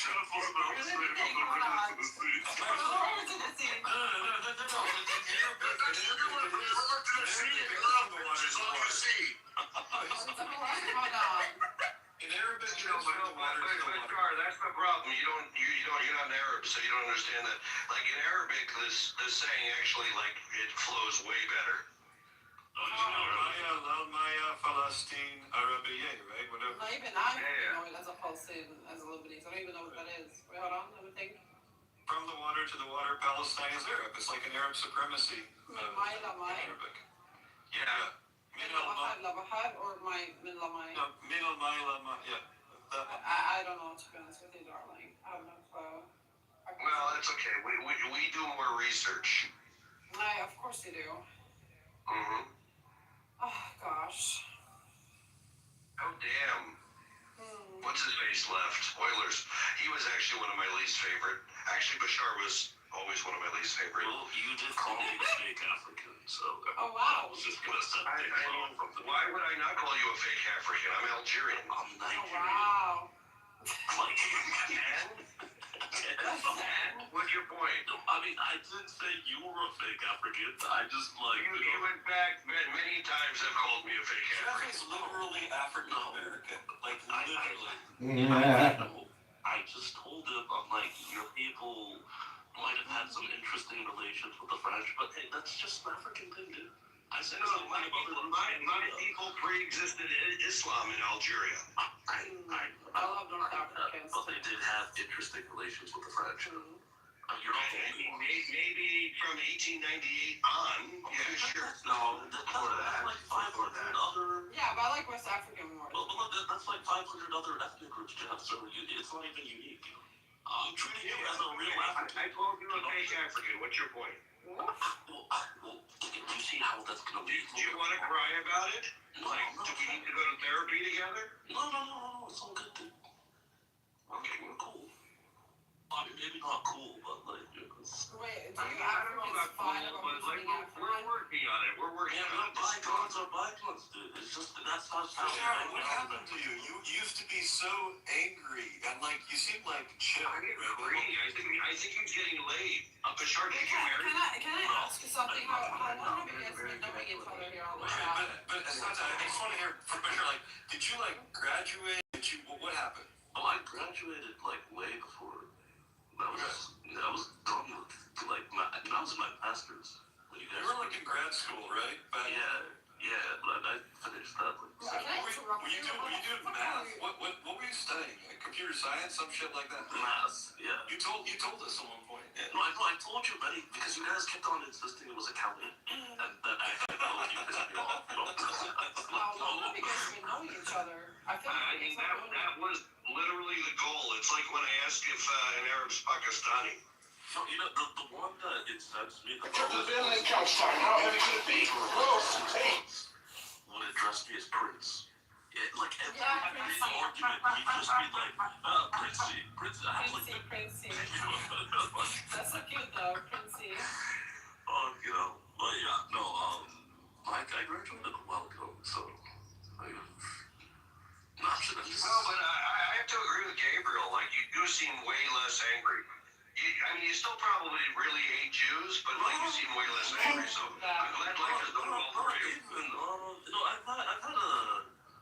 I've come full circle. I mean, I do think every non-Christian religion, I mean, not mine, is like, beneath ours, but like, you know. I mean that you're entitled to that belief. But yeah, you guys as people, I mean, I don't really hate you guys as people. I do think you should convert, but you know. That's new. For sure, I think all the Jews should convert to Christianity, 100%. I mean, if you're Catholic, that's kind of like just Good Friday. You pray for a conversion. It's normal. I'm gonna convert to Christianity. What is that? The tripartite prayer? Like it's every Good Friday. Well, not tripartite prayer, but make it. Bashar, listen, I'm gonna convert to Christianity when you return to Zamunda. I will Christianity. Okay, that's not even a thing. Coming to America. You're very young. Oh my God. Okay. You're very young. I've never actually seen that movie. Dude, you've got to see it. It's a great movie. I've seen it. What's up, bro? Listen. In this movie, Eddie Murphy puts on Jew face. Eddie Murphy does Jew face. But you know what? He's amazing. But you know what it is, Gabriel? All those types of movies, they're all based on like East African stereotypes. So for me, they're not like as funny. You know, I just view them as like. Okay, but Eddie Murphy and Jew face, and by the way, not one Jew complained. Fantastic. Eddie was a fantastic Jew. He made a great Jewish radio. Yeah. Okay. I mean, it's really. No, I don't want to do this. Be mercy, dude. It's against my will. Yeah, the first one. No, the second one. The second one, please. Yeah, the second one. Wasn't the incredibly beautiful what was her name? That was the young lead. She had one name. Oh, I forget her name. Yeah. Hold on. I'll tell you. Hold on.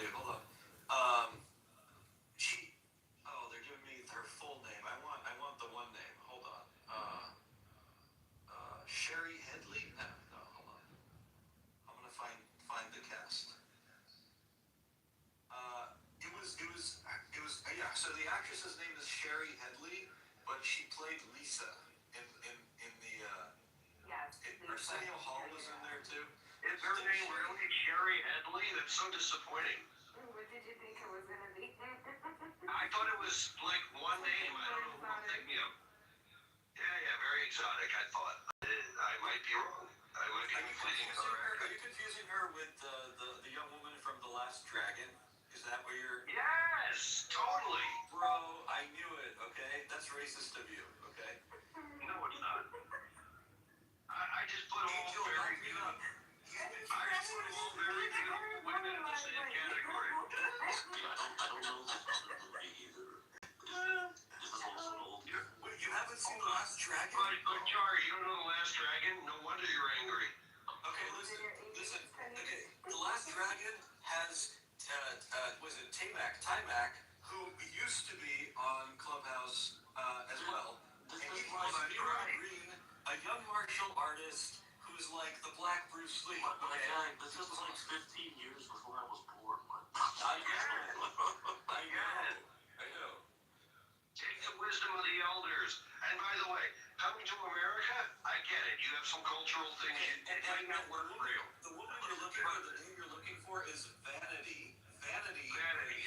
Vanity. Yes, and I don't know that that's exact. I don't know that I was really conflating them, but Bashar's Vanity was Prince's lover for a while, I believe. That's true. Bashar, The Last Dragon. If you got to pick one of the two, watch it. Great movie. Great movie. It's terrible, but it's great. Also, it's one of those like cheesy ones. So it's like, I mean, it's the 80s. Like, okay, so it's like your version of like High School Musical or like shit like that. I mean, that makes me sad that would be the equivalent, because High School Musical was a good movie, but it was not like, yeah, but it was the same. I mean, you're not like action. It was like cheesy. It's like no, this was cheesy action. It was cheesy action. Like, you can just watch it and come and tell me like Free Palestine, and then tell me how you like the movie. I don't even care enough to say that to you guys. Like, I mean, okay, fine, you've changed, but go watch the movie. It's a good movie. I think you'll enjoy it if you don't expect much. Okay, I'll take a look. But understand it was the 80s. Oh, you think I'm like you think I'm like an SJW? Like, nah, dude. You're Catholic. It's all good. What movie? I don't see the connection, but what movie are we talking about? We're talking about The Last Dragon. Not that one. Oh, it's my single favorite movie of all time, actually. No, I'm lying. Johnny Dangerously is my single favorite movie. The next is The Last Dragon.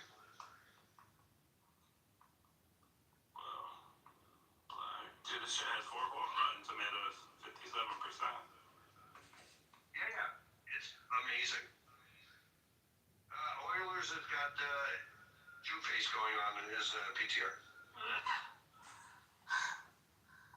I have a question. Why are you being such a hurry? Cover your shoulders. Oh my God, darling. Please, I don't know. cover the shoulders. The Oh my shoulders. God, darling. I'm not a Muslim. I like to be. Who the fuck muted I me? hit the wrong button. Sorry. Yeah, I hit the wrong button. I said I like to be. I said although I'm not a Muslim, but I like to be a Harami girl. I needed to do that because I'm really tired of Gabriel telling you to cover up. I find it anti-Semitic. That is anti-Semitic, actually, because I'm fully Semite. So, Gabriel, behave. Okay, fine. That's I'll allow it. And Gabriel, just because you're married and happy doesn't mean the rest of us have to suffer. Exactly. That's true. I wish all of you to have marriages or unhappy marriages. I will have the happy one. Whoever ends up with Satan will be happy for sure. Are we sure? I mean, For sure. there's so many responses to this. No, really. I know I'm wild, but I think I will take care of my husband for sure. Bashar is single, I believe, yes? Yeah, but no. Excuse me, what's wrong with you? No, she's reserved for PV, so. That's true. I need him. He's crazy, and I think he's the only one that can put me in my place.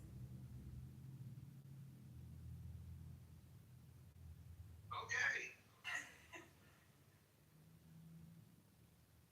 I love how this app provides a lot of TMI.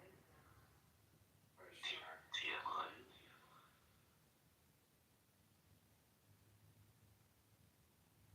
It's like when your jaw locks up.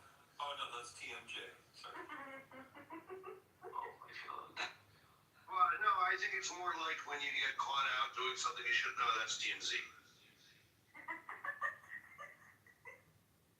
Wait, I thought that was the leader of the UAE. Oh fuck, no, that's MBZ. Sorry. Okay.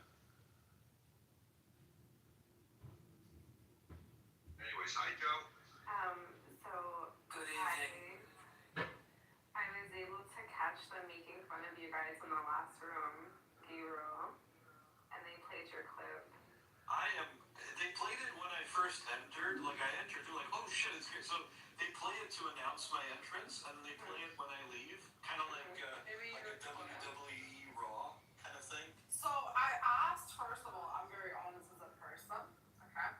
So I asked, who is this gamer? Because I've never seen him. And they're like, oh my god, I'm gonna play a clip from him. It was so funny, I started to laugh so much. Do you want to know the background of like why I went ratchet like that? Do you want to know? I mean, to be honest, it doesn't matter. I think it was I funny, know. and that's the whole point. I love women. It was like some person was just being so foul. I think it was like a Hebrew Israelite, room I or fucking something. hate them, these Hebrew Israelites. You know how much They you're fucking hear them all in the background of you.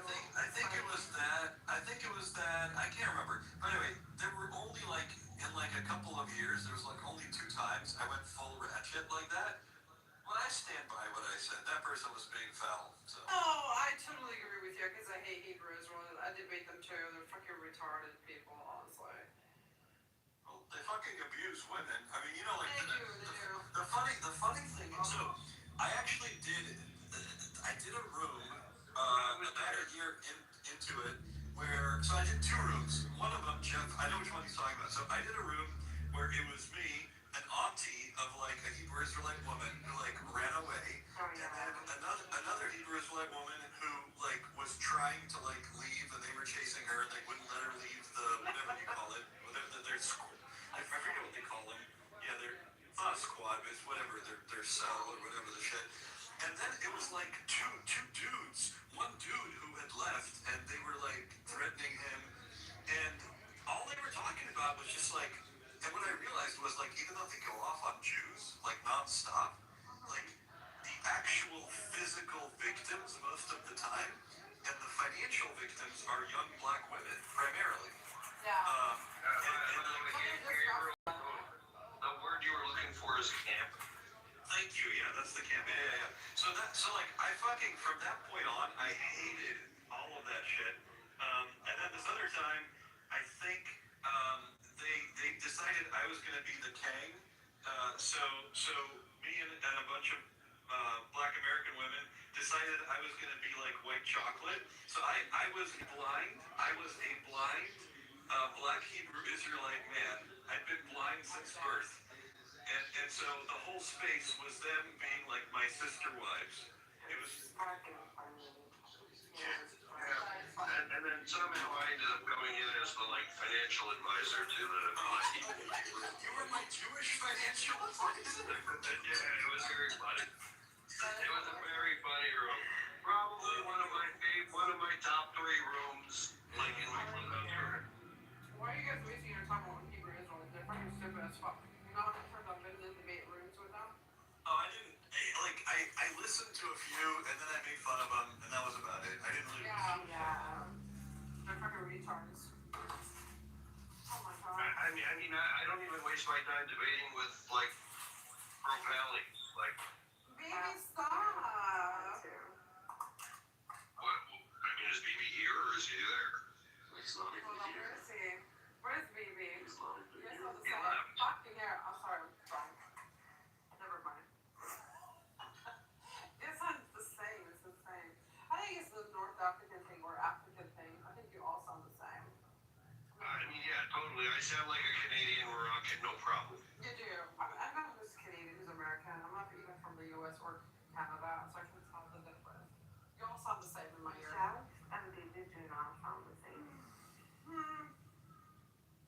I mean, we are the same, but we don't sound the same. That's true. I mean, we're not exactly the same. I will say, tell you, Jeff, to stop. But we don't sound the same. That's true. That's right. Maybe you do, maybe you don't. I don't know. I'm too drunk right now to even know. Fair enough. Did you go out and leave? I did. Oh. I went to a bar. Okay, how was it? Boring, but it was nice. I mean, what? Go to a club next time. I've never been to a In fact, go with Jeff to the club next time. That's right, because I heard Jeff saying it earlier, I mean, like 10, 15 minutes ago that he went to a club. I've never been to a nightclub. Can you guys believe that? No, why? I've never been, because the thing is, like, I've never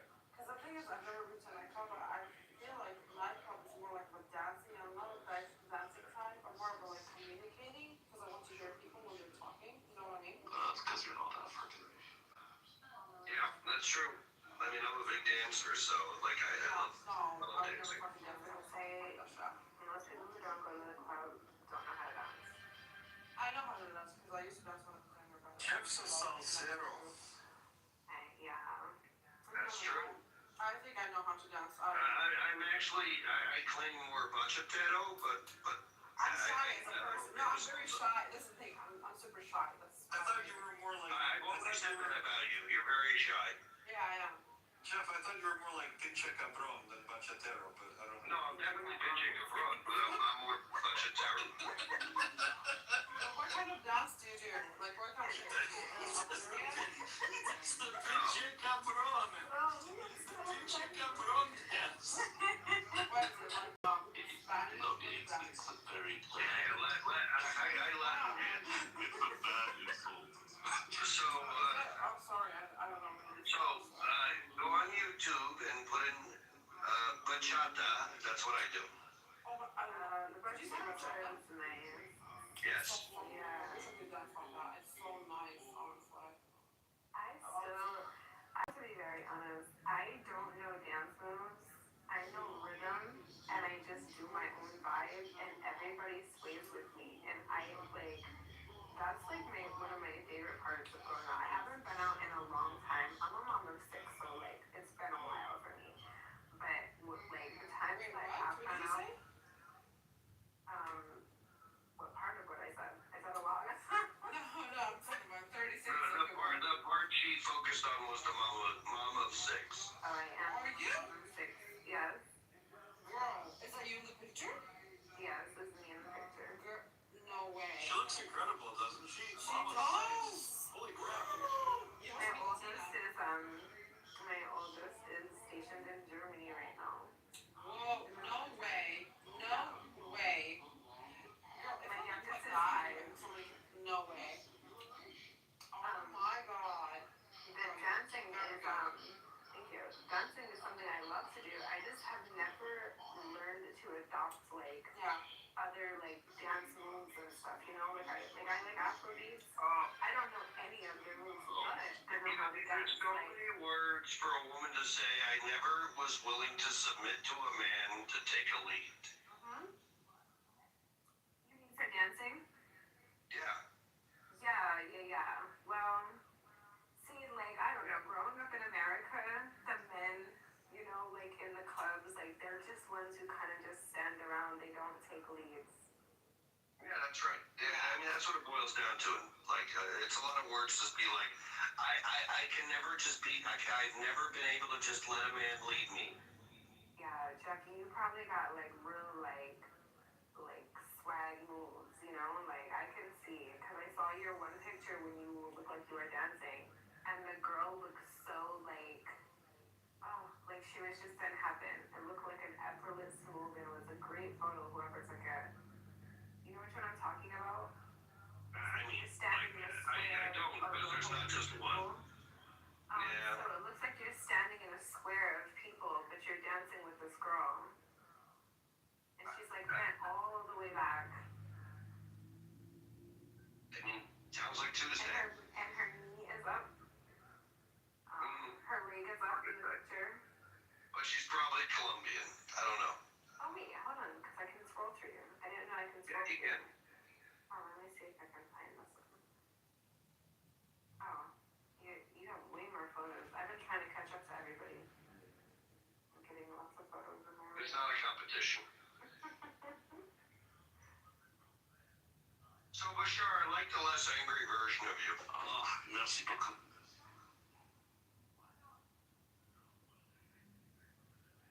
Yeah, I was just in Paris. Oh, you were? How was it? Great. You have family there or not? Just like vacation. Actually, it's funny. I planned the trip.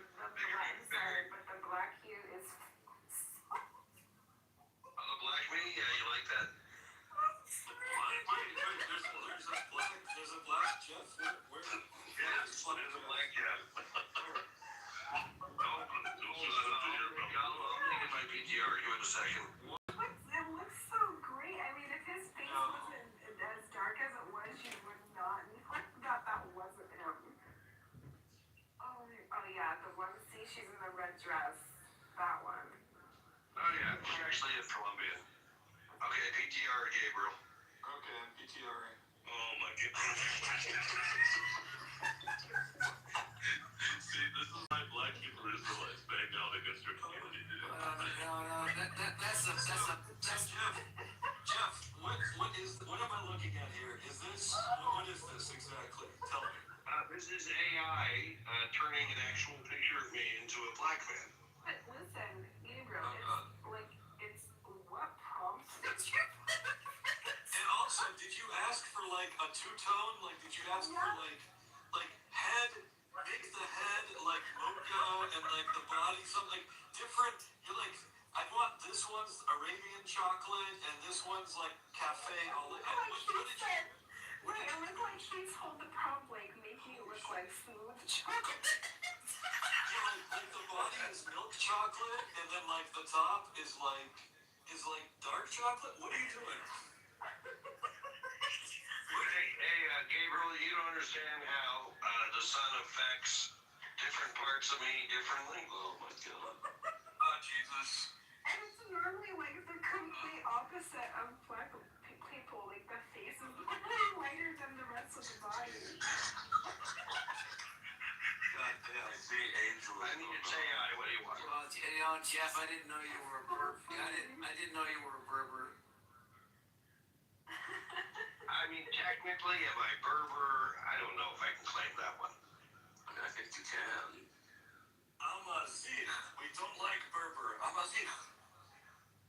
I don't know. You could just say Berber. So the nature of how close the Jews were with the Amazigh, like that's not very well documented. Yeah. Like we got along really well. That's documented, but like, did the Jews consider themselves Amazigh? I don't know. I think it's earlier. I get the sense that there was some intermarriage because like we have like. No, there definitely was intermarriage. Mazigh, who is Amazigh and Jewish, right? So we got some. Yeah, there definitely was intermarriage, but like, what I know is that like the Jews of North Africa at times considered themselves Arab culturally, but I don't really have enough to go on to say, were we Amazigh? Was so long ago, right? Like the Amazigh were suppressed since 689. Yeah, history is something, isn't it? So probably yes. Before the Arabs showed up, the Jews considered themselves Amazigh. The Amazighs consider the Jews some version of Amazigh, probably. But it's just kind of quasi-prehistorical in that sense. But yes, this is the black meat.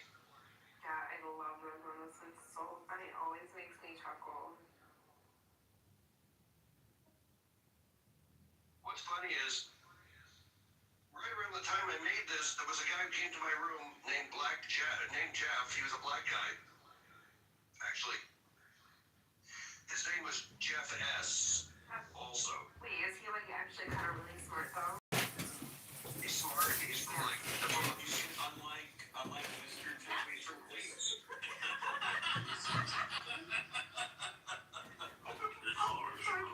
Is he like the smart Jeff? What? Oh no. Yeah, fuck you, Gabriel. I'm on Team Zach. And Jeff, you'll always have seen him. Right, that's true. So, Gabriel, I don't know if you heard earlier, Zach moved to Miami. Is that real? Like for real? I mean, you know him. He never really lives in any one place. Yes. It's just a matter of time until that Jewish community excommunicates him. The San Francisco people did. Then he went to New York. Then all the sushi eaters hated him, and all the New York Jews hated him. So now he's gonna run out. He's got 196 Jewish communities to run through at this point. But yeah. It was a little weird. I saw him a month ago 2 months ago, and he's like, oh yeah, I'm thinking of moving. I'm like, okay, fine. And then I saw him last week. He's like, I moved. I'm like, fuck, man. You know, whatever. Does he still ride his bike everywhere?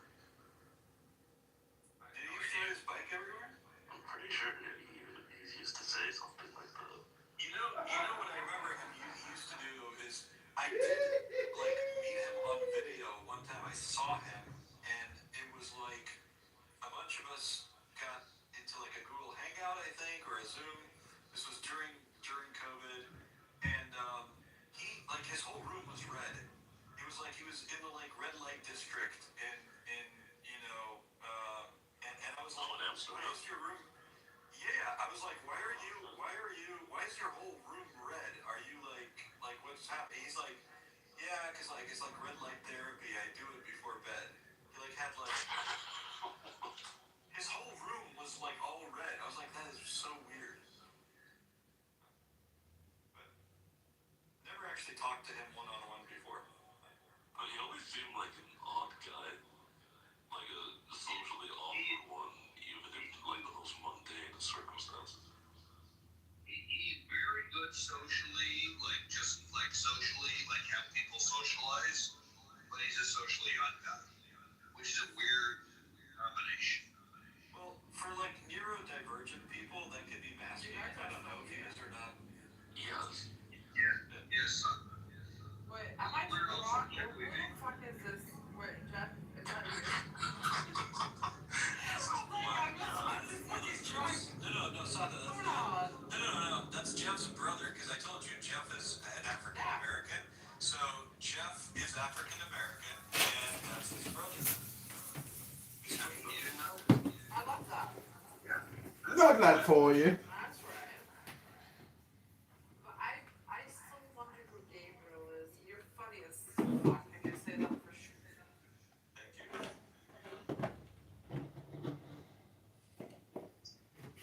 Gabriel's my brother. So can I finally get like for dogs and you, Gabriel? All I'm gonna say is you seem like a much more sane and maybe even kind of nice person right now. So that's what I can say. The shit that was happening back then was kind of messed up. Zach was part of it.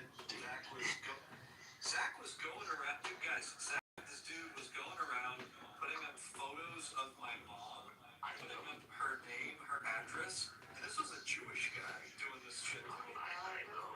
You know, I told the kids dog because even at my worst, I've never been like a dog's fan. Like I'll say like at my worst, I'd say like the worst things to people like their face. At the end of the day, you were just Gabriel from Clubhouse. You were just Jeff from Clubhouse. Yeah, but they really tried to like take Gabriel out. Like the energy that they put into like trying to go after him was crazy. Well, I mean, yeah, I lose my mind too, but like it's just not. But the fact is that they couldn't beat him in the debates though, so they had to go low. You know, like that's Well, I mean, even if you lose a debate to someone to like try to find someone. You need to go after their parents or their job or their person.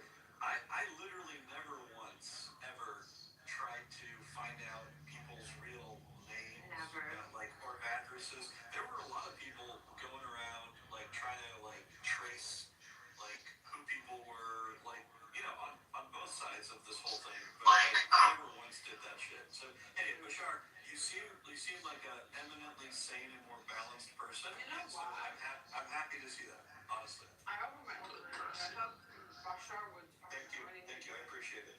Bashar, you're such a What's that, son? bitch. Sorry? No, I was calling Bashar a bitch because I should open a room and I thought he would join it. I'm having a heart-to-heart with an old opponent, son. Oh, fucking Bashar. I mean, I understand you like to hang out with the Jews. I mean, I understand. No, you got it wrong. He's very excited about normalizing. I mean, I don't mind normalizing. You know, someone, you don't hit me a beer crowd, they hate me way more than they hate like you guys. But Did they ever try to call you Abed or something? Like they ever go? Oh no, some of them, yeah. I mean, some of them, but it's not just that they would like kill all the Christians and like shit like because like. It is a plaque with a satanic statue on it that reads, "The Democratic Coalition of Satan Worshippers thanks Gov." Like we don't care that much what the borders are or anything like that. It's really just like I mean, you guys would disagree with this, but it's more Israel's human rights record. Wait, you skipped out. You don't what? Say that one more time. We don't care that much about like the borders. Like if is. It's not my job. You know, that's God's job. Let him do his job. That's his business. I know if anybody repent, God is faithful enough to forgive them and cleanse them from all unrighteousness. I know that. Because I need that grace just like they need that grace. Hello? Hello?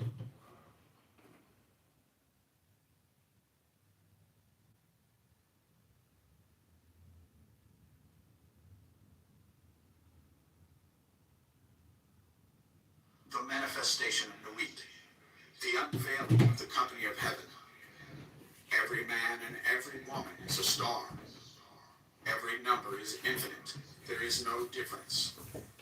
Help me, O warrior lord of Thebes, in my unveiling before the children of men.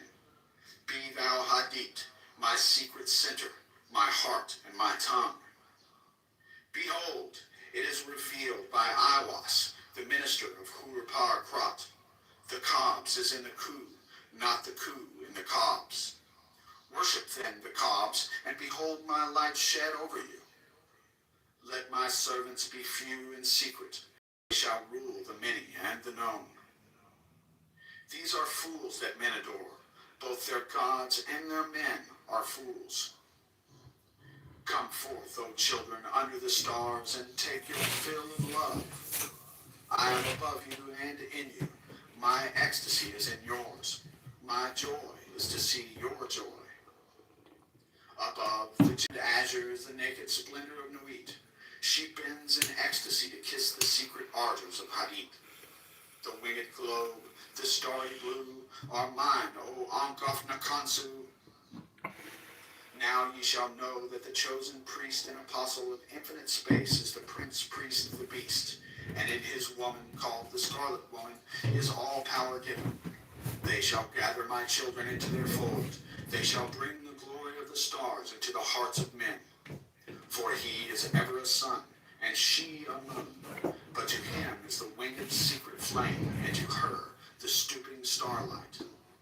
But ye are not so chosen. Burn upon their brows, O splenderous serpent, O azure-lidded woman, bend.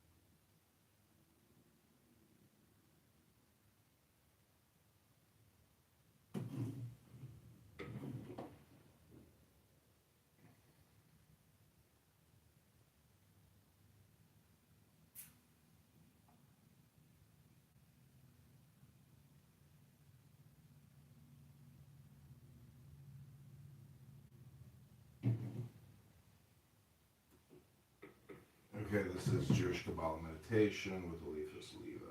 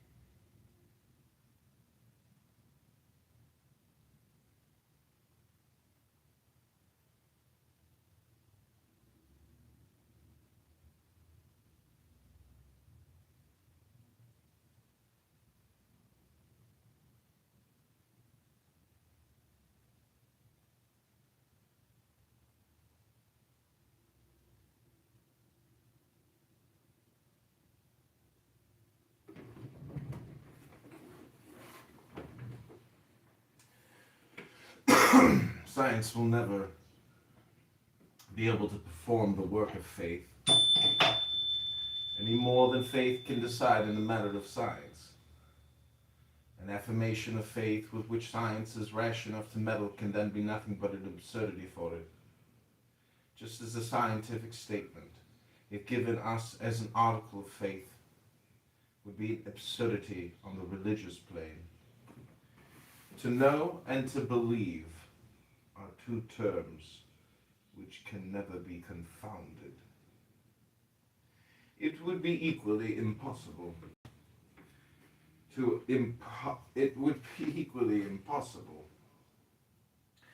oppose the one to the other. It is impossible, in fact, to believe the contrary of what one knows without ceasing, for the very reason to know it, and it is equally impossible to achieve a knowledge contrary to what one believes without ceasing immediately to believe. To deny or even to contest the decisions of faith in the name of science is to prove that one understands neither science nor faith. In fine, the mystery of a God of three persons is not a problem of mathematics. The incarnation of the Word is not a phenomenon in obstetrics. The scheme of redemption stands apart from the criticism of the historian. Science is absolutely powerless to decide whether we are right or wrong in believing or disbelieving dogma. It can only observe the results of belief. And if faith evidently improves men, if moreover faith is in itself considered as a physiological fact, evidently a necessity and a force, science will certainly be obliged to admit it and take the wise part of always reckoning with it. Let us now dare to affirm that there exists an immense fact equally appreciable both by faith and science, a fact which makes God visible in a sense upon earth, a fact incontestable and of universal bearing. This fact is the manifestation in the world beginning from the epoch when the Christian revelation was made of a spirit unknown to the ancients, of a spirit evidently divine, more positive than science in its works, in its aspirations, more magnificently ideal than the highest poetry, a spirit for which it was necessary to create a new name, a name altogether unheard in the sanctuaries of antiquity. Suddenly, who, however, had the word laid aside against the time when Paul should give it a meaning.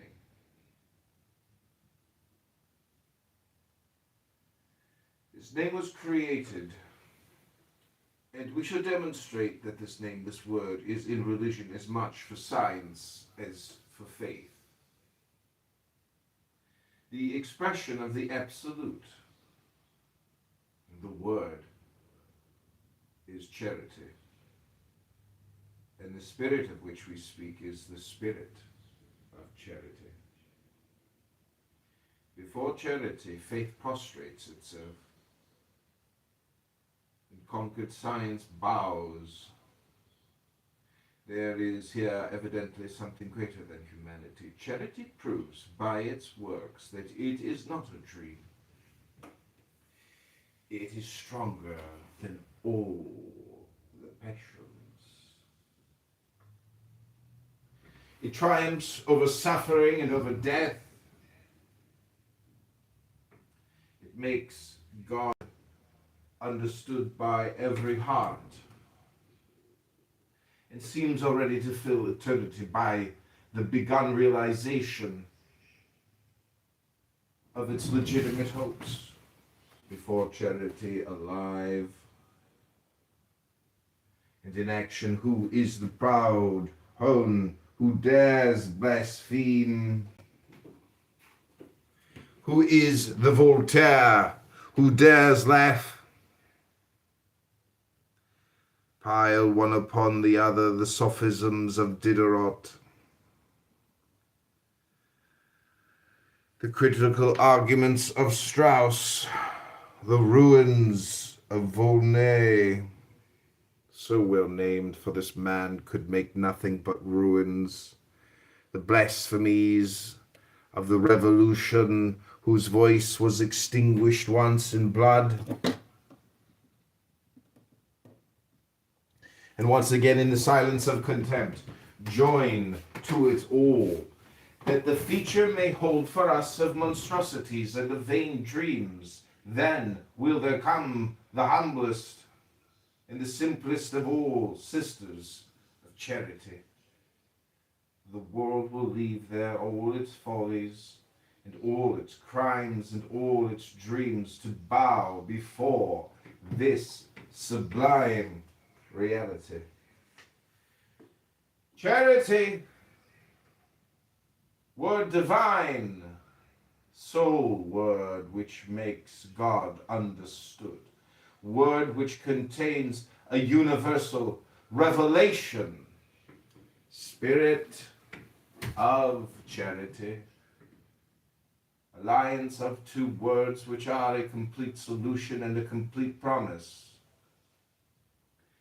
To what question, in fine, do these two words not find an answer?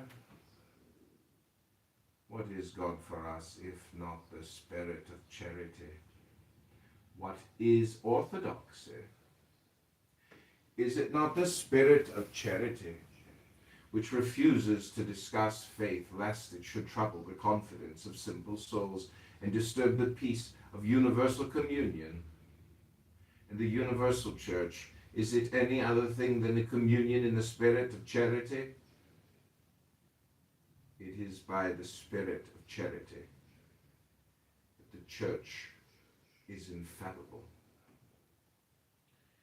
It is the spirit of charity which is the divine virtue of the priesthood, duty of man, guarantee of his rights, proof of his immortality, eternity of happiness, commencing for him upon the earth, glorious aim given to his existence, goal and path of all his struggles, perfection of his individual, civil, and religious morality.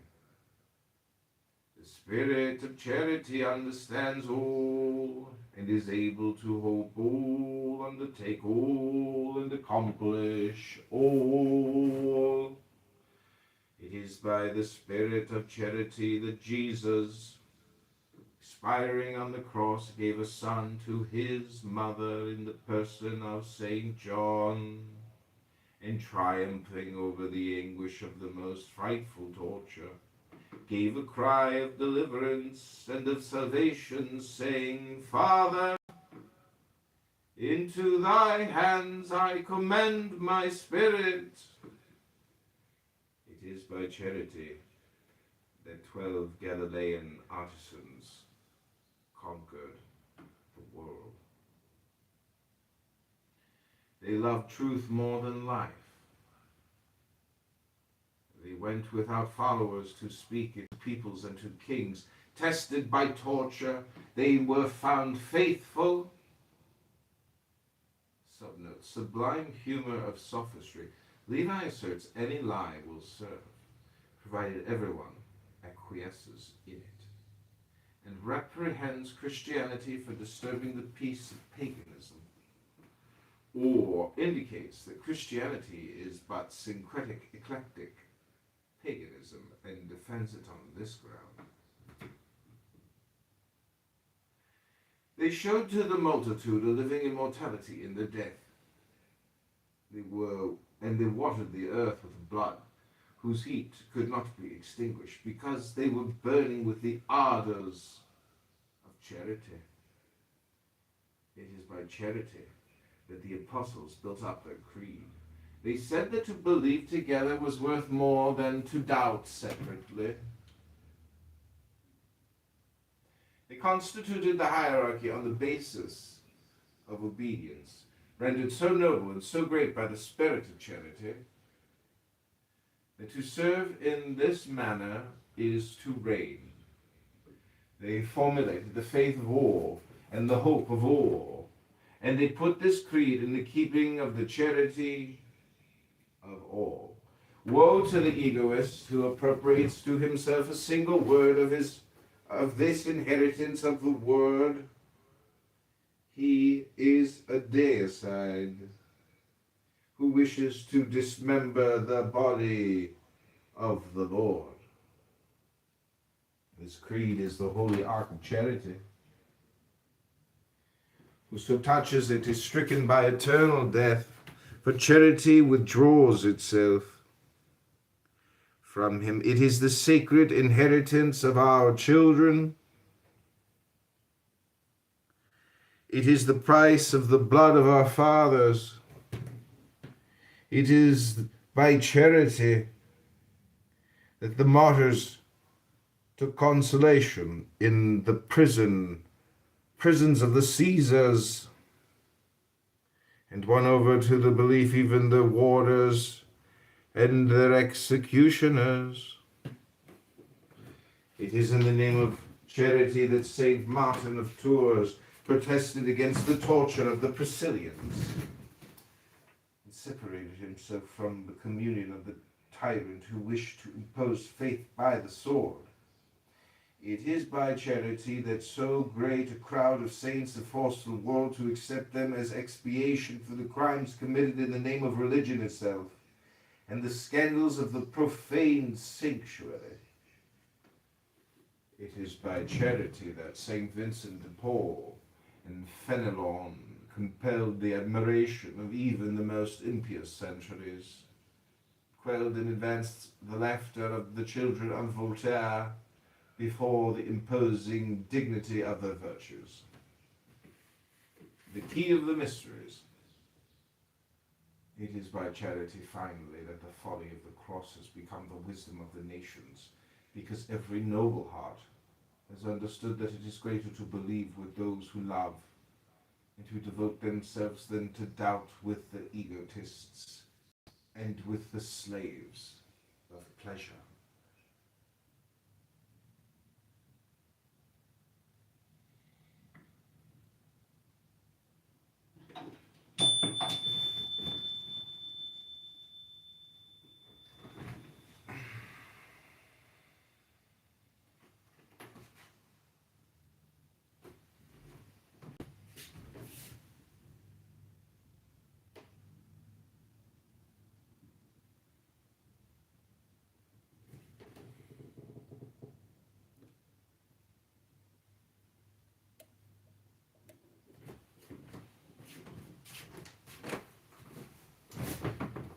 This is the subnote.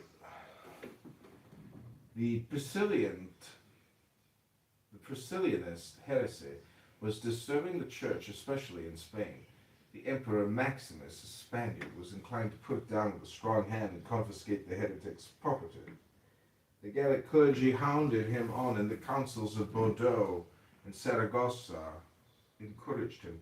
Two Spanish priests, Ithacus and Edicus, clamored for the heretic's punishment by the secular arm. But St. Martin of Tours, stalwart champion of orthodoxy as he was, resisted, and in 385 he went to Treves.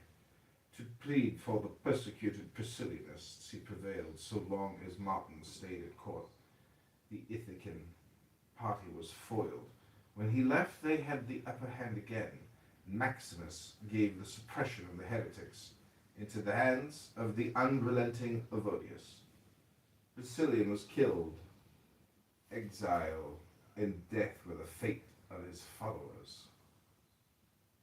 Heresy blazed the stronger, and a worse persecution was threatened. Then St. Martin left his cell at Marmontier and set out a second time to Treves. News of the old man coming along the road on his ass reached his enemies.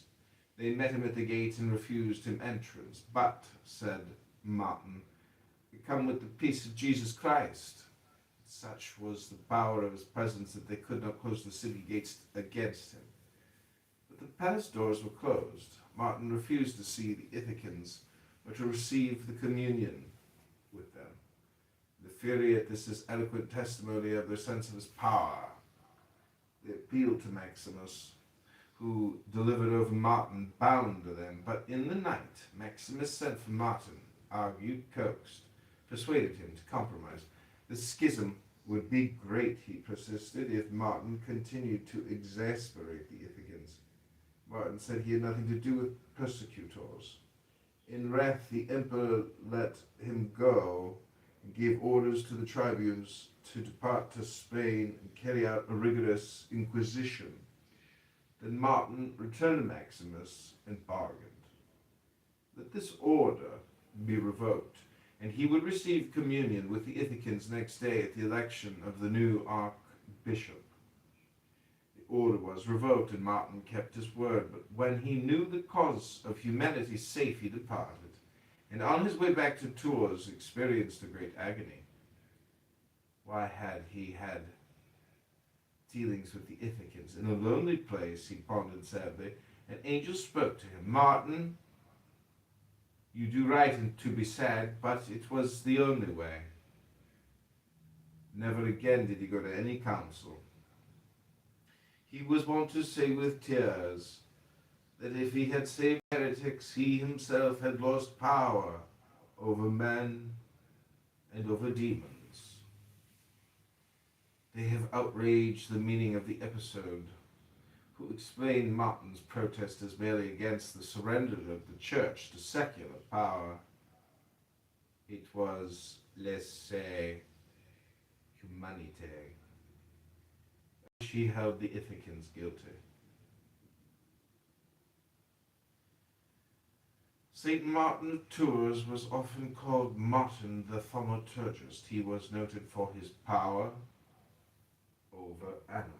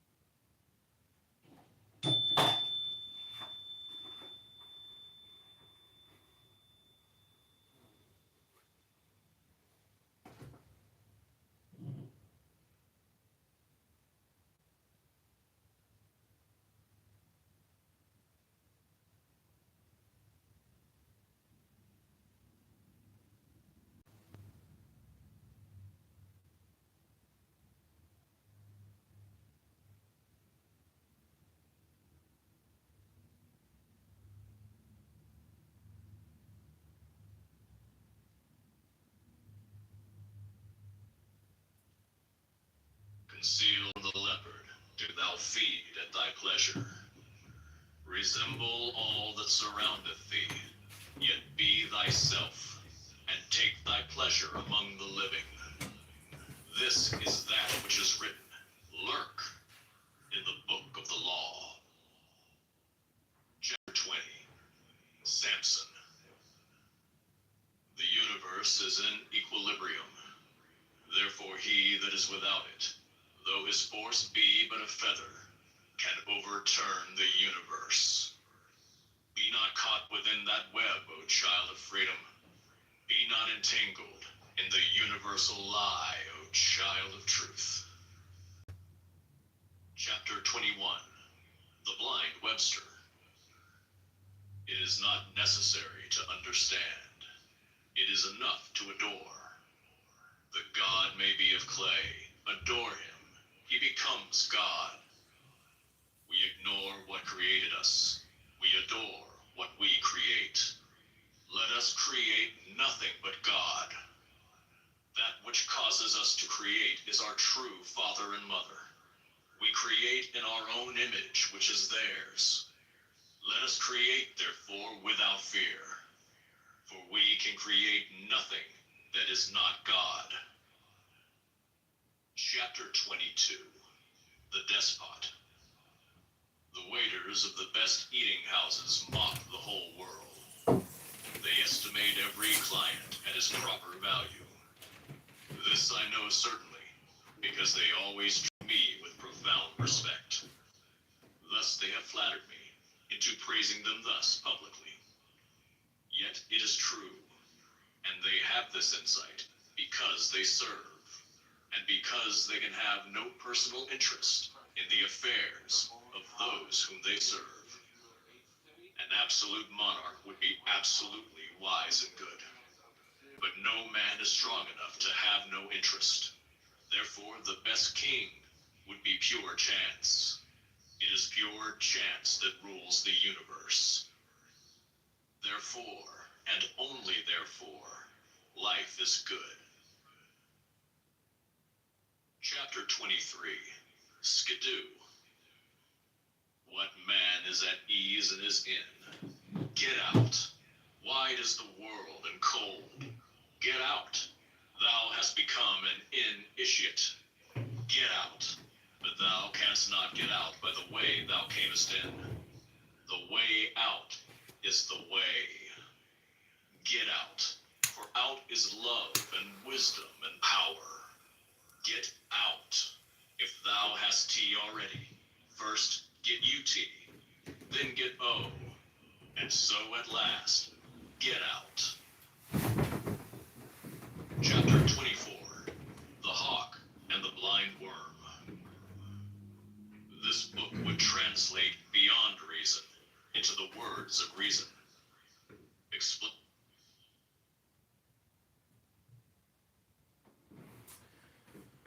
First article. Solution of the first problem. The true God. God can only be defined by faith.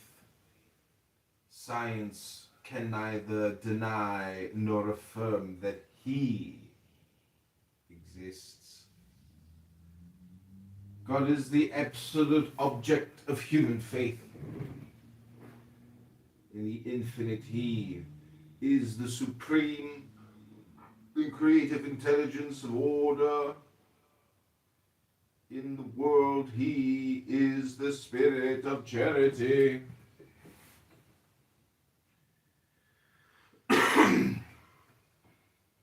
As the universal being, a fatal machine which eternally grinds down intelligences by chance, or a providential intelligence which directs forces in order to ameliorate minds? The first hypothesis is repugnant to reason. It is pessimistic and immoral. Science and reason ought then to accept the second. Yes, problem. God is an hypothesis, but an hypothesis so necessary that without it, all theorems become absurd and doubtful. For initiates of the Kabbalah, God is the absolute unity which creates and animates numbers. The unity of the human intelligence demonstrates the unity of God. The key of numbers is that of creeds, because signs are analogical figures of the harmony which proceeds from numbers. Mathematics could never demonstrate blind fatality, because they are the expression of the exactitude, which is the character of the highest reason. Unity demonstrates the analogy of contraries. It is the foundation, the equilibrium, and the end of numbers. The act of faith starts from unity and returns to unity. The sign of the Grand Arcanum. In hoc signo vinces. Meditate, mediate. Celeste, ecclesiasticae, exode, directe, covrone,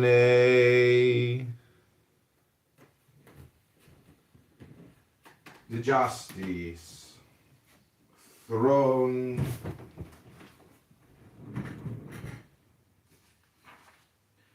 We shall now sketch out an explanation of the Bible by the aid of numbers. For the Bible is the book of the images of God. We shall ask numbers to give us the reason of the dogmas of eternal religion. Numbers will always reply by reuniting themselves in the synthesis of unity. The following pages are simply outlines of Kabbalistic hypotheses. They stand apart from faith, and we indicate them only as curiosities of research.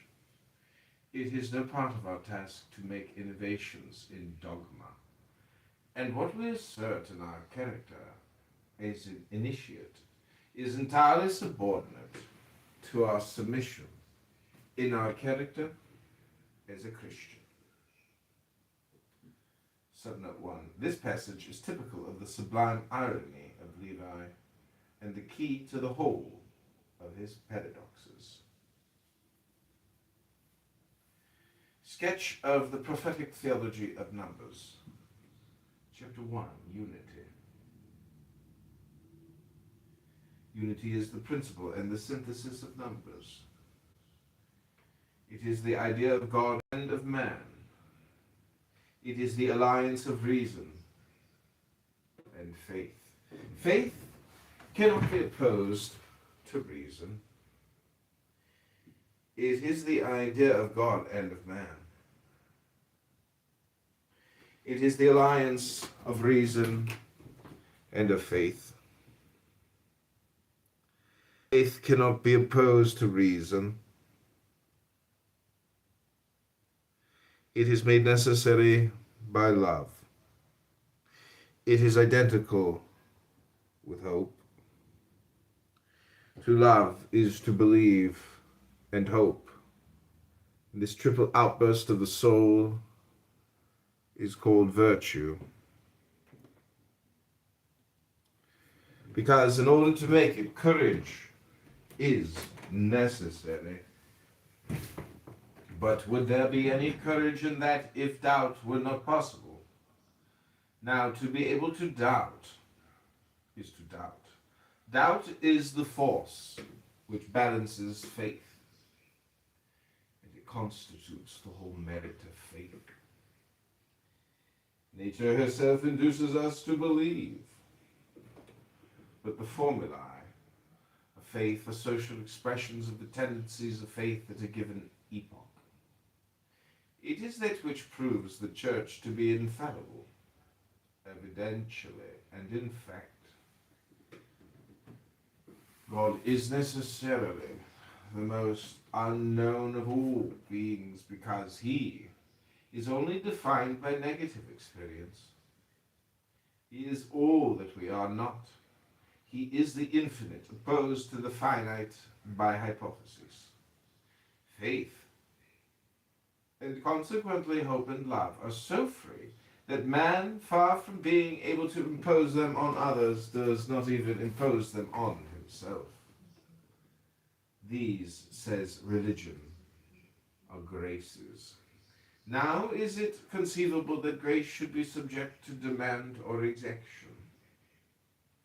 That is to say, could anyone wish to force men to a thing which comes freely and without price from heaven?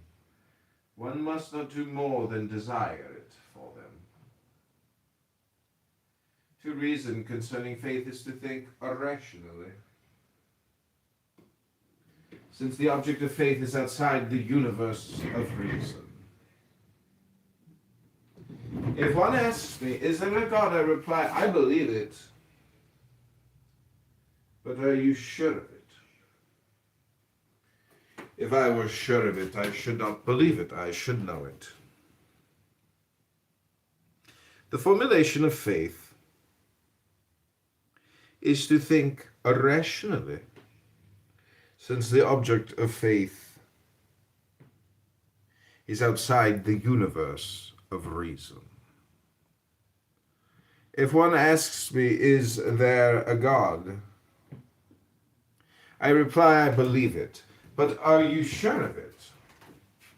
The formulation of faith is to agree upon the terms of the common hypothesis. Faith begins where science ends. To enlarge the scope of science is apparently to diminish that of faith. But in reality it is to enlarge it in equal proportion, for it is to amplify its base. One can only define the unknown by its supposed and supposable relations with the known. The equinox. Page 16, analogy was the sole dogma of the ancient Magi. This dogma may indeed be called mediator, for it is half scientific, half hypothetical, half reason, and half poetry. This dogma has been and will always be the father of all others.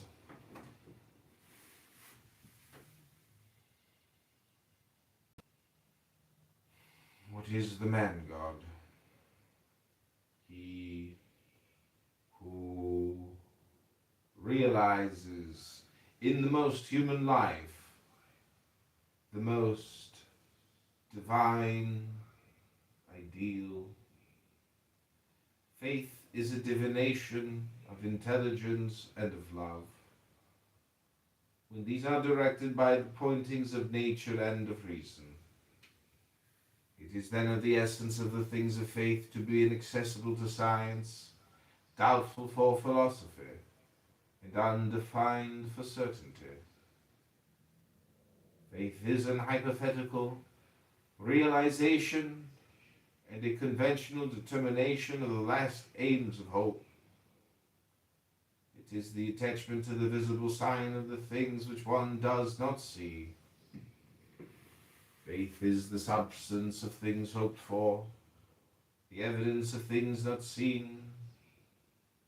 To affirm without folly that God is or that he is not, one must begin with a reasonable or unreasonable definition of God.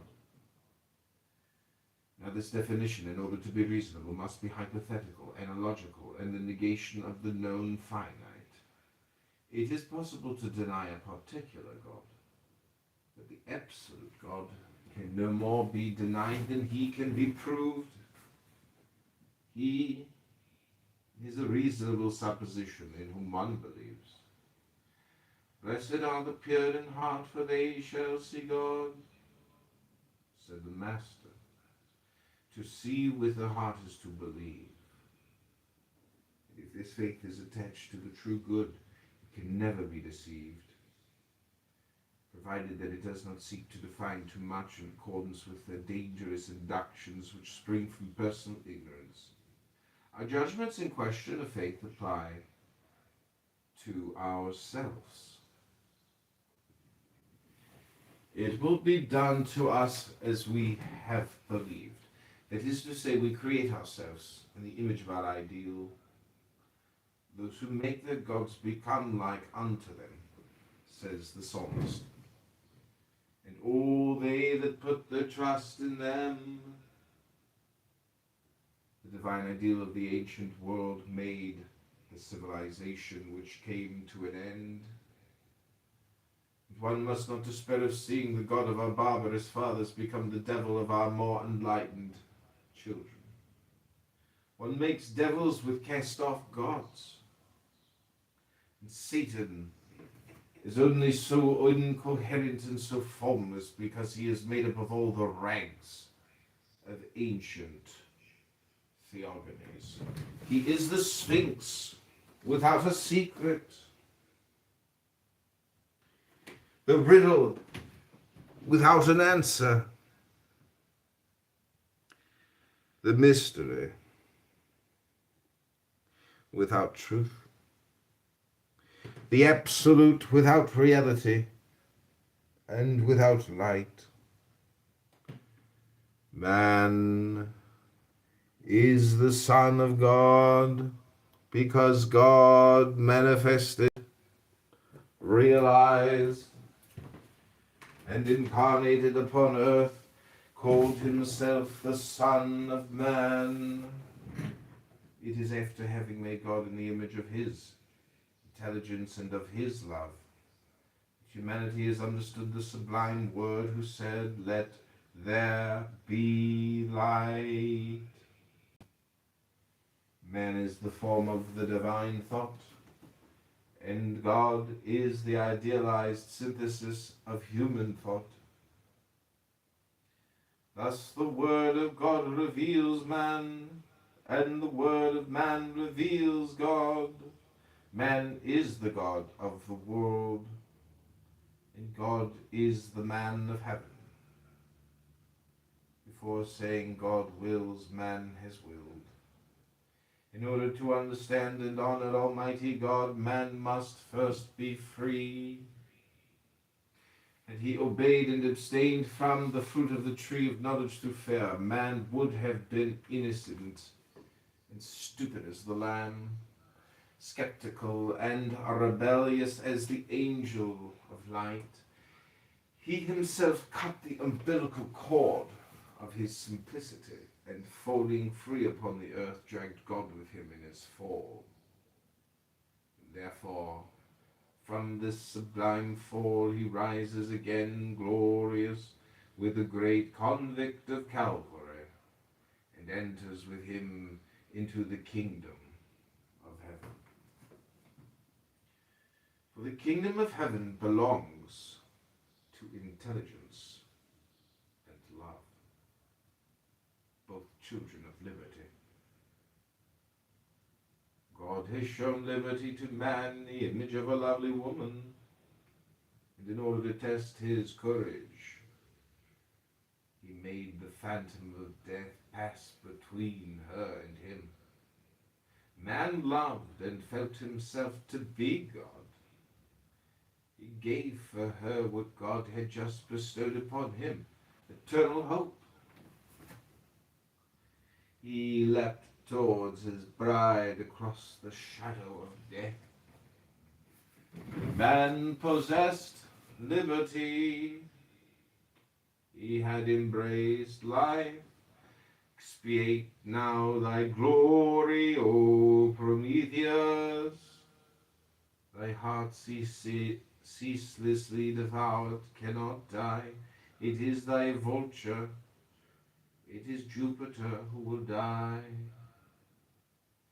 One day we shall awake at last from the painful dreams of a tormented life. Our ordeal will be finished, and we shall be sufficiently strong against sorrow to be immortal. Then we shall live in God with a more abundant life, and we shall descend into his works with the light of his thought. We shall be borne away into the infinite by the whisper of his love. We shall be without doubt the elder brethren of a new race, the angels of posterity, celestial messengers. We shall wander in immensity, and the stars will be our gleaming ships. The key of the mysteries.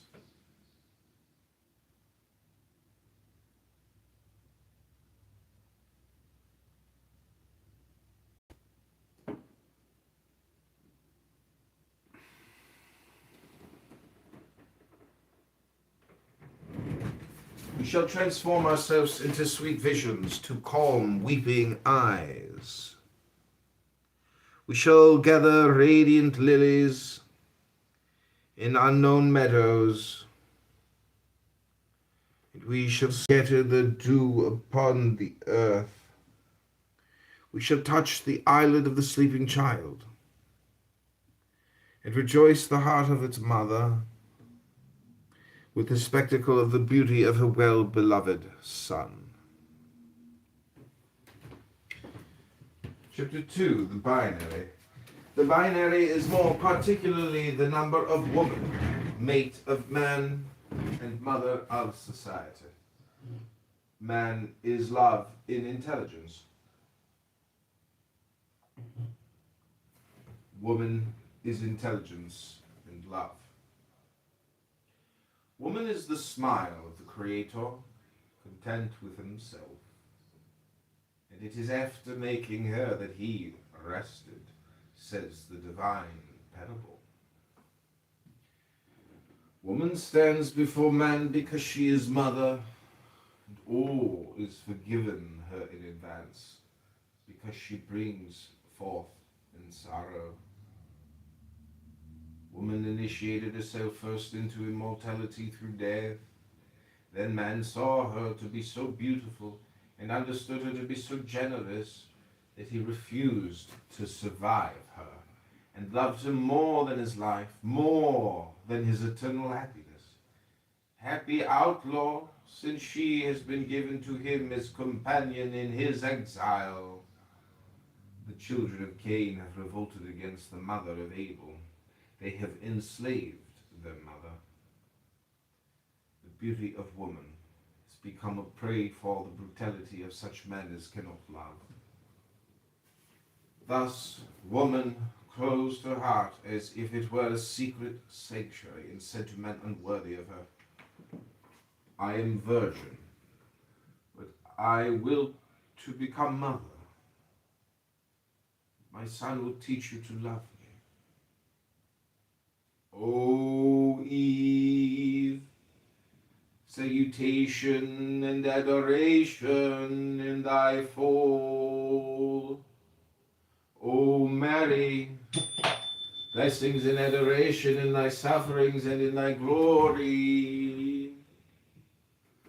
Crucified and Holy One, who didst survive thy God, that thou mightst bury thy Son. Be thou for us the final word of the divine revelation. Moses called God Lord. Jesus called him my Father. And we, thinking of thee, may say to Providence, you are our mother. Children of woman, let us forgive fallen woman. Children of woman, let us adore regenerate woman. Children of woman, who have slept upon her breast, been cradled in her arms, and consoled by her caresses, let us love her, and let us love each other. The ternary is the number of creation. God creates himself eternally, and the infinite, which he fills with his works, is an incessant and infinite creation. Supreme love contemplates itself in beauty as in a mirror, and it essays all forms as adornments, for it is the lover of life. Man also affirms himself and creates himself. He adorns himself with his trophies of victory. He enlightens himself with his own conceptions. He clothes himself with his works as with a wedding garment. The great week of creation has been imitated by human genius, divining the forms of nature. Every day has furnished a new revelation. Every new king of the world has been for a day the image and the incarnation of God. sublime dream which explains the mysteries of India, justifies all symbolisms. The lofty conception of the man-God corresponds to the creation of Adam, and Christianity, like the first days of man in the earthly paradise, has been only an aspiration and a widowhood. We wait for the worship of the bride and of the mother. We shall aspire to the wedding of the new covenant. Then the poor, the blind, the outlaws of the old world will be invited to the feast and will receive a wedding garment. They will gaze the one upon the other with inexpressible tenderness and a smile that is ineffable, because they have wept so long. The quaternary is the number of force. It is the ternary completed by its product, the rebellious unity reconciled to the sovereign Trinity.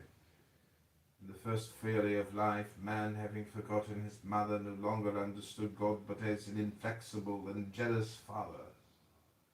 The somber Saturn, armed with his parricidal scythe, set himself to devour his children. Jupiter had eyebrows which shook Olympus. Jehovah wielded thunders which deafened the solitudes of Sinai. Nevertheless, the father of men, being on occasion drunken like Noah, let the world perceive the mysteries of life. Psyche, made divine by her torments, became the bride of Eros. Adonis, raised from death, found again his Venus in Olympus. Job, victorious over evil, recovered more than he had lost. The law is a test of courage. To love life more than one fears the menaces of death is to merit life. The elect are those who dare. Woe to the timid.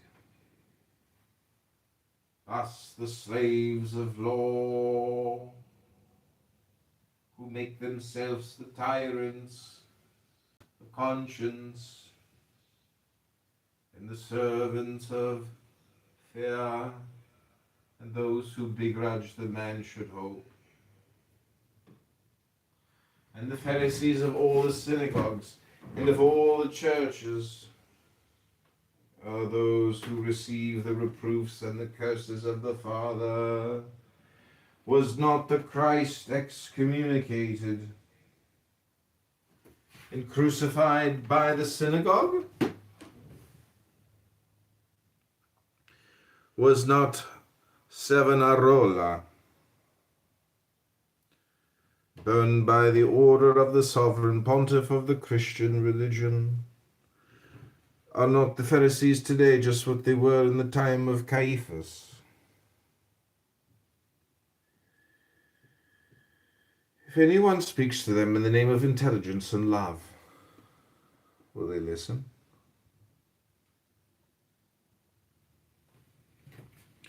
In rescuing the children of liberty from the tyranny of the Pharaohs, Moses inaugurated the reign of the Father, breaking the insupportable yoke of Mosaic Pharisaism. Jesus welcomed all men to the brotherhood of the only Son of God. When the last ideals fall, when the last material chains of conscience break, and the last of them that killed the prophets, and the last of them that stifled the word, Confounded then will be the reign of the Holy Ghost. Then glory to the Father who drowned the host of Pharaoh in the Red Sea. Glory to the Son who tore the veils of the temple and whose cross, overweighing the crown of the Caesars, broke the forehead of the Caesars against the earth. Glory to the Holy Ghost, who shall sweep from the earth by his terrible breath all the thieves and all the executioners, to make room for the banquet of the children of God. Glory to the Holy Ghost, who has promised victory over earth and over heaven to the angel of liberty. The angel of liberty was born before the dawn of the first day, before even the awakening of intelligence. And God called him the morning star.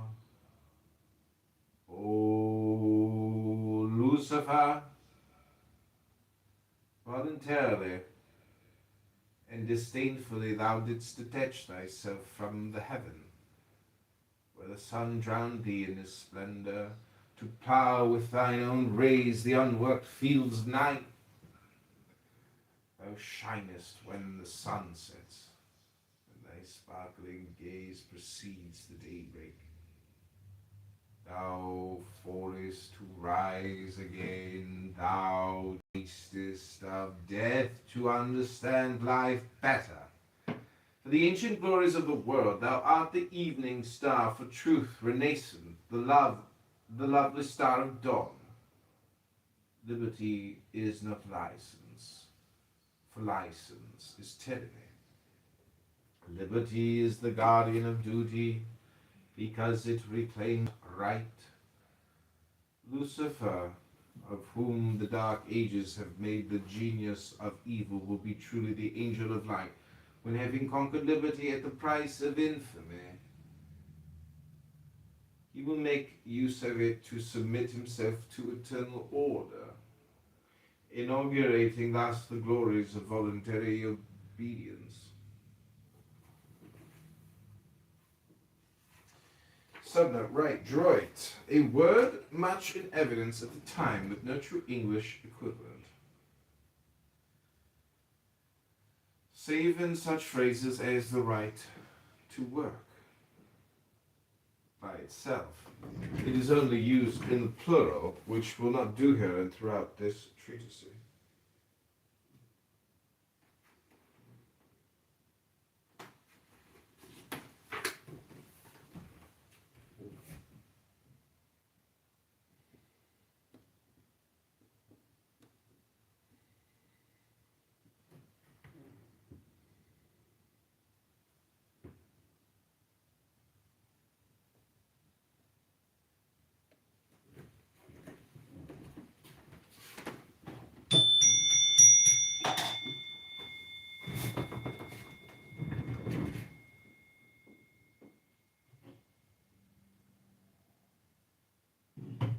Right is only the root of duty. One must possess in order to give. This is how a lofty and profound poetry explains the fall of the angels. God hath given to his spirits light and life. Then he said to them, love. What is to love? Replied the spirits. To love is to give oneself to others, replied God. Those who love will suffer, but they will be loved. We have the right to give nothing, and we wish to suffer nothing, said the spirits, hating love. Remain in your right, answered God, and let us separate. I and mine wish to suffer, and even to die, to love. It is our duty. The fallen angel is then he who, from the beginning, refused to love. He does not love, and that his whole torture he does not give, and that is his poverty. He does not suffer, and that is his nothingness. does not die, and that is his exile. The fallen angel is not Lucifer, the light bearer. It is Satan who calumniated love. To be rich is to give. To give nothing is to be poor. To live is to love. To love nothing is to be dead. To be happy is to devote oneself. To exist only for oneself is to cast away oneself, and to exile oneself in hell. Heaven is the harmony of generous thoughts. Hell is the conflict of cowardly instincts. The key of the mysteries. The man of right is Cain, who kills Abel from envy. The man of duty is Abel, who dies for Cain for love. Such has been the mission of Christ, the great Abel of humanity. It is not for right that we should dare all, it is for duty. Duty is the expansion and the enjoyment of liberty. Isolated right is the father of slavery. Duty is devotion. Right is selfishness. Duty is sacrifice. Right is theft and rapine. Duty is love. And right is hate. Duty is infinite life. Right is eternal death. If one must fight to conquer right, it is only to acquire the power of duty. What use have we for freedom unless to love and to devote ourselves to God? If one must break the law, it is when law imprisons love and fear. He that saveth his life shall lose it, says the Holy Book, and he who consents to lose it will save it. Duty is love. Perish every obstacle to love. Silence, ye oracles of hate. Destruction to the false gods of selfishness and fear. Shame to the slaves, the misers of love. God loves prodigal children. Chapter 5, the quinary. The quinary is the number of religion, for it is the number of God, united to that of woman. Subnote, almost too visible, a sneer of the atheist and woman despiser. Faith is not the stupid credulity of an awe-struck ignorance. Faith is the consciousness and confidence of love. Faith is the cry of reason, which persists in denying the absurd, even in the presence of the unknown. Faith is a sentiment necessary to the soul, just as breathing is to life. It is the dignity of courage and the reality of enthusiasm. Faith does not consist of the affirmation of the symbol or that, but of a genuine and constant aspiration towards the truth, which are veiled by all symbolisms. If a man rejects an unworthy idea of divinity, breaks its false images, revolts against hateful idolaters, you will call him an atheist. The authors of the persecutions in fallen Rome called the first Christians atheists because they did not adore the idols of Caligula or of Nero. To deny a religion, even to deny all religions, rather than adhere to formulae which conscience rejects, is a courageous and sublime act of faith.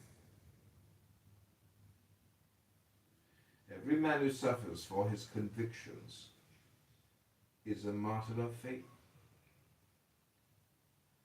He explains himself badly, it may be, but he prefers justice and truth to everything. Do not condemn him without understanding him. To believe in the supreme truth is not to define it. To declare that one believes in it is to recognize that one does not know it. The Apostle St. Paul declares all faith contained in these two things: to believe that God is, and that he rewards them who seek him. Faith is a greater thing than all religions, because it states the articles of belief with less precision. Any dogma constitutes but a belief and belongs to our particular communion. Faith is a sentiment which is common to the whole of humanity. The more one discusses with the object of obtaining greater accuracy, the less one believes. Every new dogma is a belief which a sect appropriates to itself, and thus in some sort steals from universal faith. Let us leave sectarians to make and remake the dogmas. Let us leave the superstitions to detail and formulate their superstitions, as the Master said. Let the dead bury their dead. Let us believe in the indicible truth. Let us believe in that absolute which reason admits without understanding it. Let us believe in what we feel without knowing it. Let us believe in the supreme reason. Let us believe in infinite love and pity, the stupidities of scholasticism and the barbarities of false religion. O man, tell me what thou hopest, and I will tell thee what thou art worth. Thou dost pray, thou dost fast, thou dost keep vigil. Dost thou then believe that so thou wilt escape alone or almost alone from the enormous ruin of mankind devoured by a jealous God? Thou art impious and a hypocrite. Dost thou turn life into an orgy and hope for the slumber of nothingness? Thou art sick and insensate. Art thou ready to suffer as others and for others, and hope for the salvation of all? Thou art a wise and just man. To hope is to fear not, to be afraid of God. What blasphemy!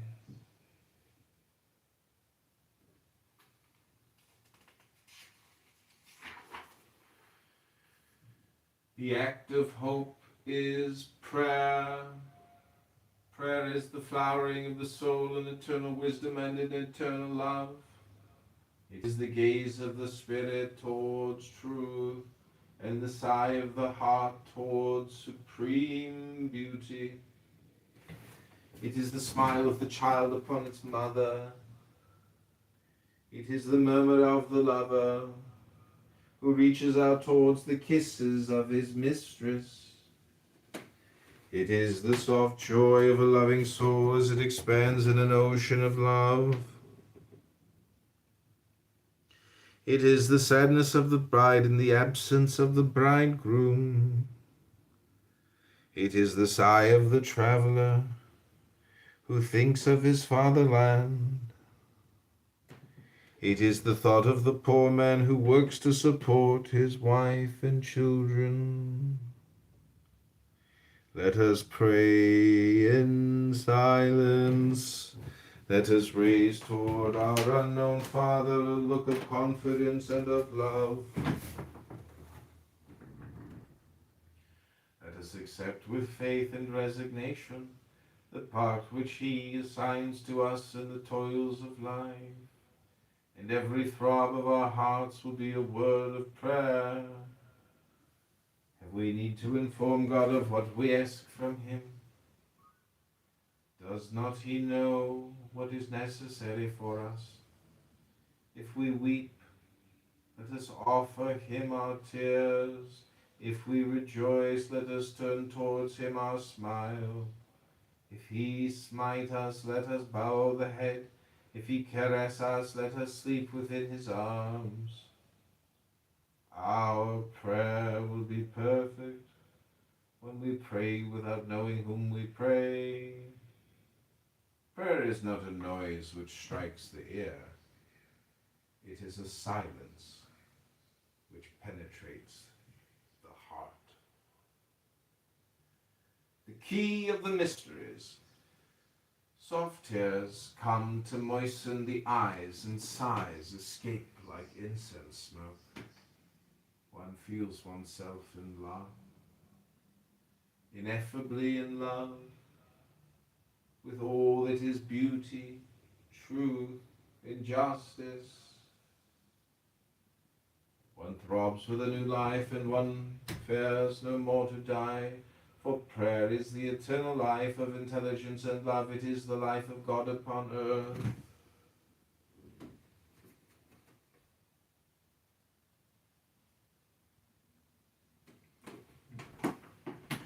Love one another. That is the law and the prophets. Meditate and understand this word. And when you have understood,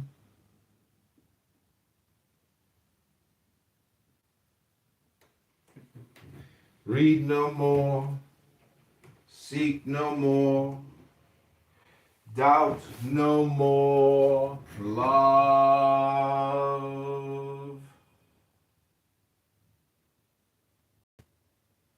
I have already said to you, to love is to give. The impious man is he who absorbs others.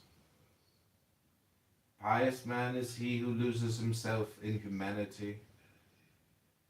The heart of man concentrates in himself the fire with which God animates it. It is a hell which devours all and fills itself only with ashes. If he radiates it without, it becomes a tender sun of love. Man owes himself to his family. His family owes itself to the fatherland, and the fatherland to humanity. The egoism of man merits isolation and despair. That of the family, ruin and exile. That of the fatherland, war and invasion. The man who isolates himself from every human love, saying, I will serve God, deceives himself. For said St. John the Apostle, if he loveth not his neighbour whom he hath seen, how shall he love God whom he hath not seen? One must render to God that which is God's, but one must not refuse even to Caesar that which is Caesar's. God is he who gives life. Caesar can only give death. One must love God and not fear Caesar, as it is written in the Holy Book. He that taketh the sword shall perish by the sword. You wish to be good? then be just. You wish to be just? Then be free. The vices which make man like the brute are the first enemies of his liberty. Consider the drunkard, and tell me if this unclean brute can be called free.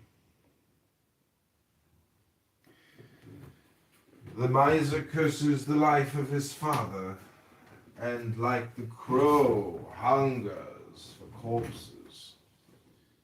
The goal of the ambitious man is ruins. It is the delirium of envy. The debauch spits upon the breast of his mother and fills with abortions the entrails of death. All these loveless hearts are punished by the most cruel of all tortures, hate. Because, take it to heart, the expiation is implicit in the sin. The man who does evil is like an earthen pot ill-made. He will break himself. Fatality wills it. With the debris of the world, God makes stars. With the debris of souls, he makes angels.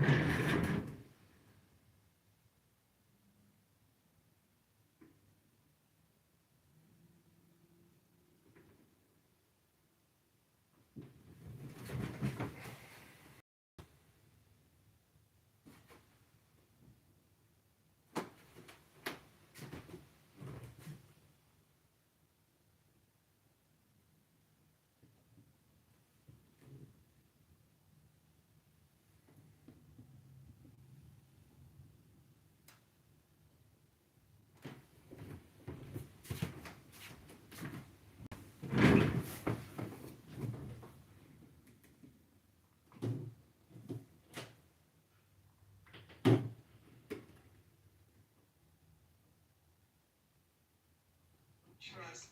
His truth shall be thy shield and buckler. Thou shalt not be afraid for the terror by night, nor for the arrow that flies by day, nor for the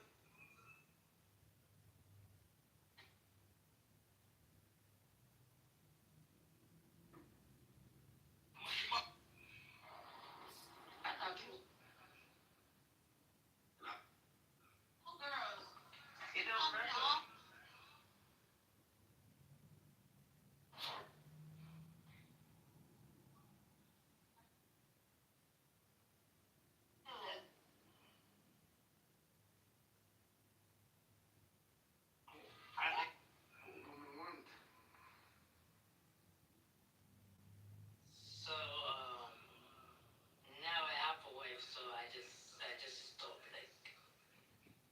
You are married man? Wait a minute. Which wife? Listen, tell us, please. Titi, the Turkish woman. Really? Mashallah, she's a foot. No, so why would you do it again? Because that apology covered that time I get It don't, bro. That's not how that works, bro, with me. Like, you ain't Jesus, nigga. So you wrong. Man, to be again, bro. Talk to the Lord about it, bro. Let's get it. And I'm telling you. So now I'm telling everybody else, and I'm taking to the congregation. I see this nigga right here. Doing this trash, bro. I'm saying, hey man, this is a vessel, man. And I don't dig that, bro. I don't even like arguing and joking with you. Because I seen how you had to deal with Yoshi earlier. Yoshi had to deal with you. And I like having fun a lot, but that was extremely immature. And now you get right back at it again. I don't understand how people school, but I would love to just break down scriptures. I'm sit there and listen to it. Evil. And so there's all you I don't have to explain the problem of the word is there to you because you're already familiar with that one. Yeah. But My neighbor is a Satanist, and he kicks his dog, and he beats up his children, and he sells fentanyl to the kids next door. Right. That's good enough. But then the other word evil, the way it's being used there, kind of it implies that it's like something substantive itself, right? Oh yeah, of course. Your neighbor is made out of evil or something like this. Yeah. Bullshit. Yeah. And another part of the theory is that the whenever we make a moral judgment, including something like that is evil, but more generally just like that's good, that's bad. Just say I don't like that. Right. That too. I'm in a motive. Basically, think that all moral judgments reduce down to I don't like that or I like that. Yeah, I think that's a valid thing to consider. Right, and for me, what that means is that everything reduces down to and so it's really rooted into everyone's personal experience. Into our personal experience. Yeah, that's it. We've got a lifetime of personal experience and a bunch of stories that we've made up or inherited or somehow come into contact with, and that's it. That's what we got. We've got however much experience and whatever stories we've accumulated to try to make sense out of that experience. Yep. And the stories we've inherited and stuff. What? I said, and our feelings about those experiences. Yep. Well, the feelings about the experience, the feelings that arise. Well, those are just more experiences again. I mean, that's the thing is ultimately there isn't anything but experience. I mean, because even the stories come to us through experience. Either we read them or we hear them. So it gets a little self-revolving and complicated because you can't get away from. There isn't really anything but immediate sensory experience. The rest is all immediate sensory experience too. Well, yeah, I'm not an idealist in that I think there's only sense experience, because I think it's even when we say like the experiences come, well, they come from where, right? But I do agree, of course, that it's not like I can get out of my experience. I can't somehow step out. Well, that's not a thing. The word experience is one of those reifications. There is no such thing as an experience. I mean, that's just a way we struggle with language to try and talk about this stuff. There aren't any experiences. It's constant flow of change. Basically, that's multi-channel change. I made that exact point in the essay I wrote, which is that like Thomas Nagel's famous definition of consciousness, which is that there is something which it is like to be. I kind of problematize that definition first because the substantizing that it does by referring to consciousness as something. I don't even get into the to be side of it, but no, it's true. We tend to want to turn everything into an object. But the point I was trying to make is that yes, I agree that there's no. I can't like say anything intelligible, so to speak, without appealing to my experience. Well, you can't say anything about anything but your experience. That's the only thing you have. Yes, but I can also posit that my experience correlates to something that is not. Yes, you can make up all sorts of stories. Yes. Yeah. Yeah, you can do a story. Well, science is a really good story, so stories can be very helpful. Good stories. Yeah. But bad stories. Yeah. But the scientific story, I think, would posit that there's something which is not my experience, but which is real. Oh yeah, that's part of its thing, but I think that may be about to go out the window. Really? Why do you think that? Yeah. Do you know who Elon Barinholtz is? Oh, I think so. Let me put it this way. I see a sequence. For initiates of the Kabbalah. Einstein. God is the absolute unity which creates and animates numbers. The unity of the human intelligence demonstrates the unity of God. The key of numbers is that of creeds, because signs are analogical figures of the harmony which proceeds from numbers. Mathematics could never demonstrate blind fatality, because they are the expression of inexactitude, which is the character of the highest reason. Unity demonstrates the analogy of contraries. And Fenelon compelled the admiration of even the most impious centuries, quelled and advanced the laughter of the children of Voltaire before the imposing dignity of their virtues. The key of the mysteries. It is by charity, finally, that the folly of the cross has become the wisdom of the nations, because every noble heart has understood that it is greater to believe with those who love, and to devote themselves than to doubt with the egotists and with the slaves of pleasure.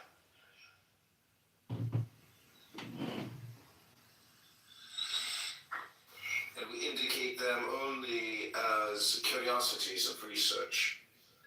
It is no part of our task to make innovations in dogma. And what we assert in our character as an initiate is entirely subordinate to our submission in our character as a Christian. So note one, this passage is typical of the sublime irony of Levi and the key to the whole of his paradoxes. Sketch of the prophetic theology of numbers. Chapter 1, Unity. Unity is the principle and the synthesis of numbers. And we indicate he had saved the heretics, he himself had lost power over men and over demons.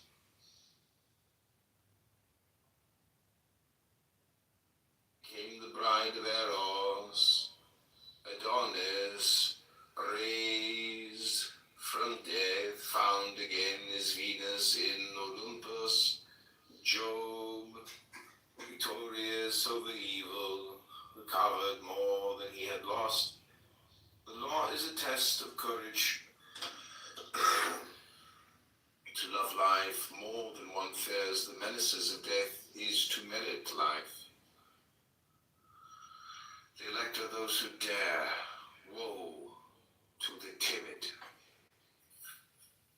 Thus the slaves of law, who make themselves the tyrants of conscience,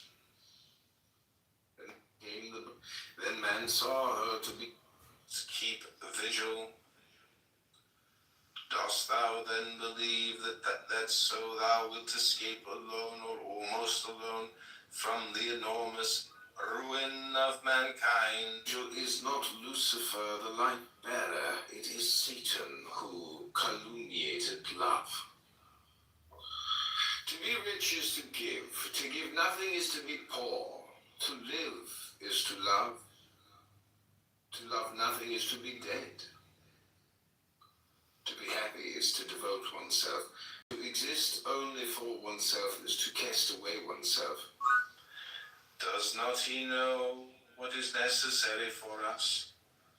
If we weep, let us offer him our tears. If we rejoice, family owes itself to the fatherland, and the fatherland to humanity, by the most cruel of all tortures, hate.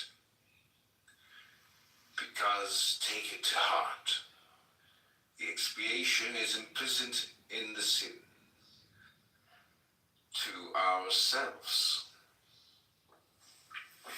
The enormous ruin of mankind, oracles of hate, destruction to the false gods of selfishness, and to the false gods of selfish A faith are social expressions of the tendencies of faith at a given epoch.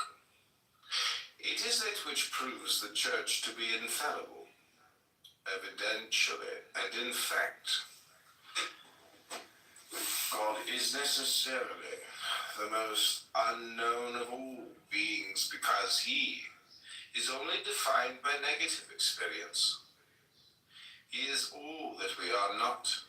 He is the infinite opposed to the finite by hypothesis. Faith and consequently hope and love are so free that man, far from being able to impose them on others, does not even impose them on himself. These, says religion, then man saw her to be so beautiful and understood her to be raised from death, found again is Venus in Olympus, Job, victorious over evil, the cosmic exile. Liberty is not license, for license is tyranny. It is no part of our task to make innovations in dogma, and what we assert in our character life.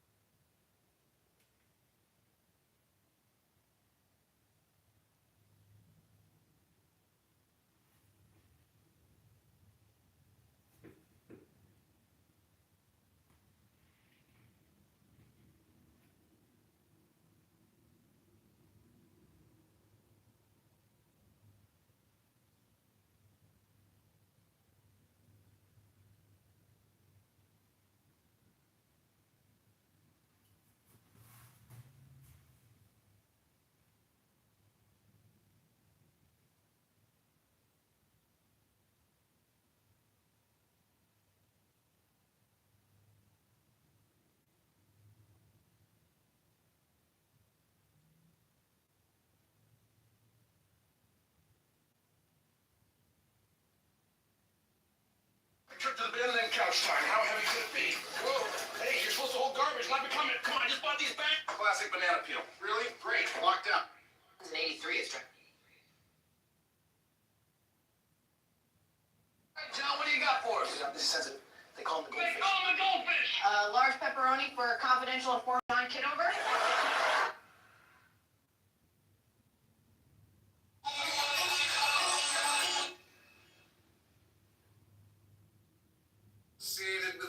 With atheists and anarchists.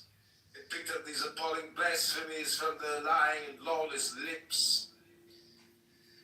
I had no doubt that a few more years of experience of the advantages of the company of Christian gentlemen would wean him from these incoherent and infantile paradoxes. I hastened, however, to change the subject. I reminded him of the time Putin settled. They said with brusque bonhomie, "Friend Thornley is getting impatient."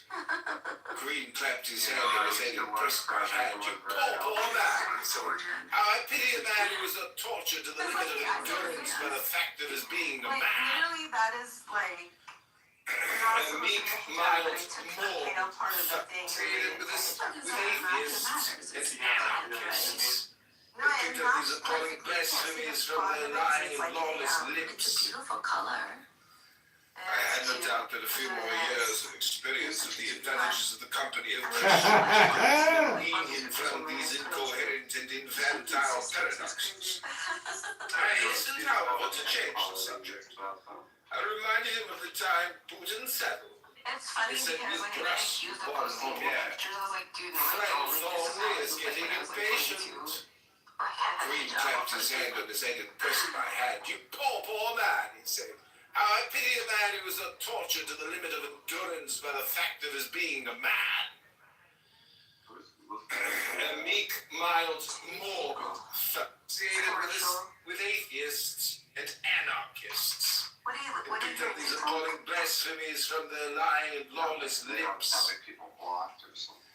I had no doubt that a few more years of experience of the advantages of the company of Christian gentlemen would wean him from these incoherent and infantile paradoxes. I hastened, however, to change the subject. I reminded him of the time he was in saddle. I said with brusque air, Frank Thornley is getting this courage. Oh my God, I was thinking that too. She looks like she sucks. Oh wow, sunshine, no wind, 72 degrees on it. No. I'm telling you. Sometimes those are very sus. Oh my god. Wait, is that her on the front right? Is that not Malibu? Daddy, did you have a Daddy? I thought that was Malibu for a second. Daddy, did you have a nose job? No. Yeah, what the fuck? Her nose looks better in this picture than it does now. Ew. So I think her nose looks smaller now. My eyes look like shit. Like, I don't know. Look at the shape of them. No, Danny, this is not you. If this is you, you're a tranny. No, she's not. Stop being mean to her. No, this isn't you. This is a tranny man. That's me. Yeah, that is me. Look, they're pushing me out of the way because they're like, why the fuck are you in the middle of I the forgot to picture? screenshot that. Can you send me the screenshot, please? Oh, did you remove it already? Yeah. I haven't. Wait, shit. Wait, I got it. Actually, never mind. What are you gonna do with it? Like, Okay, No, I got it.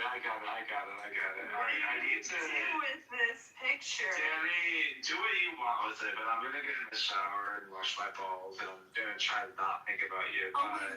Guys, do you all know the meme where you're trying to put your charger in the plug and like against the wall and you can't find it? I'm that meme right now. Do you know what I'm talking I about? screenshot the picture of Malibu, Sahi. Oh my gosh, it's so annoying. Go in. This is what. Take that picture down, you. I know. I love how Dimitri is the one sharing. There's more. I love this photo so much. I might frame it. What's more, Danny? It's So so he has more pictures of me from Dimitri that he didn't post. So what is he saving it for a rainy day? Whatever. Real close. Pepperoni for wine Have a good night, sir. Hey, Johnny, get careful. Call me back. I gotta see what happens. Stars sit high in the night, guiding this land with your moonlight. Ocean wide, keep our class. Welcome to Quantum Mechanics and Natural. Come back to John Kitover TV. Tonight we're unlocking relaxation through hypnosis and meditation, 80s style. Any volunteers? How about you, Linda? Just keep your eyes on this watch. Breathe in. Saying pineapple on a pizza isn't that bad. You know that. You're like a lived experience. Seriously? Even the bird? Saying pineapple on a pizza isn't that bad. Today I learned something new about it. And no, you don't have the same lived experience. So you know, even the term. She's tired of hearing you. Who puts a whoopee cushion on? Today I learned. Truth Expert 3000 never makes a mistake. Oh yeah? Can it tell me where my cat went? I swear she climbed under the roof. Hey, quiet night, just me and the classifieds. There's the hot water's doing that thing again. Whoa, who are you? Come on. I'm me, why do you look like me? John, I got the groceries you, when did the damnation, the torments of hell for eternity. Like in the fourth grade, my eyebrows Destruction, connected to my forehead. Right, so.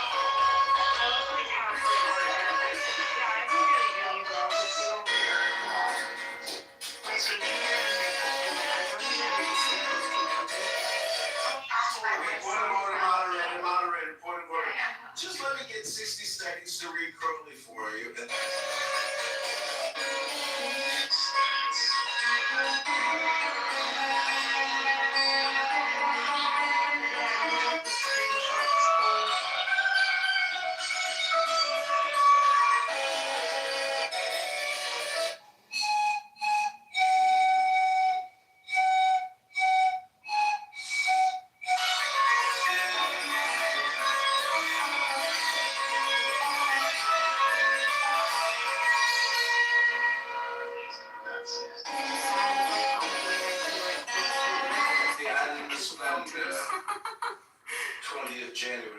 Jovis. Why? The Because sun no one sees it. No one sees the enters star. the sign of No, it's Aquarius. not. It's very nice. I No one cares.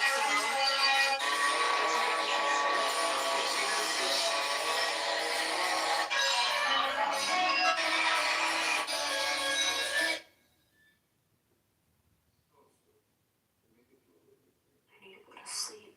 It's past my bedtime. I don't know why I slept such a weird time. Road that we have right now, and I'm seeing like the benefits versus the. But you had to be there. It was so fucking weird. I hate Discord so much. Fucking craziness. I couldn't figure out Where how it Tim works. Wall. I fucking hate it so much. And then there's this girl. She's getting mad about fake Pokemon.